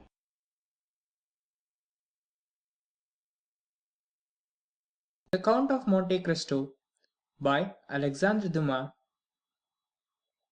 Chapter 112. The Departure. The recent event formed the theme of conversation throughout all Paris. Emmanuel and his wife conversed with natural astonishment in their little apartment in the Rue Meslay upon the three successive, sudden, and most unexpected catastrophes of Morcerf, Danglars, and Villefort. Maximilian, who was paying them a visit, listened to their conversation, or rather was present at it, plunged in his accustomed state of apathy. "Indeed," said Julie, "might we not almost fancy, Emmanuel, that those people, so rich, so happy but yesterday, had forgotten in their prosperity that an evil genius, like the wicked fairies in Perrault's stories, who present themselves unbidden at a wedding or baptism, hovered over them, and appeared all at once to revenge himself for their fatal neglect?" "What a dire misfortune!" said Emmanuel, thinking of Morcerf and Danglars. "What dreadful sufferings!" said Julie, remembering Valentine, but whom, with the delicacy natural to women, she did not name before her brother. "If the Supreme Being has directed the fatal blow," said Emmanuel, "it must be that He in great goodness has perceived nothing in the past lives of these people to merit mitigation of their awful punishment." "Do you not form a very rash judgment, Emmanuel?" said Julie. "When my father, with a pistol in his hand, was once on the point of committing suicide, had any of them said, 'This man deserves his misery,' would not that person have been deceived?" "Yes, but your father was not allowed to fall. A being was commissioned to arrest the fatal hand of death about to descend on him." Emmanuel had scarcely uttered these words when the sound of the bell was heard, the well known signal given by the porter that a visitor had arrived. Nearly at the same instant the door was opened, and the Count of Monte Cristo appeared on the threshold. The young people uttered a cry of joy, while Maximilian raised his head, but let it fall again immediately. "Maximilian," said the count, without appearing to notice the different impressions which his presence produced on the little circle, "I come to seek you." "To seek me?" repeated Morrel, as if awakening from a dream. "Yes," said Monte Cristo. "Has it not been agreed that I should take you with me? And did I not tell you yesterday to prepare for departure?" "I am ready," said Maximilian. "I came expressly to wish them farewell."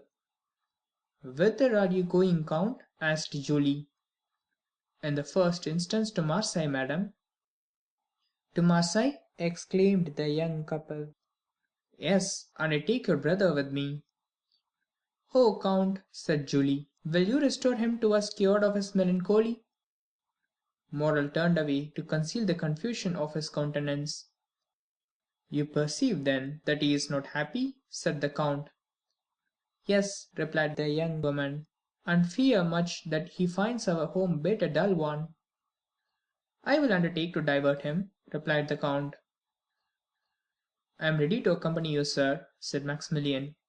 "Adieu, my kind friends. Emmanuel, Julie, farewell." "How farewell?" exclaimed Julie. "Do you leave us thus, so suddenly, without any preparations for your journey? Well, then, sleep in peace, and put your trust in heaven." As we have said before, the post-chaise was waiting.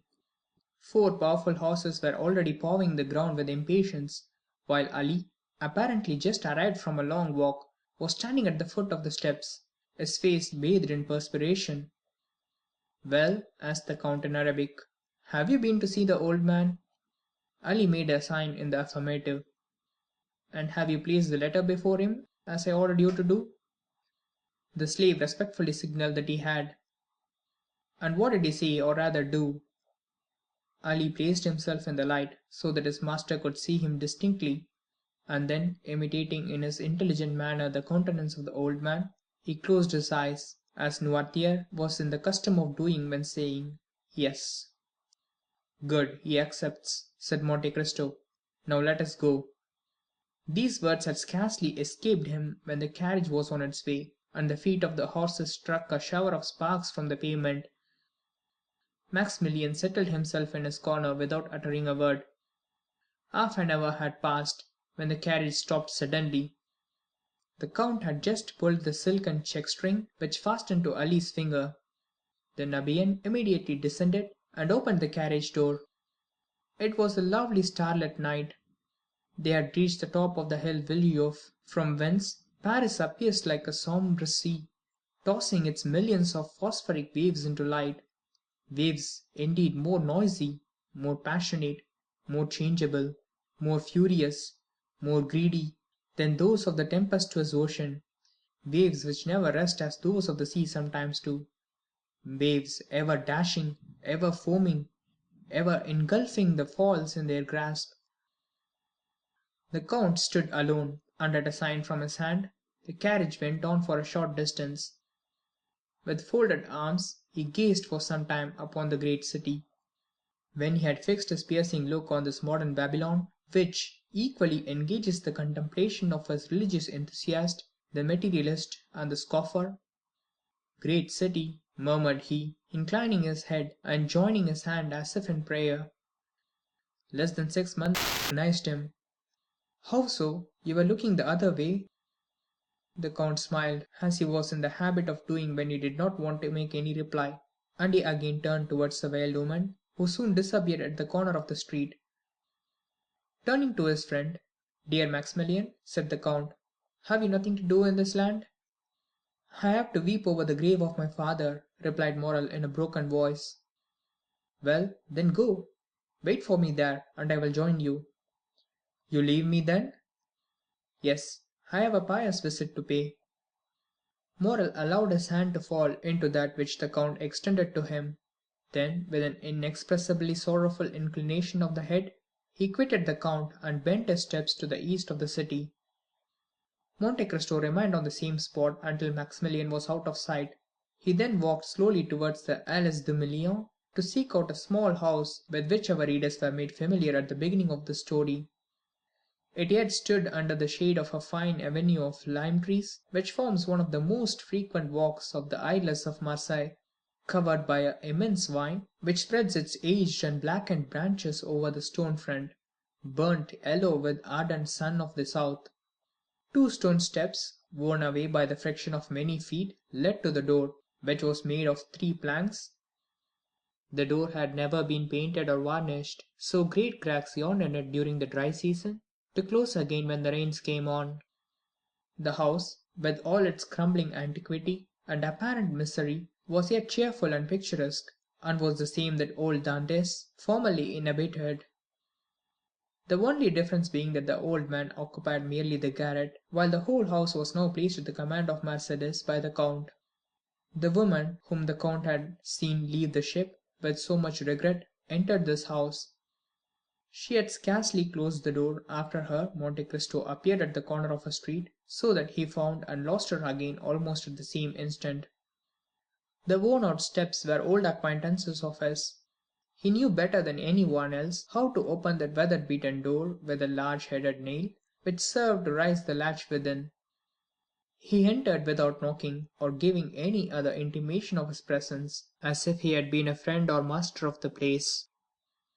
At the end of the passage, paved with bricks, was a little garden, bathed in sunshine, and rich in warmth and light. In this garden Mercédès had found, at the place indicated by the count, the sum of money which he, through a sense of delicacy, had described as having been placed there 24 years previously. The trees of the garden were easily seen from the steps of the street door. Monte Cristo, on stepping into the house, heard a sigh that was almost a deep sob. He looked in the direction whence it came, and there, under an arbor of Virginia jessamine, with its thick foliage and beautiful long purple flowers, he saw Mercédès seated, with her head bowed and weeping bitterly. She had raised her veil, and with her face hidden by her hands, was giving a free scope to the sighs and tears which have been long restrained by the presence of her son. Monte Cristo advanced a few steps, which were heard on the gravel. Mercédès raised her head and uttered a cry of terror on beholding a man before her. "Madame," said the count, It is no longer in my power to restore you to happiness, but I offer you consolation. Will you deign to accept it as coming from a friend?" "I am indeed most wretched," replied Mercédès. "Alone in the world, I had but my son, and he has left me." "He possesses a noble heart, madam," replied the count, "and he has acted rightly. He feels that every man owes a tribute to his country. Some contribute their talents, others their industry. These devote their blood, those their nightly labours, to the same cause. Had he remained with you, his life must have become a hateful burden, nor would he have participated in your griefs. He will increase in strength and honour by struggling with adversity, which he will convert into prosperity. Leave him to build up the future for you, and I venture to say, you will confide it to safe hands." "Oh," replied the wretched woman, mournfully shaking her head, "the prosperity of which you speak, and which, from the bottom of my heart, I pray God in His mercy to grant him, I can never enjoy. The bitter cup of adversity has been drained by me to the very dregs, and I feel that the grave is not far distant. You have acted kindly, Count, in bringing me back to the place where I have enjoyed so much bliss. I ought to meet death on the same spot where happiness was once all my own." "Alas," said Monte Cristo, "your words sear and embitter my heart, the more so as you have every reason to hate me. I have been the cause of all your misfortunes, but why do you pity instead of blaming me? You render me still more unhappy." "Hate you, blame you, you, Edmond? Hate, reproach the man that has spared my son's life? For was it not your fatal and sanguinary intention to destroy that son of whom Monsieur de Morcerf was so proud? Oh, look at me closely, and discover if you can see even the semblance of a reproach in me." The count looked up and fixed his eyes on Mercédès, who rose partly from her seat and extended both her hands towards him. "Oh, look at me," continued she, with a feeling of profound melancholy. "My eyes no longer dazzle by their brilliancy, for the time has long fled since I used to smile on Edmond Dantès, who anxiously looked out for me from the windows of yonder garret, then inhabited by his old father. Years of grief have created an abyss between those days and the present. I neither reproach you nor hate you, my friend. Oh no, Edmond, it is myself that I blame, myself that I hate.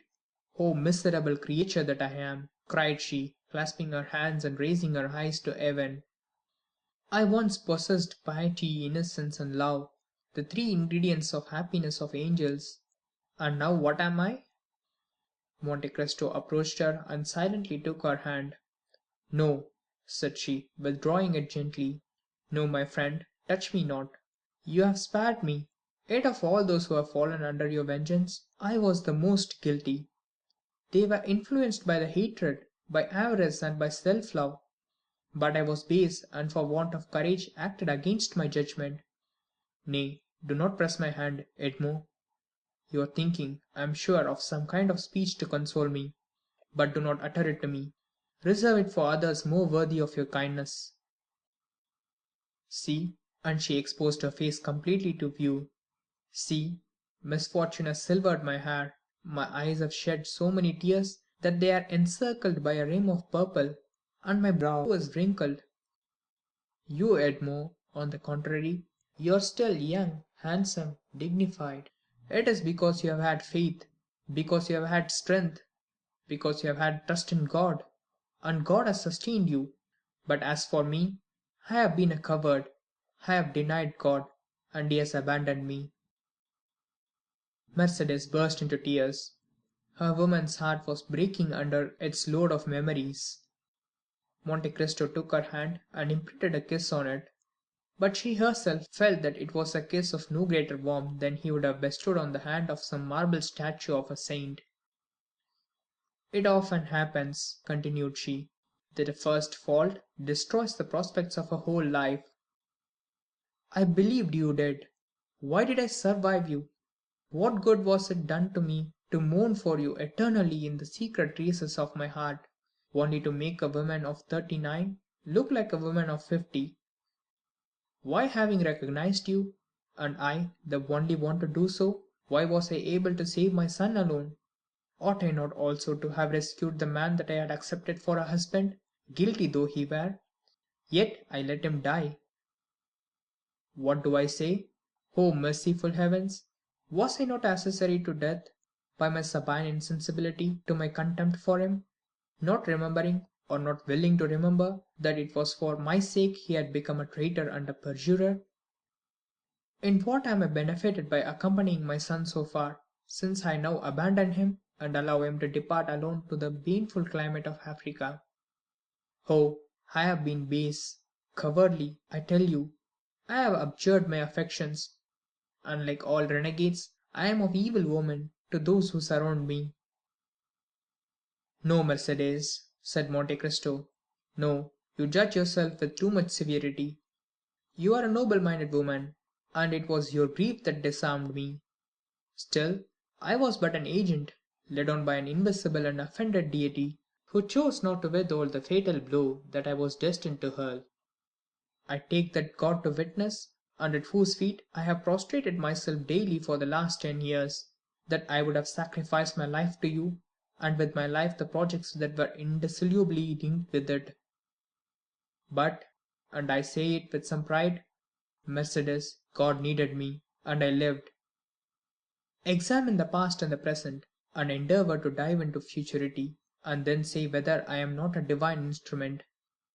The most dreadful misfortunes, the most frightful sufferings, the abandonment of all those who loved me, and the persecution of those who did not know me, formed the trials of my youth, when suddenly, from captivity, solitude, misery, I was restored to light and liberty, and became the possessor of a fortune so brilliant, so unbounded, so unheard of, that I must have been blind not to be conscious that God had endowed me with it to work out his own great designs. For that time I looked upon this fortune as something confided to me for an especial purpose. Not a thought was given to a life which you once, Mercedes, had the power to render blissful. Not 1 hour of peaceful calm was mine. But I felt myself driven on like an exterminating angel, like adventurous captains about to embark on some enterprise full of danger. I laid in my provisions, I loaded my weapons, I collected every means of attack and defense. I inured my body to the most violent exercises, my soul to the bitterest trials. I taught my arm to slay, my eyes to behold excruciating sufferings, and my mouth to smile at the most horrid spectacles. Good natured, confiding, and forgiving as I had been, I became revengeful, cunning, and wicked, or rather immovable as fate. Then I launched out into the path that was opened to me. I overcame every obstacle, and reached the goal. But woe to those who stood in my pathway. Enough, said Mercedes. Enough, Edmond. Believe me that she who alone recognized you has been the only one to comprehend you. And had she crossed your path, and you had crushed her like a glass, still, Edmond, still, she must have admired you. Like the gulf between me and the past, there is an abyss between you, Edmond, and the rest of mankind. And I tell you freely that the comparison I draw between you and the other men will ever be one of my greatest tortures. No, there is nothing in the world to resemble you in worth and goodness. But we must say farewell, Edmond, and let us part. Before I leave you, Mercedes, have you no request to make? Said the count. I desire but one thing in this world, Edmond, the happiness of my son. Pray to Almighty to spare his life, and I will take upon myself to promote his happiness. Thank you, Edmond. But have you no request to make for yourself, Mercedes? For myself, I want nothing. I live, as it were, between two graves. One is that of Edmond Dantès, lost to me long, long since. He had my love. That word ill becomes my faded lip now, but it is a memory dear to my heart, and one that I would not lose for all those world contains. The other grave is that of a man who met his death from the hand of Edmond Dantès. I approve of the deed, but I must pray for the dead. Your son shall be happy, Mercedes, repeated the count. Then I shall enjoy as much happiness as this world can possibly confer. But what are your intentions? To say that I shall live here, like the Mercedes of other times, gaining my bread by labor, would not be true, nor would you believe me. I have no longer the strength to do anything but to spend my days in prayer. However, I shall have no occasion to work, for the little sum of money buried by you, and which I found in the place you mentioned, will be sufficient to maintain me. Rumor will probably be busy respecting me, my occupations, my manner of living. That will signify but little. Mercedes, said the count, I do not say it to blame you, but you had made an unnecessary sacrifice in relinquishing the whole of the fortune amassed by Monsieur de Morcerf. Half of it at least by right belonged to you, in virtue of your vigilance and economy. I perceive what you are intending to propose to me, but I cannot accept it, Edmond. My son would not permit it. Nothing shall be done without the full approbation of Albert de Morcerf. I will make myself acquainted with his intentions and will submit to them. But if he be willing to accept my offers, will you oppose them? You well know, Edmond, that I am no longer a reasoning creature. I have no will, unless it be the will of never to decide. I have been so overwhelmed by the many storms that have broken over my head, that I am become passive in the hands of Almighty. Like the sparrow in the talons of an eagle, I live because it is not ordained for me to die. If succor be sent to me, I will accept it. Ah, madam, said Monte Cristo, you should not talk thus. It is not so we should evince our resignation to the will of heaven. On the contrary, we are all free agents. Alas, exclaimed Mercédès, if it were so, if I possessed free will, but without the power to render that will efficacious, it would drive me to despair. Monte Cristo dropped his head and shrank from the vehemence of her grief.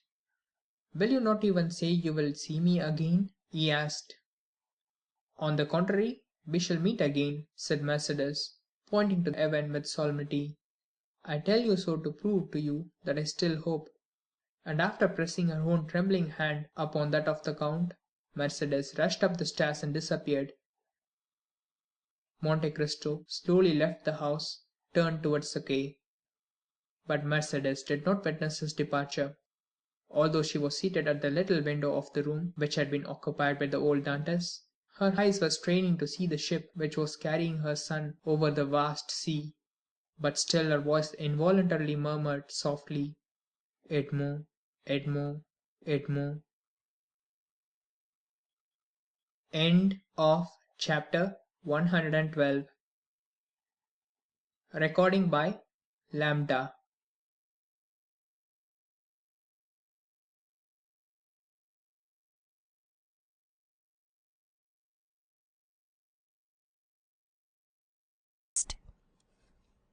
The count departed with a sad heart from the house in which he had left Mercédès, probably never to behold her again.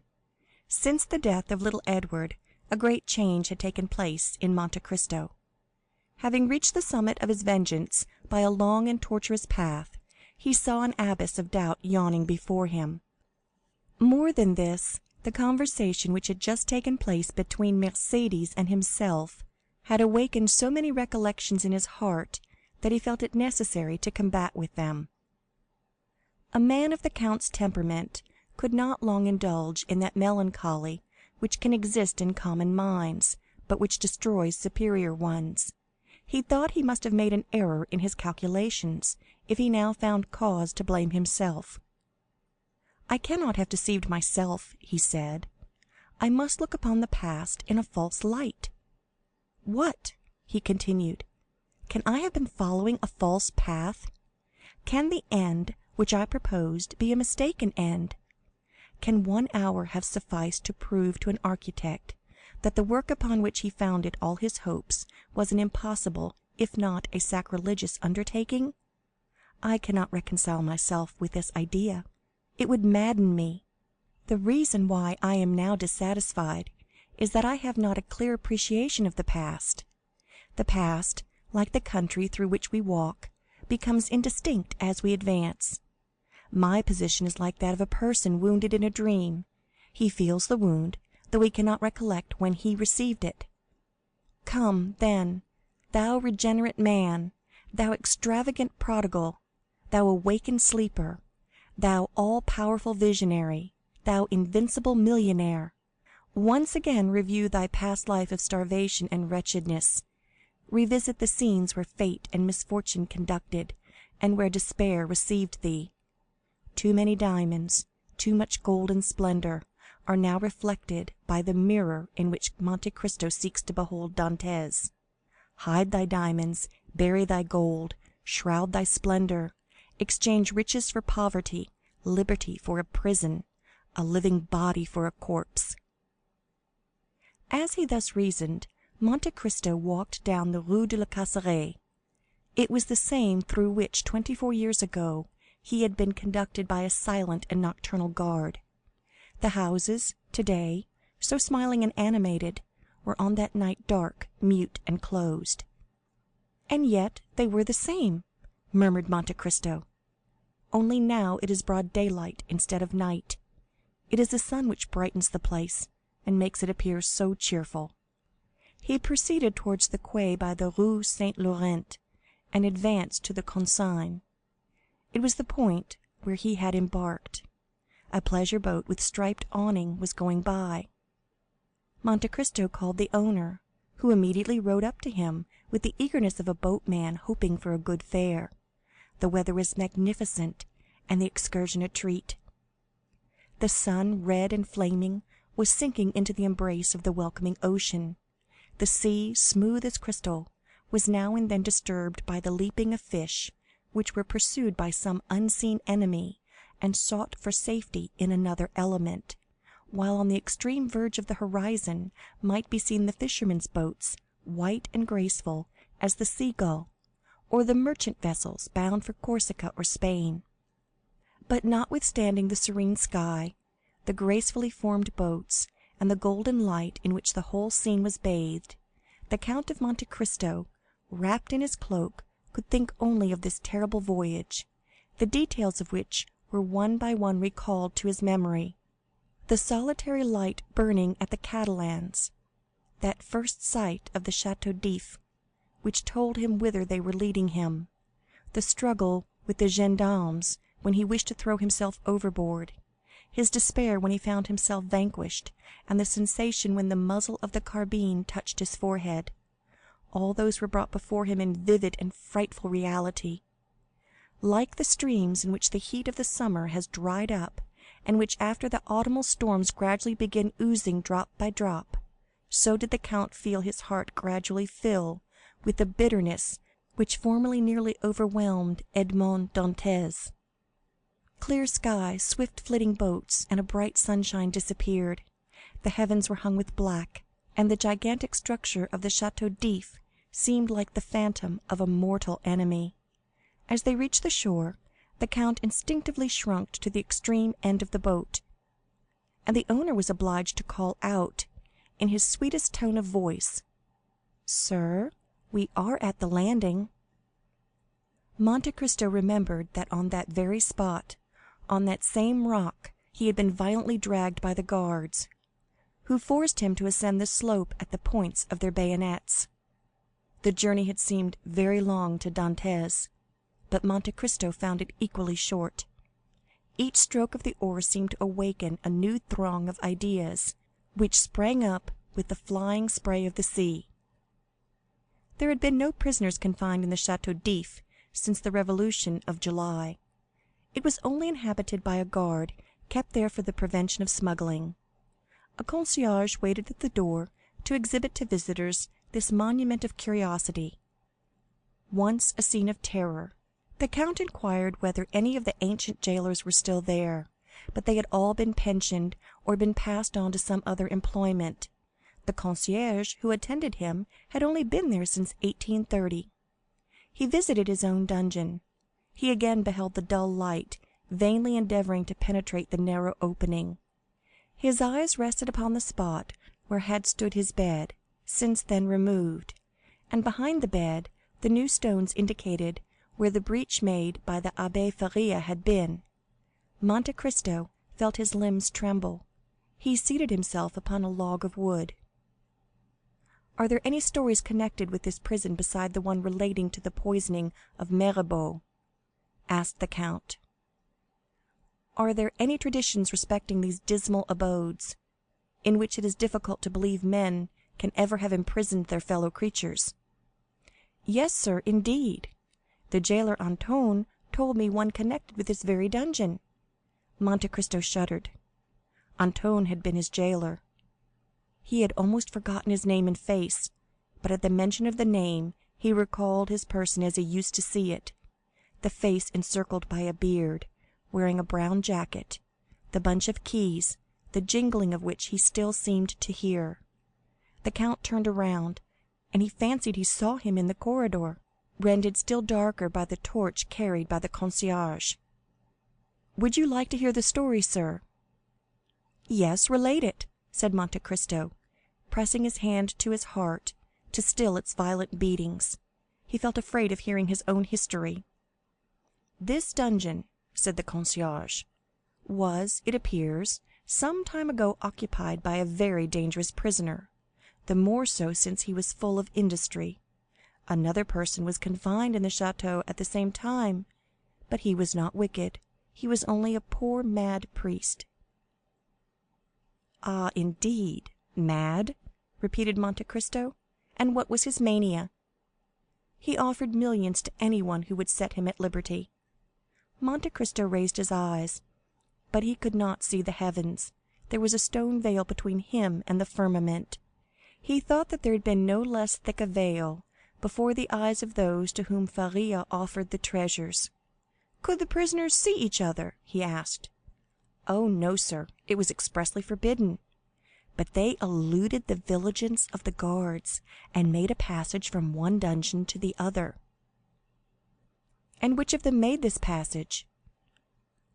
"Oh, it must have been the young man, certainly, for he was strong and industrious, while the abbé was aged and weak. Besides, his mind was too facilitating to allow him to carry out an idea."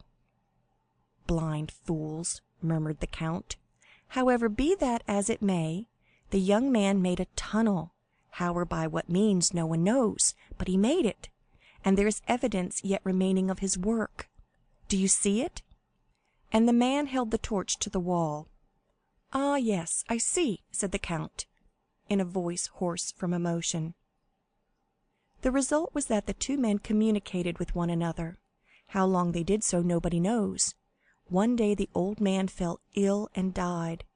Now guess what the young one did. "Tell me." "He carried off the corpse, which he placed in his own bed with its face to the wall. Then he entered the empty dungeon, closed the entrance, and slipped into the sack which had contained the dead body. Did you ever hear of such an idea?" Monte Cristo closed his eyes, and seemed again to experience all the sensations he had felt when the coarse canvas, yet moist with the cold dews of death, had touched his face. The jailer continued. Now this was his project. He fancied that they buried the dead at the Château d'If, and imagining they would not expend much labor on the grave of a prisoner, he calculated on raising the earth with his shoulders. But unfortunately, their arrangements at the château frustrated his projects. They never buried the dead. They merely attached a heavy cannon ball to the feet, and then threw them into the sea. This is what was done. The young man was thrown from the top of the rock. The corpse was found on the bed the next day, and the whole truth was guessed, for the men who performed the office then mentioned what they had dared not to speak of before, that at the moment the corpse was thrown into the deep, they heard a shriek, which was almost immediately stifled by the water in which it disappeared. The count breathed with difficulty. The cold drops ran down his forehead, and his heart was full of anguish.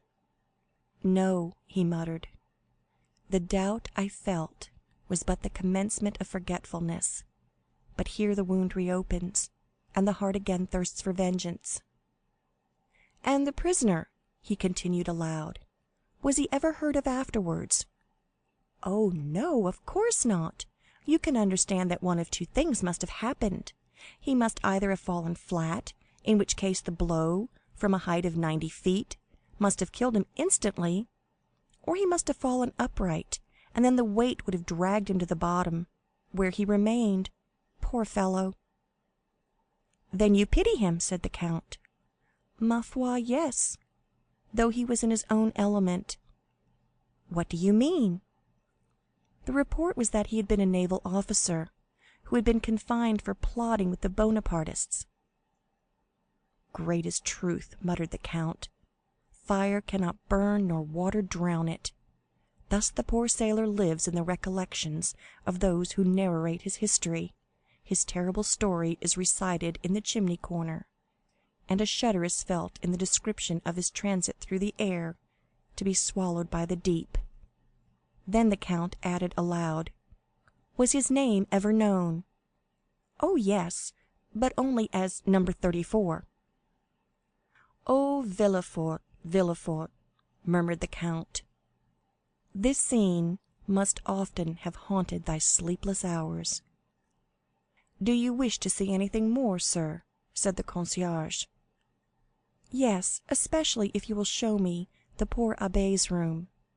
"Ah, number 27. "Yes, number 27, repeated the count, who seemed to hear the voice of the abbé answering him in those very words through the wall when asked his name. "Come, sir." "Wait," said Monte Cristo, "I wish to take one final glance around this room." "This is fortunate," said the guide. "I have forgotten the other key." "Go and fetch it." "I will leave you the torch, sir." "No, take it away. I can see in the dark." "Why, you are like number 34. They said he was so accustomed to the darkness that he could see a pin in the darkest corner of his dungeon." "He spent 14 years to arrive at that," muttered the count. The guide carried away the torch. The count had spoken correctly.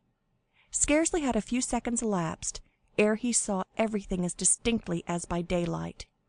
Then he looked around him, and really recognized his dungeon.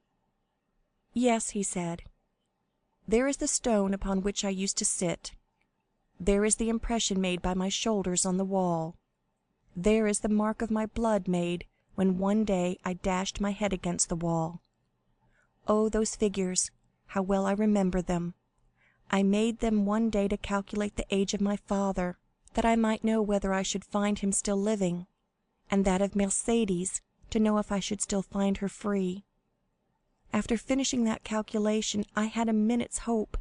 I did not reckon upon hunger and infidelity." And a bitter laugh escaped the count. He saw in fancy the burial of his father and the marriage of Mercédès. On the other side of the dungeon he perceived an inscription, the white letters of which were still visible on the green wall. "O God," he read, "preserve my memory." "Oh, yes," he cried, "that was my only prayer at last. I no longer begged for liberty, but memory. I dreaded to become mad and forgetful. O God, thou hast preserved my memory. I thank thee, I thank thee." At this moment the light of the torch was reflected on the wall. The guide was coming. Monte Cristo went to meet him. "Follow me, sir." And without ascending the stairs, the guide conducted him by a subterraneous passage to another entrance. There again Monte Cristo was assailed by a multitude of thoughts. The first thing that met his eye was the meridian, drawn by the abbé on the wall, by which he calculated the time. Then he saw the remains of the bed on which the poor prisoner had died. The sight of this, instead of exciting the anguish experienced by the count in the dungeon, filled his heart with a soft and grateful sentiment, and tears fell from his eyes. "This is where the mad abbé was kept, sir." "And that is where the young man entered," and the guide pointed to the opening, which had remained unclosed. "From the appearance of the stone," he continued, "a learned gentleman discovered that the prisoners might have communicated together for 10 years. Poor things! Those must have been 10 weary years." Dantès took some louis from his pocket, and gave them to the man who had twice unconsciously pitied him. The guide took them, thinking them merely a few pieces of little value, but the light of the torch revealed their true worth. "Sir," he said, "you have made a mistake. You have given me gold." I know it." The concierge looked upon the count with surprise. "Sir," he cried, scarcely able to believe his good fortune, "sir, I cannot understand your generosity." "Oh, it is very simple, my good fellow. I have been a sailor, and your story touched me more than it would others." "Then, sir, since you are so liberal, I ought to offer you something." "What have you to offer me, my friend? Shells, straw work? Thank you." "No, sir, neither of those.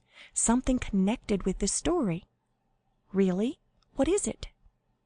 "Listen," said the guide. "I said to myself, something is always left in a cell inhabited by one prisoner for 15 years. So I began to sound the wall." "Ah," cried Monte Cristo, remembering the abbé's 2 hiding places. "After some search, I found that the floor gave a hollow sound near the head of the bed, and at the hearth." "Yes," said the count, "yes." "I raised the stones and found—" "A rope ladder and some tools?" "How do you know that?" asked the guide in astonishment. "I do not know. I only guess it because that is the sort of thing generally found in prisoners' cells."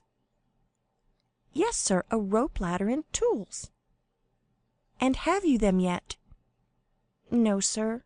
I sold them to visitors, who considered them great curiosities. But I have still something left." "What is it?" asked the count impatiently. "A sort of book, written upon strips of cloth. Go and fetch it, my good fellow, and if it be what I hope, you will do well." "I will run for it, sir," and the guide went out. Then the count knelt down by the side of the bed, which death had converted into an altar.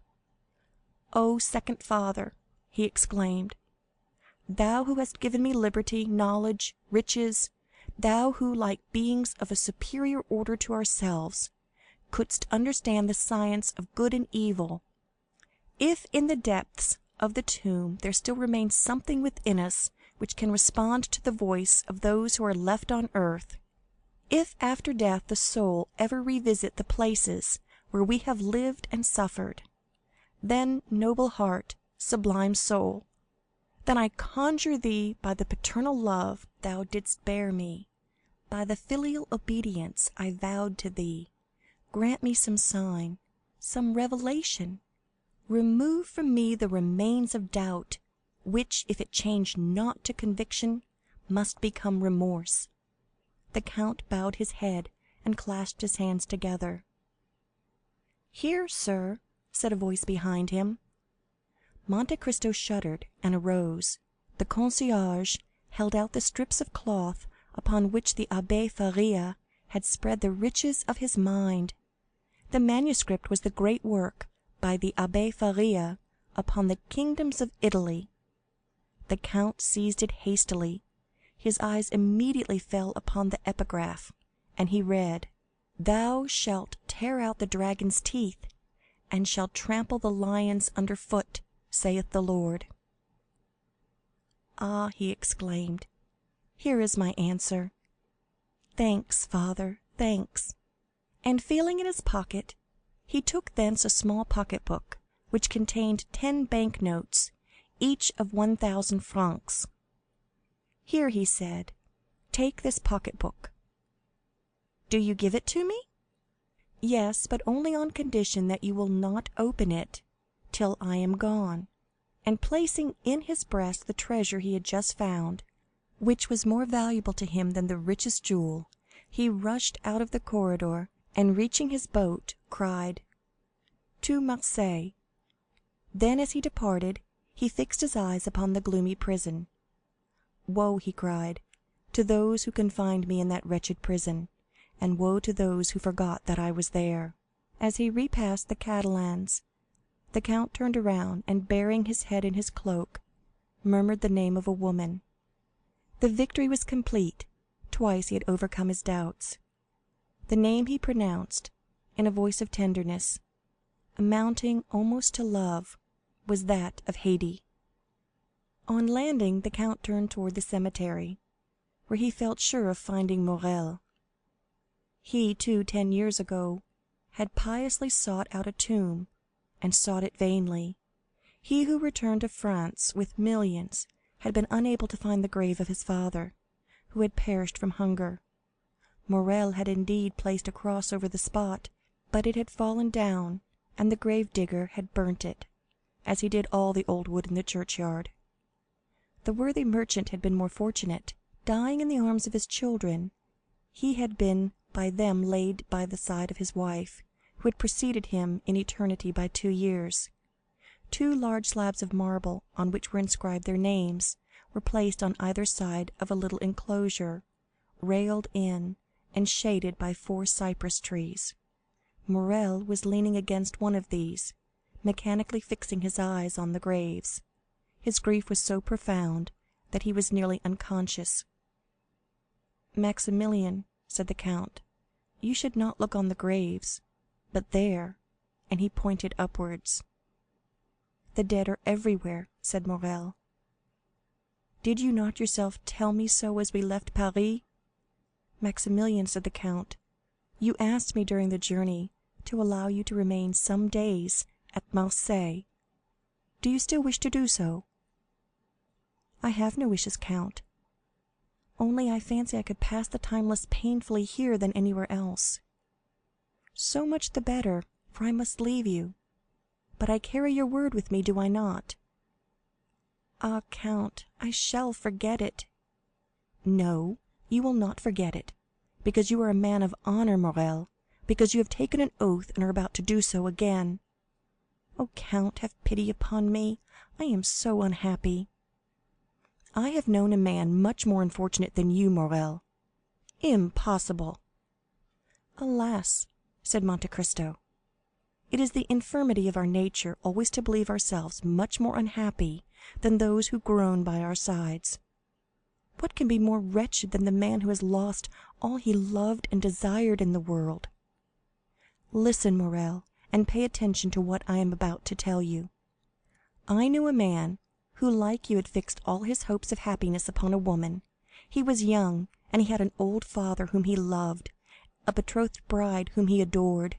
He was about to marry her, when one of the caprices of fate, which would almost make us doubt the goodness of Providence, if that Providence did not afterwards reveal itself by proving all that is but a means of conducting to an end, one of those caprices deprived him of his mistress, of the future of which he had dreamed, for in his blindness he forgot he could only read the present, and cast him into a dungeon."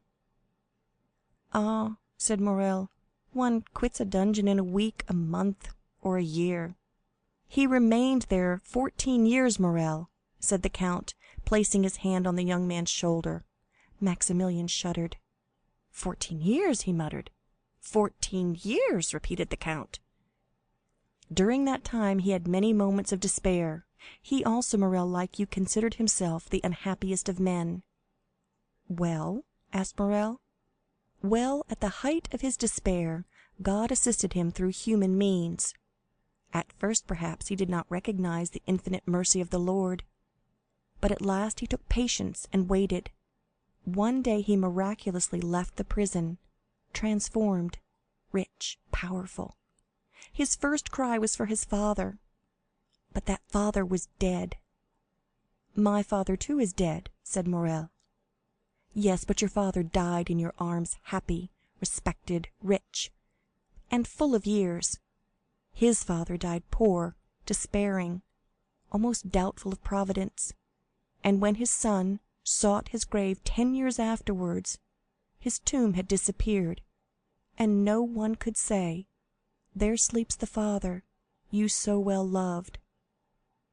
"Oh," exclaimed Morrel, "he was, then, a more unhappy son than you, Morrel, for he could not even find his father's grave. But then he had the woman he loved still remaining?" "You are deceived, Morrel. That woman, she was dead. Worse than that, she was faithless, and had married one of the persecutors of her betrothed.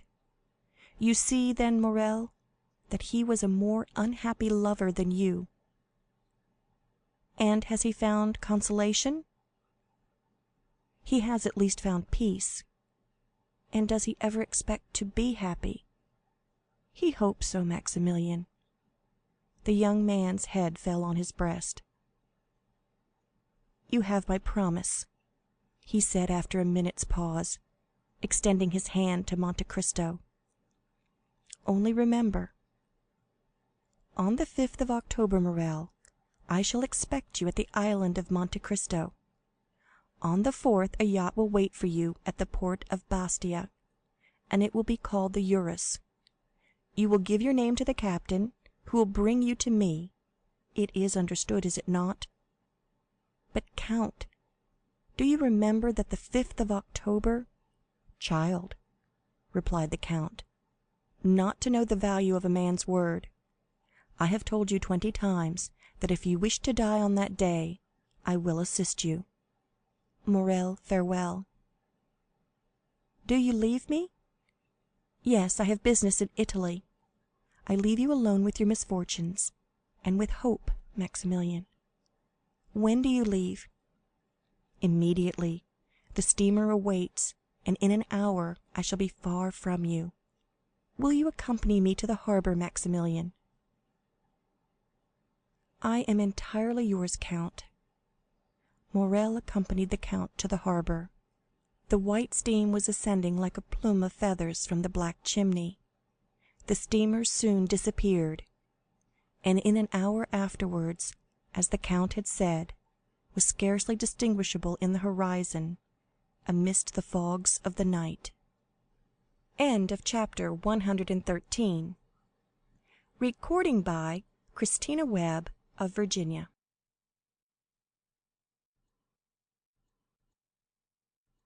At the same time that the steamer disappeared behind Cape Morgiou, a man travelling post on the road from Florence to Rome had just passed the little town of Aquapendente. He was travelling fast enough to cover a great deal of ground without exciting suspicion. This man was dressed in a greatcoat, or rather a surtout, a little worse for the journey, but which exhibited the ribbon of the Legion of Honor, still fresh and brilliant, a decoration which also ornamented the undercoat. He might be recognized, not only by these signs, but also from the accent with which he spoke to the postilion, as a Frenchman. Another proof that he was a native of the universal country was apparent in the fact of his knowing no other Italian words than the terms used in music, and which, like the "God damn" of Figaro, served all possible linguistic requirements. "Allegro!" he called out to the postilions at every ascent. "Moderato!" he cried as they descended. And heaven knows there are hills enough between Rome and Florence by way of Aquapendente. These 2 words greatly amused the men to whom they were addressed. On reaching La Storta, the point from where Rome is first visible, the traveller evinced none of the enthusiastic curiosity which usually leads strangers to stand up and endeavor to catch sight of the dome of St. Peter's, which may be seen long before any other object is distinguishable.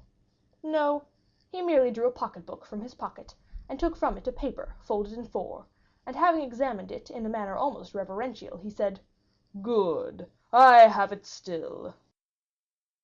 The carriage entered by the Porto del Popolo, turned to the left, and stopped at the Hotel de Spain.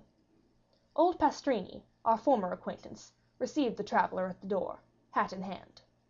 The traveller alighted, ordered a good dinner, and inquired the address of the house of Thomson and French, which was immediately given to him, as it was one of the most celebrated in Rome. It was situated in the Via dei Banchi, near St. Peter's. In Rome, as everywhere else, the arrival of a post-chaise is an event.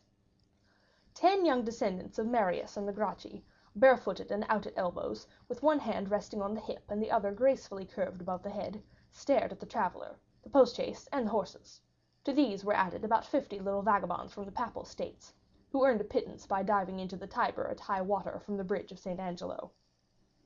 Now, as these street Arabs of Rome, more fortunate than those of Paris, understand every language, more especially the French, they heard the traveller order an apartment, a dinner, and finally inquire the way to the house of Thomson and French.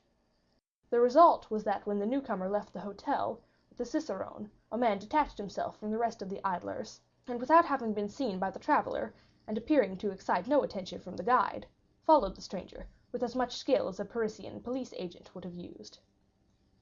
The Frenchman had been so impatient to reach the house of Thomson and French that he would not wait for the horses to be harnessed, but left word for the carriage to overtake him on the road, or to wait for him at the banker's door.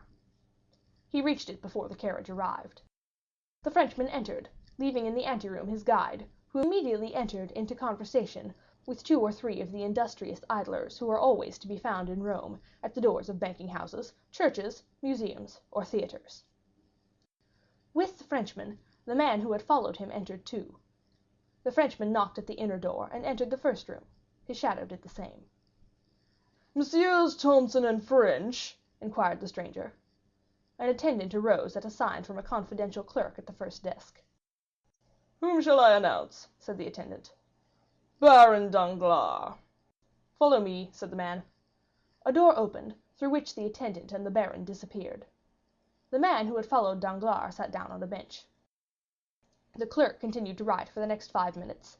The man preserved profound silence, and remained perfectly motionless. Then the pen of the clerk ceased to move over the paper. He raised his head, and appearing to be perfectly sure of privacy, "Aha," he said, "here you are, Peppino." "Yes," was the laconic reply. "You have found out that there is something worth having about this large gentleman?" "There is no great merit due to me, for we were informed of it." "You know his business here, then?" "Pardieu, he has come to draw, but I don't know how much." "You will know presently, my friend." "Very well, only don't give me false information as you did the other day." "What do you mean? Of whom do you speak? Was it the Englishman who carried off 3,000 crowns from here the other day?" "No, he really had 3,000 crowns, and we found them. I mean the Russian prince, who you said had 30,000 livres, and we only found 22,000. "You must have searched badly." "Luigi Vampa himself searched." "Indeed. But you must let me make my observations, or the Frenchman will transact his business without my knowing the sum." Peppino nodded, and taking a rosary from his pocket began to mutter a few prayers, while the clerk disappeared through the same door by which Danglars and the attendant had gone out. At the expiration of 10 minutes, the clerk returned with a beaming countenance. "Well?" asked Peppino of his friend. "Joy, joy! The sum is large." 5 or 6 millions, is it not?" "Yes, you know the amount." "On the receipt of the Count of Monte Cristo?" "Why, how came you to be so well acquainted with all this?" "I told you we were informed beforehand." "Then why do you apply to me?" "That I may be sure I have the right man." "Yes, it is indeed he. 5 millions, a pretty sum, eh, Peppino?" "Hush, here is our man." The clerk seized his pen, and Peppino his beads. One was writing and the other praying when the door opened. Danglars looked radiant with joy. The banker accompanied him to the door. Peppino followed Danglars. According to the arrangements, the carriage was waiting at the door. The guide held the door open. Guides are useful people, who will turn their hands to anything. Danglars leapt into the carriage like a young man of 20. The cicerone reclosed the door, and sprang up by the side of the coachman. Peppino mounted the seat behind. "Will your excellency visit St. Peter's?" asked the cicerone. "I did not come to Rome to see," said Danglars aloud. Then he added softly, with an avaricious smile, "I came to touch," and he rapped his pocketbook, in which he had just placed a letter. "Then your excellency is going—" "To the hotel." "Casa Pastrini," said the cicerone to the coachman, and the carriage drove rapidly on. 10 minutes afterward the baron entered his apartment, and Peppino stationed himself on the bench outside the door of the hotel, after having whispered something in the ear of one of the descendants of Marius and the Gracchi, whom we noticed at the beginning of the chapter, who immediately ran down the road leading to the capital at his fullest speed. Danglars was tired and sleepy, therefore he went to bed, placing his pocketbook under his pillow. Peppino had a little spare time, so he had a game of Mora with the Facchini, lost 3 crowns, and then, to console himself, drank a bottle of Orvieto.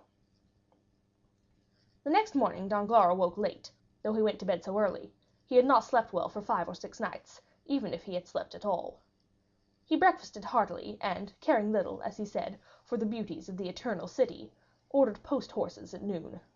But Danglars had not reckoned upon the formalities of the police and the idleness of the posting master. The horses only arrived at 2 o'clock, and the cicerone did not bring the passport till 3. All these preparations had collected a number of idlers round the door of Signor Pastrini's. The descendants of Marius and the Gracchi were also not wanting. The baron walked triumphantly through the crowd, who, for the sake of gain, styled him "Your Excellency." As Danglars had hitherto contented himself with being called a baron, he felt rather flattered at the title of excellency, and distributed a dozen silver coins among the beggars, who were ready, for 12 more, to call him "Your Highness." "Which road?" asked the postilion in Italian. "The Acana road," replied the baron. Signor Pastrini interpreted the question and answer, and the horses galloped off. Danglars intended travelling to Venice, where he would receive one part of his fortune, and then proceeding to Vienna, where he would find the rest. He meant to take up his residence in the latter town, which he had been told was a city of pleasure. He had scarcely advanced 3 leagues out of Rome when daylight began to disappear. Danglars had not intended starting so late, or he would have remained. He put his head out and asked the postilion how long it would be before they reached the next town. "Non capisco," do not understand, was the reply. Danglars bent his head, by which he meant to imply, "Very well." The carriage again moved on. "I will stop at the first posting house," said Danglars to himself. He still felt the same self-satisfaction which he had experienced the previous evening, and which had procured him so good a night's rest. He was luxuriously stretched in a good English calash with double springs. He was drawn by 4 good horses at a full gallop. He knew the relay to be at a distance of 7 leagues. What subject of meditation could present itself to the banker, so fortunately become bankrupt? Danglars thought for 10 minutes about his wife in Paris, another 10 minutes about his daughter, traveling with Mademoiselle d'Armilly. The same period was given to his creditors, and the manner in which he intended spending their money, and then, having no subject left for contemplation, he shut his eyes and fell asleep. Now and then a jolt more violent than the rest caused him to open his eyes. Then he felt that he was still being carried with great rapidity over the same country, thickly strewn with broken aqueducts, which looked like granite giants, petrified while running a race. But the night was cold, dull, and rainy, and it was much more pleasant for a traveler to remain in the warm carriage than to put his head out of the window to make inquiries of a postilion, whose only answer was, "Non capisco." Danglars therefore continued to sleep, saying to himself that he would be sure to awake at the posting house. The carriage stopped. Danglars fancied they had reached the long desired point. He opened his eyes and looked through the window, expecting to find himself in the midst of some town, or at least village, but he saw nothing except what seemed like a ruin, where 3 or 4 men went and came like shadows. Danglars waited a moment, expecting the postilion to come and demand payment with the termination of his stage. He intended taking advantage of the opportunity to make fresh inquiries of the new conductor, but the horses were unharnessed and others put in their places, without anyone claiming money from the traveler. Danglars, astonished, opened the door, but a strong hand pushed him back, and the carriage rolled on. The baron was completely roused. "Eh?" he said to the postilion. "Eh, mio caro?" This was another little piece of Italian the baron had learned from hearing his daughter sing Italian duets with Cavalcanti. But mio caro did not reply. Danglars then opened the window. "Come, my friend," he said, thrusting his hand through the opening. "Where are we going?" "Dentro la testa," answered the solemn and imperious voice, accompanied by a menacing gesture. Danglars thought "dentro la testa" meant "put in your head." He was making rapid progress in Italian. He obeyed, not without some uneasiness, which, momentarily increasing, caused his mind, instead of being as unoccupied as it was when he began his journey, to fill with ideas which were very likely to keep a traveler awake, more especially one in such a situation as Danglars. His eyes acquired that quality which in the first moment of strong emotion enables them to see distinctly, and which afterward fails from being too much taxed. Before we are alarmed, we see correctly; when we are alarmed, we see double; and when we have been alarmed, we see nothing but trouble. Danglars observed a man in a cloak, galloping at the right hand of the carriage. "Some gendarme!" he exclaimed. "Can I have been intercepted by French telegrams to the pontifical authorities?" He resolved to end his anxiety. "Where are you taking me?" he asked. "Dentro la testa," replied the same voice, with the same menacing accent. Danglars turned to the left. Another man on horseback was galloping on that side. "Decidedly," said Danglars, with the perspiration on his forehead, "I must be under arrest." And he threw himself back in the calash, not this time to sleep, but to think. Directly afterwards, the moon rose.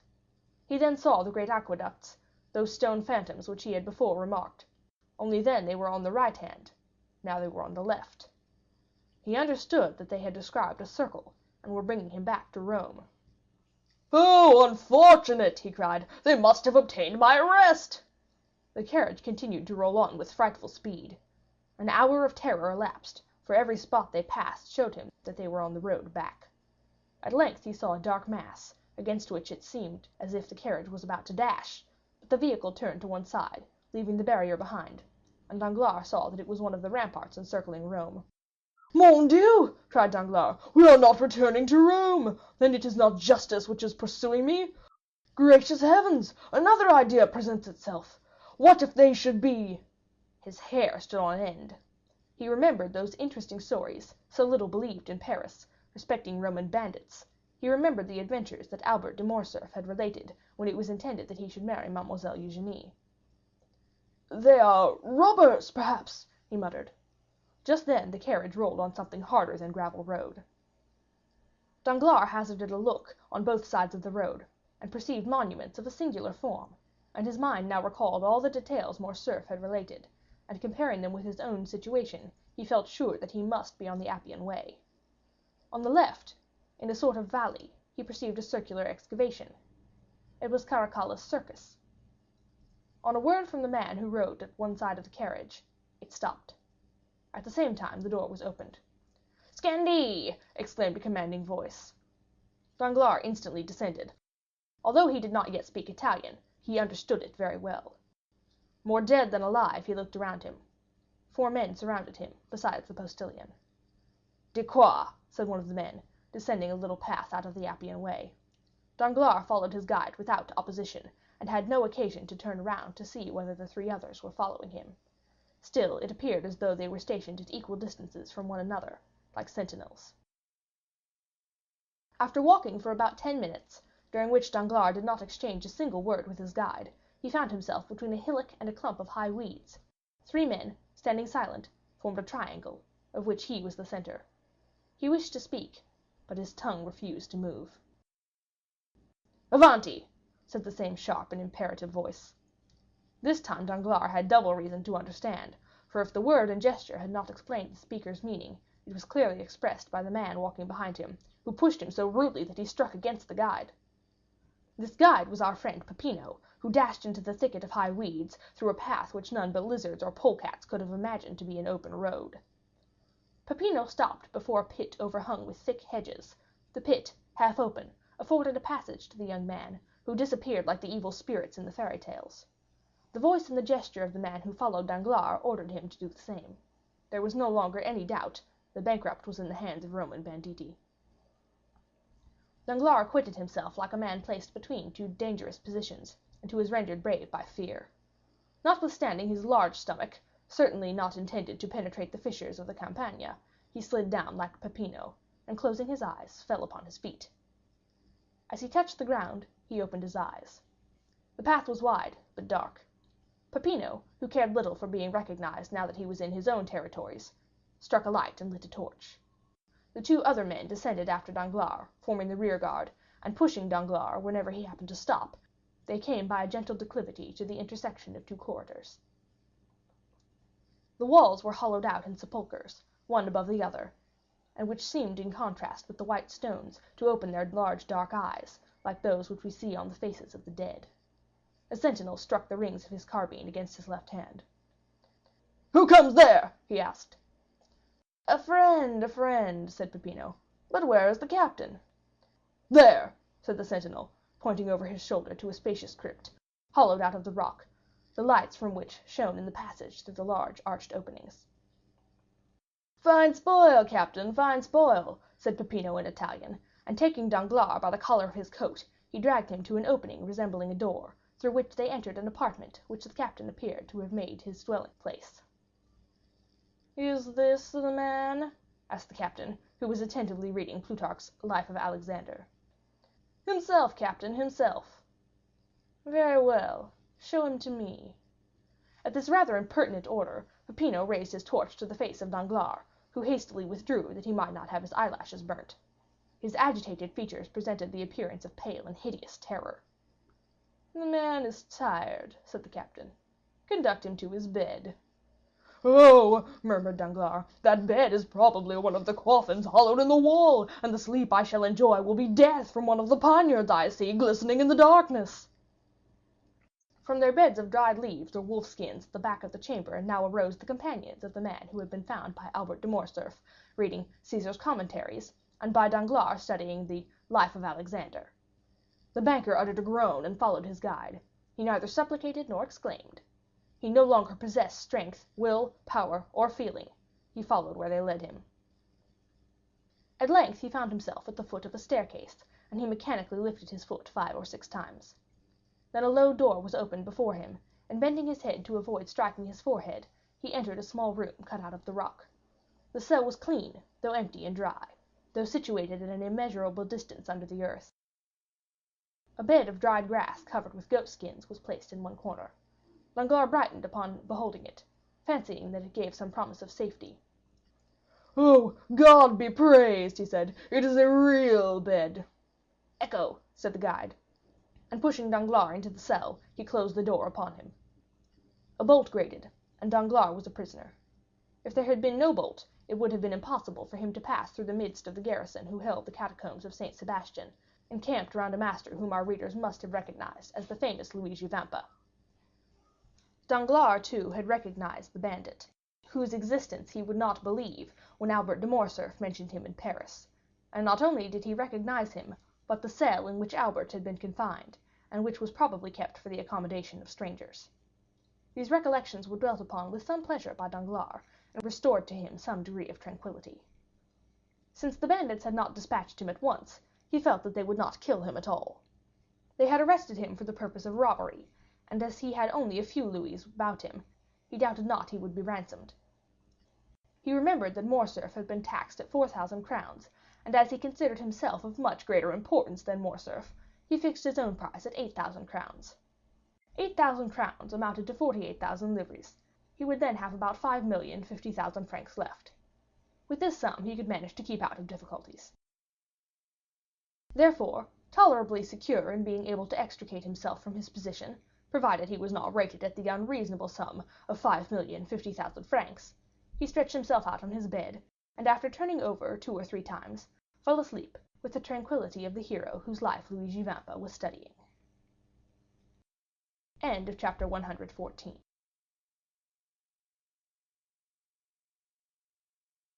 The Count of Monte Cristo by Alexandre Dumas. Chapter 115.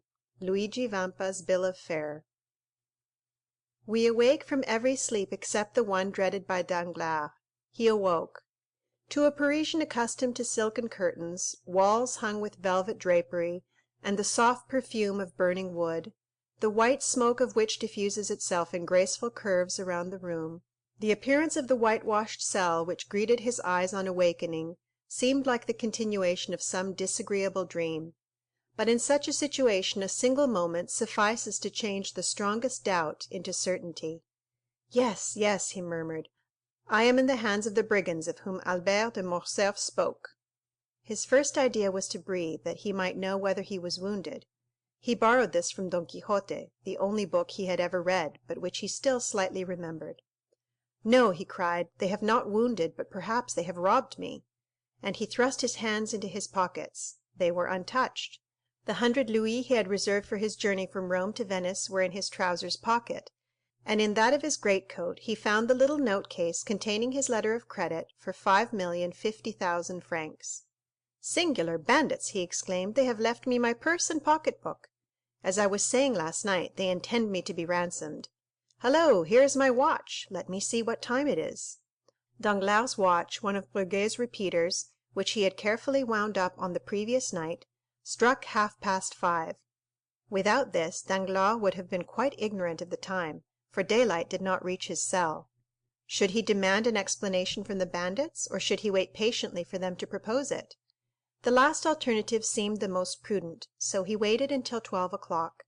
During all this time a sentinel, who had been relieved at 8 o'clock, had been watching his door. Danglars suddenly felt a strong inclination to see the person who kept watch over him. He had noticed that a few rays, not of daylight, but from a lamp, penetrated through the ill-joined planks of the door. He approached just as the brigand was refreshing himself with a mouthful of brandy, which, owing to the leathern bottle containing it, sent forth an odour which was extremely unpleasant to Danglars. "Faugh!" he exclaimed, retreating to the farther corner of his cell. At 12 this man was replaced by another functionary, and Danglars, wishing to catch sight of his new guardian, approached the door again. He was an athletic, gigantic bandit, with large eyes, thick lips, and a flat nose. His red hair fell in dishevelled masses like snakes around his shoulders. "Aha!" cried Danglars, "this fellow is more like an ogre than anything else. However, I am rather too old and tough to be very good eating." We see that Danglars was collected enough to jest. At the same time, as though to disprove the ogreish propensities, the man took some black bread, cheese, and onions from his wallet, which he began devouring voraciously. "May I be hanged," said Danglars, glancing at the bandit's dinner through the crevices of the door, "may I be hanged if I can understand how people can eat such filth." And he withdrew to seat himself upon his goatskin, which reminded him of the smell of the brandy. But the mysteries of nature are incomprehensible, and there are certain invitations contained in even the coarsest food which appeal very irresistibly to a fasting stomach. Danglars felt his own not to be very well supplied just then, and gradually the man appeared less ugly, the bread less black, and the cheese more fresh, while those dreadful vulgar onions recalled to his mind certain sauces and side dishes which his cook prepared in a very superior manner whenever he said, "Monsieur Denisot, let me have a nice little fricassee today." He got up and knocked on the door. The bandit raised his head. Danglars knew that he was heard, so he redoubled his blows. "Che cosa?" asked the bandit. "Come, come," said Danglars, tapping his fingers against the door, "I think it is quite time to think of giving me something to eat." But whether he did not understand him, or whether he had received no orders respecting the nourishment of Danglars, the giant, without answering, went on with his dinner. Danglars' feelings were hurt, and not wishing to put himself under obligations to the brute, the banker threw himself down again on his goatskin, and did not breathe another word. 4 hours passed by, and the giant was replaced by another bandit. Danglars, who really began to experience sundry gnawings at the stomach, arose softly, again applied his eye to the crack of the door, and recognized the intelligent countenance of his guide. It was, indeed, Peppino, who was preparing to mount guard as comfortably as possible by seating himself opposite to the door, and placing between his legs an earthen pan, containing chickpeas stewed with bacon. Near the pan he also placed a pretty little basket of Villetri grapes, and a flask of Orvieto. Peppino was decidedly an epicure. Danglars watched these preparations, and his mouth watered. "Come," he said to himself, "let me try if he will be more tractable than the other," and he tapped gently at the door. "On y va!" "Coming!" exclaimed Peppino, who, from frequenting the house of Signor Pastrini, understood French perfectly in all its idioms. Danglars immediately recognized him as the man who had called out in such a furious manner, "Put in your head!" But this was not the time for recrimination, so he assumed his most agreeable manner, and said with a gracious smile, "Excuse me, sir, but are they not going to give me any dinner?" "Does your excellency happen to be hungry?" "Happen to be hungry? That's pretty good when I haven't eaten for 24 hours," muttered Danglars. Then he added aloud, "Yes, sir, I am hungry, very hungry." "What would your excellency like?" And Peppino placed his pan on the ground, so that the steam rose directly under the nostrils of Danglars. "Give your orders." "Have you kitchens here?" "Kitchens? Of course, complete ones." "And cooks?" "Excellent." "Well, a fowl, fish, game, it signifies little, so that I eat." "As your excellency pleases. You mentioned a fowl, I think?" "Yes, a fowl." Peppino, turning around, shouted, "A fowl for his excellency!" His voice yet echoed in the archway, when a handsome, graceful, and half-naked young man appeared, bearing a fowl in a silver dish on his head, without the assistance of his hands. "I could almost believe myself at the Café de Paris," murmured Danglars. "Here, your excellency," said Peppino, taking the fowl from the young bandit and placing it on the worm-eaten table, which with the stool and the goatskin bed formed the entire furniture of the cell. Danglars asked for a knife and fork. "Here, excellency," said Peppino, offering him a little blunt knife and a boxwood fork. Danglars took the knife in one hand and the fork in the other, and was about to cut up the fowl. "Pardon me, Excellency," said Peppino, placing his hand on the banker's shoulder. "People pay here before they eat. They might not be satisfied, and—" "Aha," thought Danglars, "this is not so much like Paris, except that I shall probably be skinned. Never mind, I'll fix that all right. I have always heard how cheap poultry is in Italy. I should think a fowl is worth about 12 sous at Rome. There," he said, throwing a louis down. Peppino picked up the louis, and Danglars again prepared to carve the fowl. "Stay a moment, your Excellency," said Peppino, rising. "You still owe me something." "I said they would skin me," thought Danglars, but resolving to resist the extortion, he said, "Come, how much do I owe you for this fowl?" "Your Excellency has given me a louis on account." "A louis on account for a fowl?" "Certainly, and your Excellency now owes me 4,999 louis." Danglars opened his enormous eyes on hearing this gigantic joke. "Come, come, this is very droll, very amusing, I allow; but as I am very hungry, pray allow me to eat. Stay, here is another louis for you." "Then that will make only 4,998 louis more," said Peppino with the same indifference. "I shall get them all in time." "Oh, as for that," said Danglars, angry at this prolongation of the jest, "as for that, you won't get them at all. Go to the devil! You do not know with whom you have to deal." Peppino made a sign, and the youth hastily removed the fowl. Danglars threw himself upon his goatskin, and Peppino, reclosing the door, again began eating his peas and bacon. Though Danglars could not see Peppino, the noise of his teeth allowed no doubt as to his occupation. He was certainly eating, and noisily too, like an ill-bred man. "Brute!" said Danglars. Peppino pretended not to hear him, and without even turning his head, continued to eat slowly. Danglars' stomach felt so empty that it seemed as if it would be impossible ever to fill it again. Still, he had patience for another half hour, which appeared to him like a century. He again arose and went to the door. "Come, sir, do not keep me starving here any longer, but tell me what they want." "Nay, your Excellency, it is you who should tell us what you want. Give your orders, and we will execute them." "Then open the door directly." Peppino obeyed. "Now look here, I want something to eat. To eat, do you hear?" "Are you hungry?" "Come, you understand me. What would your Excellency like to eat?" "A piece of dry bread, since the fowls are beyond all price in this accursed place." "Bread? Very well. Hello there, some bread," he called. The youth brought a small loaf. "How much?" asked Danglars. 4,998 louis, said Peppino. "You have paid 2 louis in advance." "What? 100,000 francs for a loaf?" 100,000 francs, repeated Peppino.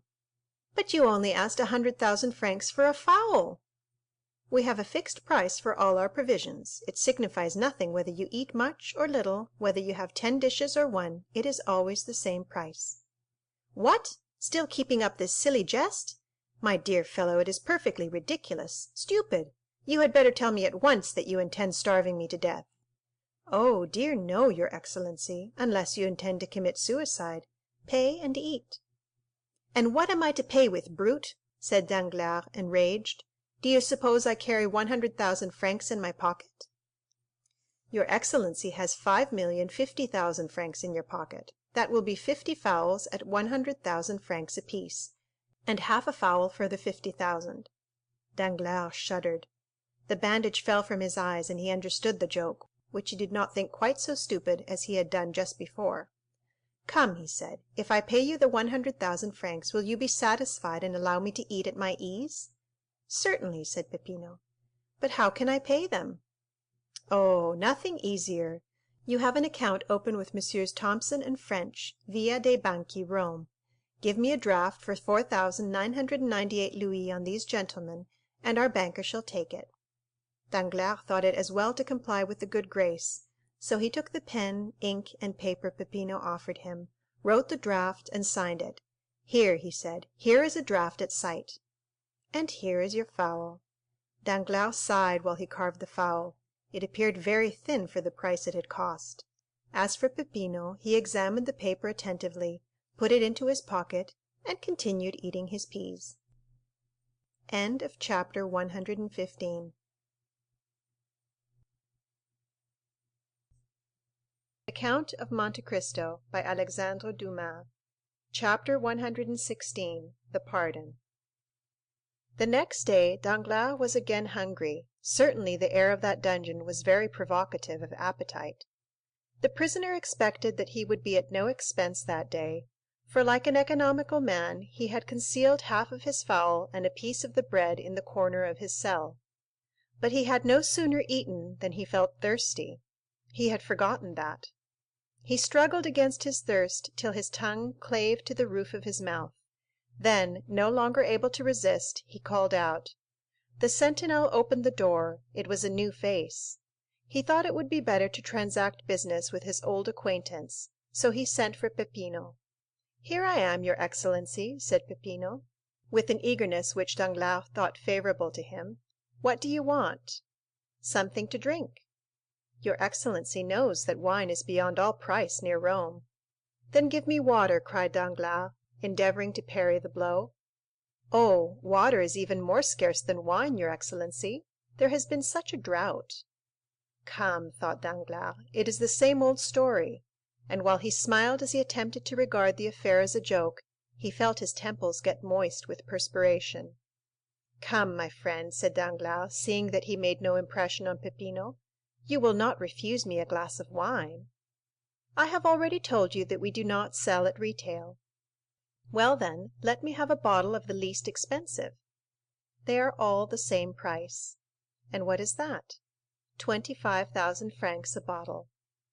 "Tell me," cried Danglars, in a tone whose bitterness Harpagon alone has been capable of revealing, "tell me that you wish to despoil me of all. It will be sooner over than devouring me piecemeal." "It is possible such may be the master's intention." "The master? Who is he?" "The person to whom you were conducted yesterday." "Where is he?" "Here." "Let me see him." "Certainly." And the next moment Luigi Vampa appeared before Danglars. "You sent for me?" he said to the prisoner. "Are you, sir, the chief of the people who brought me here?" "Yes, your excellency. What then?" "How much do you require for my ransom?" "Merely the 5,000,000 you have about you." Danglars felt a dreadful spasm dart through his heart. "But this is all I have left in the world," he said, "out of an immense fortune. If you deprive me of that, take away my life also." "We are forbidden to shed your blood." "And by whom are you forbidden?" "By him we obey." "You do, then, obey someone?" "Yes, a chief." "I thought you said you were the chief?" "So I am of these men, but there is another over me." "And did your superior order you to treat me in this way?" "Yes." "But my purse will be exhausted." "Probably." "Come," said Danglars, "will you take 1,000,000? "No." 2 millions? 3? 4? Come, 4? I will give them to you on condition that you let me go." "Why do you offer me 4,000,000 for what is worth 5,000,000? This is a kind of usury, banker, that I do not understand." "Take all, then, take all, I tell you, and kill me." "Come, come, calm yourself. You will excite your blood, and that would produce an appetite it would require 1,000,000 a day to satisfy. Be more economical." "But when I have no more money left to pay you?" asked the infuriated Danglars. "Then you must suffer hunger." "Suffer hunger?" said Danglars, becoming pale. "Most likely," replied Vampa coolly. "But you say you do not wish to kill me?" "No." "And yet you will let me perish with hunger?" "Ah, that is a different thing." "Well, then, wretches," cried Danglars, "I will defy your infamous calculations. I would rather die at once. You may torture, torment, kill me, but you shall not have my signature again." "As your excellency pleases," said Vampa, as he left the cell. Danglars, raving, threw himself on the goatskin. Who could these men be? Who was the invisible chief? What could be his intentions towards him? And why, when everyone else was allowed to be ransomed, might he not also be? Oh, yes, certainly a speedy, violent death would be a fine means of deceiving these remorseless enemies, who appeared to pursue him with such incomprehensible vengeance. But to die? For the first time in his life, Danglars contemplated death with a mixture of dread and desire. The time had come when the implacable spectre, which exists in the mind of every human creature, arrested his attention, and called out with every pulsation of his heart, "Thou shalt die!" Danglars resembled a timid animal excited in the chase. First it flies, then despairs, and at last, by the very force of desperation, sometimes succeeds in eluding its pursuers. Danglars meditated an escape, but the walls were solid rock. A man was sitting reading at the only outlet to the cell, and behind that man shapes armed with guns continually passed. His resolution not to sign lasted 2 days, after which he offered 1,000,000 for some food. They sent him a magnificent supper, and took his 1,000,000. From this time the prisoner resolved to suffer no longer, but to have everything he wanted. At the end of 12 days, after having made a splendid dinner, he reckoned his accounts, and found that he had only 50,000 francs left. Then a strange reaction took place. He, who had just abandoned 5,000,000, endeavored to save the 50,000 francs he had left, and sooner than give them up he resolved to enter again upon a life of privation. He was deluded by the hopefulness that is a premonition of madness. He who for so long a time had forgotten God began to think that miracles were possible, that the accursed cavern might be discovered by the officers of the Papal States, who would release him, that then he would have 50,000 remaining, which would be sufficient to save him from starvation. And finally he prayed that this sum might be preserved to him, and as he prayed he wept. 3 days passed thus, during which his prayers were frequent, if not heartfelt. Sometimes he was delirious, and fancied he saw an old man stretched on a pallet. He also was dying of hunger. On the 4th he was no longer a man, but a living corpse. He had picked up every crumb that had been left from his former meals, and was beginning to eat the matting which covered the floor of his cell. Then he entreated Peppino, as he would a guardian angel, to give him food. He offered him 1,000 francs for a mouthful of bread. But Peppino did not answer. On the 5th day he dragged himself to the door of the cell. "Are you not a Christian?" he said, falling on his knees. "Do you wish to assassinate a man who in the eyes of heaven is a brother? Oh, my former friends, he murmured, and fell with his face to the ground. Then, rising in despair, he exclaimed, "The chief! The chief!" "Here I am," said Vampa, instantly appearing. "What do you want?" "Take my last gold," muttered Danglars, holding out his pocket-book, "and let me live here. I ask no more for liberty, I only ask to live." "Then you suffer a great deal?" "Oh, yes, yes, cruelly." "Still, there have been men who suffered more than you." "I do not think so." "Yes, those who have died of hunger." Danglars thought of the old man, whom, in his hours of delirium, he had seen groaning on his bed. He struck his forehead on the ground and groaned. "Yes," he said, "there have been some who have suffered more than I have, but then they must have been martyrs at least." "Do you repent?" asked a deep, solemn voice which caused Danglars' hair to stand on end. His feeble eyes endeavored to distinguish objects, and behind the bandit he saw a man enveloped in a cloak, half lost in the shadow of a stone column. "Of what must I repent?" stammered Danglars. "Of the evil you have done," said the voice. Oh, yes, I do indeed repent," and he struck his breast with his emaciated fist. "Then I forgive you," said the man, dropping his cloak and advancing to the light. "The Count of Monte Cristo!" said Danglars, more pale from terror than he had been just before from hunger and misery. "You are mistaken. I am not the Count of Monte Cristo." "Then who are you?" "I am he whom you sold and dishonored. I am he whose betrothed you prostituted.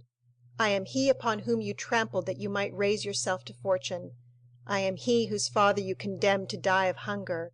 I am he whom you also condemned to starvation, and who yet forgives you because he hopes to be forgiven.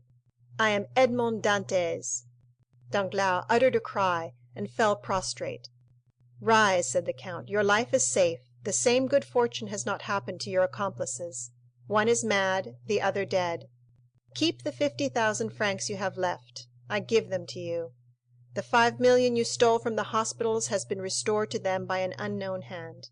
And now eat and drink. I will entertain you tonight. Vampa, when this man is satisfied, let him be free."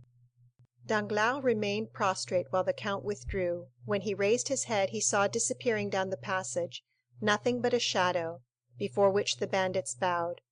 According to the count's directions, Danglars was waited on by Vampa, who brought him the best wine and fruits of Italy.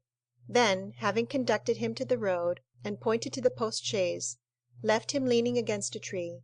He remained there all night, not knowing where he was. When daylight dawned, he saw that he was near a stream.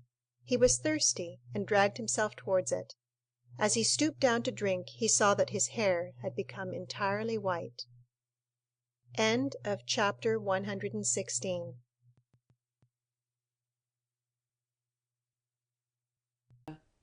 It was about 6 o'clock in the evening. An opal-colored light, through which an autumnal sun shed its golden rays, descended on the blue ocean.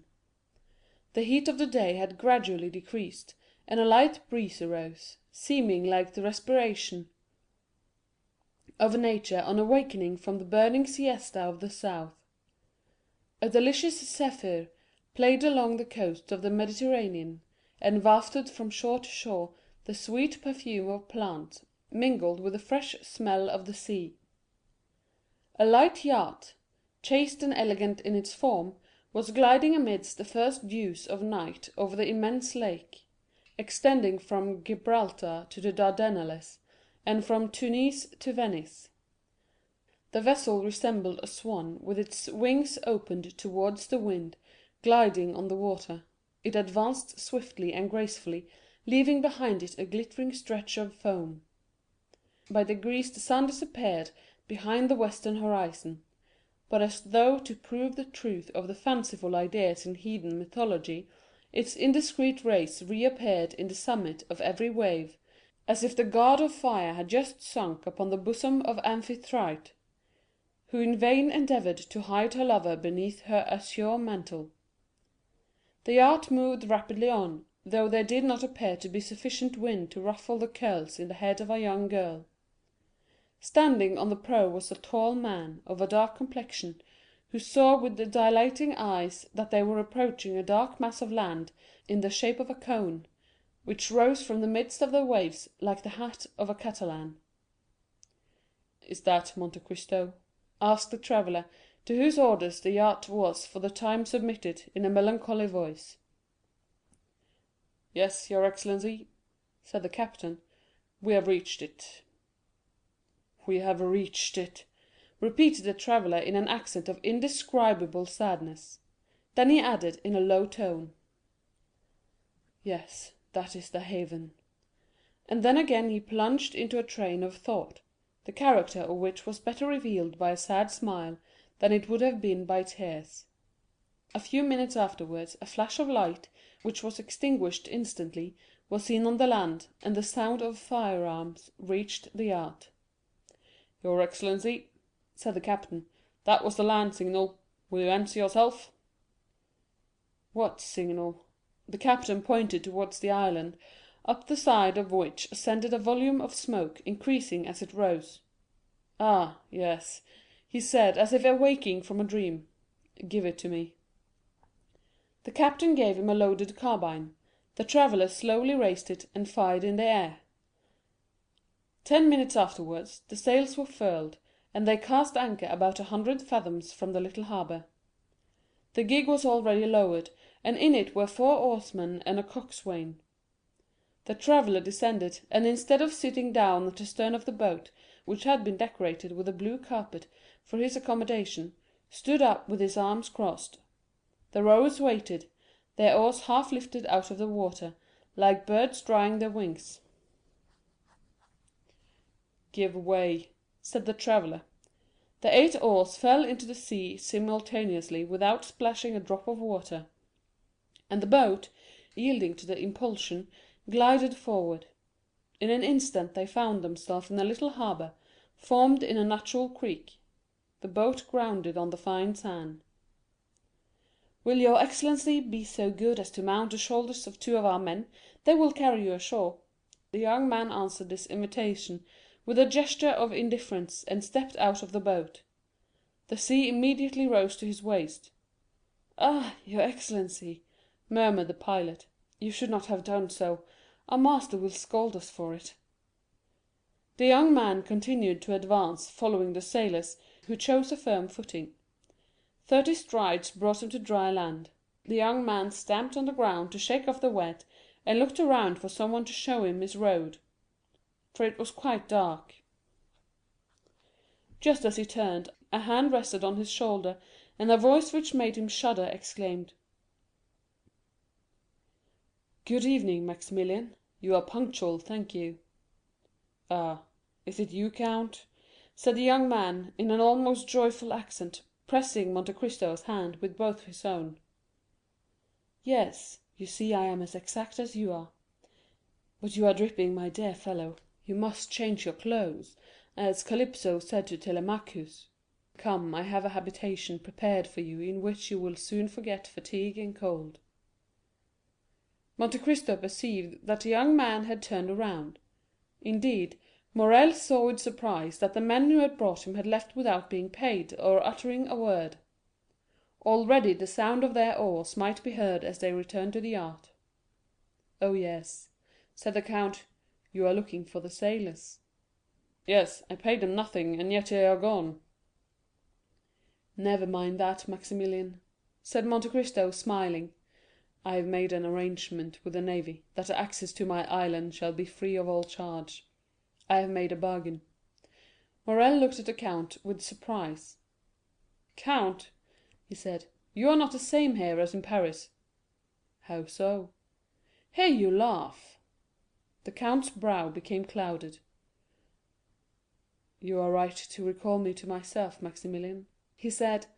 "I was delighted to see you again, and forgot for the moment that all happiness is fleeting." "Oh, no, no, count," cried Maximilian, seizing the count's hands. "Pray laugh, be happy, and prove to me, by your indifference, that life is endurable to sufferers. Oh, how charitable, kind, and good you are! You affect this gaiety to inspire me with courage." "You are wrong, Morrel. I was really happy." "Then you forget me, so much the better." "How so?" "Yes, for as the gladiator said to the emperor when he entered the arena, 'He who is about to die salutes you.'" "Then you are not consoled?" asked the count, surprised. "Oh," exclaimed Morrel, with a glance full of bitter reproach, "do you think it possible that I could be?" "Listen," said the count. "Do you understand the meaning of my words? You cannot take me for a commonplace man, a mere rattle, emitting a vague and senseless noise. When I ask you if you are consoled, I speak to you as a man for whom the human heart has no secrets. Well, Morrel, let us both examine the depth of your heart. Do you still feel the same feverish impatience of grief which made you start like a wounded lion? Have you still that devouring thirst which can only be appeased in the grave? Are you still actuated by the regret which drags the living to the pursuit of death, or are you only suffering from the prostration of fatigue and the weariness of hope deferred? Has the loss of memory rendered it impossible for you to weep?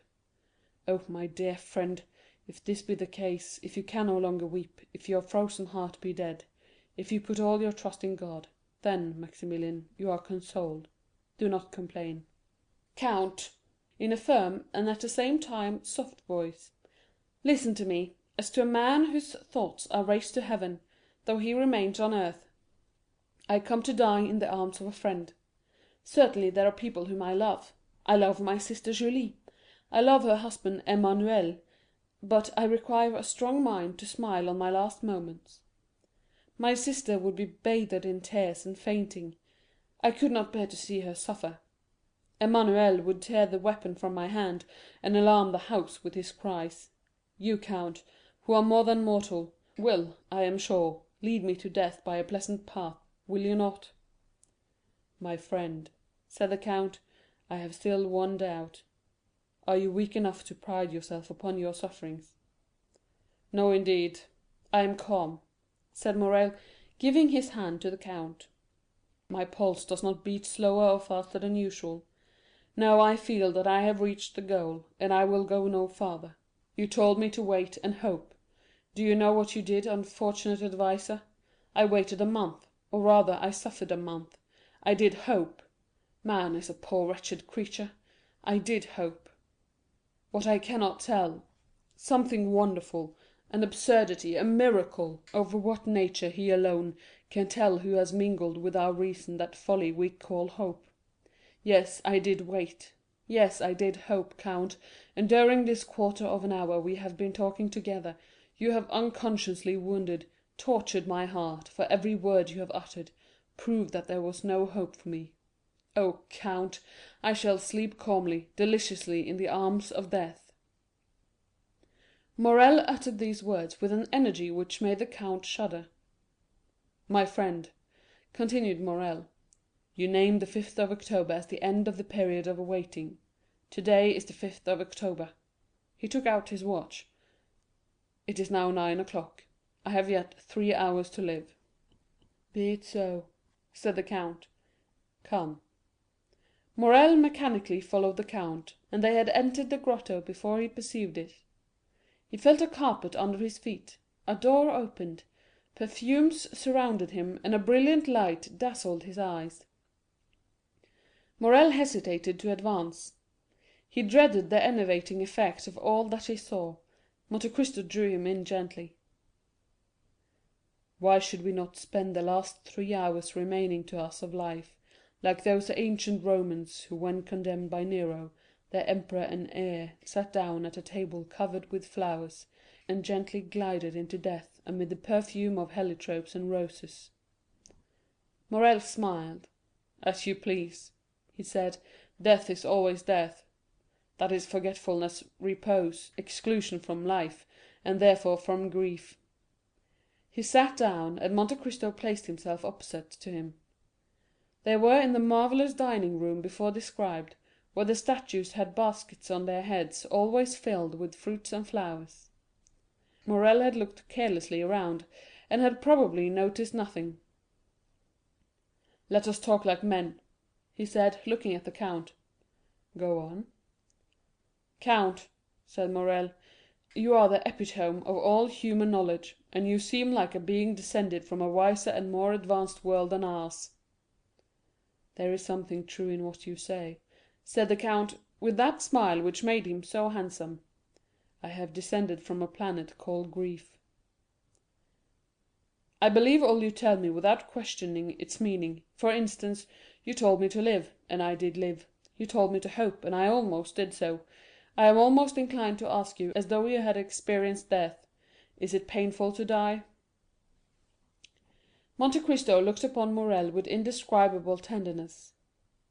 "Yes," he said, "yes, doubtless it is painful, if you violently break the outer covering which obstinately begs for life, if you plunge a dagger into your flesh, if you insinuate a bullet into your brain, which the least shock disorders.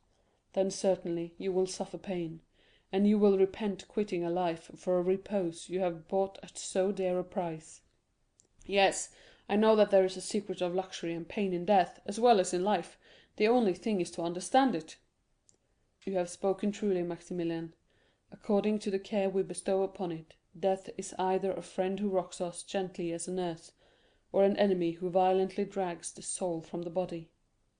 Some day when the world is much older, and when mankind will be masters of all the destructive powers in nature, to serve for the general good of humanity, when mankind, as you were just saying, have discovered the secrets of death, then that death will become as sweet and voluptuous as a slumber in the arms of your beloved."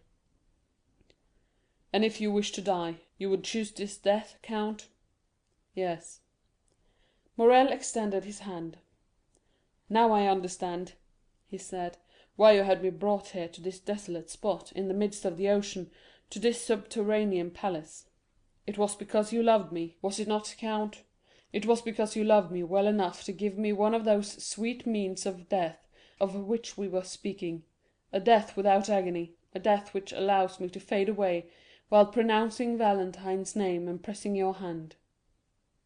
"Yes, you have guessed rightly, Morrel," said the count, "that is what I intended."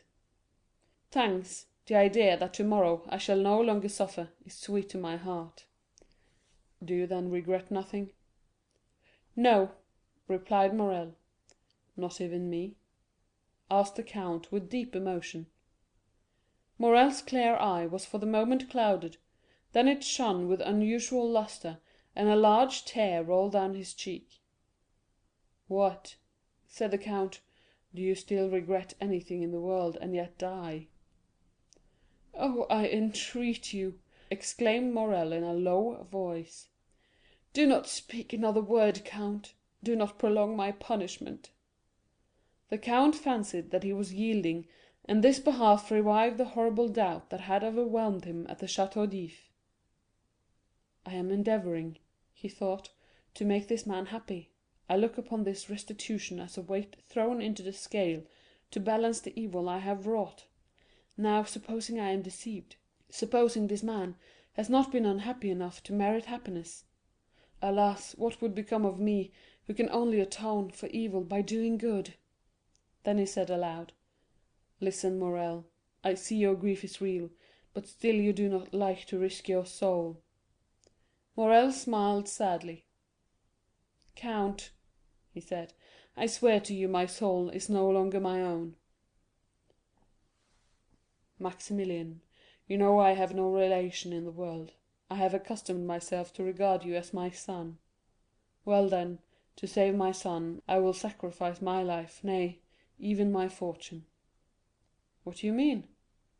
"I mean that you wish to quit life because you do not understand all the enjoyments which are the fruits of a large fortune. Morrel, I possess nearly 100 millions, and I give them to you. With such a fortune you can attain every wish. Are you ambitious? Every career is open to you. Overturn the world, change its character, yield to mad ideas, be even criminal, but live." "Count, I have your word," said Morrel coldly; then taking out his watch, he added, "It is 11:30. Morrel, can you intend it in my house, under my very eyes?"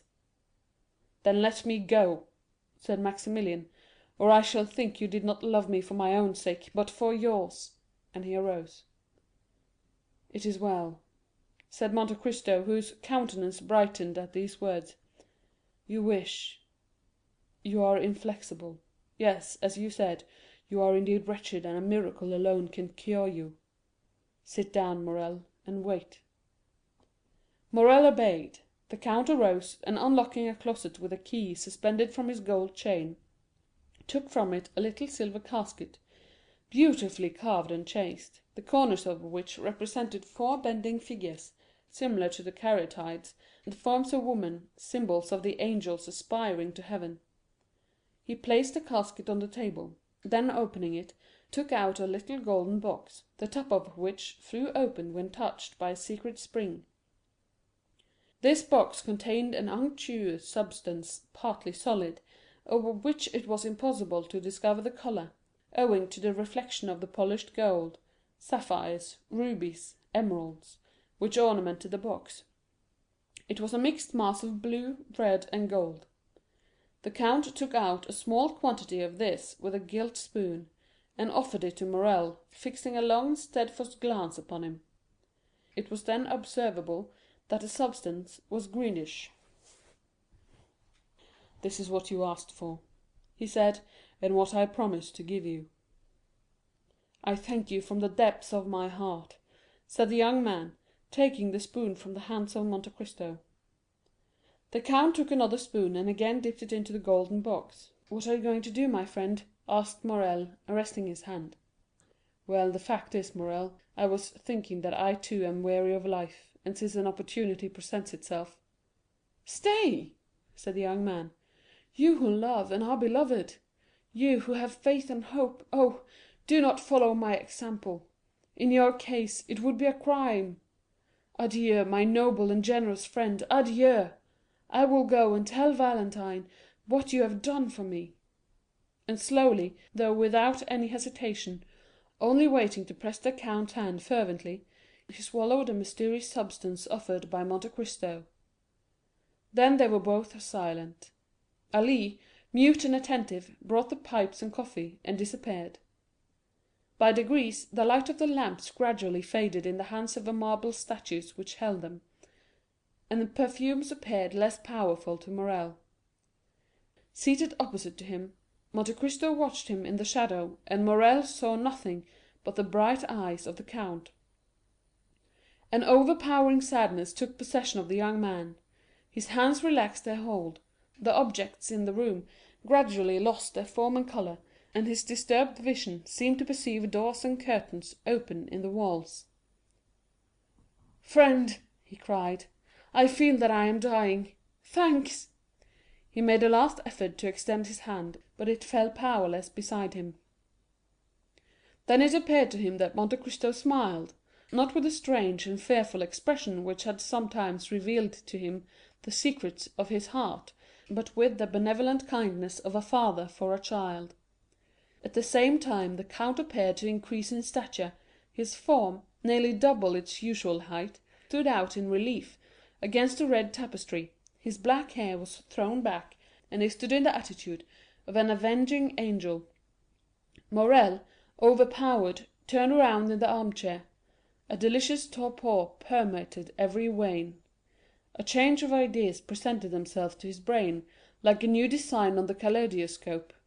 Enervated, prostrate, and breathless, he became unconscious of outward objects. He seemed to be entering that vague delirium preceding death. He wished once again to press the count's hand, but his own was immovable. He wished to articulate a last farewell, but his tongue lay motionless and heavy in his throat, like the stone at the mouth of a sepulchre. Involuntarily his languid eyes closed, and still through his eyelashes a well-known form seemed to move amid the obscurity with which he thought himself enveloped. The count had just opened the door. Immediately a brilliant light from the next room, or rather from the palace adjoining, shone upon the room in which he was gently gliding into his last sleep. Then he saw a woman of marvellous beauty appear on the threshold of the door separating the two rooms. Pale and sweetly smiling, she looked like an angel of mercy conjuring the angel of vengeance. "Is it heaven that opens before me?" thought the dying man. "That angel resembles the one I have lost." Monte Cristo pointed out Morrel to the young woman, who advanced towards him with clasped hands and a smile upon her lips. "Valentine, Valentine!" he mentally ejaculated, but his lips uttered no sound, and as though all his strength was centred in that internal emotion, he sighed and closed his eyes. Valentine rushed towards him. His lips again moved. "He is calling you," said the count, "he to whom you have confided your destiny, he from whom death would have separated you, calls you to him.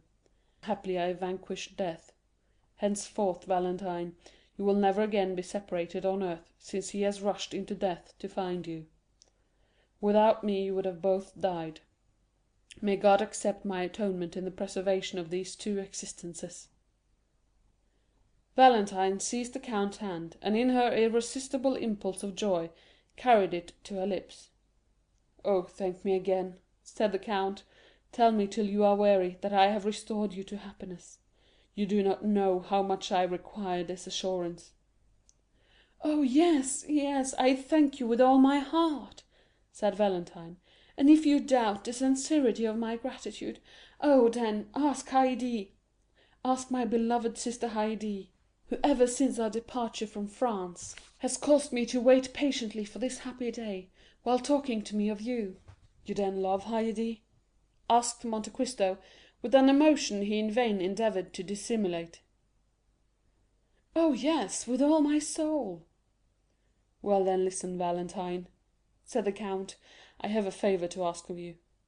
"Of me? Oh, I am happy enough for that." "Yes, you have called Haydée your sister. Let her become so indeed, Valentine. Render her all the gratitude you fancy that you owe to me. Protect her, for—" The count's voice was thick with emotion. "Henceforth she will be alone in the world." "Alone in the world?" repeated a voice behind the count. "And why?" Monte Cristo turned round. Haydée was standing pale, motionless, looking at the count with an expression of fearful amazement. "Because tomorrow, Haydée, you will be free.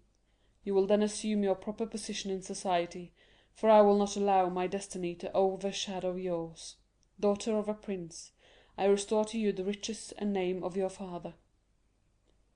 Haydée became pale, and lifting her transparent hands to heaven, exclaimed in a voice stifled with tears, "Then you leave me, my lord?"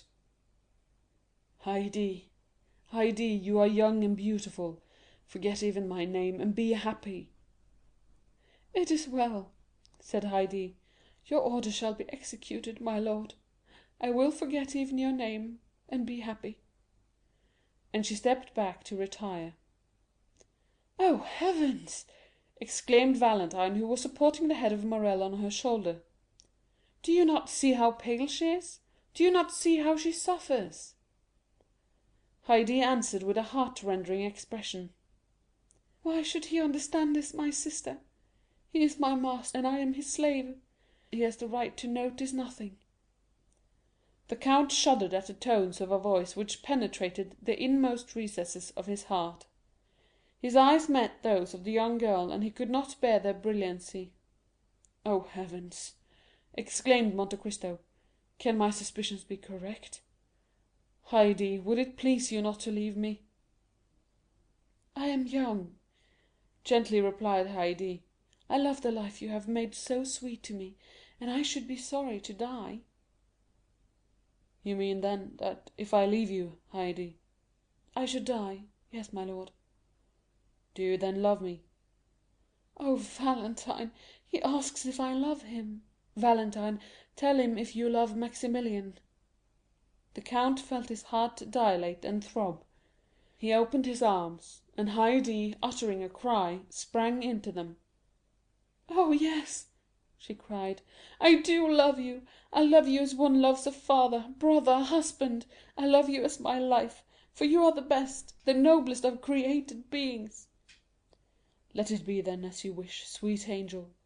God has sustained me in my struggle with my enemies, and has given me this reward. He will not let me end my triumph in suffering. I wished to punish myself, but he has pardoned me. Love me then, Haydée. Who knows, perhaps your love will make me forget all that I do not wish to remember." "What do you mean, my lord?" "I mean that one word from you has enlightened me more than 20 years of slow experience. I have but you in the world, Haydée. Through you I again take hold on life, through you I shall suffer, through you rejoice." "Do you hear him, Valentine?" exclaimed Haydée. "He says that through me he will suffer, through me, who would yield my life for his." The count withdrew for a moment. "Have I discovered the truth?" he said. "But whether it be for recompense or punishment, I accept my fate. Come, Haydée, come." And throwing his arm around the young girl's waist, he pressed the hand of Valentine and disappeared. An hour had nearly passed, during which Valentine, breathless and motionless, watched steadfastly over Morrel.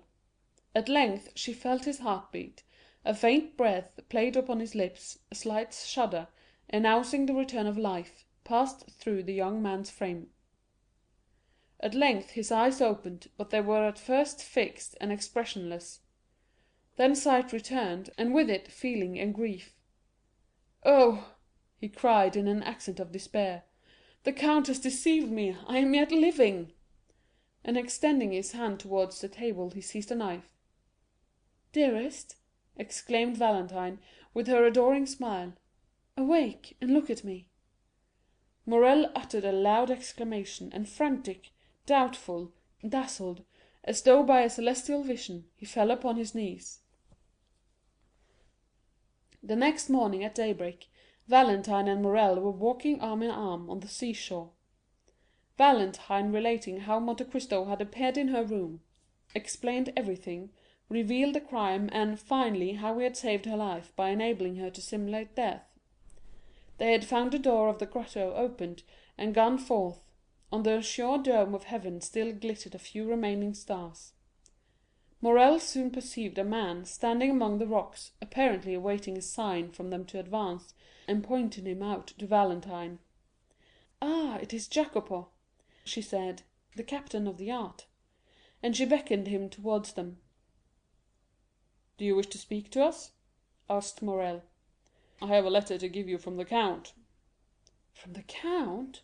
murmured the two young people. "Yes, read it."